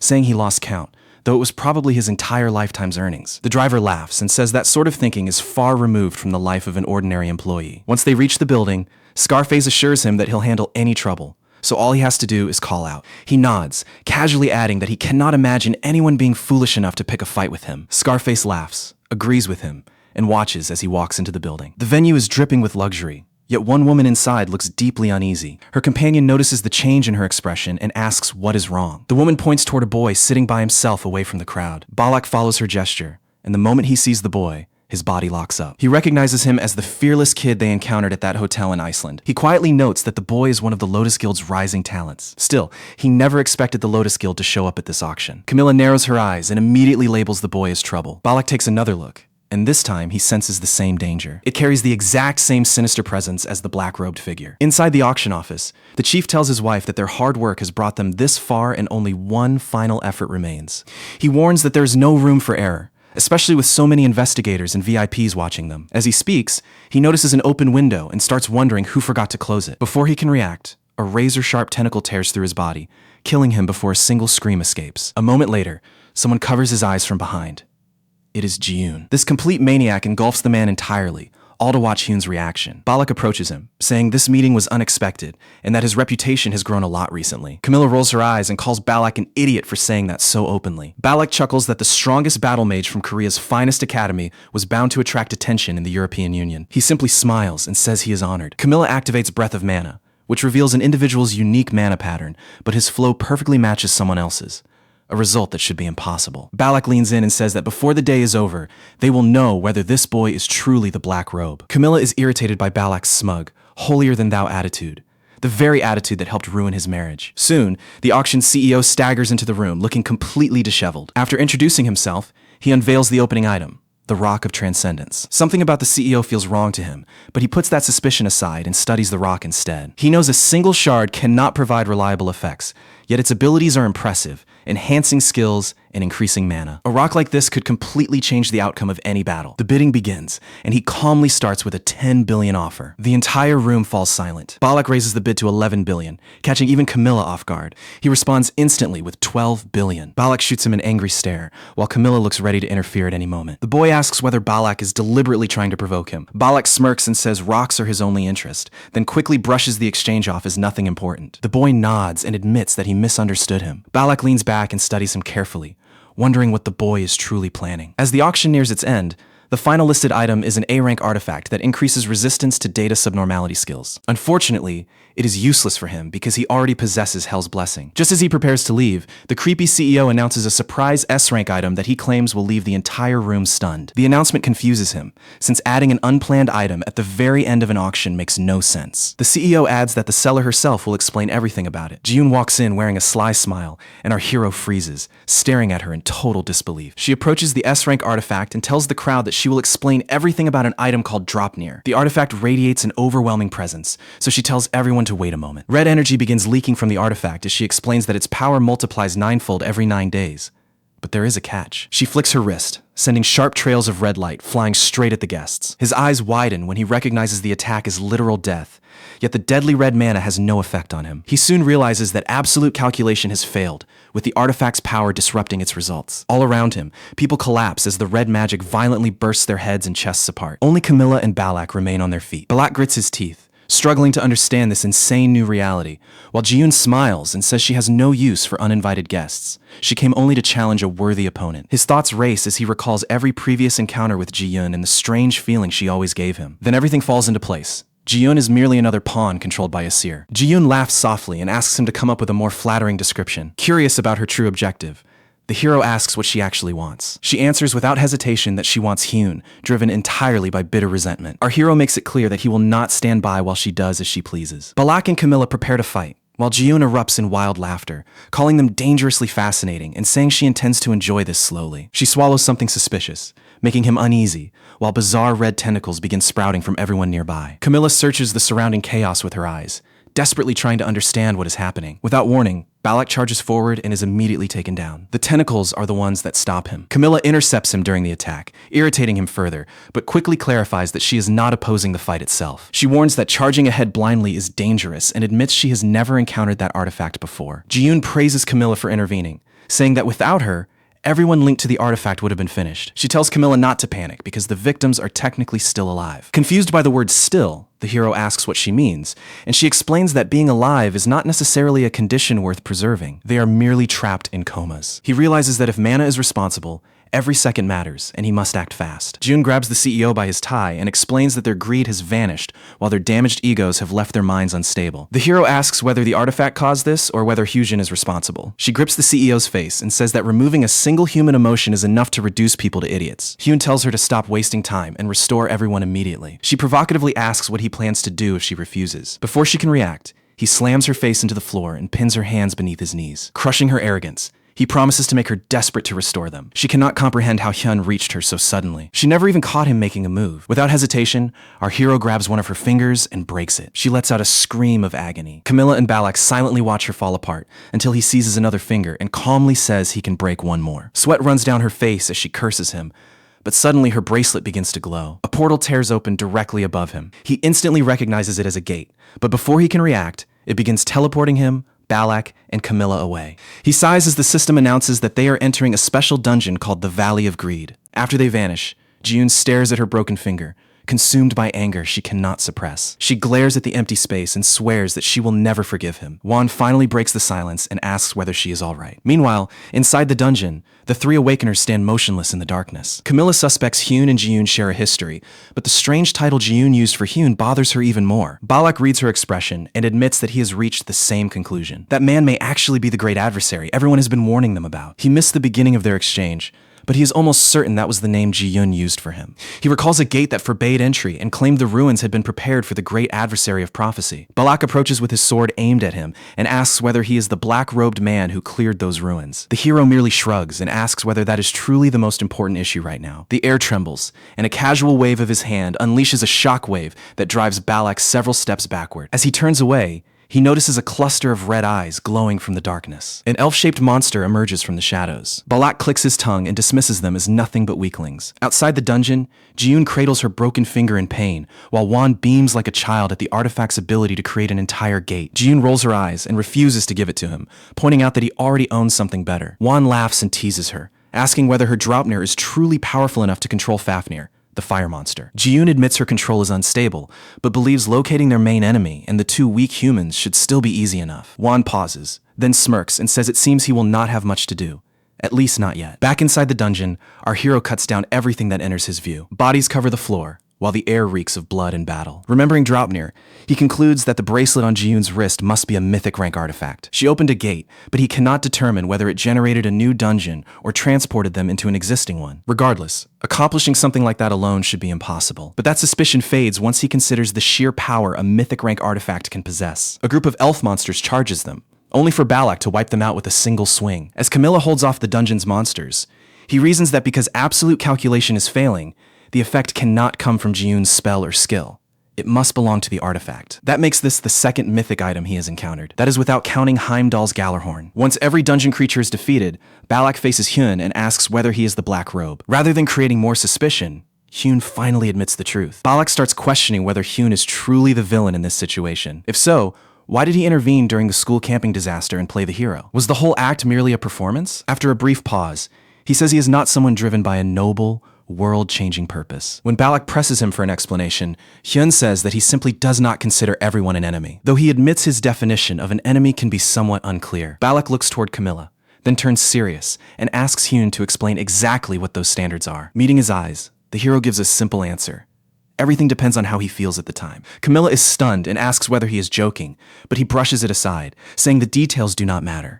He will do anything necessary to protect those he cares about. That answer pushes Balak over the edge. He seizes the hero's tie and shouts that Hyun had the power to kill him at the ancient ruins. Balak adds that killing him would have been the smarter choice if Hyun truly wanted to protect his identity. As Balak recalls the incident, his anger eases when he realizes that Hyun deliberately let him live. He says he will watch Hyun closely from now on to understand these so-called standards of his. Camilla sighs and admits that although she normally works alone, cooperating here is clearly the wiser move. The hero smirks, saying she is more adaptable than he expected, then warns her to keep his secret hidden for her own safety. Later, a drawer is struck directly in the head, pierced through, and killed on the spot. Balak drives his sword into the floor and admits he has never encountered such a durable drawer. He then turns to Hyun and asks whether he has any idea why. Hyun offers no answer and falls silent. He recalls that the dark elf seemed weaker, yet these creatures are far more powerful than they have any right to be. He wonders whether the dungeon itself is causing this abnormality and resolves to remain extremely cautious. Camilla cuts in, reminding them that this is not their immediate concern and urging everyone to keep moving. That woman said the auction guests are still alive, which means they need to hurry. They begin moving, but the hero suddenly turns his attention toward another direction. His Norin detection system picks up something, so he orders everyone to stop. He points ahead and says something is waiting over there. Camilla is caught completely off guard. There had been nothing there only a moment earlier. Now, however, an enormous surge of mana is pouring from that exact location. Suddenly, the system announces that the route to the deeper levels of the Valley of Greed has opened. Outside, the artifact begins reacting violently. Ji-yoon is shocked by how quickly the great adversary is advancing and starts wondering what he could be planning. Deep inside the dungeon, our hero decides to move ahead first, since he suspects the enemies are specifically targeting him. Balak notices that this situation feels a lot like what happened at the ancient ruins. The hero agrees, but points out that although the circumstances match, everyone involved is chasing a completely different objective this time. Balak takes the rear position, while Camilla agrees to support him from the center. Camilla keeps glancing from the hero to Balak, clearly trying to understand what is going on with him. Compared to the man she met at the ruins, Balak seems like a completely different person, leaving her unsure which side truly represents him. He lets out a quiet breath and explains that both personalities belong to him, because every person has more than one side. At that exact moment, a quest appears: defeat the boss monster Fafnir of Greed and return to his own world. The name Fafnir reminds our hero of the legend about a greedy dwarf who seized the god's cursed treasure and eventually became a dragon. His greed consumed him so completely that he murdered his own father and abandoned his younger siblings, all to claim the gold for himself. Yet even after eliminating everyone around him, he feared losing the treasure, transformed into a dragon, and vanished with the entire horde. From that legend, the hero concludes that the Valley of Greed must be the monster's hiding place. But here is the truly important part. This is the very dragon once defeated by the legendary Dragon Slayer, the original wielder of the Dragon Slayer's sword. The hero sighs, realizing that every step from this point forward will have to be taken with extreme caution. A golden glow suddenly explodes from the darkness, stunning his companions as the system confirms that Fafnir's nest has been located. Naturally, they begin to question whether this is the legendary Fafnir from the old tales. The hero forces the entrance open and orders the others to move in. They cautiously cross the cracked floor, moving toward the intense light ahead. Before long, they are completely surrounded by mountains of golden coins. Camilla is fascinated by the sight, but Balak immediately warns everyone not to lower their guard. She draws her weapon, and the group tightens their formation. Without warning, a coin launches out of the pile and smacks the hero. A moment later, the entire treasure begins lifting into the air, forming the shape of a gigantic monster. As the monster takes form, Fafnir emerges from beneath the treasure. The hero meets the dragon's gaze, and those eyes seem to see straight through him. The system reports that Fafnir's monster rank has been reduced slightly because of certain restraints. After making its grand entrance, the beast unleashes a thunderous dragon roar. Camilla quickly realizes that even in its weakened state, Fafnir remains an S-rank monster. The hero remains completely composed and assures his companions that they can handle it. He brings up the earlier battle, where Balak single-handedly crushed their enemies. Then he recalls an important statement from earlier. According to that rule, only one Balmung is supposed to exist. Camilla is left speechless when the hero activates a magical artifact and summons the Dragon Slayer's sword before their eyes. The hero feels incredibly fortunate. This time, he has somehow produced 2 Balmungs instead of 1. He turns toward Balak and checks whether this strategy works for him. Balak answers with a confident smirk and immediately nods. The pair grips their swords, both convinced that this risky plan might genuinely succeed. Now standing before the enormous dragon, they are completely fired up for the battle. Balak activates the Dragon Slayer sword's special effect, while the hero triggers its passive ability, boosting their damage by as much as 300%. However, right before they can strike, the dragon spreads its jaws and prepares to unleash a wave of flames. Camilla instantly realizes that the beast is planning to burn them alive. A torrent of fire floods the ground, melting the gold coins beneath their feet. Then something suddenly bursts from the molten gold at incredible speed. It turns out to be the hero and Balak, charging directly through the flames. Balak shouts that they will keep the dragon busy while Camilla attacks from overhead. With her weapon in hand, she slips elegantly through the blazing attacks. The hero slides beneath the dragon's gigantic body and positions himself directly under it. He knows Camilla is no ordinary mage. Even her battle abilities surpass Sion's. As Camilla begins constructing an enormous magic circle, the hero grows visibly excited. At last, he is about to witness the might of one of the world's greatest mages. The hero bounces off the dragon's leg midair and shouts toward Camilla, asking how much longer she needs to finish casting. Without warning, the monster suddenly charges straight at him. Balak steadies himself below as Hyun comes dangerously close to being swallowed whole. A sudden flash streaks in from the right, allowing the hero to narrowly avoid the monster's bite. Camilla tells them that completing the spell will take 20 seconds. While she casts, Balak darts around the dragon, doing everything he can to stall it. The hero decides that 20 seconds is far too long to wait, so he casts Frozen Earth and turns a huge section of the ground into glacial ice. Sharp pillars of ice rise around the dragon and lock it firmly in position. When Balak gives her the signal, Camilla unleashes Aqua Punishment. Several magic circles appear behind her, followed by a massive blast erupting from a tiny red circle. The released mana condenses into razor-sharp arrows floating above the circles. The hero is completely stunned by the mage's display. She is absolutely dominating the battlefield. The aqua needles fire from every direction, striking the dragon and forcing its neck upward. That opening reveals the weak point, and Hyun and Balak immediately rush in to attack it. They pour all their strength into a devastating slash across its neck. Yet the two remain uneasy, because the attack caused no visible damage and only made the beast more furious. The creature loses control, beating its wings violently as its shining eyes flare brighter than before. The hero senses that something is wrong with the dragon, but before he can investigate, a deep voice echoes through the cavern demanding gold. He is stunned when the dragon's eyes briefly return to normal, only for the creature to groan in pain and demand even more gold. The dragon releases a ground-rattling roar and a violent gust that creates a dust storm, making everyone shield their ears. Its furious wing beats are powerful enough to split the glaciers nearby. Consumed by rage, the dragon snarls out a name filled with absolute hatred. That name is Odin. The hero stiffens in shock the moment he hears Odin's name from the dragon. Now he cannot stop wondering how Fafnir's gold, the curse, and Odin fit into the same mystery. His thoughts returned to the research he once did on the Einherjar and the ancient legends surrounding them. One legend spoke of Andvari's ring, a cursed artifact capable of producing endless gold while bringing ruin to its owner. The hero suddenly realizes that the gold Fafnir collected must be connected to this very ring. Judging by the dragon's behavior, the curse is clearly still controlling him. Everyone assumed the neck scales were vulnerable, but repeated attacks barely scratched them. Clearly, that entire theory was wrong. The question now is, where is the dragon's actual vulnerability? Unless there is another possibility. Perhaps Fafnir still has the cursed ring attached to him. The hero then realizes that the beast is capable of human speech. He cautiously walks closer and tells the dragon that he wants to ask something. Blood trickles from the dragon's eyes as it growls, demanding to know why a human has entered its lair. The hero asks whether Odin manipulated the dragon and his family like disposable pawns. The dragon narrows its eyes before finally confirming that it is true. Odin was responsible for the loss of his entire family. Overcome by grief and fury, he remembers how Odin slaughtered every one of them. Balak and Camellia exchange anxious looks, while the hero listens carefully to every word. The hero quickly notices that this account does not match the version he knew from his research. According to the dungeon's version, Thor, not Odin, exploited Fafnir, and his sister was kidnapped as well. This leads the hero to suspect that Odin and the Aesir gods personally targeted Fafnir's family. He promises the dragon that he will break its chains and help it avenge its family. But before he can finish speaking, Fafnir erupts into another enormous roar, repeatedly screaming Odin's name. Rage overwhelms the dragon until every trace of reason disappears. Seeing that words will no longer work, the hero prepares to fight. Balak loudly demands to know how the hero is communicating with the dragon. The hero simply explains that he can hear the dragon's voice perfectly. Balak and Camellia are completely baffled because all they can hear are the creature's painful roars. That is when the hero realizes one of his abilities must be translating the dragon's words for him. He activates magic detection and warns the dragon that if it refuses to calm down, he will be forced to deal with it personally. The ability suddenly identifies the dragon's true weak point, its forehead, where the cursed ring lies hidden beneath the scales. His companions hesitate, but ultimately choose to trust his instinct. The hero turns to Balak and tells him that he is relying on him for this attack. Balak tightens his hold on the sword and warns that the supposed weak point had better be accurate. He activates his formless sword art technique, Illusion Slash. At the same moment, Camellia activates her own active skill, Binding. Heavy chains packed with mana burst from the earth, coiling around the dragon and forcing it to the ground.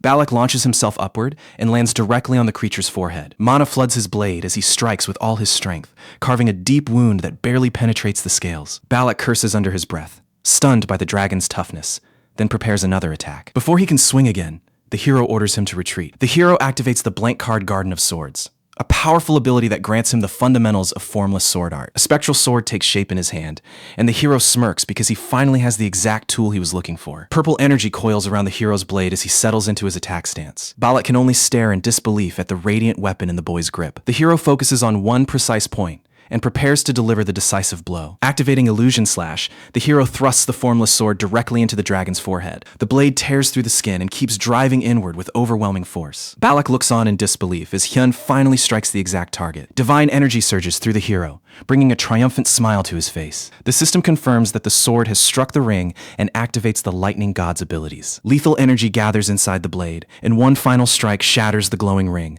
causing its golden radiance to disappear. The hero quietly whispers that he actually pulled it off. The system declares that Indavari's ring has been destroyed. Energy crackles over the beast's forehead, and then it collapses, stripped of all strength. The hero and Balak land safely as another system message confirms that Odin no longer controls Fafnir. The dragon's golden eyes gradually return to their normal state. While the hero approaches the fallen dragon, Camilla asks Balak whether Hyun truly used formless sword art. Balak frowns, still unable to fully process the attack he witnessed. That bizarre technique was far beyond Balak's understanding. Camilla explains that such a technique should be impossible without a specialized skill garden. That leaves one major question. How was Hyun able to pull it off? Balak concludes that the safest choice is probably to avoid turning Hyun into an enemy. Meanwhile, the hero faces the dragon and asks it to explain everything before its remaining time runs out. Looking exhausted, the dragon says that its salvation has finally arrived. Believing the hero has earned the truth, the dragon begins recounting how everything started collapsing when a certain man arrived. His father was a dwarf mage called Treyamar, who had 3 sons, with Fafnir being the middle child. The eldest brother frequently used magic to transform into an otter and catch fish for the family. Then one day, he failed to return. He never came back. The family kept waiting until darkness fell. But rather than the missing brother, a stranger arrived at their door. He introduced himself as a traveler and asked to stay the night, claiming the darkness made further travel impossible. As payment for shelter, he offered them a piece of beast hide. The hide looked horrifyingly familiar. It was unmistakably an otter's hide. That night, The missing brother finally returned home, but he was no longer the person they knew. All that remained was a lifeless piece of hide. The father cried out his son's name in horror. The traveler understood the situation, yet calmly offered to compensate them for what had happened. With a wave of his staff, gold began spilling from thin air until it buried the otter hide completely. Among the treasure sat a beautiful ring, so captivating that no one could look away from it. The atmosphere in the room shifted instantly, marking the beginning of an entirely different chapter in their lives. The hero finally understands that the traveler standing before him was none other than Odin. The dragon notices the boy's unusual calmness, understandable after everything he has endured recently. Barely able to move its wings, the weakened dragon says its end is near and asks the human one final question. The hero responds by asking whether the dragon knows anything about the Norns. He then reveals that he is the enemy mentioned in the prophecy, the one destined to bring down Asgard. The dragon studies him and realizes why he had spoken about revenge before. The hero nods, explaining that he owes Odin a debt and plans to repay it by taking revenge on the dragon's behalf as well. The beast gives a faint grin and reveals that although its strength is disappearing, it can still detect divine energy inside the hero. Because of that, the dragon chooses to leave him a gift. When the hero asks about the gift, the dragon's body begins fading while its voice softly wishes him peace on the road ahead. A moment later, a notification announces that he is the first person to successfully hunt a dragon. He ignores the achievement and instead watches the fading dragon, silently promising to avenge its death. Additional notifications reveal his level increase and several rewards, including access to Fafnir's divine energy. A beam of light forms between his hands, while the system confirms that the dragon's gift has been delivered. What he receives is a mysterious brewing dragon egg, though he has absolutely no idea what it does. The hero catches the egg, but Balak immediately decides the quiet agreement is over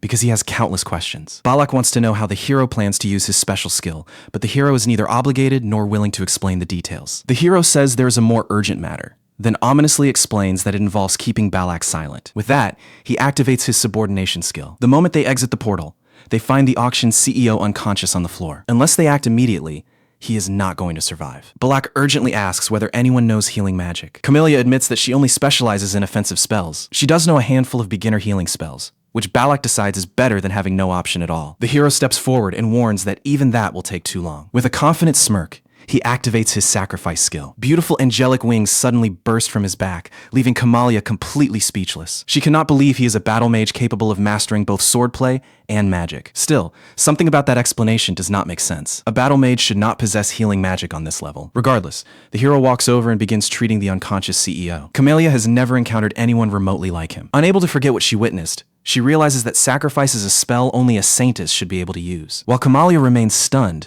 the hero reminds everyone that he had already forbidden them from asking questions. It was admittedly a one-sided arrangement. They could ask nothing, and he would reveal nothing about his true identity. After witnessing the fight with Fafnir, Balak realizes that the rumors about the hero reveal only a tiny fraction of his actual strength. Once the healing is done, the hero checks whether the CEO is okay. The man gradually regains consciousness and stands up, still confused by everything that happened. Even though he knows the man has only just awakened, the hero immediately asks whether a pale-skinned woman visited him earlier. The man instantly nods. He remembers very little because he passed out soon after she arrived, but he distinctly recalls tentacles emerging from her before he lost consciousness. The man apologizes for being unable to provide any further help. That answer is enough for the hero, who helps the man get back on his feet. The man then asks whether the hero was the one who saved him. Balak answers that the hero did more than that.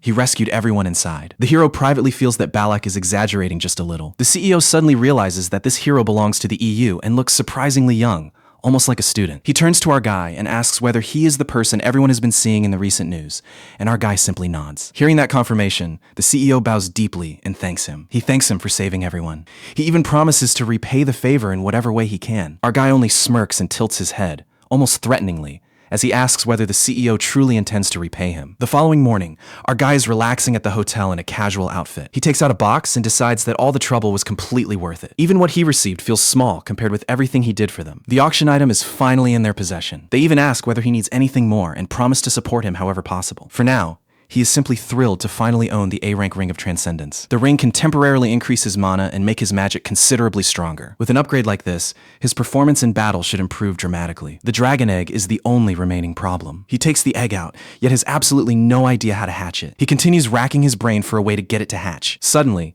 a notification from the system appears. The hatching requirement changes, revealing that the egg can now absorb mana stones. Since he has saved enough money, he decides to buy them in bulk. He calls one of his contacts and immediately introduces himself. The man on the other side asks what happened and wonders whether Yoo-jung has caused another problem. When our guy mentions the mana stones, his friend readily agrees to sell him some. Inside the EU conference room in Germany, our guy and his team stand opposite a group of officials. One official questions whether he is being serious, but Balak cuts in and declares that nobody will be allowed to track our guy anymore. The bearded man explodes at this and demands to know what Balak means, asking whether he wants everyone to act like nothing happened at the ruins. Balak explains that, as the representative, this is the most sensible decision he can make. The old man demands a proper explanation for such a decision. Jian steps forward and says that even the two of them attacking together would still have no chance against him. The old man is left with nothing to say. She goes further, saying she doubts the entire EU could defeat him even if everyone joined the fight. She warns them to stop pursuing him unless they want to invite serious trouble. That evening, our guy finally receives a large supply of mana stones. He certainly was not expecting the delivery to arrive so quickly. Right at that moment,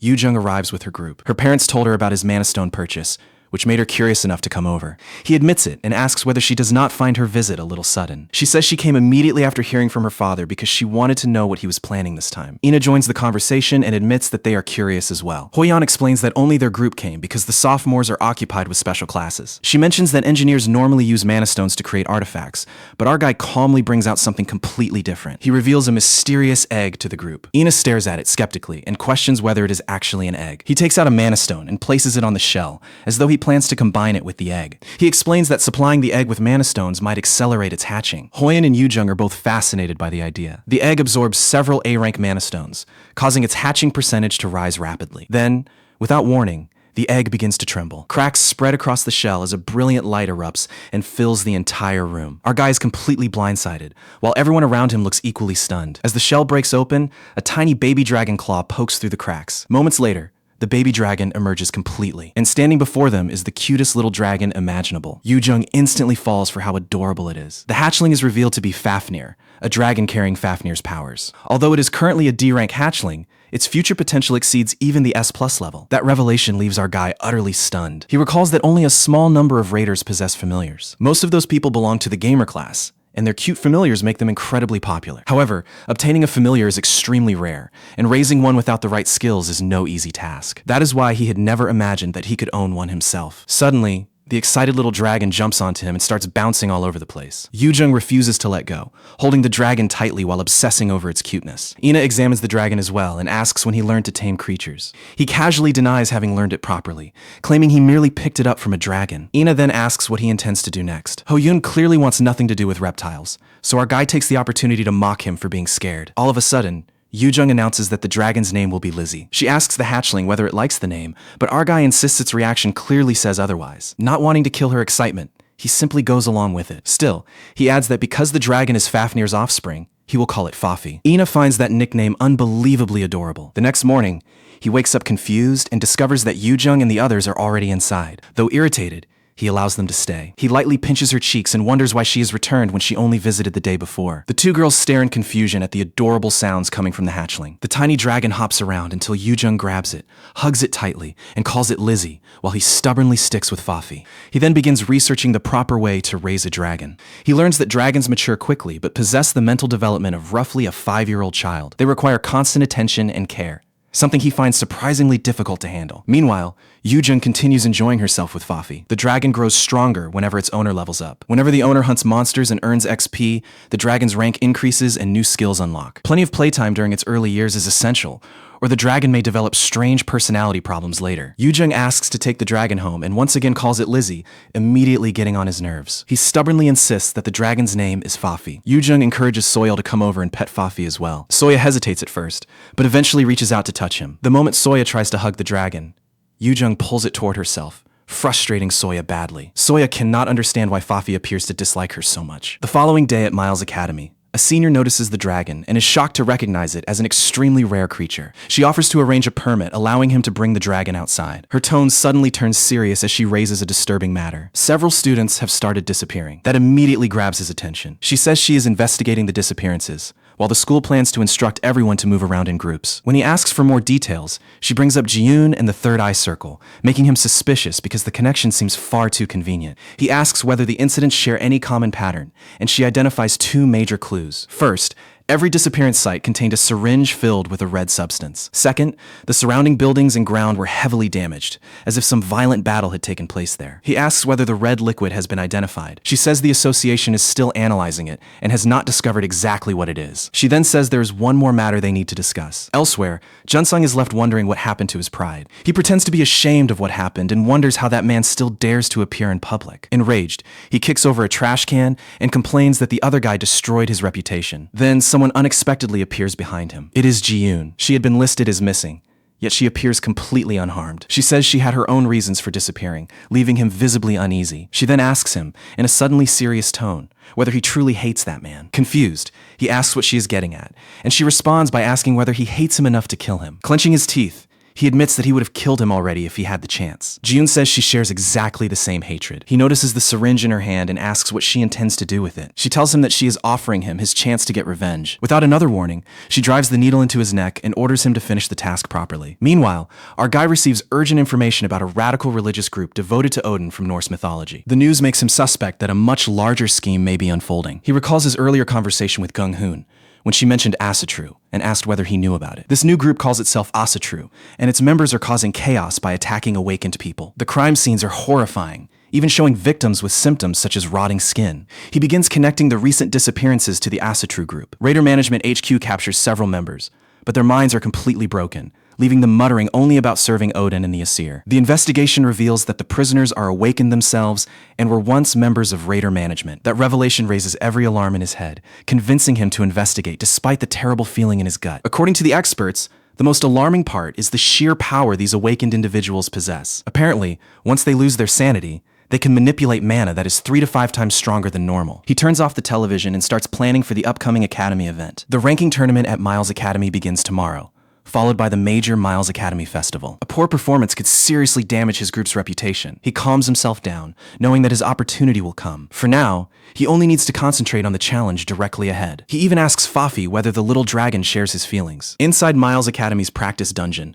the kobolds rage while the adorable yet intimidating Fafi crawls straight toward them. Looking completely relaxed, Fafi releases a massive wave of fire that instantly incinerates every orc. Our guy is left staring in disbelief. He already knew Fafi was unusual, but this level of strength from a baby dragon is beyond anything he expected. Since Fafi is already stronger than he was in his previous life, he decides to put serious effort into raising him properly. Fafi continues to level up and unlock additional abilities. When the two of them share the same battlefield, both their damage and mana increase by 50%. Fafi also possesses an active ability called Tracking Breath that attacks enemies and can grow stronger through leveling. Our guy showers him with affection, delighted by how incredible the dragon has become. Before long, the dungeon's boss, the Orc King, finally appears. The fight begins the instant he emerges. Fafi knows that, as a young dragon, he is not prepared to fight a boss yet. So our guy has no choice but to take over and aim for the record himself. He draws a small knife, his heartbeat quickening as he gets ready to attack. Then, in an instant, blood splatters across the area. When the dust settles, he is already standing over the defeated boss as if the whole fight was effortless. The timer stops at 22 minutes and 21 seconds. He has completely shattered Miles Academy's previous record. On top of that, he earns additional bonus points. Outside, the individual rankings cause a massive uproar, with our guy comfortably occupying first place. Hoyoin ranks 9th, Black Ina comes 14th, Kim Yoojung takes 16th, and Soil falls all the way to 59th. John Sang claims 2nd place, making our guy wonder why Yoon failed to secure it. Junsung calls to him from behind and asks whether the result shocked him. Our guy asks how he managed it, but Junsung plays mysterious and refuses to reveal his secret. Our guy simply tells him to keep the secret to himself. Junsung smirks as though he has just won the entire world, while our guy remains completely unfazed. John Sang boasts that he will bring him down, but the threat only makes our guy laugh. He laughs uncontrollably and teases John for acting like he is going through an emo phase, wondering whether he is not a little late for it. Junsung clenches his teeth and walks off, warning him not to forget today's words. Suddenly, our guy remembers the reporter's claim that people who lose their sanity can wield mana 3 to 5 times more powerful than normal. That makes him suspect that something unusual is happening. Later that evening, Kyung-hoon and a young woman wait together at the incident site. Our guy arrives and thanks them for supporting him. He knows they have consistently helped him with matters at the academy. Kyung-hoon welcomes him and remarks that it has been a long time, adding that he has become quite famous. At that moment, he suddenly realizes the truth. The man is actually Peter Parker from Beyond Corner, who learned that Kyung-hoon planned to investigate the site. They choose to inspect the original starting point, and the three of them leave together. Soon after, Our guy notices a trail of blood. The girl asks him to wait because the laboratory results have arrived. She explains that the red liquid inside the syringes is a newly discovered substance created from blood mixed with another material. Seeing his confusion, she clarifies that they have never come across anything similar. The substance contains an enormous amount of powerful mana. Blood naturally transports mana through the body, but blood by itself cannot contain mana that comes from someone else. The brain, heart, and energy core are the main organs responsible for creating and distributing mana. That means blood alone cannot function as a proper mana vessel. They still do not fully understand the substance, though they suspect this limitation is related to its creation. Kyung-hoon suggests that the substance could be connected to the Asatru cult. What troubles him most is the striking similarity between every crime scene. Since the red-filled syringe appears at every site, the association believes the substance amplifies the user's mana. He compares it to a drug, something like an unlimited barrier or amplification formula that researchers have investigated extensively. The drug was created to raise a person's rank and enhance their physical power. However, the project was abandoned after its testing methods were deemed brutally inhumane. The research never progressed very far, although the investigation remains active. Kyung-hoon apologizes for the limited information, but our guy says it is fine because he now understands the main idea. He is already familiar with limit breakers and had even published a major article about the people developing them. He considers taking a break from school and asks whether that would be acceptable. He reasons that if these incidents involve limit breakers, the people behind them are probably the same ones he has been tracking, making the case worth investigating. He confirms that he intends to uncover the truth behind the incidents. Before leaving, Kyung-hoon tells him to contact him whenever he needs assistance. Our guy is fundamentally different from the other raiders. He knows others may be stronger, but nobody grows at his speed. For him, power is not the only goal. He feels driven by a purpose, even though he has not fully identified it yet. Kyung-hoon believes he may be the person capable of solving the mystery. Later that night, while roaming through the city, Junsong's power spirals out of control and transforms his body into something monstrous. Someone notices him and quickly arrives. It is our guy, who has finally located him. Our guy is far from impressed by Junsong's new appearance. The man looks completely ruined. Junsong stares at him in disbelief. Our guy asks whether he used a limit breaker and demands to know who supplied it. As Junsong begins losing his temper, our guy realizes that Ji-yoon must be the one responsible. The realization hits him painfully. It is already too late to save Junsong because the mutation has consumed too much of his body. He recalls that he had sensed something strange about Junsong earlier as well. He reminds Junsong that, as an experienced awakened, he should understand the dangers and side effects of limit breakers. But Junsong has completely lost control and screams that none of it matters as long as he gets his revenge. He claims none of this would have happened to him if our guy hadn't been involved. Our guy is stunned by the absolute rubbish he's hearing. He immediately calls him out for being completely absurd. In other words, he refuses to accept any blame, but thinking about it endlessly won't change what happened. The sacrifice might restore his ruined body, but there is no repairing a mind completely poisoned by revenge. At this point, the only mercy he can offer is putting an end to his pain. He begins ripping himself apart violently, then warns Junsong that fire is his weakness. Junsong thinks his abilities might have been enough to defeat him, but that weakness instantly reveals exactly whom they mean. He explains that superior mana alone does not mean Junsong has enough power to bring that monster down. Looking at the entire situation, our guy feels like the whole world has gone completely wrong. Elsewhere, Jun tells Ji-yoon they could simply find another human, but she considers this loss unfortunate because people like him are incredibly rare. Finding someone who can pour that much passion into hating another person, especially their greatest enemy, is no easy task. A limit breaker can only emerge when someone possesses emotions powerful enough to cross every boundary. Without those emotions, humans cannot survive Junsong's power and generally die in the process. As the rank rises, those emotions become even more intense and twisted, increasing the odds of a limit breaker or king appearing. He never expected their greatest enemy to win yet again, so he is genuinely impressed, though she clearly isn't celebrating. Fafnir gave her a similar impression, but his strength is far beyond what any human should possess. She suspects he may become a serious threat to them, exactly as our guy had predicted. That could become a huge problem, especially since he will likely target them sooner or later. The story then shifts to Hel, who is meeting with the Einerjar. This is their first meeting since the Asur were wiped out, and Hel sees it as a positive sign because the prophecy says the great enemy is growing stronger. The problem is that the Asur are advancing at almost the same terrifying speed. Hel never suspected that such a secret was buried inside their system. She asks the Einerjar whether Odin intends to gather the dead once more and invade Midgard. The three-eyed man questions whether Norn and Mimir had known about everything from the beginning. Hel confirms it,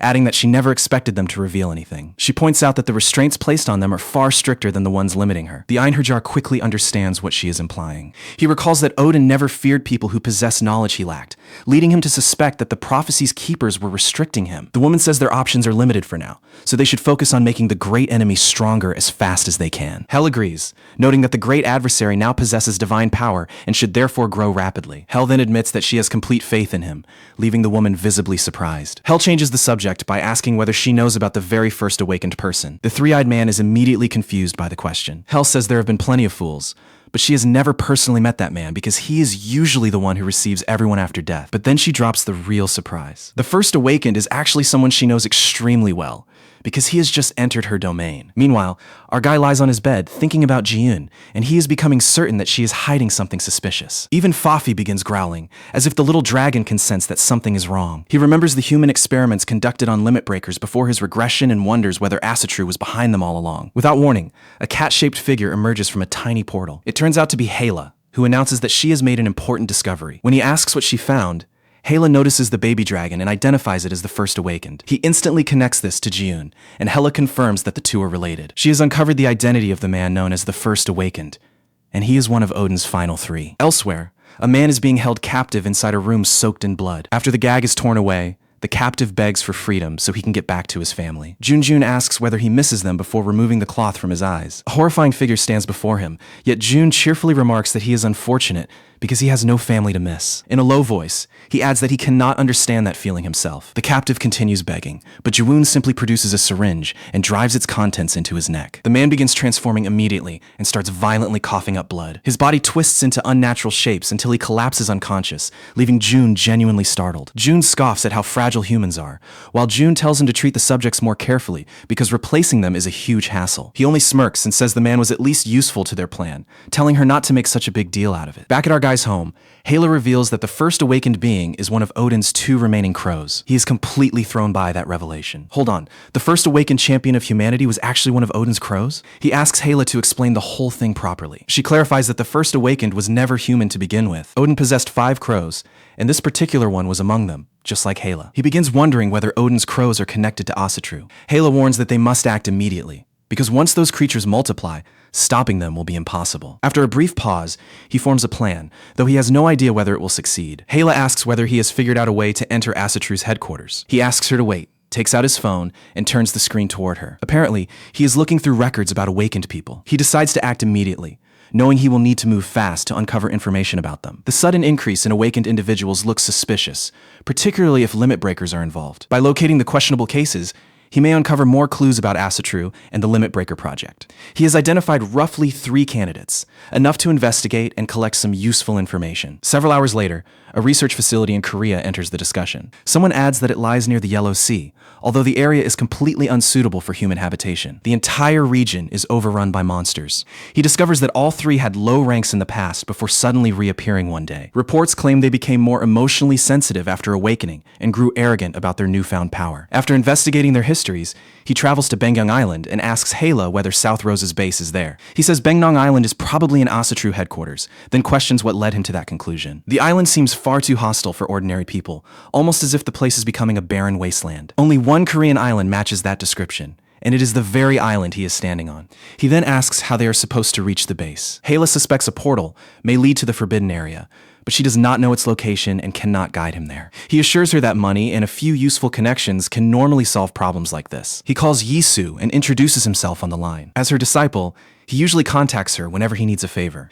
He apologizes for the trouble, then asks whether she can urgently send him a particular item. A few hours later at the Lotus Guild, he is amazed when they show him the warp pointer. Once charged with mana, he only needs to choose a destination and drop the pointer to teleport there. Because the item can be exploited, its use is heavily restricted, making warp pointers extremely rare. Even so, Lotus somehow obtains 3 of them for him despite their enormous value. Naturally, he cannot help feeling slightly guilty. Once he reaches the island, he takes out the warp pointers. He sets Bengyang Island as the destination, waits for the spear to light up, and lets it fall. A portal opens beneath him, and he vanishes instantly, reappearing on the island. According to what he learned at school, the island's monsters should be roughly as strong as those found in the quarantine cities. He barely has time to look around before a whole group surrounds him. The creatures are completely feral, and he soon realizes they are mermen. He quickly understands that this mission will be far more complicated than expected. He activates his magical artifact skill and prepares for battle, while the adorable baby dragon Fafnir stays beside him. A full-blown battle breaks out moments later. The monsters rush him together, trapping him from every direction once again. He does not hesitate for even a moment before charging in and activating Attacker Rampage. In an instant, every monster is cut down as though they were completely defenseless. His swordsman skill, Garden of Swords, shoots up by several levels. Within moments, he wipes out everything in the area without breaking a sweat. Hela realizes how much stronger he has become since their previous battle, then looks at Fafnir and asks where he found the tiny dragon. Several hours later, the still young hatchling Fafnir starts looking drowsy. As more time passes, our guy begins questioning whether he came to the correct island at all. He cannot think of another location that was sealed off because of monsters. Suddenly, his crow radar activates and snaps him out of his thoughts. A notification confirms that Odin's crow is close, so the hunt officially begins. Hela notices his sudden change and asks what is going on. He moves toward the edge and notices a cave hidden below. He memorizes its location so they can return to it. Hela also senses the crow nearby, convincing both of them that the damp cave deserves a closer look. He turns on Flash, flooding the entire cave with bright light. The stench of blood hangs heavily in the air.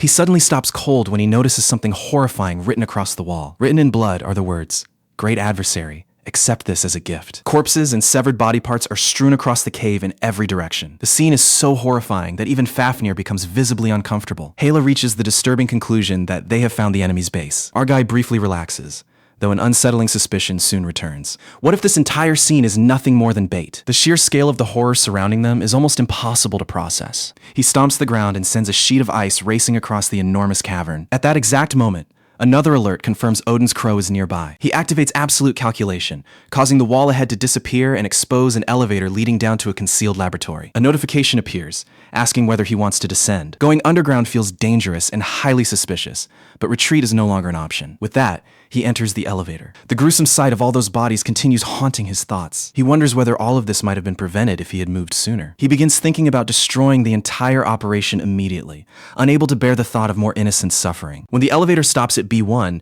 he starts wondering whether deeper levels exist. He needs answers about the drugs being developed here and the mysterious substance Chief Director Ji Yang once mentioned. Once they enter, Hela points towards something she has spotted nearby. A dusty shelf holds a small stack of old books. Curiosity makes him open one, only for the contents to reveal that the secret lab's 304 test subjects all died. The records state that ordinary humans are incapable of surviving divine power. At the same time, his minions are having a conversation of their own. Yujung wonders why he keeps vanishing without telling anyone. The others worry that he may have gotten himself into trouble once again. Soil assures everyone that he will be fine. Someone suggests sending him with extra potions, but Yujung reminds them that he is wealthy and already has more than enough. They start discussing his earlier statement and question whether he truly meant it. Still, they understand that they cannot fight alongside him until they reach S rank. Hoyun believes he was serious, especially given his usual personality. Reaching S rank is incredibly difficult, with only one person in the entire country achieving it each year. Soil suspects he was only bluffing and never seriously wanted them involved. Ina, however, believes they might actually pull it off. Hoyun admits that he wants to reach their leader's level, and Yujung fully supports the goal. They conclude that intense training could help them catch up, though Soil does not seem particularly motivated. Meanwhile, our guy continues going through the laboratory records. The book explains that the subjects died because human bodies cannot withstand Odin's divine blood. The experiments became so dangerous that the research was halted, forcing them to dilute the blood as heavily as possible. That is when our guy begins to understand the true nature of the mysterious substance inside the limit breaker. Further reading reveals that subjects with weaker bodies would die unless the mana within the substance was reduced. The pieces finally fall into place for him. The mana-infused liquid given to limit breakers was none other than Odin's blood. The revelation is so overwhelming that he forces himself to calm down and continue reading. In December 2019, they proposed developing antibodies that could be injected into subjects before anything else. They also decided that the next round would require a larger number of sacrifices. By March 2020, they admitted that producing antibodies was extremely difficult, though they still considered the situation manageable. Eventually, they calculated the dilution level required for humans to survive the blood. The ideal amount differs between individuals, but it still counts as progress. By November 2020, additional experiments had revealed several new findings. Their first discovery was that younger subjects tolerated the drugs more effectively. Because of that, they planned to use minors as sacrifices in the next round. The weaker the subject, the more effectively the drug seems to function. They also discovered that desire and hatred intensify the drug's effects, although the subjects eventually lose their sanity. That does not concern them, since they want disposable soldiers rather than mentally stable people. By February 2021, their investigation is nearing completion. They had identified the correct blood type, a major breakthrough for reducing side effects. They were also recruiting an increasing number of test subjects. With the research progressing smoothly, they plan to present their results to Odin soon. By May 2021, their project appeared to be heading in a promising direction. The project is considered a partial success, despite a few remaining limitations. Even so, The results are sufficient to prepare for Odin's upcoming war. This particular limit breaker is clearly going to play a crucial role. Our guy realizes the academy students are disappearing because their young, weaker bodies are ideal for surviving Odin's blood. He decides that this chain of cruelty must end immediately. He refuses to allow another victim and grits his teeth in anger. He reaches the B2 level, where a creaking door opens to reveal nothing but one table. He approaches the table and finds a single book sitting inside the room. The book opens by itself, releasing a deeply unsettling aura. The strange phenomenon unsettles him, while the sinister energy begins surrounding little Fafi. Even the system notification glitches, transforming into an image of the smiling theme dungeon. He has deliberately stayed away from the world of Fable, the place where he once admired its heroes. Soon the book completes its mysterious process, drags our guy inside, and closes without a sound.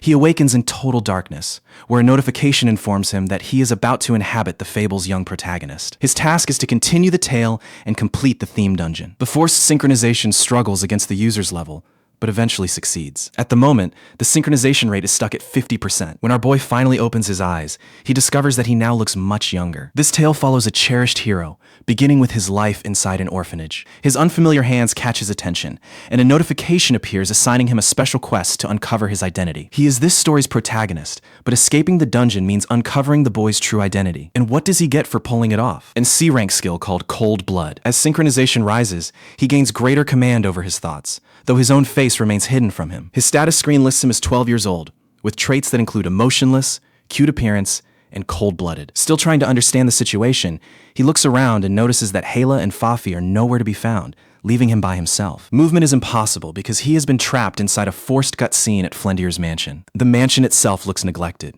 with dust covering practically everything. A man suddenly appears, berates him, and asks whether he expects food and clothes to magically appear on their own. The newcomer is the orphanage manager, although his real talent seems to be tormenting and controlling the children. Day after day, he treats the children brutally. The system identifies him as the first character, Manager A, and he is clearly the story's primary villain. He summons character C, and when she nervously apologizes, he answers with a slap that knocks her down. He warns her that waking up on schedule is the price of staying alive in the orphanage. Character C repeatedly promises to wake everyone on time and begs him to forgive her, but he dismisses her pleas without a care. He orders the children to hurry to the training hall unless they are eager to die. The children rush off in panic while our protagonist silently observes everything. He turns toward a mirror to inspect himself, only to find that his face is concealed. Once everyone assembles in the training hall, the manager commands them to start fighting. Anyone who refuses to throw a punch will be killed by him personally. Several children immediately start brawling, while the boy concludes that this entire story is completely twisted. Irritated by what he sees, the manager calls out to the blonde-haired kid. The boy is startled when he realizes that Blondie is actually referring to him. Although he still cannot see his appearance,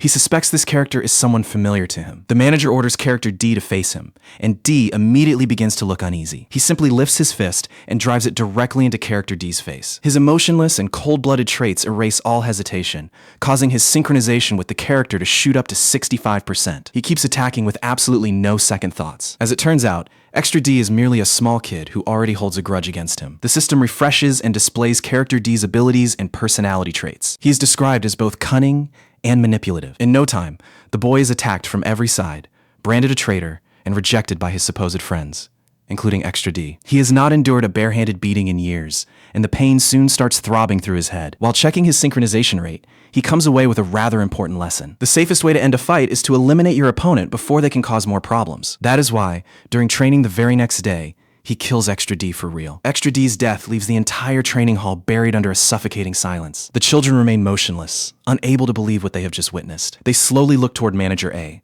convinced that he might punish the boy for committing murder. They brace themselves for a savage punishment, but Manager A surprises everyone by smiling, clapping, and watching the boy with icy approval. He tells the children to forget pointless morals and ethics, because in his eyes they are merely disposable tools meant to fulfill a purpose. At that instant, the boy finally embraces his true nature. From that day forward, the orphanage slowly transformed. Violence soon became an everyday sight, whether inside the training hall or beyond its walls. The children began hunting each other, murdering simply to stay alive, and not a single person stepped in to stop the bloodshed. Everyone was acting on nothing but raw instinct. The boy responsible for starting this nightmare merely laughs, completely unmoved by the chaos he created. His memories tremble as the real reason behind his actions comes back to him. There was nothing noble behind Extra D's murder. For him, It had been nothing more complicated than kill or be killed. By now, our hero's thoughts were beginning to dissolve into a haze. The rising synchronization makes it difficult for him to distinguish and retain his own thoughts. If this keeps going, his own identity will disappear entirely. His only chance of remaining sane is to discover the boy's identity before it is too late. Month after month slipped by inside that living nightmare. Eventually,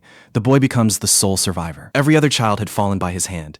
And strangely enough, he believed that was exactly how things should be. Then, one day, a stranger suddenly appeared in front of him. The stranger revealed that he was a crow serving Odin and invited the boy to join Asatru as Odin's follower. He introduces himself as Hugin. The boy wants to know what serving Odin would give him in return. Hugin explains that Odin entrusted him with a sword capable of granting 3 wishes, though every miracle came with a cost. Once the 3rd wish is granted, the sword claims its wielder's life as payment. After thinking it over, the boy asks for the one thing he has desired for years. He wishes for a family. He knows his emotional emptiness is what makes him dangerous, but he is still strangely curious about what having a family could mean. The sword accepts his wish and makes it real. In an instant, he finds himself with a mother and father. At first, life with them feels plain, quiet, and almost normal. They serve him warm beef stew. They also give him picture books to read. Even these tiny comforts bring him a fragile, unfamiliar sense of satisfaction. They were not his biological parents, yet the affection they showed him felt completely genuine. The idea of love without conditions was impossible for him to understand. They fed him without demanding anything in return,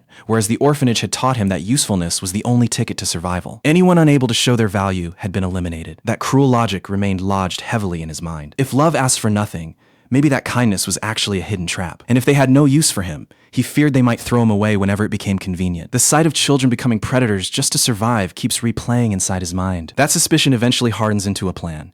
If they intend to kill him, he must strike first. One freezing winter evening, as the fire heated their little home, his parents notice his silence and ask what is troubling him. Instead of answering, he raises his sword at them. His parents cautiously move closer, trying to calm him down. His fingers tighten around the sword's handle. He sees no reason why he should listen to them. To him, obeying others had always meant exposing a weakness. The impulse to attack becomes impossible to resist. Power gathers inside him, making the sword glow dimly in his hands. A distant voice begs him to stop, but its warning is useless, and the inevitable finally happens. Something inside the boy suddenly breaks, and his sword nearly slips from his hand. His remaining emotions disappear, and he kills both parents, leaving the observer speechless. A notification announces a sharp, temporary increase in the synchronization rate. The current synchronization rate reaches 100%. The notification also commands him not to interfere with the story. As the hero stares at the parents lying in their own blood, his consciousness suddenly starts slipping away. He cannot understand what the novel is revealing, but he soon appears somewhere else and senses an empty hunger remaining inside the boy. The system identifies this moment as a blank point, meaning the user can move around freely. The hero discovers that he is still inside the hidden knowledge, marked by Asatru's symbol, the magical sword Tyrfing. He then recognizes the place as the boy's bedroom. He knows he cannot afford to waste this chance. Somewhere in this room, there must be clues about the themed dungeon and the boy's identity. He searches everywhere, from beneath the bed to every hidden corner. This is the only scene in which he is free from the usual restrictions. Just as he concludes that clues must be hidden somewhere, he spots a pair of white gloves. The moment he picks them up, he understands the boy's identity and the reason he was brought here. The system suddenly reports a reaction from the original gloves in his inventory, causing the blank point to glitch before collapsing. Our hero explains that once the blank point ended, the scene carried on. Even then, the boy remained completely numb. Years went by, and the boy eventually grew into a man. Bored with his empty existence, he starts hunting for the emotions he lost. He pretends to love, begs, and even saves people, yet none of it awakens a single feeling inside him. Hugin notices his search for emotion and gives him an answer. He promises to restore one emotion to him. The boy will discover which emotion it is when the right moment arrives. He knows he still cannot feel happiness or sadness,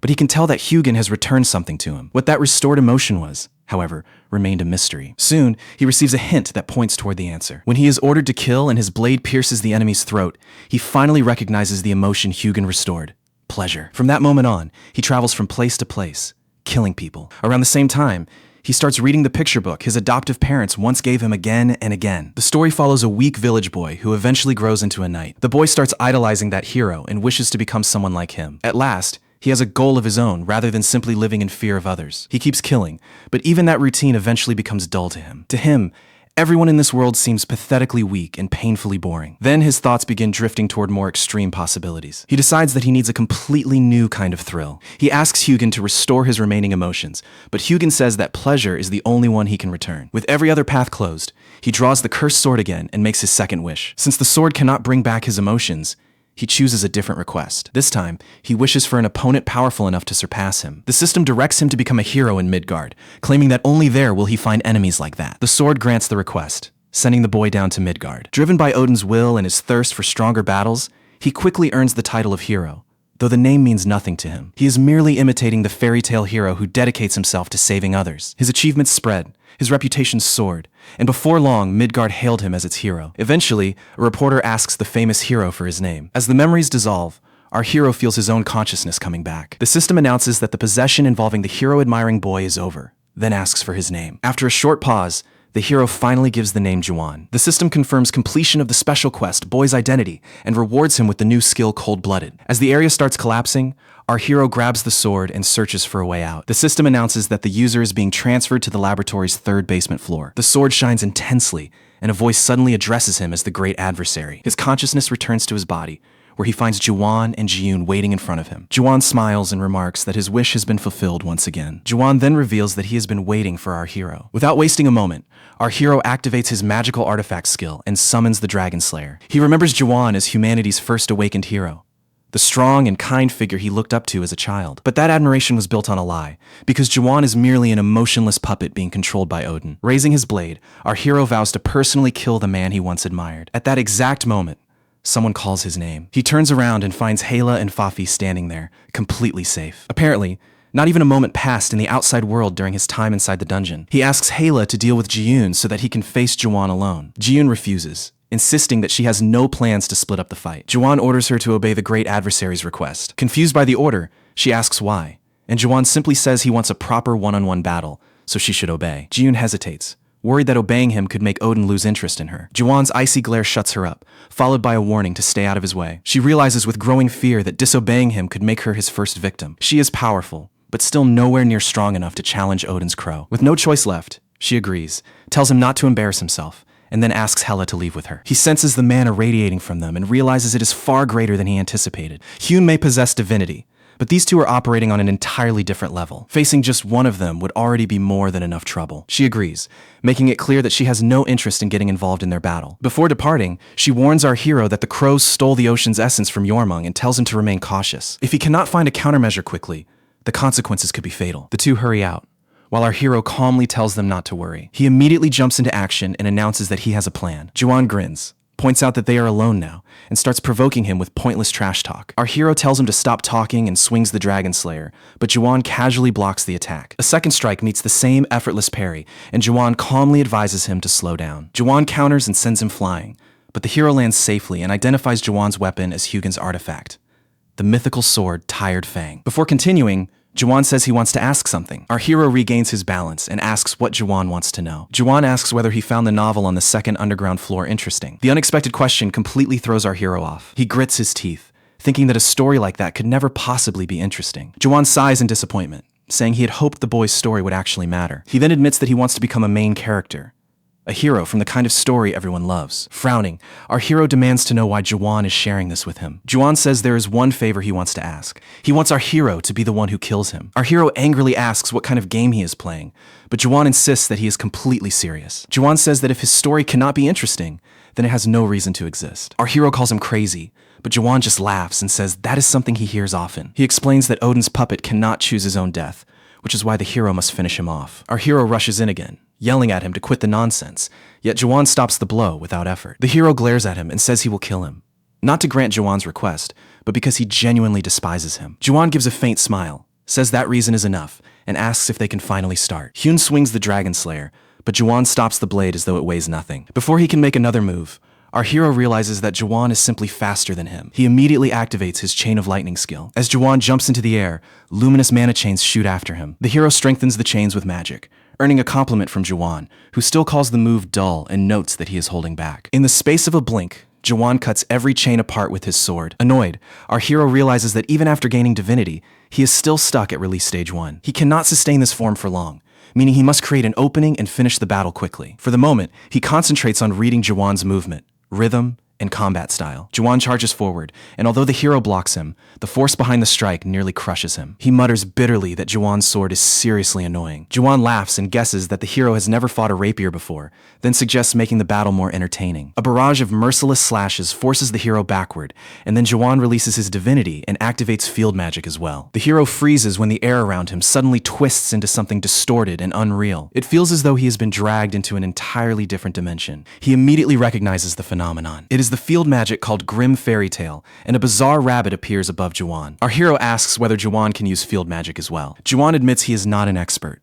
but says he can handle it adequately. He then asks how the field feels and whether the hero is enjoying it. Blood pools around the hero's feet as he remembers that only elite mages use field magic, and normally several S-class raiders are required to cast it. Yet Juwon has activated it by himself, despite being a swordsman. Our hero asks whether Juwon genuinely intends to die in this place. Juwon frowns and demands an explanation. The hero tells him to stop pretending, because he knows Juwon is forcing his divinity beyond its limits. Juwon gives a lunatic grin and says that an ending should always be entertaining. If death is waiting for him, he might as well give the battle everything he has. Our hero asks whether Juwon is truly confident that he can kill him. Juwon calmly answers that he is completely certain. Without saying anything else, the hero lifts his sword and fixes his gaze on Juwon. The ground shudders and ripples as Juwon launches his attack. The hero's swing cuts through empty air, and Juwon answers with a flurry of slashes that he barely manages to evade. Juwon praises him once more before summoning a radiant sphere of blue mana. The overwhelming energy and the scent of blood instantly tell our hero that danger is closing in. Without warning, an unseen attack tears into his shoulder, sending blood flying. Clutching his injured shoulder through the pain, he asks whether this is the power Juwon stole from Jormung's sea. Juwon only smirks and remarks that apparently the hero knows about it as well. The hero recognizes the Sea Stone's essence, an artifact that grants its user complete control over water. He had already heard that Juwon took it directly from Jormung's territory. This essence was one of Loki's children and a relic of the Anti-Asur Alliance. It belonged to Jormung until Odin weakened him, giving Juwon the chance to steal it and escape. Juwon openly admits the theft, explaining that he brought it along to make the battle more entertaining. When the hero uses sacrifice to close the wound, Juwon is caught off guard by how quickly he heals. His surprise soon fades when he senses the energy around them suddenly changing. Divine energy fractures crackle around the hero as he announces that he is finally releasing his divinity, exactly as Juwon requested. He launches himself forward at impossible speed, leaps into the air, and vows to kill Juwon on the spot. The story now shifts over to Ji-yoon. She tells Hela that it appears their opponents have already begun fighting. Ji-yoon then asks whether Hela wants to make the first move or leave that honor to her. Hela calmly questions whether a confrontation like this can be avoided at all. In the following scene, Thug Girl Ji-yoon finds Hyun's pet dragon growling directly at her. The sight brings back the exact feeling she had when she first encountered the creature. The mana radiating from the dragon is clearly anything but normal. Although the dragon is still young, Ji-yoon can already tell that its potential is limitless. As Ji-yoon studies the dragon, Goddess Hela spots the strange bracelet on her wrist and demands to know her identity. The Thug Girl casually answers that she is merely an Asur servant. The goddess is unconvinced, wondering whether ordinary Asur servants are really trusted with artifacts this dangerous. Ji-yoon reveals that Odin himself personally handed her the bracelet. That name triggers Hela's memory, and she recognizes the bracelet as Odin's legendary relic, Draupnir. Draupnir can open gateways and move living beings straight through barriers. While Hela focuses on the relic, Ji-yoon reminds her that the goddess is severely weakened after sacrificing most of her power against Heimdall. The goddess simply tells her that she is making a serious mistake by underestimating her. She explains that she is Hel's own clone, which means someone like Ji-yoon has no business expecting to defeat her. With those words, Goddess Hela fires a devastating blast of black magic at the Thug Girl. Ji-yoon evades the attack, activates Draupnir, and opens a portal outside the barrier before calling several powerful monsters into the fight. Hela asks whether Ji-yoon honestly thinks owning one powerful artifact is enough to put her on a god's level. Then Hela reveals that she can activate a power remarkably similar to Odin's bracelet as well. A gate opens at her command, and an entire army of skeleton warriors marches out to confront the monsters. Ji-yoon is left speechless, unable to understand how a mere clone can use Hel's mythic rank gate-opening ability. Hela then exposes the truth. Ji-yoon's estimate of her strength is completely wrong. During the battle with Heimdall, her body should have died because it was never designed to contain the enormous amount of divine power forced into it. But Hyun later used divinity usurpation on her, gradually making her body resistant to that overwhelming power. As a result, this clone can now contain vastly more divine energy than it could in the past. After explaining everything, the goddess orders her skeleton army to rush in and wipe out the summoned monsters. As the fight starts slipping out of her control, Ji-yoon panics briefly. Then a fresh escape plan comes to mind. Because her portal to another realm is already active, she plans to flee through it and seal the gateway from the opposite side. Before Ji-yoon can get away, Hyun's pet dragon appears right in her path and cuts off her escape. Furious, Ji-yoon unleashes a massive spell meant to kill the dragon, leaving destruction everywhere. Yet once the dust clears, Ji-yoon discovers that the dragon has not suffered even a scratch. Hela then reveals the creature's real identity. This is no common dragon.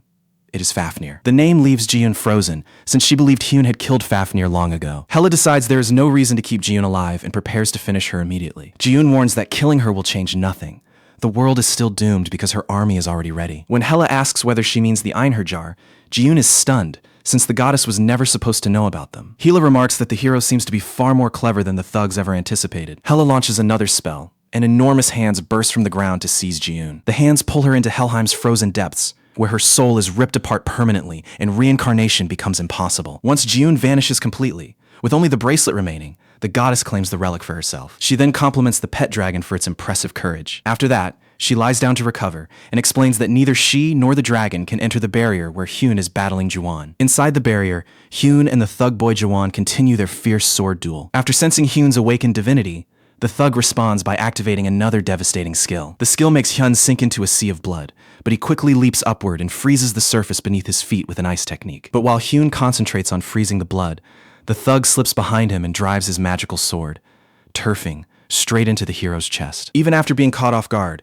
Hyun seizes the blade and immediately activates his mythic artifact skill. In a flash, the skill produces a perfect replica of turfing, finally putting Hyun on equal footing with his opponent. The thug retreats in surprise, realizing that Hyun deliberately let him make the opening attack. The truth is, copying Juwon's magical sword was Hyun's plan from the very start. Hyun recalls their very first exchange of sword strikes. That clash made him realize his own weapon was nowhere near powerful enough to match Juwon fairly. He also understood that turfing's rapier design gave it a major speed advantage over a great sword. Magic alone will not save him either, because the thug's field spell boosts swordplay and weapon damage while suppressing magical effects. That leaves Hyun with one solution: duplicate the thug's sword and remove his opponent's advantage. He accepted the stab on purpose, since his mythic artifact skill can only copy a weapon after he has physically touched it. The system identifies turfing as one of the most powerful legendary weapons ever created. Once drawn, the sword refuses to return to its sheath until it has taken a living life. Hyun further discovers that turfing is capable of granting 3 wishes. But once all 3 wishes are spent, the sword punishes its owner by bringing about their downfall. Juwon asks whether Hyun truly copied turfing without first learning about its curse. Hyun then understands why the curse does nothing to Juwon.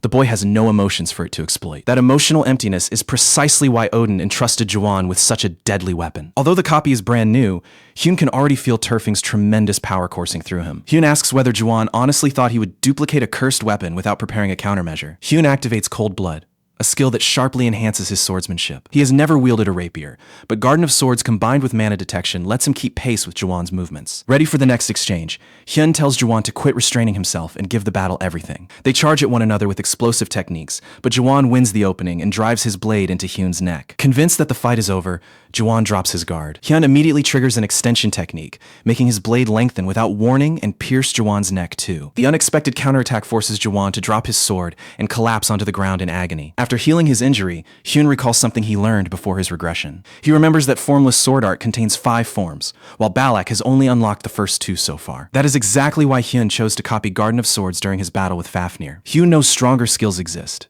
but he picked this one for a very specific reason. Garden of Swords forms the base of formless sword art, and mastering all 5 forms turns it into one of the deadliest sword techniques around. Hyun believes mastering all 5 forms before Balak reaches the 5th would give him an enormous advantage. He also remembers that the 3rd form, Extension Sword, compresses mana into the blade and lengthens it with an unseen edge. That technique created the opening Hyun needed to land a hit, despite Juwon's superior swordsmanship. As Hyun reflects on the technique, Juwon congratulates him and admits that the victory belongs to the hero. Hyun recalls that Juwon once read a picture book from his parents and looked up to its protagonist. Hyun believes Juwon never truly forgot his parents, and without having his emotions removed, he might have grown into a gentle boy rather than a merciless killer. Hyun tells him that his crimes can never be forgiven, which is why he has to die here. But as Hyun moves in for the finishing blow, he senses an unusual stream of mana radiating from Tyrfing. Juwon assures Hyun that he is not preparing another attack. Instead, he turns to the magical sword and asks it to fulfill his last wish. The sword warns that granting this final wish will also mark the end of Juwon's life. Even after hearing the warning,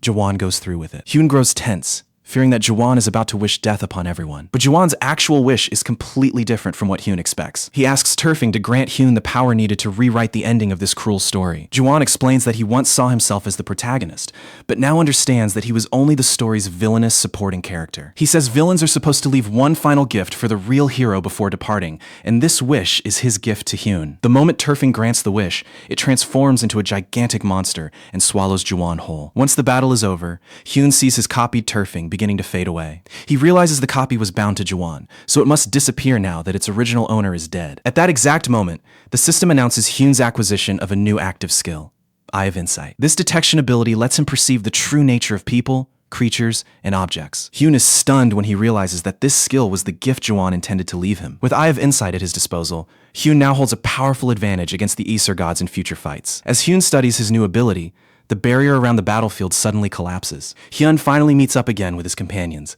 Goddess Hela and Fafnir. The goddess asks how Hyun defeated Jawan, especially when the boy was carrying a mythic artifact too. Hyun casually replies that Jawan is still just a crow, so beating him was hardly impossible. He then points out that since Hela is unharmed, she must have taken care of Jiyoon too. The goddess confirms it and reveals that Draupnir is now in her possession. Hyun mentions that he obtained Jormungandr's magical orb and wonders whether it should be returned to the great serpent guarding the ocean. Hela stops him and advises him to keep the orb, since it will be extremely valuable later. When Hyun picks it up, the system reveals that the orb grants water control and boosts every water-based skill. Impressed by its abilities, Hyun stores the orb inside his system. He then searches the battlefield for the limit breaker injections, knowing he cannot simply leave such dangerous items behind. After a difficult search, he finds several injections and decides to send one to Lady Director Kim Ji-yeon to support her investigation. The rest, however, are meant for Hyun himself, so he begins injecting every remaining limit breaker into his body. The goddess is horrified and asks why he is acting so recklessly, as though the injections were filled with Odin's blood. Hyun explains that the injections contain divinity, giving him a rare opportunity to gain divine power without battling an actual god. Once all the injections are used, several system notifications appear. The system confirms a major rise in his divinity and unlocks another slot for one additional mythic rank skill. Meanwhile, an informer at Odin's palace reports that the great adversary Hyun has killed Jawan and confirms that Lady Jiyoon is dead too. Odin immediately realizes that Hyun is growing far more powerful, far more quickly than anticipated. If Hyun continues at this pace, he will become an unstoppable threat, so Odin decides to intervene personally. The informer then brings even worse news. Hyun found the limit breakers and used every single one on himself. Odin becomes furious, then realizes Hyun knew the injections contained his blood and deliberately used them to raise his own divinity. Odin orders the informer to ensure the next mission succeeds and declares that Hyun must be captured and imprisoned. Back home, Hyun checks his system after finally advancing to the second level of divinity. He reflects that until now, surviving had only been possible because he depended on Thor's mythic skill. But with a second mythic skill slot now available, he can finally copy another mythic rank ability. He also remembers the blank card he obtained after defeating the Crow Jawan. The problem is that locating another god whose skill he can copy will be much harder. Still, Hyun does not stress over it, knowing the gods will come for him sooner or later because he is the prophesied great adversary. As Hyun thinks, Goddess Hela, back in her cat form, remarks that this victory probably destroyed Odin's plans. She explains that the Limit Breaker project was one of Odin's key preparations for Ragnarok. Hela is also pleased that Hyun's divinity has grown stronger. She tells him that the Aesir gods, currently limited to 30% of their true strength, are no longer a major danger to him. Her words make Hyun remember the exact moment he reached the second level of divinity. He realizes his strength has risen so dramatically that he now believes he can defeat Heimdall. Hela adds that Odin and the other Aesir gods will be unable to make any significant moves for some time. Hyun agrees, believing the situation should remain calm for a while. However, he then reveals that a new quest has already appeared. He wants to finish it as soon as possible so that his pet dragon Fafnir can continue growing stronger. The quest sends Hyun to defeat a sleeping boss monster beneath Japan's Lake Chuzenji and discover a way to advance Fafnir's growth. Hyun believes Fafnir already possesses the finest scales among dragons, yet he knows the creature still has room to grow stronger. There is just one serious obstacle to traveling to Japan. Hyun tells Goddess Hela. Even with director Kim Ji-yeon backing him, he has already skipped far too many days at the academy. If he remains absent much longer, he could end up repeating the year. But ignoring this crucial quest is not an option either. While he is stuck between the two choices, a message suddenly arrives from the blonde-haired Yu-jung. She wants to know what supplies they should pack for the upcoming trip. Back at the academy, a girl named Sion walks up to Hyun's classmate, Ina. Her first question is whether Hyun already has a girlfriend. When Ina admits she has no idea, Sion gives her a love letter and requests that she pass it on to Hyun. Once Sion leaves, Ina is clearly uneasy about carrying out the favor. Still, she decides to hand the letter to Hyun the next time an opportunity appears. A few days later, Hyun joins his friends at the academy while they talk about the upcoming field trip. Yoo-jung is thrilled because after battling monsters daily for so long, they are finally getting a proper break. So-yulo, however, is confused about the sudden change, since their original destination was supposed to be the United States. That question reminds Hyun of his previous meeting with director Kim Ji-yeon. Back then, he had personally requested that she switch the trip's destination. He made that request because he could not keep missing academy classes, yet he also refused to abandon the quest that would strengthen his pet dragon. The original location was Lake Chuzenji in Nikko, a place famous for one of Japan's 3 largest waterfalls. Unfortunately, the entire area has been sealed off after dangerous monsters, including Daegu, occupied the region. That is why the academy moved the field trip to Okinawa instead. Hyun sees the new destination as a lucky break. He can operate there without drawing much suspicion, and he already knows the monsters found in that region. As Hyun thinks it over, his friends ask why he has been away from the academy for so many days. Hyun simply tells them that he was taking time off to recover. He quickly redirects the conversation, saying they should shop for the trip instead of wasting time chatting. Everyone agrees, so they divide themselves into teams to finish the shopping faster. Soon, Ina completes the supply list and distributes a job to each person. She assigns herself and Hyun to handle the groceries. Yoo-jung and Soya will collect the equipment and essentials, while Hoyeon and Jae-sang take care of games and other entertainment. With the teams finalized, Hyun tells Ina to join him so they can start shopping immediately. They soon reach the grocery store, only to find plenty of academy students already there. Hyun picks up a few boxed meals, but Ina quickly prevents him from buying them. She warns him that relying on those meals too often would be bad for his health. Instead, she offers to prepare a healthier meal for him on her own. Hyun accepts her suggestion and moves on to the remaining items. As they continue through the store, Hyun notices people watching the two of them. The students whisper that Hyun and Ina are both academy celebrities, then start calling them a cute couple and assuming they are already together. Hyun does not care much about the gossip and believes he can brush it off. His real concern is that Ina may not be able to handle those remarks so casually. Meanwhile, Ina remembers Sion's letter, yet something inside her now makes her hesitate to hand it over. Then she suddenly asks Hyun why he has never been in a relationship. Caught off guard, Hyun asks what made her bring that up. Ina says she is simply curious because someone as kind and reliable as him should not still be single. Hyun explains that being a ratter means living with danger every single day. At any moment, a battle with monsters could cost him his life. That possibility is exactly why he has chosen to stay away from relationships. He cannot bear the thought of dying on a mission and leaving someone he loves behind to suffer alone. Ina realizes that Hyun constantly places other people above himself and would give up everything to protect them. She goes one step further and asks how he would respond if a girl confessed and wanted to date him. Hyun admits he has no answer, adding that even if such a wonderful person existed, he is unsure whether he could feel the same way about her. The two finish their shopping in silence, while Ina quietly decides to keep Sion's letter instead of delivering it. Hyun's thoughts return to his pre-regression life, when he first encountered Ina during a joint training exercise at Mills. Her exceptional talent and striking looks had made her the subject of countless rumors. Back then, Ina was distant and trusted nobody but herself. She acted as though she were escaping some unseen past, constantly moving ahead while keeping everyone at arm's length. To Hyun, she was only turning her own life into an even harsher struggle. Even when he later saw her on television, Hyun's impression remained the same. She continued to look defensive, as if she could never trust anyone nearby. But once Hyun learned what her family had been through, he understood why she had become so guarded. In his current life, however, Hyun sees an entirely changed Ina. The fear and suspicion that once ruled her no longer control her anymore. Hyun feels this transformation happened thanks to both Yoo-jung and his own influence. Together, they slowly helped Ina tear down the barriers surrounding her heart. Hyun also recognizes that Ina eventually started developing romantic feelings for him. That is why he struggles to answer her earlier question.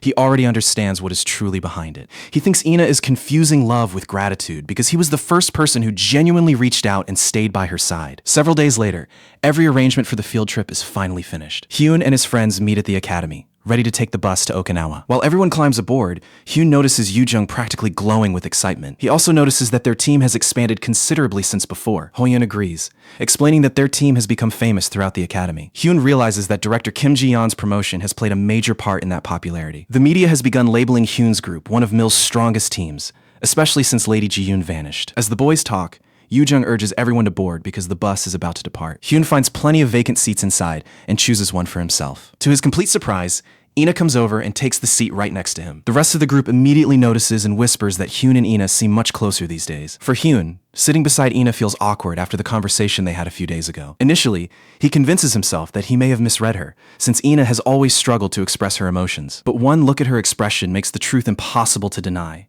Ina genuinely likes him. Even then, Hyun reminds himself that his own mission comes first. His goals are to protect everyone important to him and gain enough strength to stop Ragnarok. He also cannot forget that, Before regressing, he had already been in his late 20s. That makes dating a high school student feel completely inappropriate to him. Determined to shut out those emotions, Hyun puts in his earbuds and turns to music. Ina then asks whether she can share one earbud and listen alongside him. Eventually, Hyun and his classmates reach Okinawa, and the breathtaking view leaves everyone impressed. Not long after, an instructor gathers everyone for an important briefing. He tells them they must drop their luggage at the hotel first, then head to the scheduled locations. For day 1, every activity will be carried out with their assigned teams. He adds that the second day will be free time for everyone to explore independently. There is only one rule: no student may travel alone, and every group needs at least 2 members. If they submit their team list beforehand, they will be allowed to explore without an instructor following them. Finally, he tells them to enjoy themselves and prepare a report afterward about their experiences and discoveries. That report will cover what they experienced during the visit. Yoo-jung immediately plans to spend day 2 with Hyun,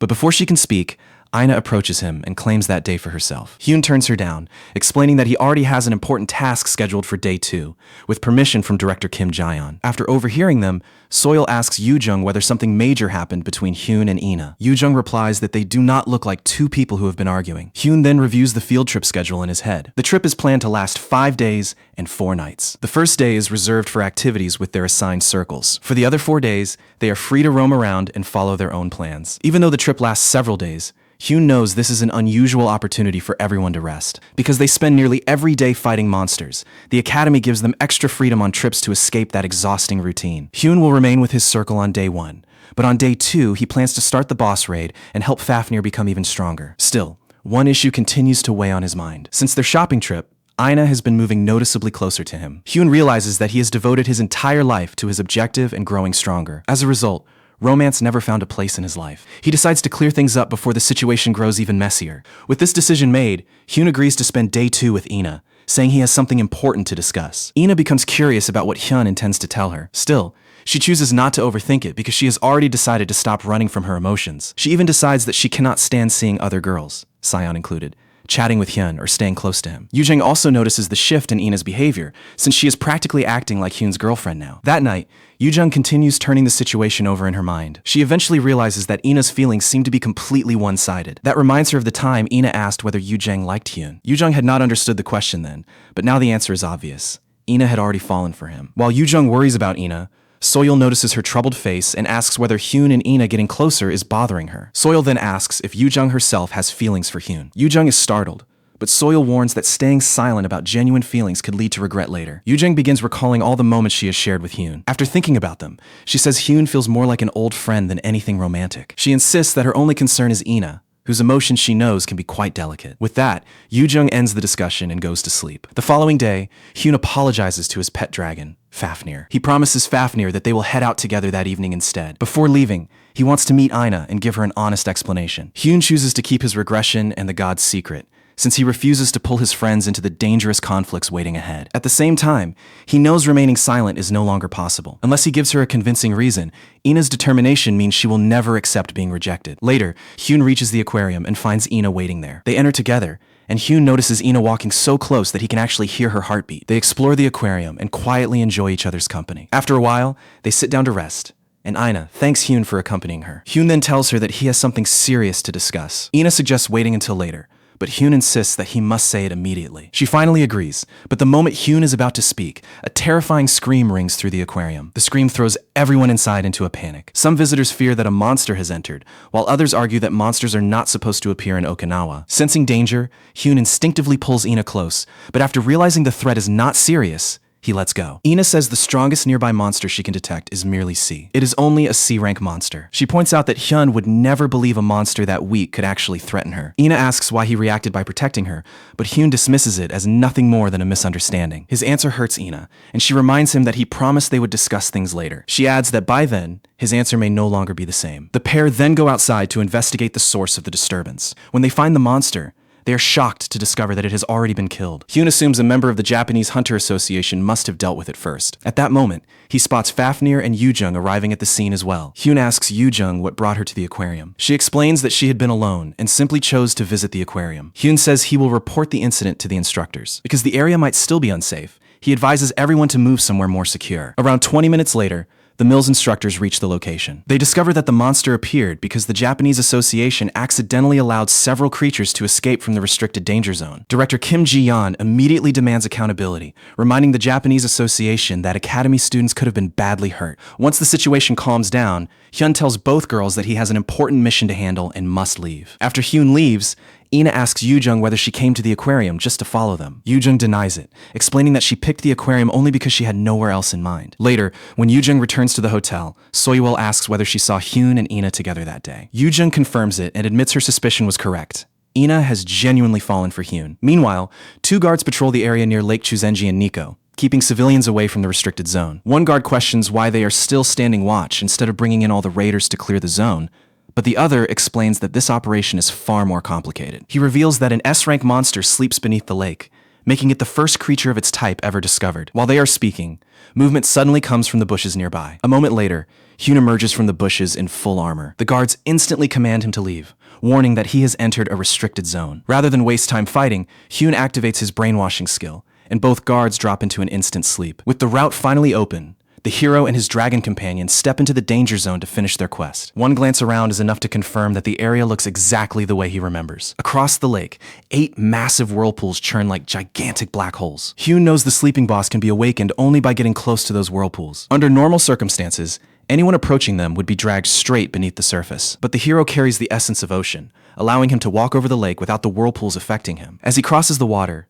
he remembers that monsters are classified into 3 separate groups. The first category consists of monsters that come through gates. The second includes naturally occurring monsters formed by genetic mutations. The final group contains rare monsters shaped by human thoughts, beliefs, and old legends. The creature waiting for him belongs to this very third category. With that in mind, he begins the summoning ritual by pouring alcohol into the lake. He identifies the legendary being from Japanese mythology as Yamada no Orochi, the enormous serpent with 8 heads and 8 tails. Back at the Japanese Association headquarters, an assistant hands S-rank leader Moriaki an urgent letter. After opening it, Moriaki discovers that the message was sent by the European Union. The message demands that Japan immediately end its investigation into the mysterious Black Robe. The sudden order leaves the leader puzzled, while even his assistant has no idea why it was issued.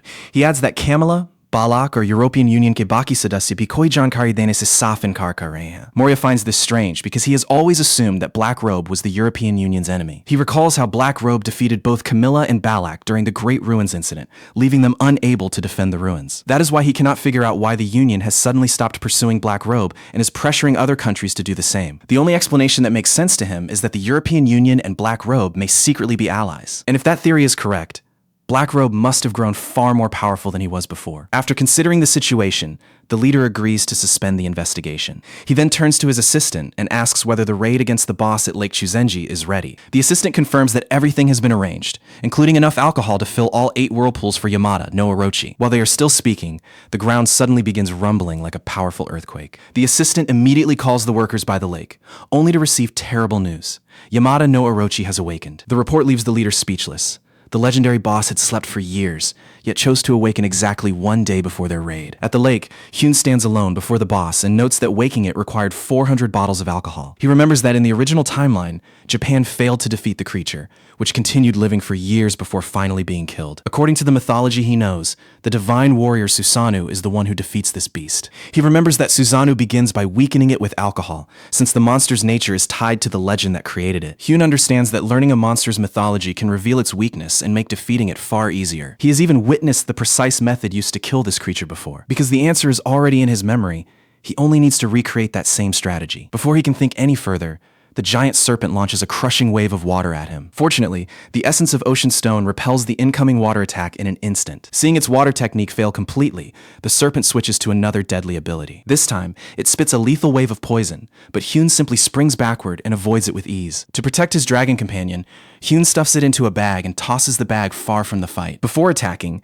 he identifies the serpent's 2 biggest weapons: water control and lethal poison. But Hell's Blessing renders both abilities completely useless against him. With that advantage confirmed, Hyun activates his skill and launches himself skyward. Combining the Ocean Stone essence with his insane speed, he unleashes a barrage of blows and slices off one of the serpent's heads. At that exact moment, the Japanese Association leader reaches the battlefield with his team. They quickly use a presence-concealing buff, hoping to watch the fight without alerting anyone. The scene before him leaves the leader utterly speechless. He cannot comprehend how one human is taking on an S-rank monster without any backup. He remembers facing this very beast with multiple renowned A-rank raiders, and even that team could not bring it down. Their only luck was that the monster stayed in the lake, forcing them to spend all that time preparing for the next day's operation. Yet Hyun arrived ahead of everyone else and decided to take down the boss before they could even begin. Even after seeing all this, the leader is still desperate to know the fighter's true identity. Then the familiar combat style and black clothing make him realize the truth. This fighter is Black Robe. Balak's interview flashes through his mind, and he realizes those claims were not exaggerated in the slightest. He can also feel that the hero's mana is on a level far beyond even his own S-rank power. Meanwhile, Hyun detects the hidden presence of the leader and his squad. Rather than worrying, he is pleased. They have arrived precisely when he wanted them to. He summons his magic sword, turfing, and decides to use this moment to put the name Black Robe back in the world's spotlight. He recalls the plan he had formed before setting out on this mission. He knows that becoming stronger means claiming the world's hidden treasures and opportunities before anyone else can reach them. The problem is that accessing them requires raid permits, identity verification, and a mountain of official formalities. That is exactly why he chooses to work under the name Black Robe. This fake identity lets him move freely while keeping his real self hidden. For the plan to work, he needs to make the Black Robe name famous and valuable. His strategy is simple. Draw the Japanese association here, then defeat Yamada, no Orochi, right before their eyes. Once they witness the fight, the association will report the entire incident. That report will reach the media and send the name Black Robe spreading across the globe. With the plan in mind, Hyun suddenly charges ahead and drives his sword straight through the monster. As the sword lands, he unleashes the lightning god's power and calls down a colossal bolt from the heavens. The devastating lightning smashes into the beast, laying waste to the entire battlefield. Hyun's overwhelming power leaves the Japanese leader questioning whether the figure before him is even human. At that moment, the system confirms that the boss has been defeated, and the quest's first condition is complete. While processing the scene, the leader remembers Balak's earlier description of Black Robe. Balak had said that Black Robe uses a sword and possesses mana equal to Camilla's. He had even confessed that another battle with Black Robe would end in his defeat again. Those memories forced the leader to admit how badly he had misjudged the situation. He had assumed either that Balak was overstating Black Robe's power or secretly cooperating with him. But after watching this battle firsthand, he knows every word Balak said was true. Black Robe is genuinely terrifying. His teammates ask what they just witnessed.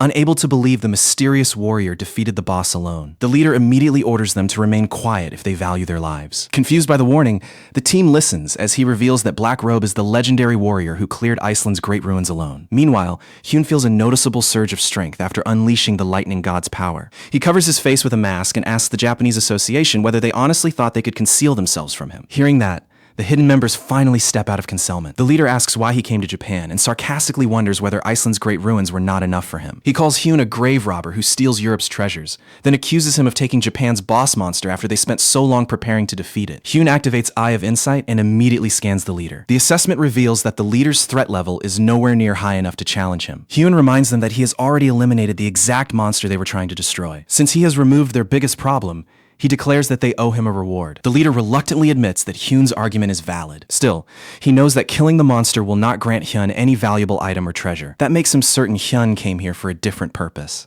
He demands an explanation and asks whether Hyun also intends to kill everyone present. Hyun calmly clarifies that killing people is not part of his agenda. Instead, he tells them he wants just one thing. The leader assumes someone as powerful as Black Robe would never ask for money, so the request must be much more significant. But everyone is shocked when Hyun asks them to publish an article portraying Black Robe as one of the good guys. After speaking with leader Moria, Hyun heads back to the hotel with his dragon companion. He reopens the system window to review the objectives needed to strengthen his dragon. A notification suddenly asks whether he wants to teleport to the Valley of Dragons and complete the quest's second condition. Hyun accepts, and within seconds, he and his dragon are transported to the Valley of Dragons. The moment they arrive, Hyun spots countless dragons in the sky and a mysterious cave directly ahead. A strange voice then echoes from within the cave, remarking that no outsider has entered the place in a very long time. When Hyun asks who is speaking, the voice invites him inside and says they have been expecting him. Hyun steps inside and is stunned to discover that the speaker is an enormous golden dragon. The dragon welcomes him as the great adversary foretold by prophecy. He introduces himself as the Watcher, guardian and ruler of the Valley of Dragons. Curious about this, Hyun asks how the Watcher discovered his real identity. The Watcher explains that the Norn sisters told him about Hyun. He promises to help Hyun raise his pet dragon, Fafnir, then asks him to follow farther into the valley. On the third morning of the field trip, Hyun's friends assemble for the day's schedule. But Soil is disappointed to see that Hyun is still nowhere to be found. Hoyoon explains that Hyun returned to the hotel overnight, but had already left again by the time he checked on him. The girl says they will have to continue without him, and Hoyoon agrees, assuming Hyun has a valid reason for disappearing. Just then, Jae-sung asks Ina what she did with Hyun on their second day together at the aquarium. The question makes everyone else awkward because it feels far too private. Soil is especially irritated when she notices Ina looks completely exhausted, as though she spent the whole night awake. While everyone awkwardly avoids the subject, Ina admits that her feelings for Hyun are already obvious to everyone. Jae-sung is genuinely shocked because he had never realized she felt that way. The blonde girl then asks whether Ina has already confessed to Hyun. When Ina hesitates, the blonde girl assumes Hyun may have turned her down. She advises Ina to move on and look for someone new. Ina quickly corrects her, explaining that Hyun did not reject her. He simply has not answered yet. Meanwhile, the Watcher takes Hyun and Fafnir to a sacred location called the Altar of Evolution. He explains that this altar is where Fafnir will start awakening his true potential. Hyun comforts Fafnir and assures him that nothing will go wrong. The Watcher warns that evolving a dragon is an exceptionally demanding process. Because Fafnir is still low-ranked, his first evolution should be relatively manageable, but every evolution after he reaches higher ranks will become increasingly difficult. The Watcher gives Hyun a magic scroll, explaining that it will forge a soul link between him and Fafnir. Hyun points out that Fafnir is already registered in his system, so he questions the need for a second bond. The Watcher explains that Fafnir's entire power is about to undergo a transformation. After the soul link is formed, Hyun and Fafnir can share mana, giving the dragon a massive boost in strength. The Watcher tells Hyun to pour his mana into the scroll so it recognizes him as Fafnir's true master. The instant Hyun follows the instructions, a huge surge of mana begins swirling around them. Sensing the overwhelming energy, Hyun recognizes it as similar to the power he felt when he acquired Odin's lost eye. After the system completes the soul link, a mysterious symbol appears on Hyun's arm. The mark confirms that their bond has been successfully established. The Watcher surrounds Fafnir with white flames, officially beginning the dragon's evolution. Hyun becomes worried when he sees the flames engulfing his companion. The Watcher quickly assures him that the flames cannot cause any harm. Rather than hurting Fafnir, they are designed to make him stronger. Watching carefully, Hyun sees Fafnir playing with the flames while absorbing the mana they release. The Watcher explains that these white flames strengthen a dragon's life force and dramatically expand its mana. He adds that this is an incredibly valuable power he never grants to other races. But because Hyun is the great adversary, he considers Fafnir worthy of receiving it. At that moment, the system announces that Fafnir's rank has risen by 1 level and that he has gained several new skills. Seeing Fafnir's progress, Hyun feels satisfied and decides that changing the trip's destination to Japan was absolutely worth it. Even though Fafnir has new skills, Hyun chooses to inspect them later. For now, he tells the Watcher that he has a question. The Watcher assumes Hyun is asking about Fafnir's evolution and assures him that everything went perfectly. But Hyun clarifies that his real question concerns the Valley of Dragons and what this place truly is. He remembers the system saying that whenever Fafnir dies, he is sent here and resurrected after a certain amount of time. The Watcher finally reveals the truth. The Valley of Dragons is actually a dragon graveyard. Not a single dragon living here is truly alive anymore. They merely continue their existence through the power of advanced magic. Shocked by this revelation, Hyun realizes Fafnir must have turned into an egg upon his previous death before being reborn. The Watcher explains that among all species in the 9 realms, only dragons possess this special kind of magic. This magic lets them carry their memories through death and inherit them again when they hatch from eggs. Eggs? Curious about the exception, Hyun asks why Fafnir remembers nothing from his former life. The Watcher explains that Odin's curse imposed a penalty, causing Fafnir to lose his memories. For Fafnir to be reborn, he had to give up every memory from his previous life. Hyun then pulls out Yamada, no Orochi's tail, obtained after the battle, and asks the Watcher how this item is meant to be used. The Watcher instantly identifies the tail and offers to teach Hyun the correct way to prepare it. He takes Hyun to the dragon's restaurant and chooses to cook the dish personally. The moment Hyun steps inside, the restaurant leaves him speechless, since every part of it is crafted from gold. After some time, the Watcher places the finished meal in front of Hyun and asks him to try it. 1 spoonful is enough to shock Hyun, because the taste takes him straight back to the cake Yujung once baked for him. On the last day of the field trip, Hyun comes back from the Valley of Dragons after gaining some crucial advice from the Golden Dragon, the Watcher. He reunites with his friends at the beach so they can spend the remaining time of the trip together. Everyone is busy admiring the view, but Hyun remains focused on what the Watcher told him. The Watcher had warned him that handling materials shed by a creature born from humanity's negative emotions was incredibly complicated. He had also admitted that, for now, he still could not prepare the Yamada no Orochi tale properly. Instead, he tells Hyun not to rush, and to look for a chef capable of creating something more unusual. He further explains that human and dragon tastes are worlds apart, meaning Fafnir may dislike food that humans consider delicious. Keeping that warning in mind, Hyun decides to search for someone who can make food his pet dragon will genuinely like. He figures the smartest method is to have Fafnir sample meals cooked by a variety of people. By comparing each dish, he hopes to identify the one chef who can finally cook the monster's tail correctly. That idea gives Hyun a plan. He will organize a cooking contest for his friends, Yujung included, and find out who the best chef really is. Meanwhile, in the Valley of Dragons, the Watcher travels to a holy site marked by an enormous glowing stone. He tells the entity imprisoned inside the stone that the great adversary has recently entered their realm. The sealed presence then identifies himself as Namir, the Giant of Wisdom. Namir says he already knows about Hyun's visit and orders the Watcher to reclaim his true form. The Watcher obeys, activates his transformation skill, and instantly changes from the Golden Giant into a man called Bryn. That night, Hyun brings all his friends together in the hotel kitchen to begin the cooking contest. Yoo-jung looks around in disbelief at the kitchen's huge size and impressive equipment. Hyun knows they got access only because he had director Jian obtain permission from the hotel owner for them. Jae-sung, however, looks uneasy since participating in the contest is the last thing he wants. Hyun tells him to relax and simply make pet food or meat, explaining that Fafnir has already rejected regular pet food in the past. Hyun then lays out the rules for the entire group. Their mission is simple. Prepare the one dish Fafnir likes better than all the others. Each contestant gets an hour to cook, after which Fafnir will sample every finished dish. The person whose meal Fafnir chooses will take the victory. Hyun adds that this was his original plan all along. Yoo-jung suggests turning it into a group dinner too, so everyone can enjoy the completed dishes together. To get everyone invested, Hyun announces a special prize that he will prepare himself for the winner. He claims the reward will be every bit as valuable as the symbol of solidarity they received earlier. That promise convinces everyone to participate, and Hyun officially starts the contest. Once the cooking begins, Hyun is surprised by how seriously everyone approaches the challenge. Yoo-jung focuses on boiling some mysterious red liquid, whereas Hoi-yeon takes the easy route and warms a packet meal in the oven. Soil goes with egg fried rice, while Jae-sung chooses a meat recipe to bring something different to the table. Ina, meanwhile, prepares a stew that looks absolutely delicious. The dish looks so impressive that Hyun immediately starts betting on Ina as the winner. After 60 minutes of intense cooking, every contestant completes their meal. Hyun calls Fafnir over and asks the dragon to taste everything before choosing its favorite. Fafnir first approaches Soyuz and Jae-sung's dishes, only to reject both without hesitation. The two guys are visibly crushed, especially after putting so much work into their meals. Fafnir then moves on to Hoi-yeon's meal, but that one gets rejected too. Hoi-yeon barely reacts, since he had done little more than heat up instant packet food. That leaves only Yoo-jung's and Ina's dishes in the running. Hyun remains certain that Fafnir will go for Ina's mouth-watering stew. But then Fafnir shocks everyone by heading straight for Yoo-jung's bizarre red liquid and drinking it. That completely unexpected decision makes Yuj the winner of the cooking contest. Yuj is just as stunned and happily hugs Fafnir for picking her creation. The celebration ends quickly when she invites everyone else to taste her dish too. The others freeze on the spot, already fully aware of how deadly Yuj's cooking can be. Desperate to escape the meal, everyone argues that Hyun organized the contest, so he should be the only one brave enough to eat Yuj's dish. Hyun takes his seat at the table, silently wondering what kind of disaster awaits after the first bite. To survive the experience, he activates Cold-Blooded, a skill that temporarily shuts off his emotions. Hyun assumes the skill will let him swallow the food without reacting to its horrifying flavor. But after a single spoonful, his system flashes a warning.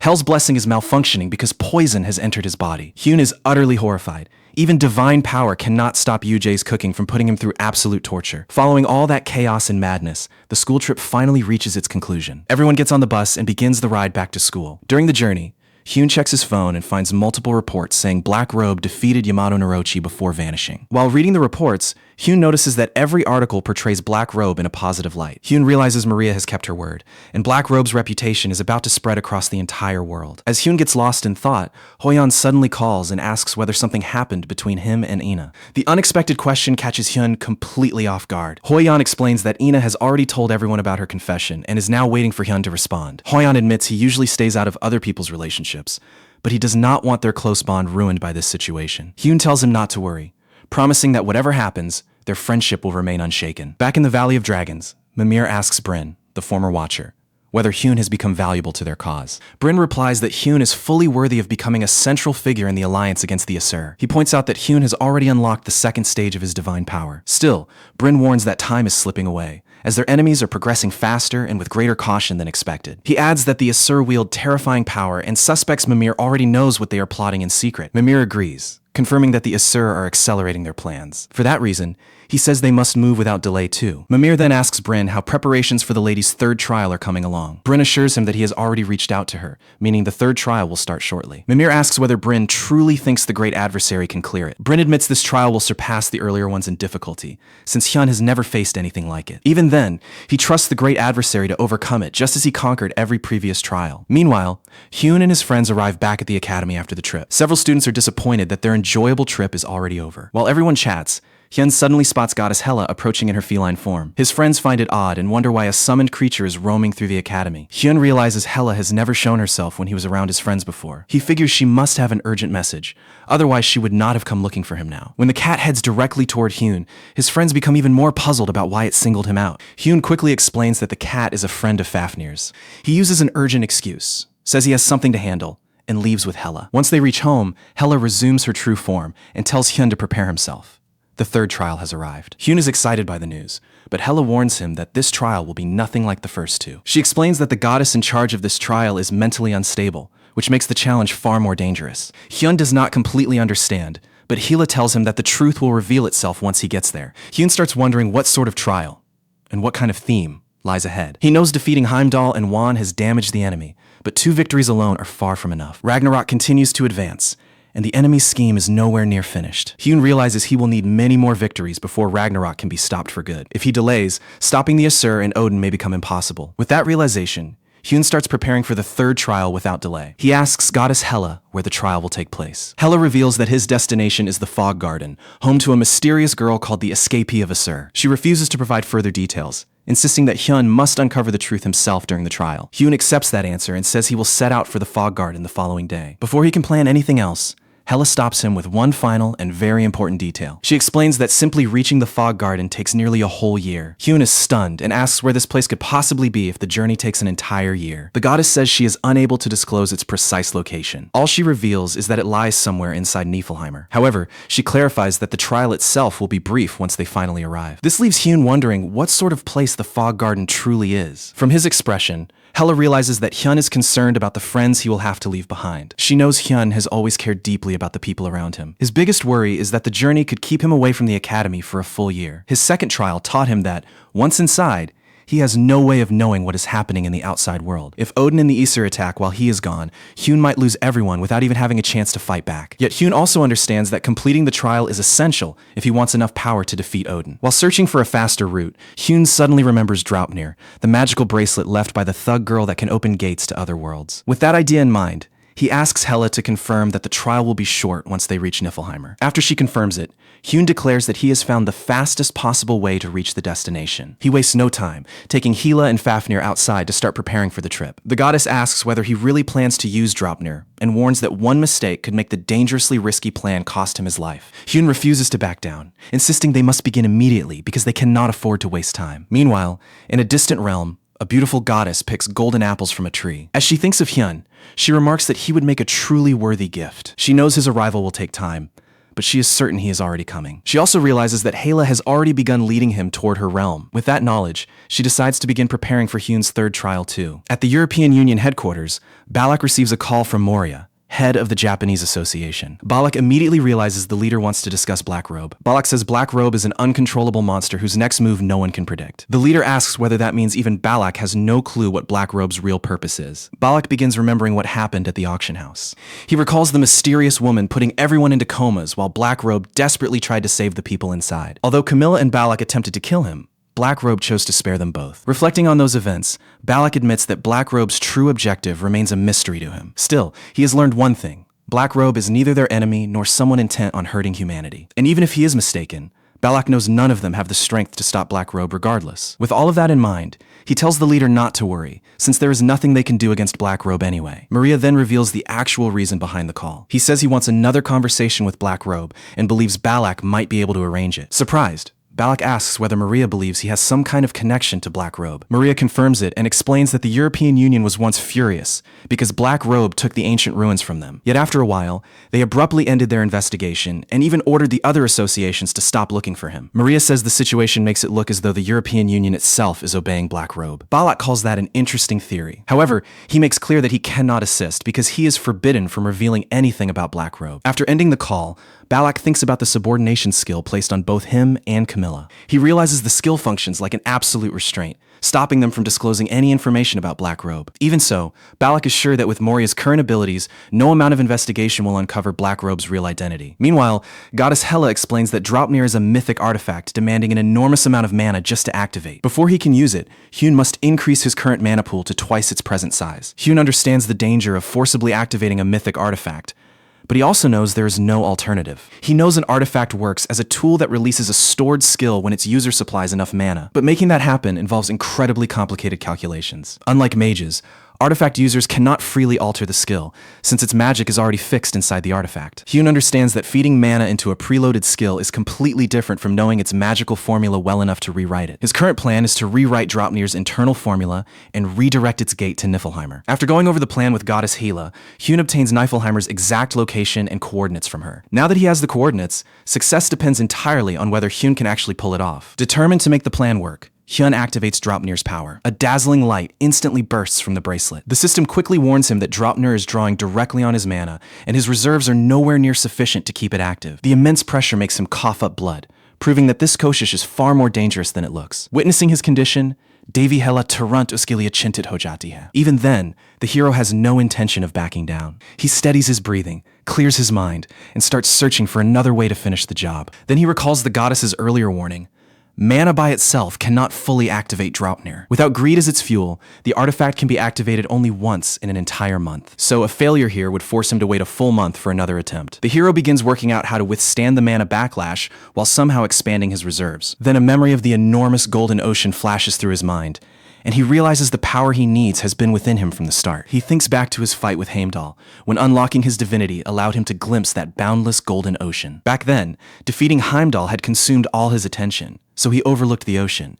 Now he understands it reflects his true potential and draws that golden mana from within himself, channeling it into Draupnir to create the portal. Using that same approach, he activates the artifact again. And this time, a gigantic portal leading to Niflheimer finally appears. Devi Hela ye Daker Dungra Jatihe ki hero ne no sirf artifact ka jadui formula samajlia, balki use safalta purvak badalbidia. She knows that even the gods themselves could never achieve something like this on their first try. The hero points out that the portal is ready and insists they go through immediately. His words reassure the goddess, confirming that choosing him as the prophesied great adversary was absolutely the right decision.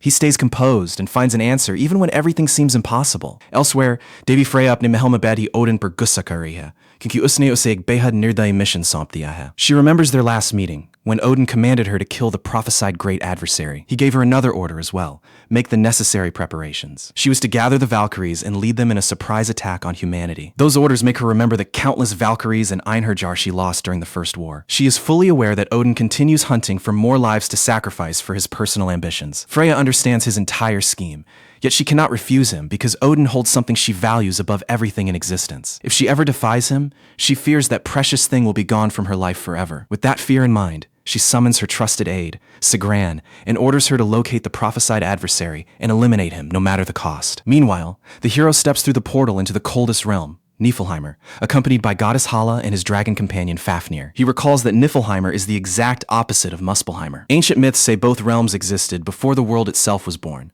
with Niflheimer located near Helheimer, Hala's domain. The trio then sets off across the frozen wilderness. During the journey, the hero notices Fafnir shivering in the freezing weather. To warm the dragon up, he forms a fire spell in his palm and sends it straight onto Fafnir's body. Just then, he detects several enormous goblins moving toward them. After checking their abilities, he immediately sees that their threat level is nowhere near high enough to challenge him. He could wipe out the entire group instantly, but chooses to stay out of the fight. Instead, he sends Fafnir in alone, figuring that a fight will keep the dragon's body warm. To get Fafnir excited, he offers a prize. Defeat every goblin, and the dragon earns a sandwich made by the blonde girl, Yuzhang. He also remembers that before their school trip began, Yuzhang cooked Yamada, no Orochi's tail, especially for Fafnir. Fafnir loved that meal so much that the hero officially appointed her as the dragon's personal chef. Right then, Fafnir triggers its giantification skill, and its body expands to a massive size. The dragon immediately fires its breath at one of the giant goblins, reducing the monster to ashes on the spot. The hero is stunned. He never imagined that a mere C-rank dragon like Fafnir could unleash a dragon breath this powerful. He checks Fafnir's status through the system and discovers that all its skills have temporarily risen to B rank. That temporary boost makes every one of its attacks considerably more destructive. Seeing his companion's sudden growth, the hero can't help but feel proud. Goddess Hela, however, tells him to bring Fafnir back, reminding him that the dragon is still young and must not push its body too far. The hero accepts her point and hands Fafnir the sandwich he promised. He next asks Hela how much distance remains. She tells him they are almost there and can resume moving as soon as Fafnir finishes its meal. After taking a brief rest, the three set off again. While crossing the realm, the hero realizes Niflheimer is smaller than he had expected. Even so, powerful magical barriers conceal large sections of the realm. Hela uses her divine power to smash through the barriers individually, opening sealed regions for the group. After enduring the deadly cold and battling numerous powerful monsters, They finally reach the heart of Niflheimer. There, the hero finds another formidable barrier and understands that magic has been used to conceal the Asur escapee. The goddess explains that accepting the quest here and destroying the barrier will grant him access to the Frost Garden. To her complete surprise, the hero shatters the barrier in one blow. The goddess sarcastically tells him that if he can do that, he should have destroyed all the other barriers she had been handling herself. The hero calmly explains that he had been deliberately saving this particular ability for this exact barrier. Once the barrier is gone, the trio enters the hidden area beyond it. Instead of another frozen wasteland, the hero discovers a stunning green garden and is completely caught off guard. At that exact moment, another goddess, Eden, suddenly makes her entrance. As the goddess in charge of the third trial, Eden is just as confused by how quickly they reach the Frost Garden. The hero instantly identifies her as the Norse goddess of youth, famous for cultivating the legendary golden apples. He knows those apples can stop aging and dramatically enhance a person's affinity for magic. He remembers receiving one of Eden's golden apples after completing the first Turning Point quest inside the mock dungeon. Yet despite all its legendary hype, he distinctly remembers the apple tasting absolutely terrible. While he is lost in that memory, Hela asks Lady Eden if the third trial has been prepared. Eden admits it is not ready, leaving the hero baffled since he has never faced such a delay before. Suddenly, Hela's earlier description of Eden as annoying makes perfect sense. The hero agrees to wait, but first asks how much time she needs to finish preparing the trial. Lady Eden tells him that completing the preparations will take roughly 3 days. The hero is visibly disappointed. 3 days is already a long wait, and time moves even slower inside Niflheimer. Since the delay is completely Eden's responsibility, he decides to turn the situation into a chance to demand compensation. Putting on an exaggeratedly disappointed face, he complains that someone is wasting his precious time for the very first time. When Eden apologizes, he tells her that a genuine apology should come with something valuable to make up for her mistake. Eden then asks whether the weapon he carries is really made from a dragon's fang. The hero instantly understands that she is referring to the legendary dragon Nidhogg. She explains that during those 3 days of preparation, she can assign him a special quest to power up his weapon. The hero knows that Nidhogg's fang is already classified as an S-rank weapon. One more successful enhancement could evolve it into a mythic rank weapon. The moment Eden grants the quest, the system informs him that he must earn Nidhogg's recognition. The legendary dragon resides in Nastrand, a region of Niflheimer. The hero accepts the mission and leaves with Hela and his pet to see it through. Once he leaves, Eden mutters that the hero is considerably ruder than she had imagined. She is disappointed that after meeting a human again for the first time in ages, this is the experience she ends up having. Still, she comforts herself by deciding that her quick thinking saved the situation. She also knows Nidhogg has been eager to meet the hero, meaning the arrangement should ultimately benefit everyone. However, she realizes she must hurry with the third trial, or the hero will definitely use another delay to squeeze even more compensation out of her. Meanwhile, Hyun reaches another frozen region and finds an enormous gate blocking his path. Since the name Nastrand means nothing to him, he asks Hela what sort of place lies beyond the gate. In her cat form, Hela explains that Nastrand is technically a hell, though it is nothing like Helheimer. Only the most vile souls among the dead are sent to that place. It functions as a prison for people who committed unforgivable crimes, holding them captive while they endure their rightful punishment. After hearing her explanation, the hero moves toward the massive gate and enters. But before he can go far, a mysterious voice echoes from within and announces that it recognizes him as the prophesied great adversary. The instant she hears it, Goddess Hela recognizes the voice as belonging to none other than the legendary dragon Nidhogg. The hero explains that Iden assigned him a quest to upgrade his weapon by gaining Nidhogg's acknowledgement. He then asks what challenge he must overcome to finish it. The dragon tells him that his first task is reaching Virgulmir, located in the deepest depths of Nastrand. The name reminds the hero that Virgulmir, also called the Bubbling Spring, is believed to be the world's source of water and Nidhogg's home. The hero wonders if merely reaching Nidhogg is enough, but the dragon warns him that getting there will be anything but simple. To reach Virgulmir, he will first have to clear 3 separate gates. After explaining the rules, Nidhogg opens the huge gate and declares that the quest starts immediately. The hero remains unsure about Nidhogg's exact meaning, but the goddess promises to clarify everything as they proceed. As soon as they enter, the hero spots countless dead souls bound in chains. The souls scream for help, but the goddess quickly warns him not to meet their eyes because every one of them is a sinner. She returns to her human form and casts a spell, instantly silencing every prisoner. Confused by what he has just seen,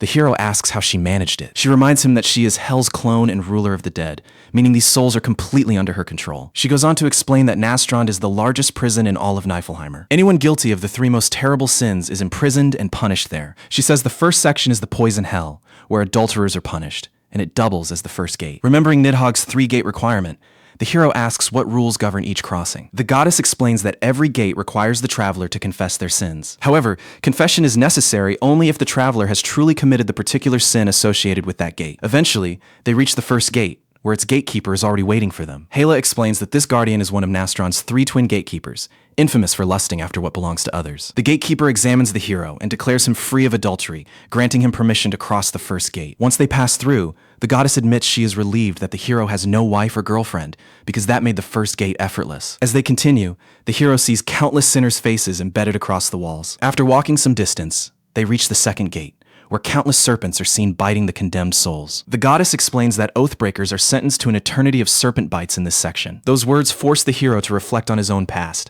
He admits to himself that neither his former life nor his current one has been anywhere near perfect. He knows he has made plenty of mistakes, and now wonders whether any of them involved breaking an oath or betraying someone's trust. The hero asks what awaits him if the gatekeeper decides he is guilty. She explains that he will have to confront the sin directly and honestly accept responsibility for it. Only a sincere admission will convince the gatekeeper to let him through. While she is explaining, the gatekeeper scans him and confirms that he has committed this very sin before. Still, the gatekeeper says he remains eligible to pass, suggesting that even his sins may be forgiven. Before entering the second gate, the hero must relive a piece of his past and overcome the truth hidden within it. Suddenly, multiple serpents slither onto the hero and sink their fangs into him. The agony drags him into an illusion designed to make him relive the sins of his past. The first memory shows him trapped in a dungeon alongside his former teammates. He instantly recognizes the moment as being from before his regression.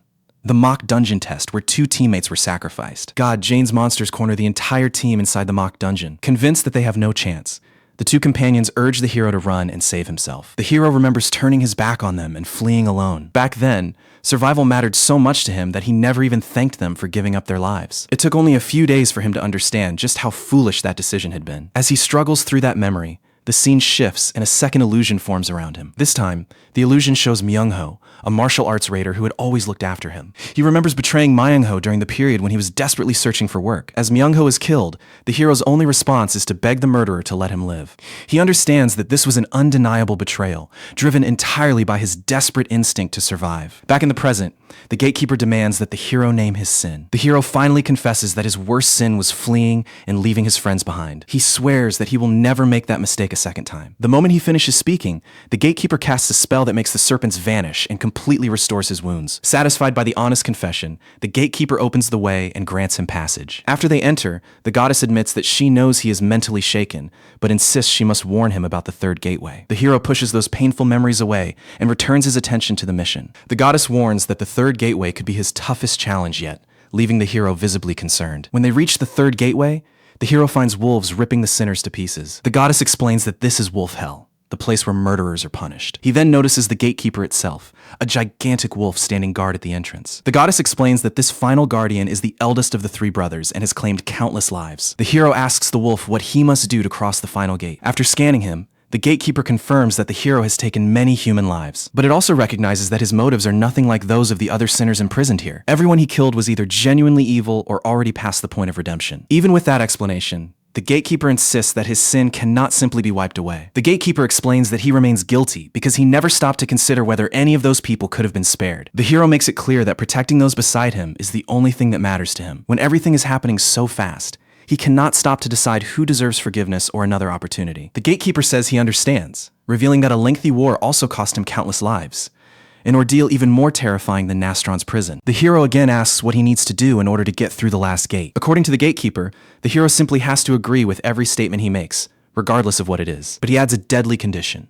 Any disagreement or unanswered question will result in the hero's immediate death. The first question is whether the hero can promise that he will never kill anyone again. He follows up by asking whether the hero would spare his first victim if he could return to the moment before that killing. Without hesitation, the hero says he would choose exactly the same path again because he regrets nothing. That answer enrages the gatekeeper, who immediately commands his wolves to tear the hero apart. A wolf springs at the hero, but goddess Hyla fires her magic first and wipes the creature out before it can get close. She admits that his response was exactly what she expected, since he is not the kind of person who would lie merely to survive. Since the rules do not forbid outside interference in the fight, she chooses to help him deal with the wolves.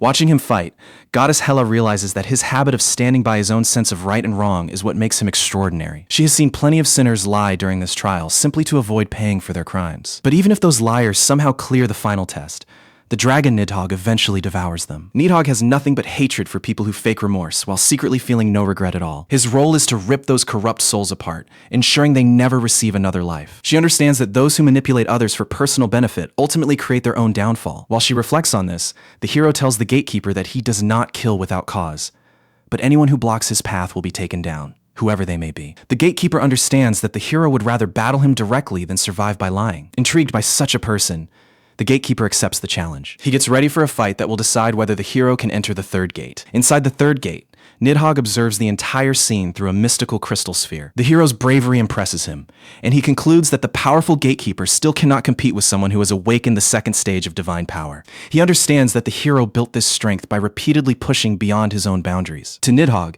the hero is already far above the standard of a normal gatekeeper. Since he expects the hero to arrive by evening, Nidhogg begins getting ready for their encounter. But the plan changes sooner than expected. The third gate erupts, and the hero strolls through after defeating its guardian with ease. He immediately asks the dragon to strengthen his weapon, revealing that this was the purpose behind his entire journey. The dragon acknowledges that the hero possesses impressive strength. He then lets his aura explode and takes a fighting stance, admitting that he has been looking forward to this arrival. Right then, the system issues an emergency warning. The dragon's power vastly exceeds the hero's, so fighting is strongly discouraged. The warning changes nothing.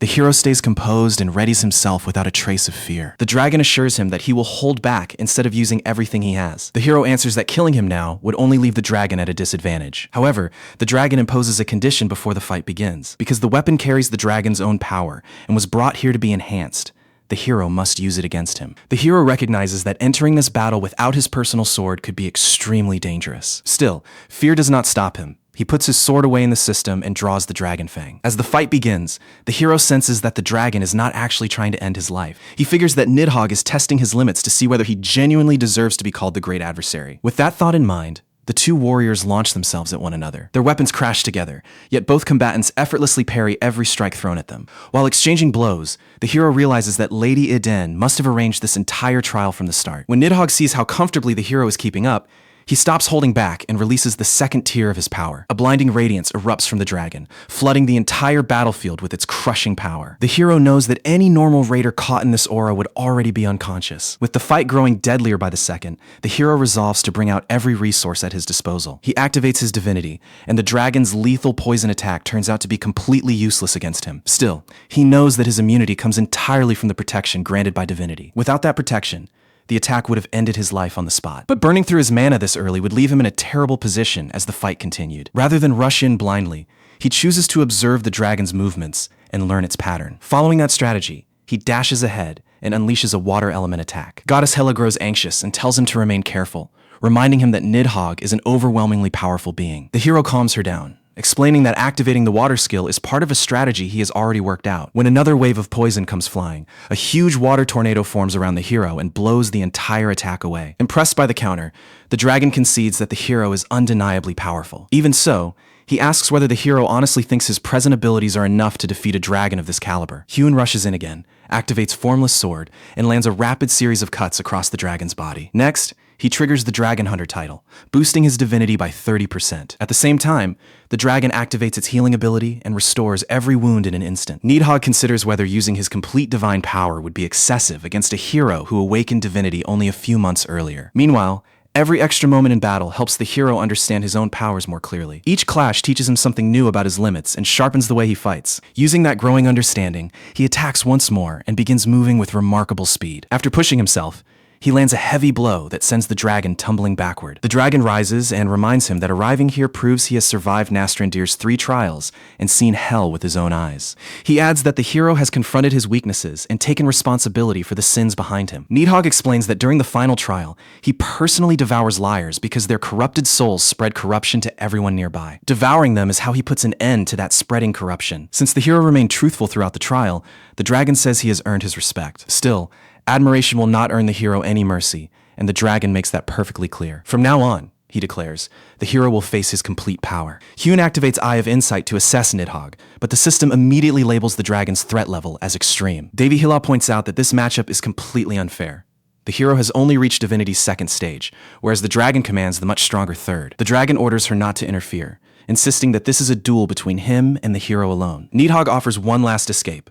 If the hero abandons his quest, the fight will stop right away. The hero rejects the offer and rockets toward him once again. He dodges the opening attacks with ease, but Nidhogg eventually connects with a heavy strike and hurls him into a nearby wall. Even after that brutal impact, he discovers that Abyss's armor absorbed most of the force, leaving him with no major injuries. Nidhogg reminds him that he agreed to a wager with Smear during the second trial. Now, he demands that the hero accept a comparable wager with him. The challenge is simple but brutal. The hero must block 3 attacks without trying to evade them, survive all 3 blows, and Nidhogg will recognize his worth and upgrade his weapon. After explaining the rules, the dragon launches the first poison attack straight at Hyun. As the danger spikes, the hero activates absolute calculation and redirects the incoming attack with ease. But he quickly realizes that the skill drains too much of his remaining mana to be used again freely. He had planned not to depend on this ability, but the circumstances have forced him to reconsider. The dragon's poison is much deadlier now, so the hero has been left with no alternative. The dragon warns him not to become overly reliant on absolute calculation. He specifically cautions him against depending too heavily on absolute calculation. The dragon explains that the skill forcibly scatters magic,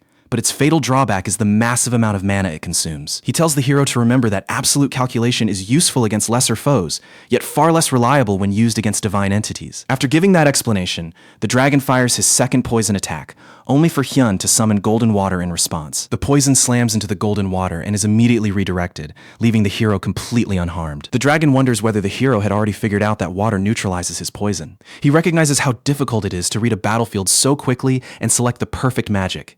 Yet the hero has done exactly that, increasing Nidhogg's curiosity. He also notices that the hero remains unshaken, even in front of his 3rd-level divinity breath. With 1 attack left, Nidhogg decides to turn the final blow into one last test. Nidhogg thinks that after clearing every quest until now, the hero may have begun believing he is invincible. So he intends to show the hero what failure feels like when the opponent stands far beyond his level. With that lesson in mind, the dragon charges its final poison breath with an even greater force. He reveals that he has sealed and dispersed the hero's mana, preventing him from using water-based abilities any further. With that declaration, the dragon releases his strongest poisonous breath yet, determined to discover the hero's real limit. The sheer scale of the attack makes Goddess Hela extremely anxious. The system keeps warning the hero that Nidhogg's magic is overwhelmingly beyond his current strength. Despite the warnings, the hero refuses to surrender and searches for a method to counter the attack. In his mind, every problem has an answer. He just has not found this one yet. He studies how magic functions and realizes that it is formed from a sequence of words whose power depends on the sequence staying intact. Break that verbal flow,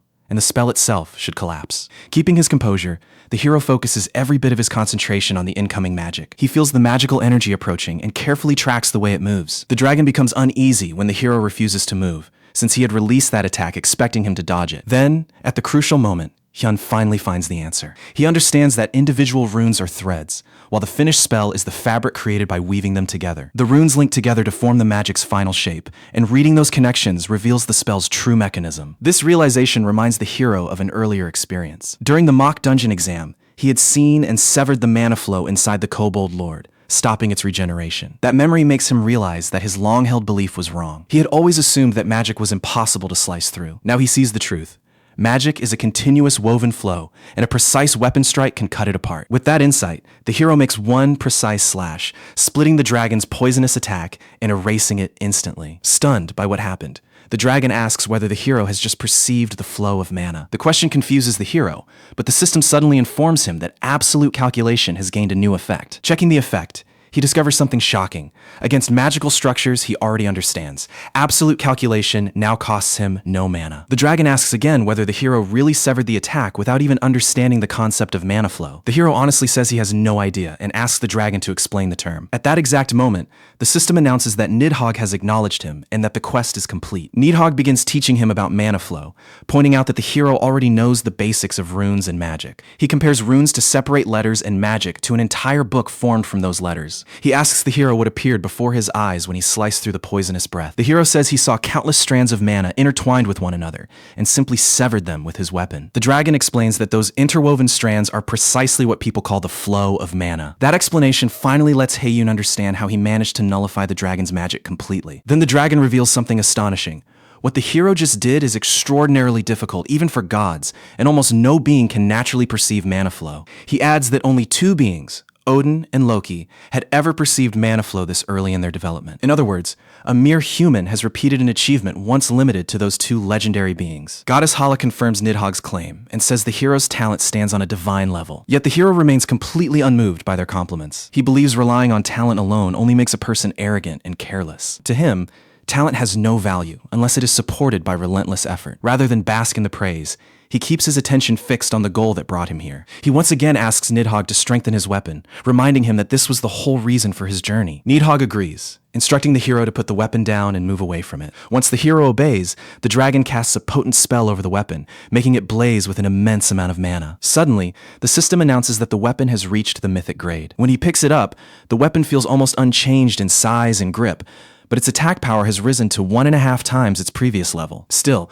after surviving such a brutal trial, the hero feels this reward alone is not enough. So he activates his blank card and successfully copies the dragon's devastating skill, Poison Dragon's Sadism. The system immediately reveals that the copied skill also boosts every poison-type ability to its maximum potential. The dragon looks disappointed and asks Goddess Hela if the hero always steals other people's skills using that bizarre technique of his. The goddess confirms it, and Nidhogg congratulates the hero for blocking every attack and clearing the trial successfully. The hero then asks whether he is finally free to go, but Nidhogg stops him, saying there is still one important matter to discuss. He reveals that he already knows about the hero's plan to head to Yggdrasil soon. That could only mean one thing. Mimir has already assigned the hero a quest. The hero confirms it, but explains that one final trial remains, meaning his journey to Yggdrasil will have to wait a little longer. The dragon sees things differently, claiming that the hero's extraordinary talent will lead him to the third trial far earlier than he imagines. Curious about that statement, the hero asks the dragon to explain what it truly means. The dragon finally states its real demand.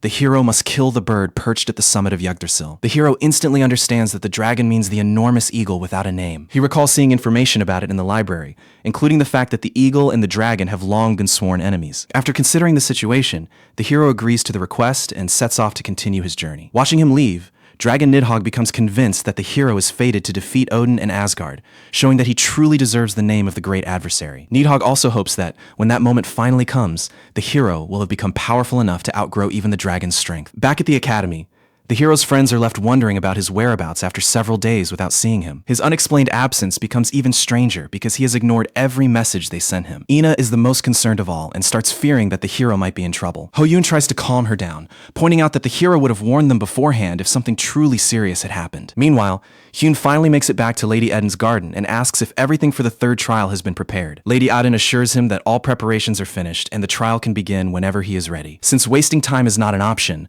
the hero chooses to begin without delay. Instead, Lady Eden surprises him by placing several seeds in his hand and revealing that the trial involves growing a tree. The hero is completely thrown off, unable to understand why he is growing a tree when war with the Aesir gods is approaching. Lady Eden becomes awkward when she sees his serious reaction, since she never expected him to take the task like this. After composing himself, the hero asks her to explain exactly what this trial is meant to test. The lady tells him that the task sounds simple enough. All he needs to do is plant the seed, water it daily with care, and collect a golden apple after the tree matures. At that moment, the system displays Eden's first quest. The system identifies it as a linked quest, meaning Eden's second quest will activate as soon as the first is completed. It also gives him a 30-day deadline to complete the mission. Failure would force him to repeat the whole trial from scratch. The deadline worries him because he cannot spare 30 days when he has no clue how soon Odin and the Aesir gods might act. Lady Eden quickly settles his concern by explaining that time moves 30 times more slowly in this garden than it does in Midgard. She tells him to come along, promising to show him the exact field where the tree must be raised. After walking for a while,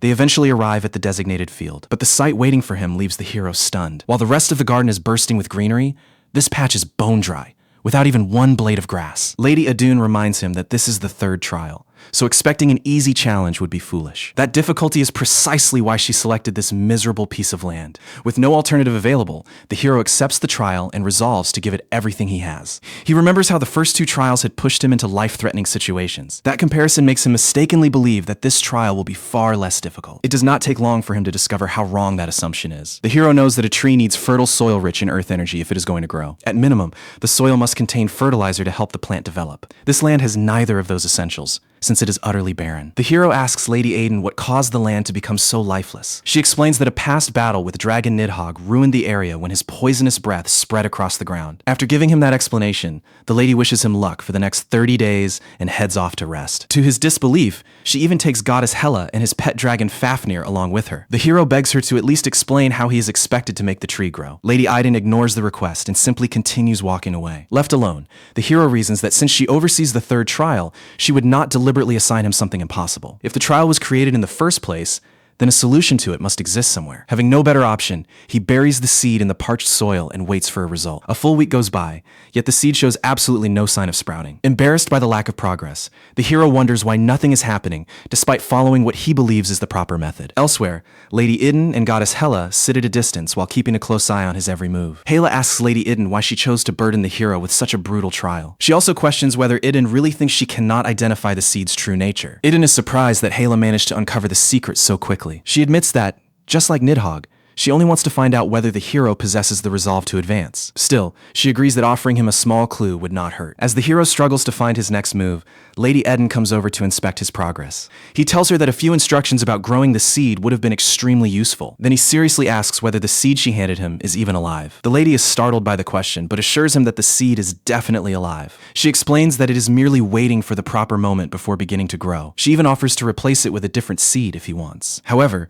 she warns him that switching seeds would not make the trial any easier. The hero turns down the offer, saying that a living seed is not a reason to quit so soon. Instead, he asks to borrow a notebook so he can document the tree's progress every day. Lady Iden agrees, then walks back over to Goddess Hela. Watching the exchange, Hela remarks that Iden appears to be growing fond of the hero's determination. Soon afterward, Iden brings him the notebook, and he starts documenting every daily observation. The routine reminds him of those biology journals from middle school, reviving memories he would rather forget. Still, he continues because skipping even one careful daily observation might make him miss a crucial change. He officially begins the journal on the 10th day of the trial. Each day, he waters the seed and checks that it gets plenty of sunlight. He sticks to the routine without surrendering, and before he knows it, the days fly by. At last, on the 30th and final day, the hero erupts in celebration as a golden apple tree finally breaks through the barren soil. Even though time moves differently inside the garden, the hero still had to endure 30 full days to clear this portion of the trial. He celebrates the sprout for a moment, then steadies himself because this is only the beginning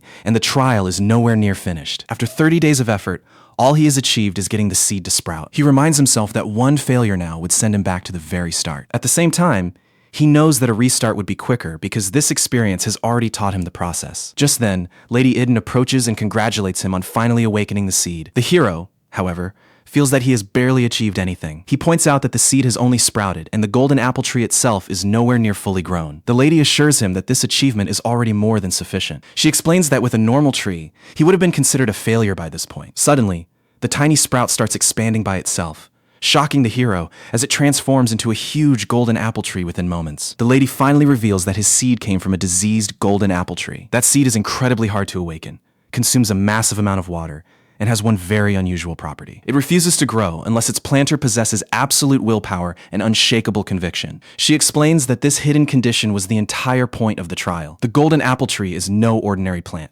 It is deeply mysterious. It can grow and produce fruit within 30 days, yet it remains completely dormant for the first 29. The hero then asks why she offered him a replacement seed during the trial's first week. She explains that the offer was merely a test of whether he would surrender. If he had discarded a living seed simply because it showed no progress after a few days, he would have failed immediately. That decision would have proven that he had lost faith in the seed as well as in his own ability. Those words make the hero reflect on the life he left behind. In that past life, he was powerless. No matter how hard he tried, he could not improve, nor did he have the strength to protect anyone. But after being given a new life, he uncovered his natural talent and slowly recognized what he was truly capable of. He sees his own journey mirrored in the way the golden apple tree grows. Like the seed, his real potential stayed buried for years before finally revealing itself. While he reflects on this, Lady Iden tells him that refusing to quit has proven his determination to continue moving ahead. The hero asks whether the third trial is complete, but she reminds him that one linked quest is still pending. Right then, the system confirms that he has accepted the linked quest. His objective is to defend the golden apple tree from demons for 12 hours,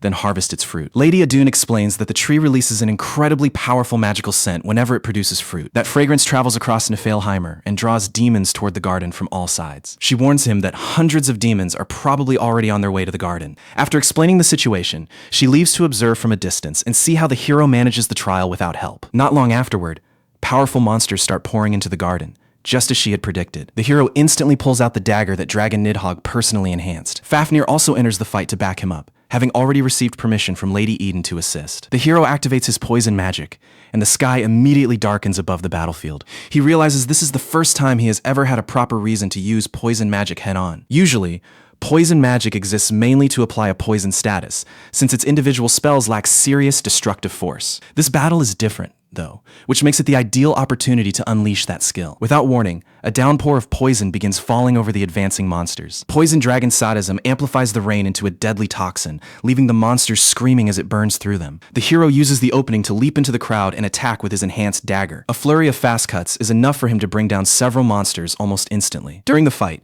he notices that the dagger's poison effect boosts its damage by 50%. Even after that assault, a huge number of enemies remain. The weakest of them is still B rank, meaning every single one matches the strength of a Miles Academy instructor. The hero spots Fafnir already tearing into the monsters. Eager to end things quickly, he throws himself back into the battle. His speed lets him wipe out the remaining monsters without much effort. The system then announces that the first wave has been stopped. When he opens the wave details, the system reveals that the tree defense game has officially begun. His goal is to protect the golden apple tree while defeating as many monsters as possible to satisfy the quest requirements. The system explains that the monsters belong to 3 categories: invasion, defense, and mage types. Each category has its own weakness, so the hero must use the right counter to win. He earns 1 point for every normal monster and 30 points for each elite monster defeated in a wave. The system adds that guardians will assist him in defending the tree. He can spend those points to summon monsters that will fight beside the guardians. Every wave contains 1 elite monster, and the wave only concludes once that elite is defeated. The system offers one more warning. The enemies will grow stronger with every new wave. The second wave will arrive in an hour, leaving the hero some time to make preparations. The instructions remind him of a defense strategy game he played during childhood. The tree's guardians soon appear, ready to support him and follow his orders. He orders the guardians to defend the tree alongside Fafnir, then spends 100 points to build a protective barrier around it. He then summons monsters from all 3 categories to join his forces. He already understands that every type has a specific counter. Defense counters invasion, invasion counters mage, and mage counters defense. He follows up by activating an old skill that coils powerful chains around the barrier, making it far more difficult to breach. The moment his preparations are complete, the second monster wave arrives. The system tells him that he must hold off the enemies for 2 continuous hours. Fafnir activates Dragon Fear, immediately lowering every enemy's stats by 20%. The hero gives the signal for everyone to attack. The guardians, summoned monsters, and Fafnir rush forward together and unleash everything they have. Hyun does not stay on the sidelines either. He activates Commander's Shout, raising all his allies' stats by 30%. He uses the skill because repeating this trial is the last thing he wants. His plan is simple. Finish the battle now by unleashing every bit of power available to him. With that boost active,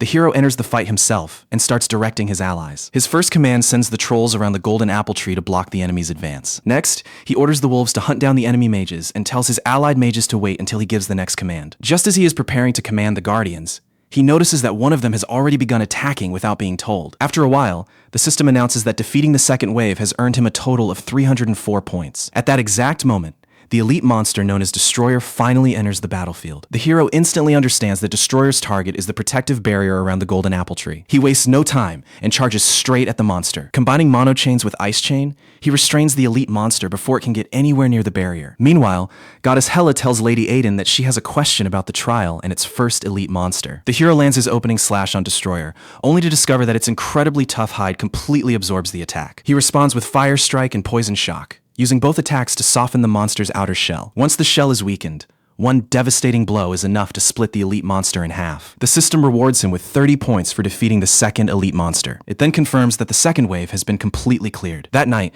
the guardians surround the golden apple tree while the hero and his pet Fafnir relax in a tiny shelter built on its crown. The hero assumes that the upcoming third wave will bring this trial to its conclusion, but he knows he burned through most of his powerful skills in the second wave, so he needs a backup plan for whatever surprise the next fight throws at him. While considering his options, he is shocked to notice that someone has ripped one of the tree's branches away.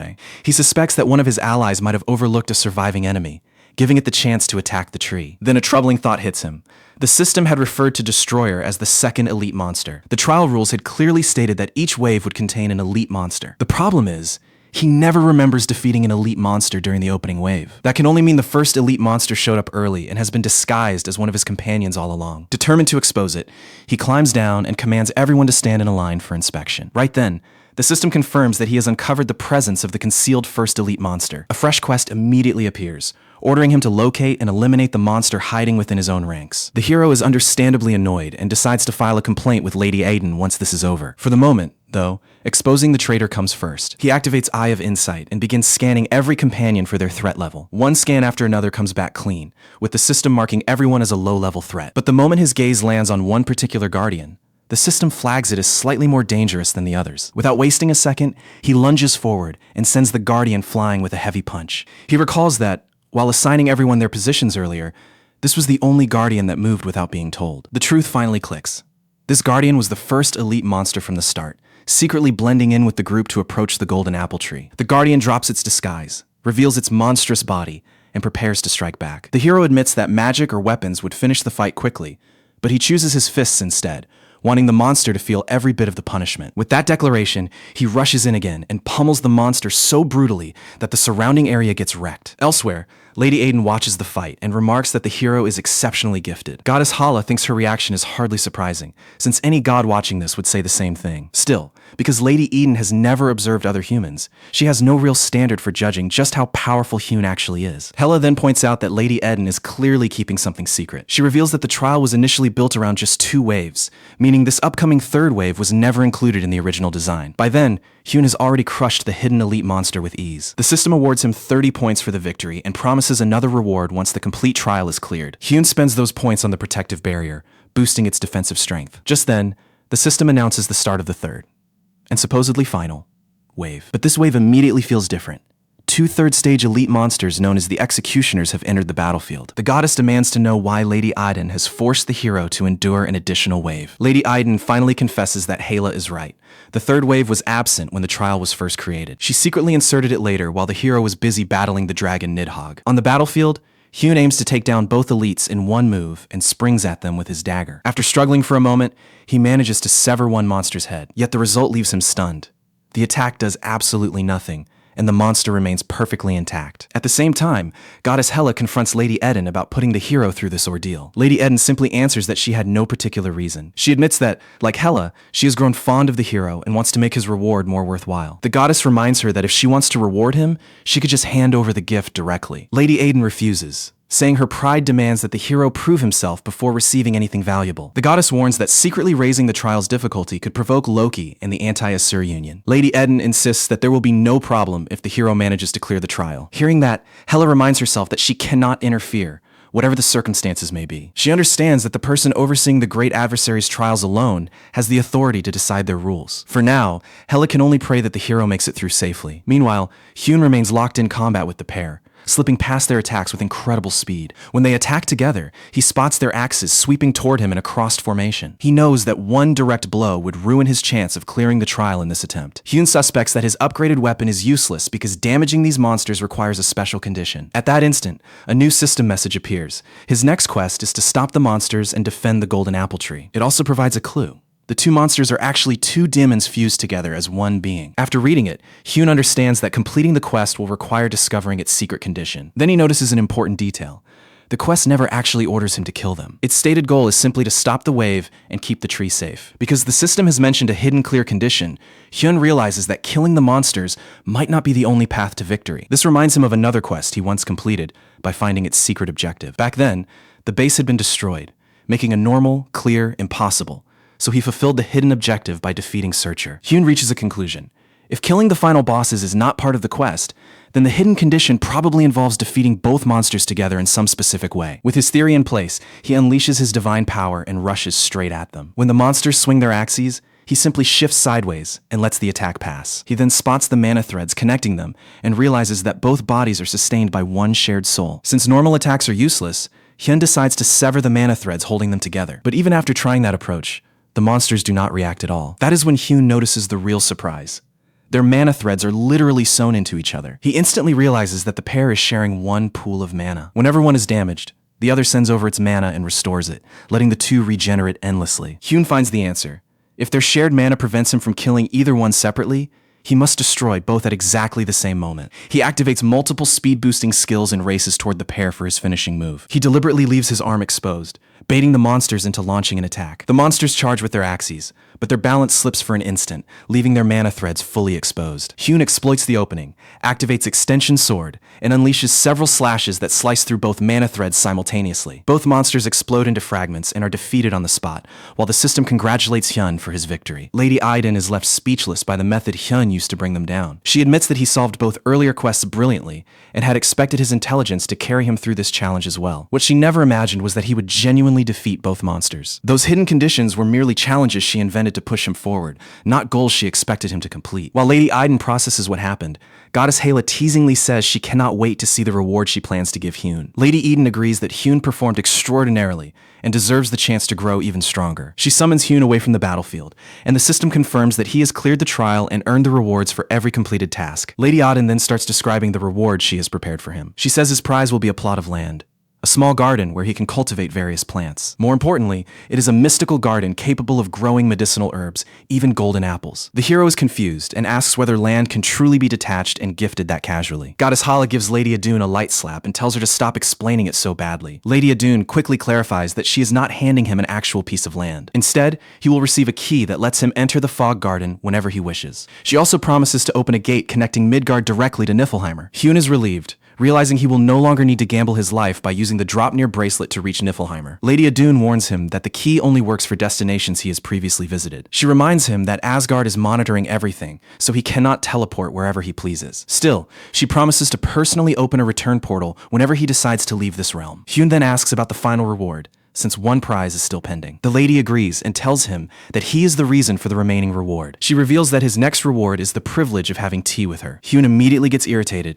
and asks whether she is seriously joking around. Lady Iden feels awkward because the anti-Aesir forces would give anything for tea with her, while Hyun looks completely unimpressed. She assures him that this is no joke. She has an important matter to discuss over tea, which is the real reason behind the reward. They then sit at a table, share tea, and spend a surprisingly peaceful moment together. Before long, Hyun shifts the mood and asks Lady Iden what important subject she really wanted to bring up. She tells him that the topic is his destiny. She asks if he still remembers the prophecy known across all 9 realms. The prophecy says that the great adversary, the weakest being of all, is destined to destroy Asgard and overthrow Odin. But Lady Iden reveals that the prophecy has a hidden continuation, one that has never been fully revealed to Hyun. She is now ready to share the rest of the prophecy, spoken 10,000 years ago, though the tale is quite lengthy. Hyun agrees to hear it. But first, he has one important question of his own. He wants to know why Goddess Hela keeps calling Lady Aiden the escapee of the Aesir. Lady Aiden finally agrees to reveal how she earned that name. She begins by explaining that she was originally the goddess of youth and a member of the Aesir. Odin grants her land,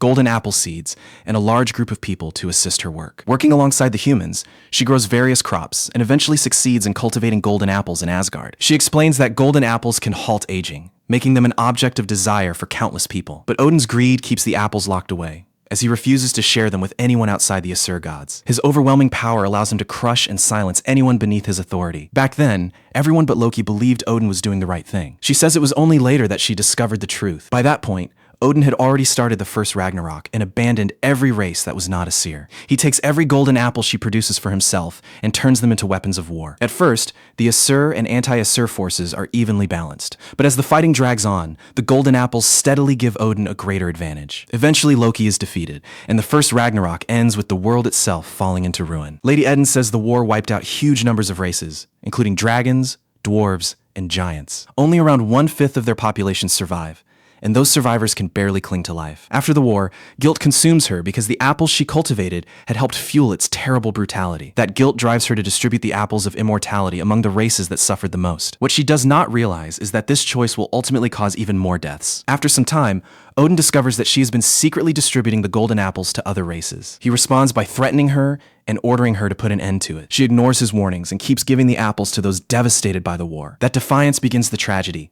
Odin tracks down and murders every person who consumed the apples she distributed. Hyun cannot understand why Odin targeted the victims instead of killing Lady Eden, the one handing out the apples. Then he understands that Odin is deliberately keeping her alive while sending her a horrifying message. By murdering the people she tries to protect, Odin punishes her cruelly and shatters the very ideals she stands for. Hyun also sees the practical reason behind her survival.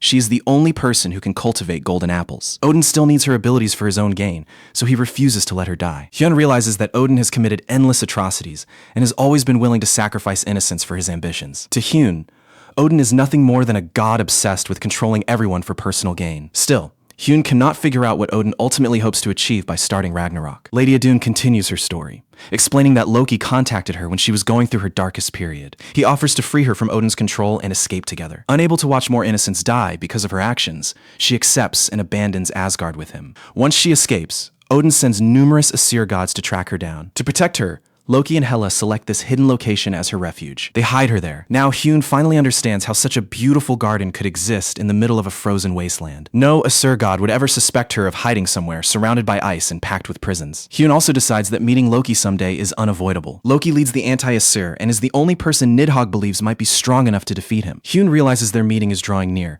especially now that the Aesir have already started making their move. For now, Loki remains imprisoned beneath Asgard. But when Ragnarok begins, every restraint will fall away, and Loki will finally be free. Lady Idun concludes the story of how she earned the title Escapee of the Aesir. Hyun thanks her for opening up and realizes that her life has been anything but ordinary. Despite her cheerful appearance, she has survived endless suffering and carries countless painful memories. Hyun finally sees the truth. Odin and the other Aesir started the war, while innocent races were left to suffer its horrifying consequences. As he studies Lady Idun's smile, the hero senses that everything she endured has left deep wounds beneath it. While he is lost in thought, Lady Idun approaches and tells him to smile instead of looking so serious after hearing her story. He agrees, and she says the moment has come to reveal the second half of the prophecy from 10,000 years ago. She reveals that once the first Ragnarok ended, the three Norn sisters announced another prophecy. As soon as its message spreads, chaos engulfs the whole world. This makes Hyun remember the original prophecy. The weakest being, destined to become the great adversary, will kill Odin and bring Asgard down with him. Even Odin and the Aesir gods are frightened by that prediction. That fear leads Odin to monitor the hero constantly,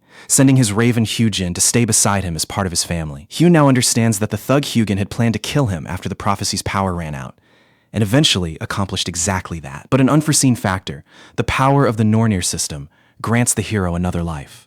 Something even Odin could never predict. As Hyun processes everything, Lady Idun warns him that only a handful of gods know the second prophecy, so he must understand how secret this information is before hearing it. She adds that he once lacked the authority required to learn this secret. After completing the third trial and achieving the necessary synergy, he has finally gained permission to hear it. Then she unveils the second half. The prophesied great adversary will open the destined road through the blood of those who fight at his side. The words immediately enrage Hyun, and he demands to know whether the prophecy means his own comrades. Lady Idun confirms it, explaining that Odin cannot be defeated unless those sacrifices happen, because fate has already marked Hyun's comrades for death. Hyun realizes the prophecy includes everyone dear to him. The members of Circle 9, the Lotus Guild, and every person he has grown close to since returning to the past. He refuses to accept this destiny and cannot understand how some so-called greater good could require him to sacrifice the people he cherishes. He asks what value this battle has if fate guarantees that his comrades will die anyway. To him, saving the world is meaningless if the price is the lives of everyone he loves. Still, Hyun manages to steady himself and remembers that Lady Idun is not responsible for any of this. She is merely showing him the truth, and there must be a meaningful reason behind her decision to reveal it. For that reason, he keeps his anger from turning against her. 2 days pass before Lady Idun finishes preparing a portal to send Hyun back from the garden. She asks whether the room she gave him was comfortable during his 2-day rest. Hyun assures her that the room was perfect and that he has rested well. He also apologizes for letting his emotions get the better of him earlier. Lady Idun simply tells him to forget about it. Instead, she invites him to return to the Frost Garden whenever possible, since she spends her days there all by herself. Hyun prepares to step through the portal alongside Goddess Hela and his pet dragon, Fafnir. Before he leaves, Lady Idun stops him with one final warning. A prophecy once ordained cannot be altered. Not even the gods have the power to interfere with it. She says resisting it is pointless and will only create more suffering. She begs him not to challenge fate because she cannot bear to watch him suffer, but Hyun replies that impossible does not mean hopeless, and admits he is waiting for Ragnarok. With those words, Hyun enters the portal and vanishes. Lady Idun is left puzzled, wondering why Hyun mentioned the Ragnarok War. Then the answer strikes her. Ragnarok is the war that shatters every chain and seal in existence. If Hyun truly plans to rewrite destiny, he must intend to set that exact war in motion. She also understands that following such a path would put Hyun's own life on the line. Even with that danger, she chooses to support him, believing Hyun may be strong enough to set things right. Her only hope is that he does not walk into the same mistakes she made in the past. Meanwhile, Hyun returns to his world at last, where Goddess Hela congratulates him for clearing the third trial. After changing clothes, Hyun realizes that the teleportation has delivered him straight into his hotel room. He figures out that Lady Idun recorded the portal coordinates with this room designated as his return destination. Hyun likes the setup because future trips to the Frost Garden will no longer require crossing the lockdown city. He decides the key will definitely come in handy again. Before making another trip, though, he has to deal with his academy responsibilities. He also wants a proper meal, considering he has survived almost entirely on grass and plants in the garden. While planning his next moves, Hyun suddenly spots all his academy friends gathered outside the hotel room. They are completely stunned to see him, since he has been missing for quite a while. They demand to know where he went and scold him for vanishing without a warning when everyone had been worried sick. Soyu then steps in, complaining that Hyun left her to manage all of Circle 9's work alone. Furious, she swings at him, but the others quickly hold her back. Despite the chaos, Hyun is genuinely glad to have everyone together again, but the prophecy immediately returns to his mind, reminding him that every comrade may die in Ragnarok. He also remembers that Yoo-jung's destined death in his place is less than a month away. Later on, Hyun treats everyone to a meal at a restaurant. During the meal, his friends stare in shock as Hyun keeps eating far more than usual. He looks like someone who has been denied a real meal for a full week. The blonde girl finally asks Hyun to explain where he disappeared to this time. Hyun understands their confusion. He vanished without a word and showed up again a week later as if nothing happened. He even knows they went to the academy director looking for information about him. Still, Hyun keeps the truth hidden, knowing nobody would believe that he traveled to Niflheim to clear a third trial. Soil warns him that next time he had better inform everyone before pulling another vanishing act. In the middle of their conversation, a news report suddenly comes on the television. The report says dungeon outbreaks are increasing while the raider community is running dangerously low on people. It adds that the average rank of dungeon gates appearing worldwide is climbing as well. Unless everyone starts preparing immediately, the crisis could grow far more serious. Hyun's friends say reports like this have appeared repeatedly ever since he went missing. The blonde girl wonders aloud if some major disaster is about to begin. Soyu tells everyone to remain calm and stop imagining the worst. She points out that the academy has not issued an emergency mobilization order, meaning panic is still premature. The mention of emergency mobilization reminds Hyun that cadets must be sent into battle whenever civilian safety is threatened. In practice, it is a crisis-time military draft issued by the National Raiders Association. Before regressing, Hyun had seen this order activated on several occasions.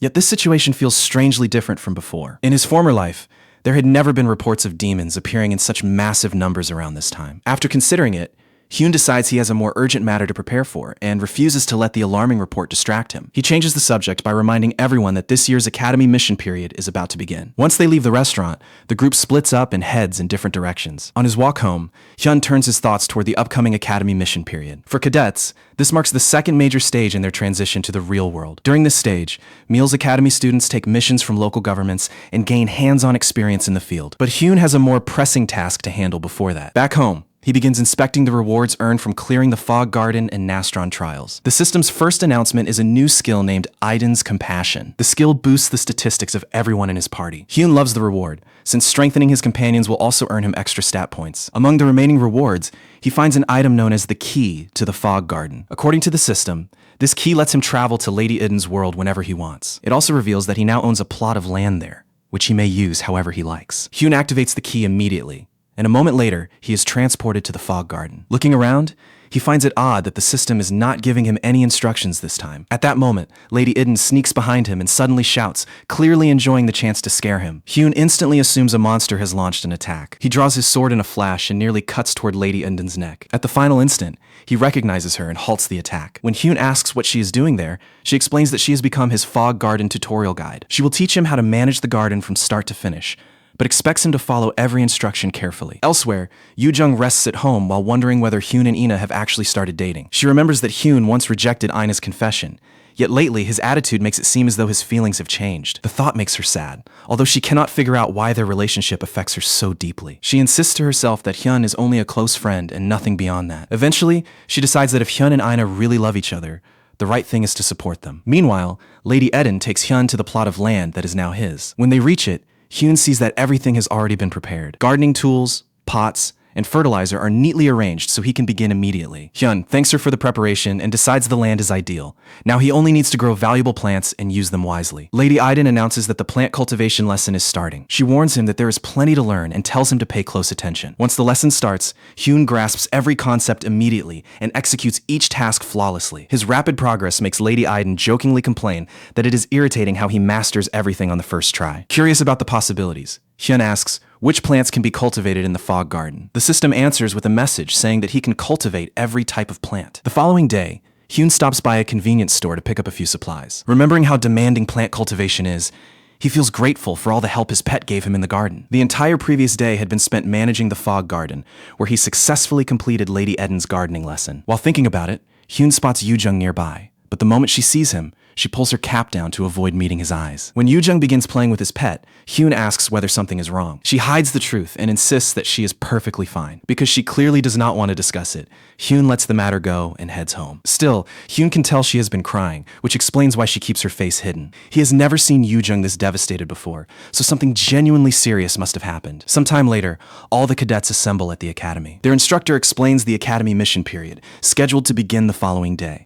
He says the program lets Meals Academy cadets gain field experience, build their reputations, and develop the qualities of genuine raiders. Every cadet must complete one solo mission and another mission together with a guild during this period. Their final grades will be based on the success of those missions. He adds that the official academy website contains the full details and application procedure. The students can review the information and submit their applications later from their computers. At that moment, the instructor receives a call and steps away to deal with it. While he is gone, several students question why first-year cadets are already being sent to clear dungeons. After ending the call, the instructor orders everyone to form their circle units, discuss plans, and apply for appropriate missions. Hyun then meets with his teammates to choose the dungeon they will take on. Soil proposes a white rank mission to eliminate 20 Busan goblins. Hyun rejects the idea because the mission is ranked too low to offer anything worthwhile. He knows tougher, higher ranked missions provide much larger point rewards. More than the points, difficult missions are Circle 9's best chance to establish a powerful reputation during the academy period. Those missions are riskier, but Hyun considers them essential if Circle 9 wants greater influence and tougher opportunities later. The mission system has 5 difficulty levels: white, green, blue, red, and black. Black rank missions are meant for the academy's elite students and require the chairman's permission before acceptance. Hyun concludes that Circle 9 needs one of the hardest available missions if it wants major points and a recognizable name. After weighing the choices, his teammates settle on a red rank mission. Hyun agrees, then steps away briefly to bring an apple for each of them. He eventually returns with sliced apples, though every piece is cut to a different size. His friends tease him for not asking them to help, saying they could have sliced the apples properly. Hyun suddenly turns stern and orders everyone to eat exactly one slice, threatening to keep them locked in the room otherwise. His friends reluctantly agree and begin eating. But one bite is enough for them to realize that the flavor is absolutely awful. Seeing their faces, Hyun reveals that these are special golden apples grown by him in Lady Adun's garden, not ordinary fruit. He remembers Lady Eden explaining that another golden apple can no longer improve his abilities since he already consumed one before. That is why Hyun has handed them to his friends. He is searching for a new way to make use of the apples. After hearing the second prophecy,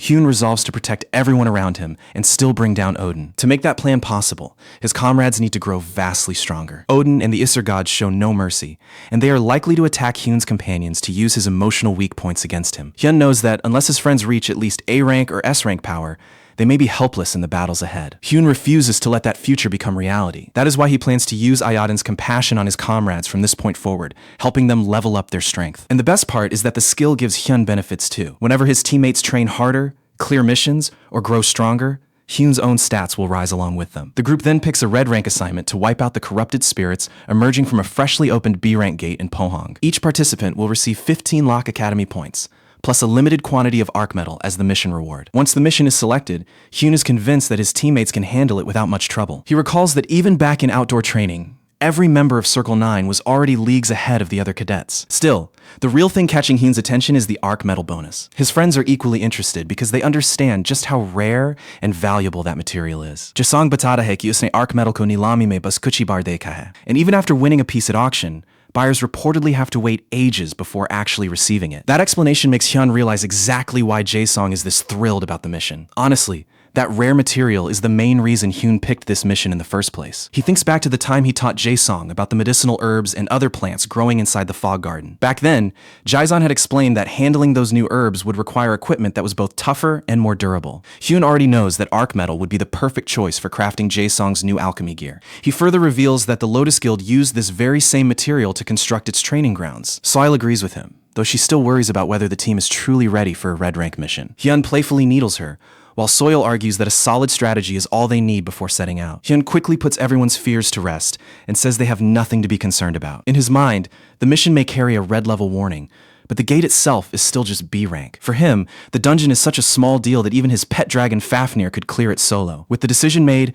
Hyun and the others head over to the International Portal Center. Before they depart, Hyun checks whether everyone has brought all the essentials for the operation. The others tell him that the destination will provide most of their required supplies anyway. Satisfied with that answer, everyone enters the portal and travels straight to Pohang. On the other side, they meet Chang Chan, a raider working for Raider Management Headquarters. He has been assigned to guide them throughout the mission. The moment Hyun hears the name, He remembers that Jang Chan never appeared on his radar in his previous life. That tells Hyun that this raider never grows into anyone, especially famous or powerful later on. Meanwhile, Jang Chan mistakes their confidence for academy-born arrogance and assumes they are acting bold simply because they attend Mills Academy. Still, he has heard plenty about Circle 9's unusually impressive abilities. He is aware that this team has already achieved things normal cadets would consider impossible dreams. Even with that reputation, he cannot figure out why the higher-ups would send such a young team into a dungeon this difficult for a B-rank operation. Jang Chan leads them to the mayor, who expresses his gratitude for their willingness to take the assignment. The mayor says Circle 9's outdoor training results have already reached his ears, and he is impressed by what he has heard. But he also reminds them that their limited experience and short mission record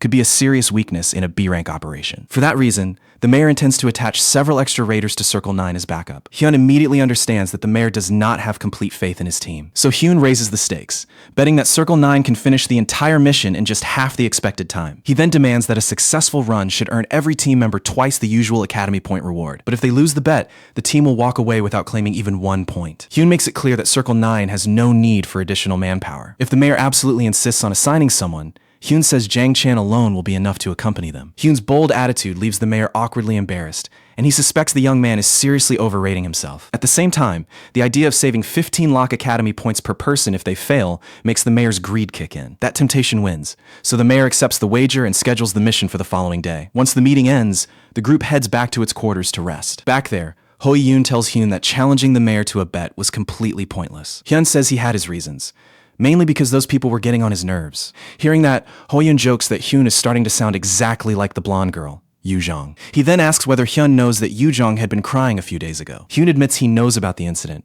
but he has no idea what caused her distress. Still, he feels the real reason will probably come out soon enough. After all, whenever something happened before, Yoo-jong eventually came to Hyun and told him everything herself. The following morning, Hyun and his teammates assemble at the portal entrance assigned for their dungeon raid. Under Raider Jang Chan's direction, the entire group enters the portal, including Jang himself. But once they cross over, Jang secretly plans to turn the mission into a much harsher experience for Hyun's team. The portal drops them into a dungeon covered by dense forest. Hyun wastes no time and starts distributing tasks among the team. He assigns Soyo to map the area, while Jae-sung, Ina, and Hoyeon are told to stay back and remain ready for support. For the scouting party, Hyun chooses to take the blonde girl Yoo-jong with him to hunt down the monsters. Jang is stunned by the arrangement.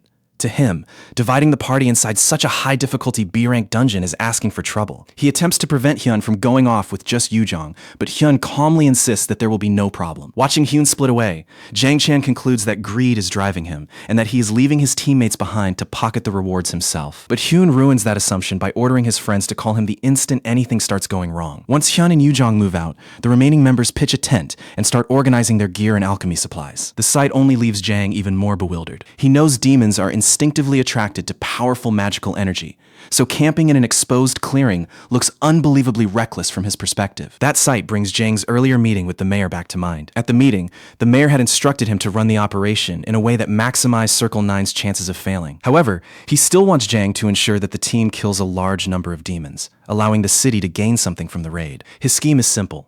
After Circle 9 clears out most of the demons, he will dispatch another raider team to handle the dungeon boss on its own. This would let the city shut the gate while avoiding payment of Circle 9's full promised reward. Jang confidently promises that the scheme will work exactly as planned. Since he is an A-rank raider, Jang assumes carrying out this plan will be effortless. After all, Hyun is still nothing more than a student. As he remembers the conversation, Jang also recalls how Mila's academy once overlooked his potential. That experience makes him believe the academy is using Hyun as a publicity mascot, while his actual combat ability is probably nothing extraordinary. Right as Jang is lost in those thoughts, Hyun and Yoo-jong suddenly come back after taking down several monsters. Jang is left completely speechless, unable to understand how Hyun managed that so quickly. Hyun informs the team that this section is nearly empty of monsters, so they should push farther into the forest. He then checks in with Soil and asks how far she has gotten with the map. Soil confirms that everything is going according to his instructions, then brings up the apple he gave them a few days earlier. She explains that her body has felt strangely different ever since she ate it. Hyun keeps the real secret to himself and casually claims it was merely a very expensive apple. Soil takes that explanation at face value and remarks that Hyun is always so thoughtful toward his friends. Inside,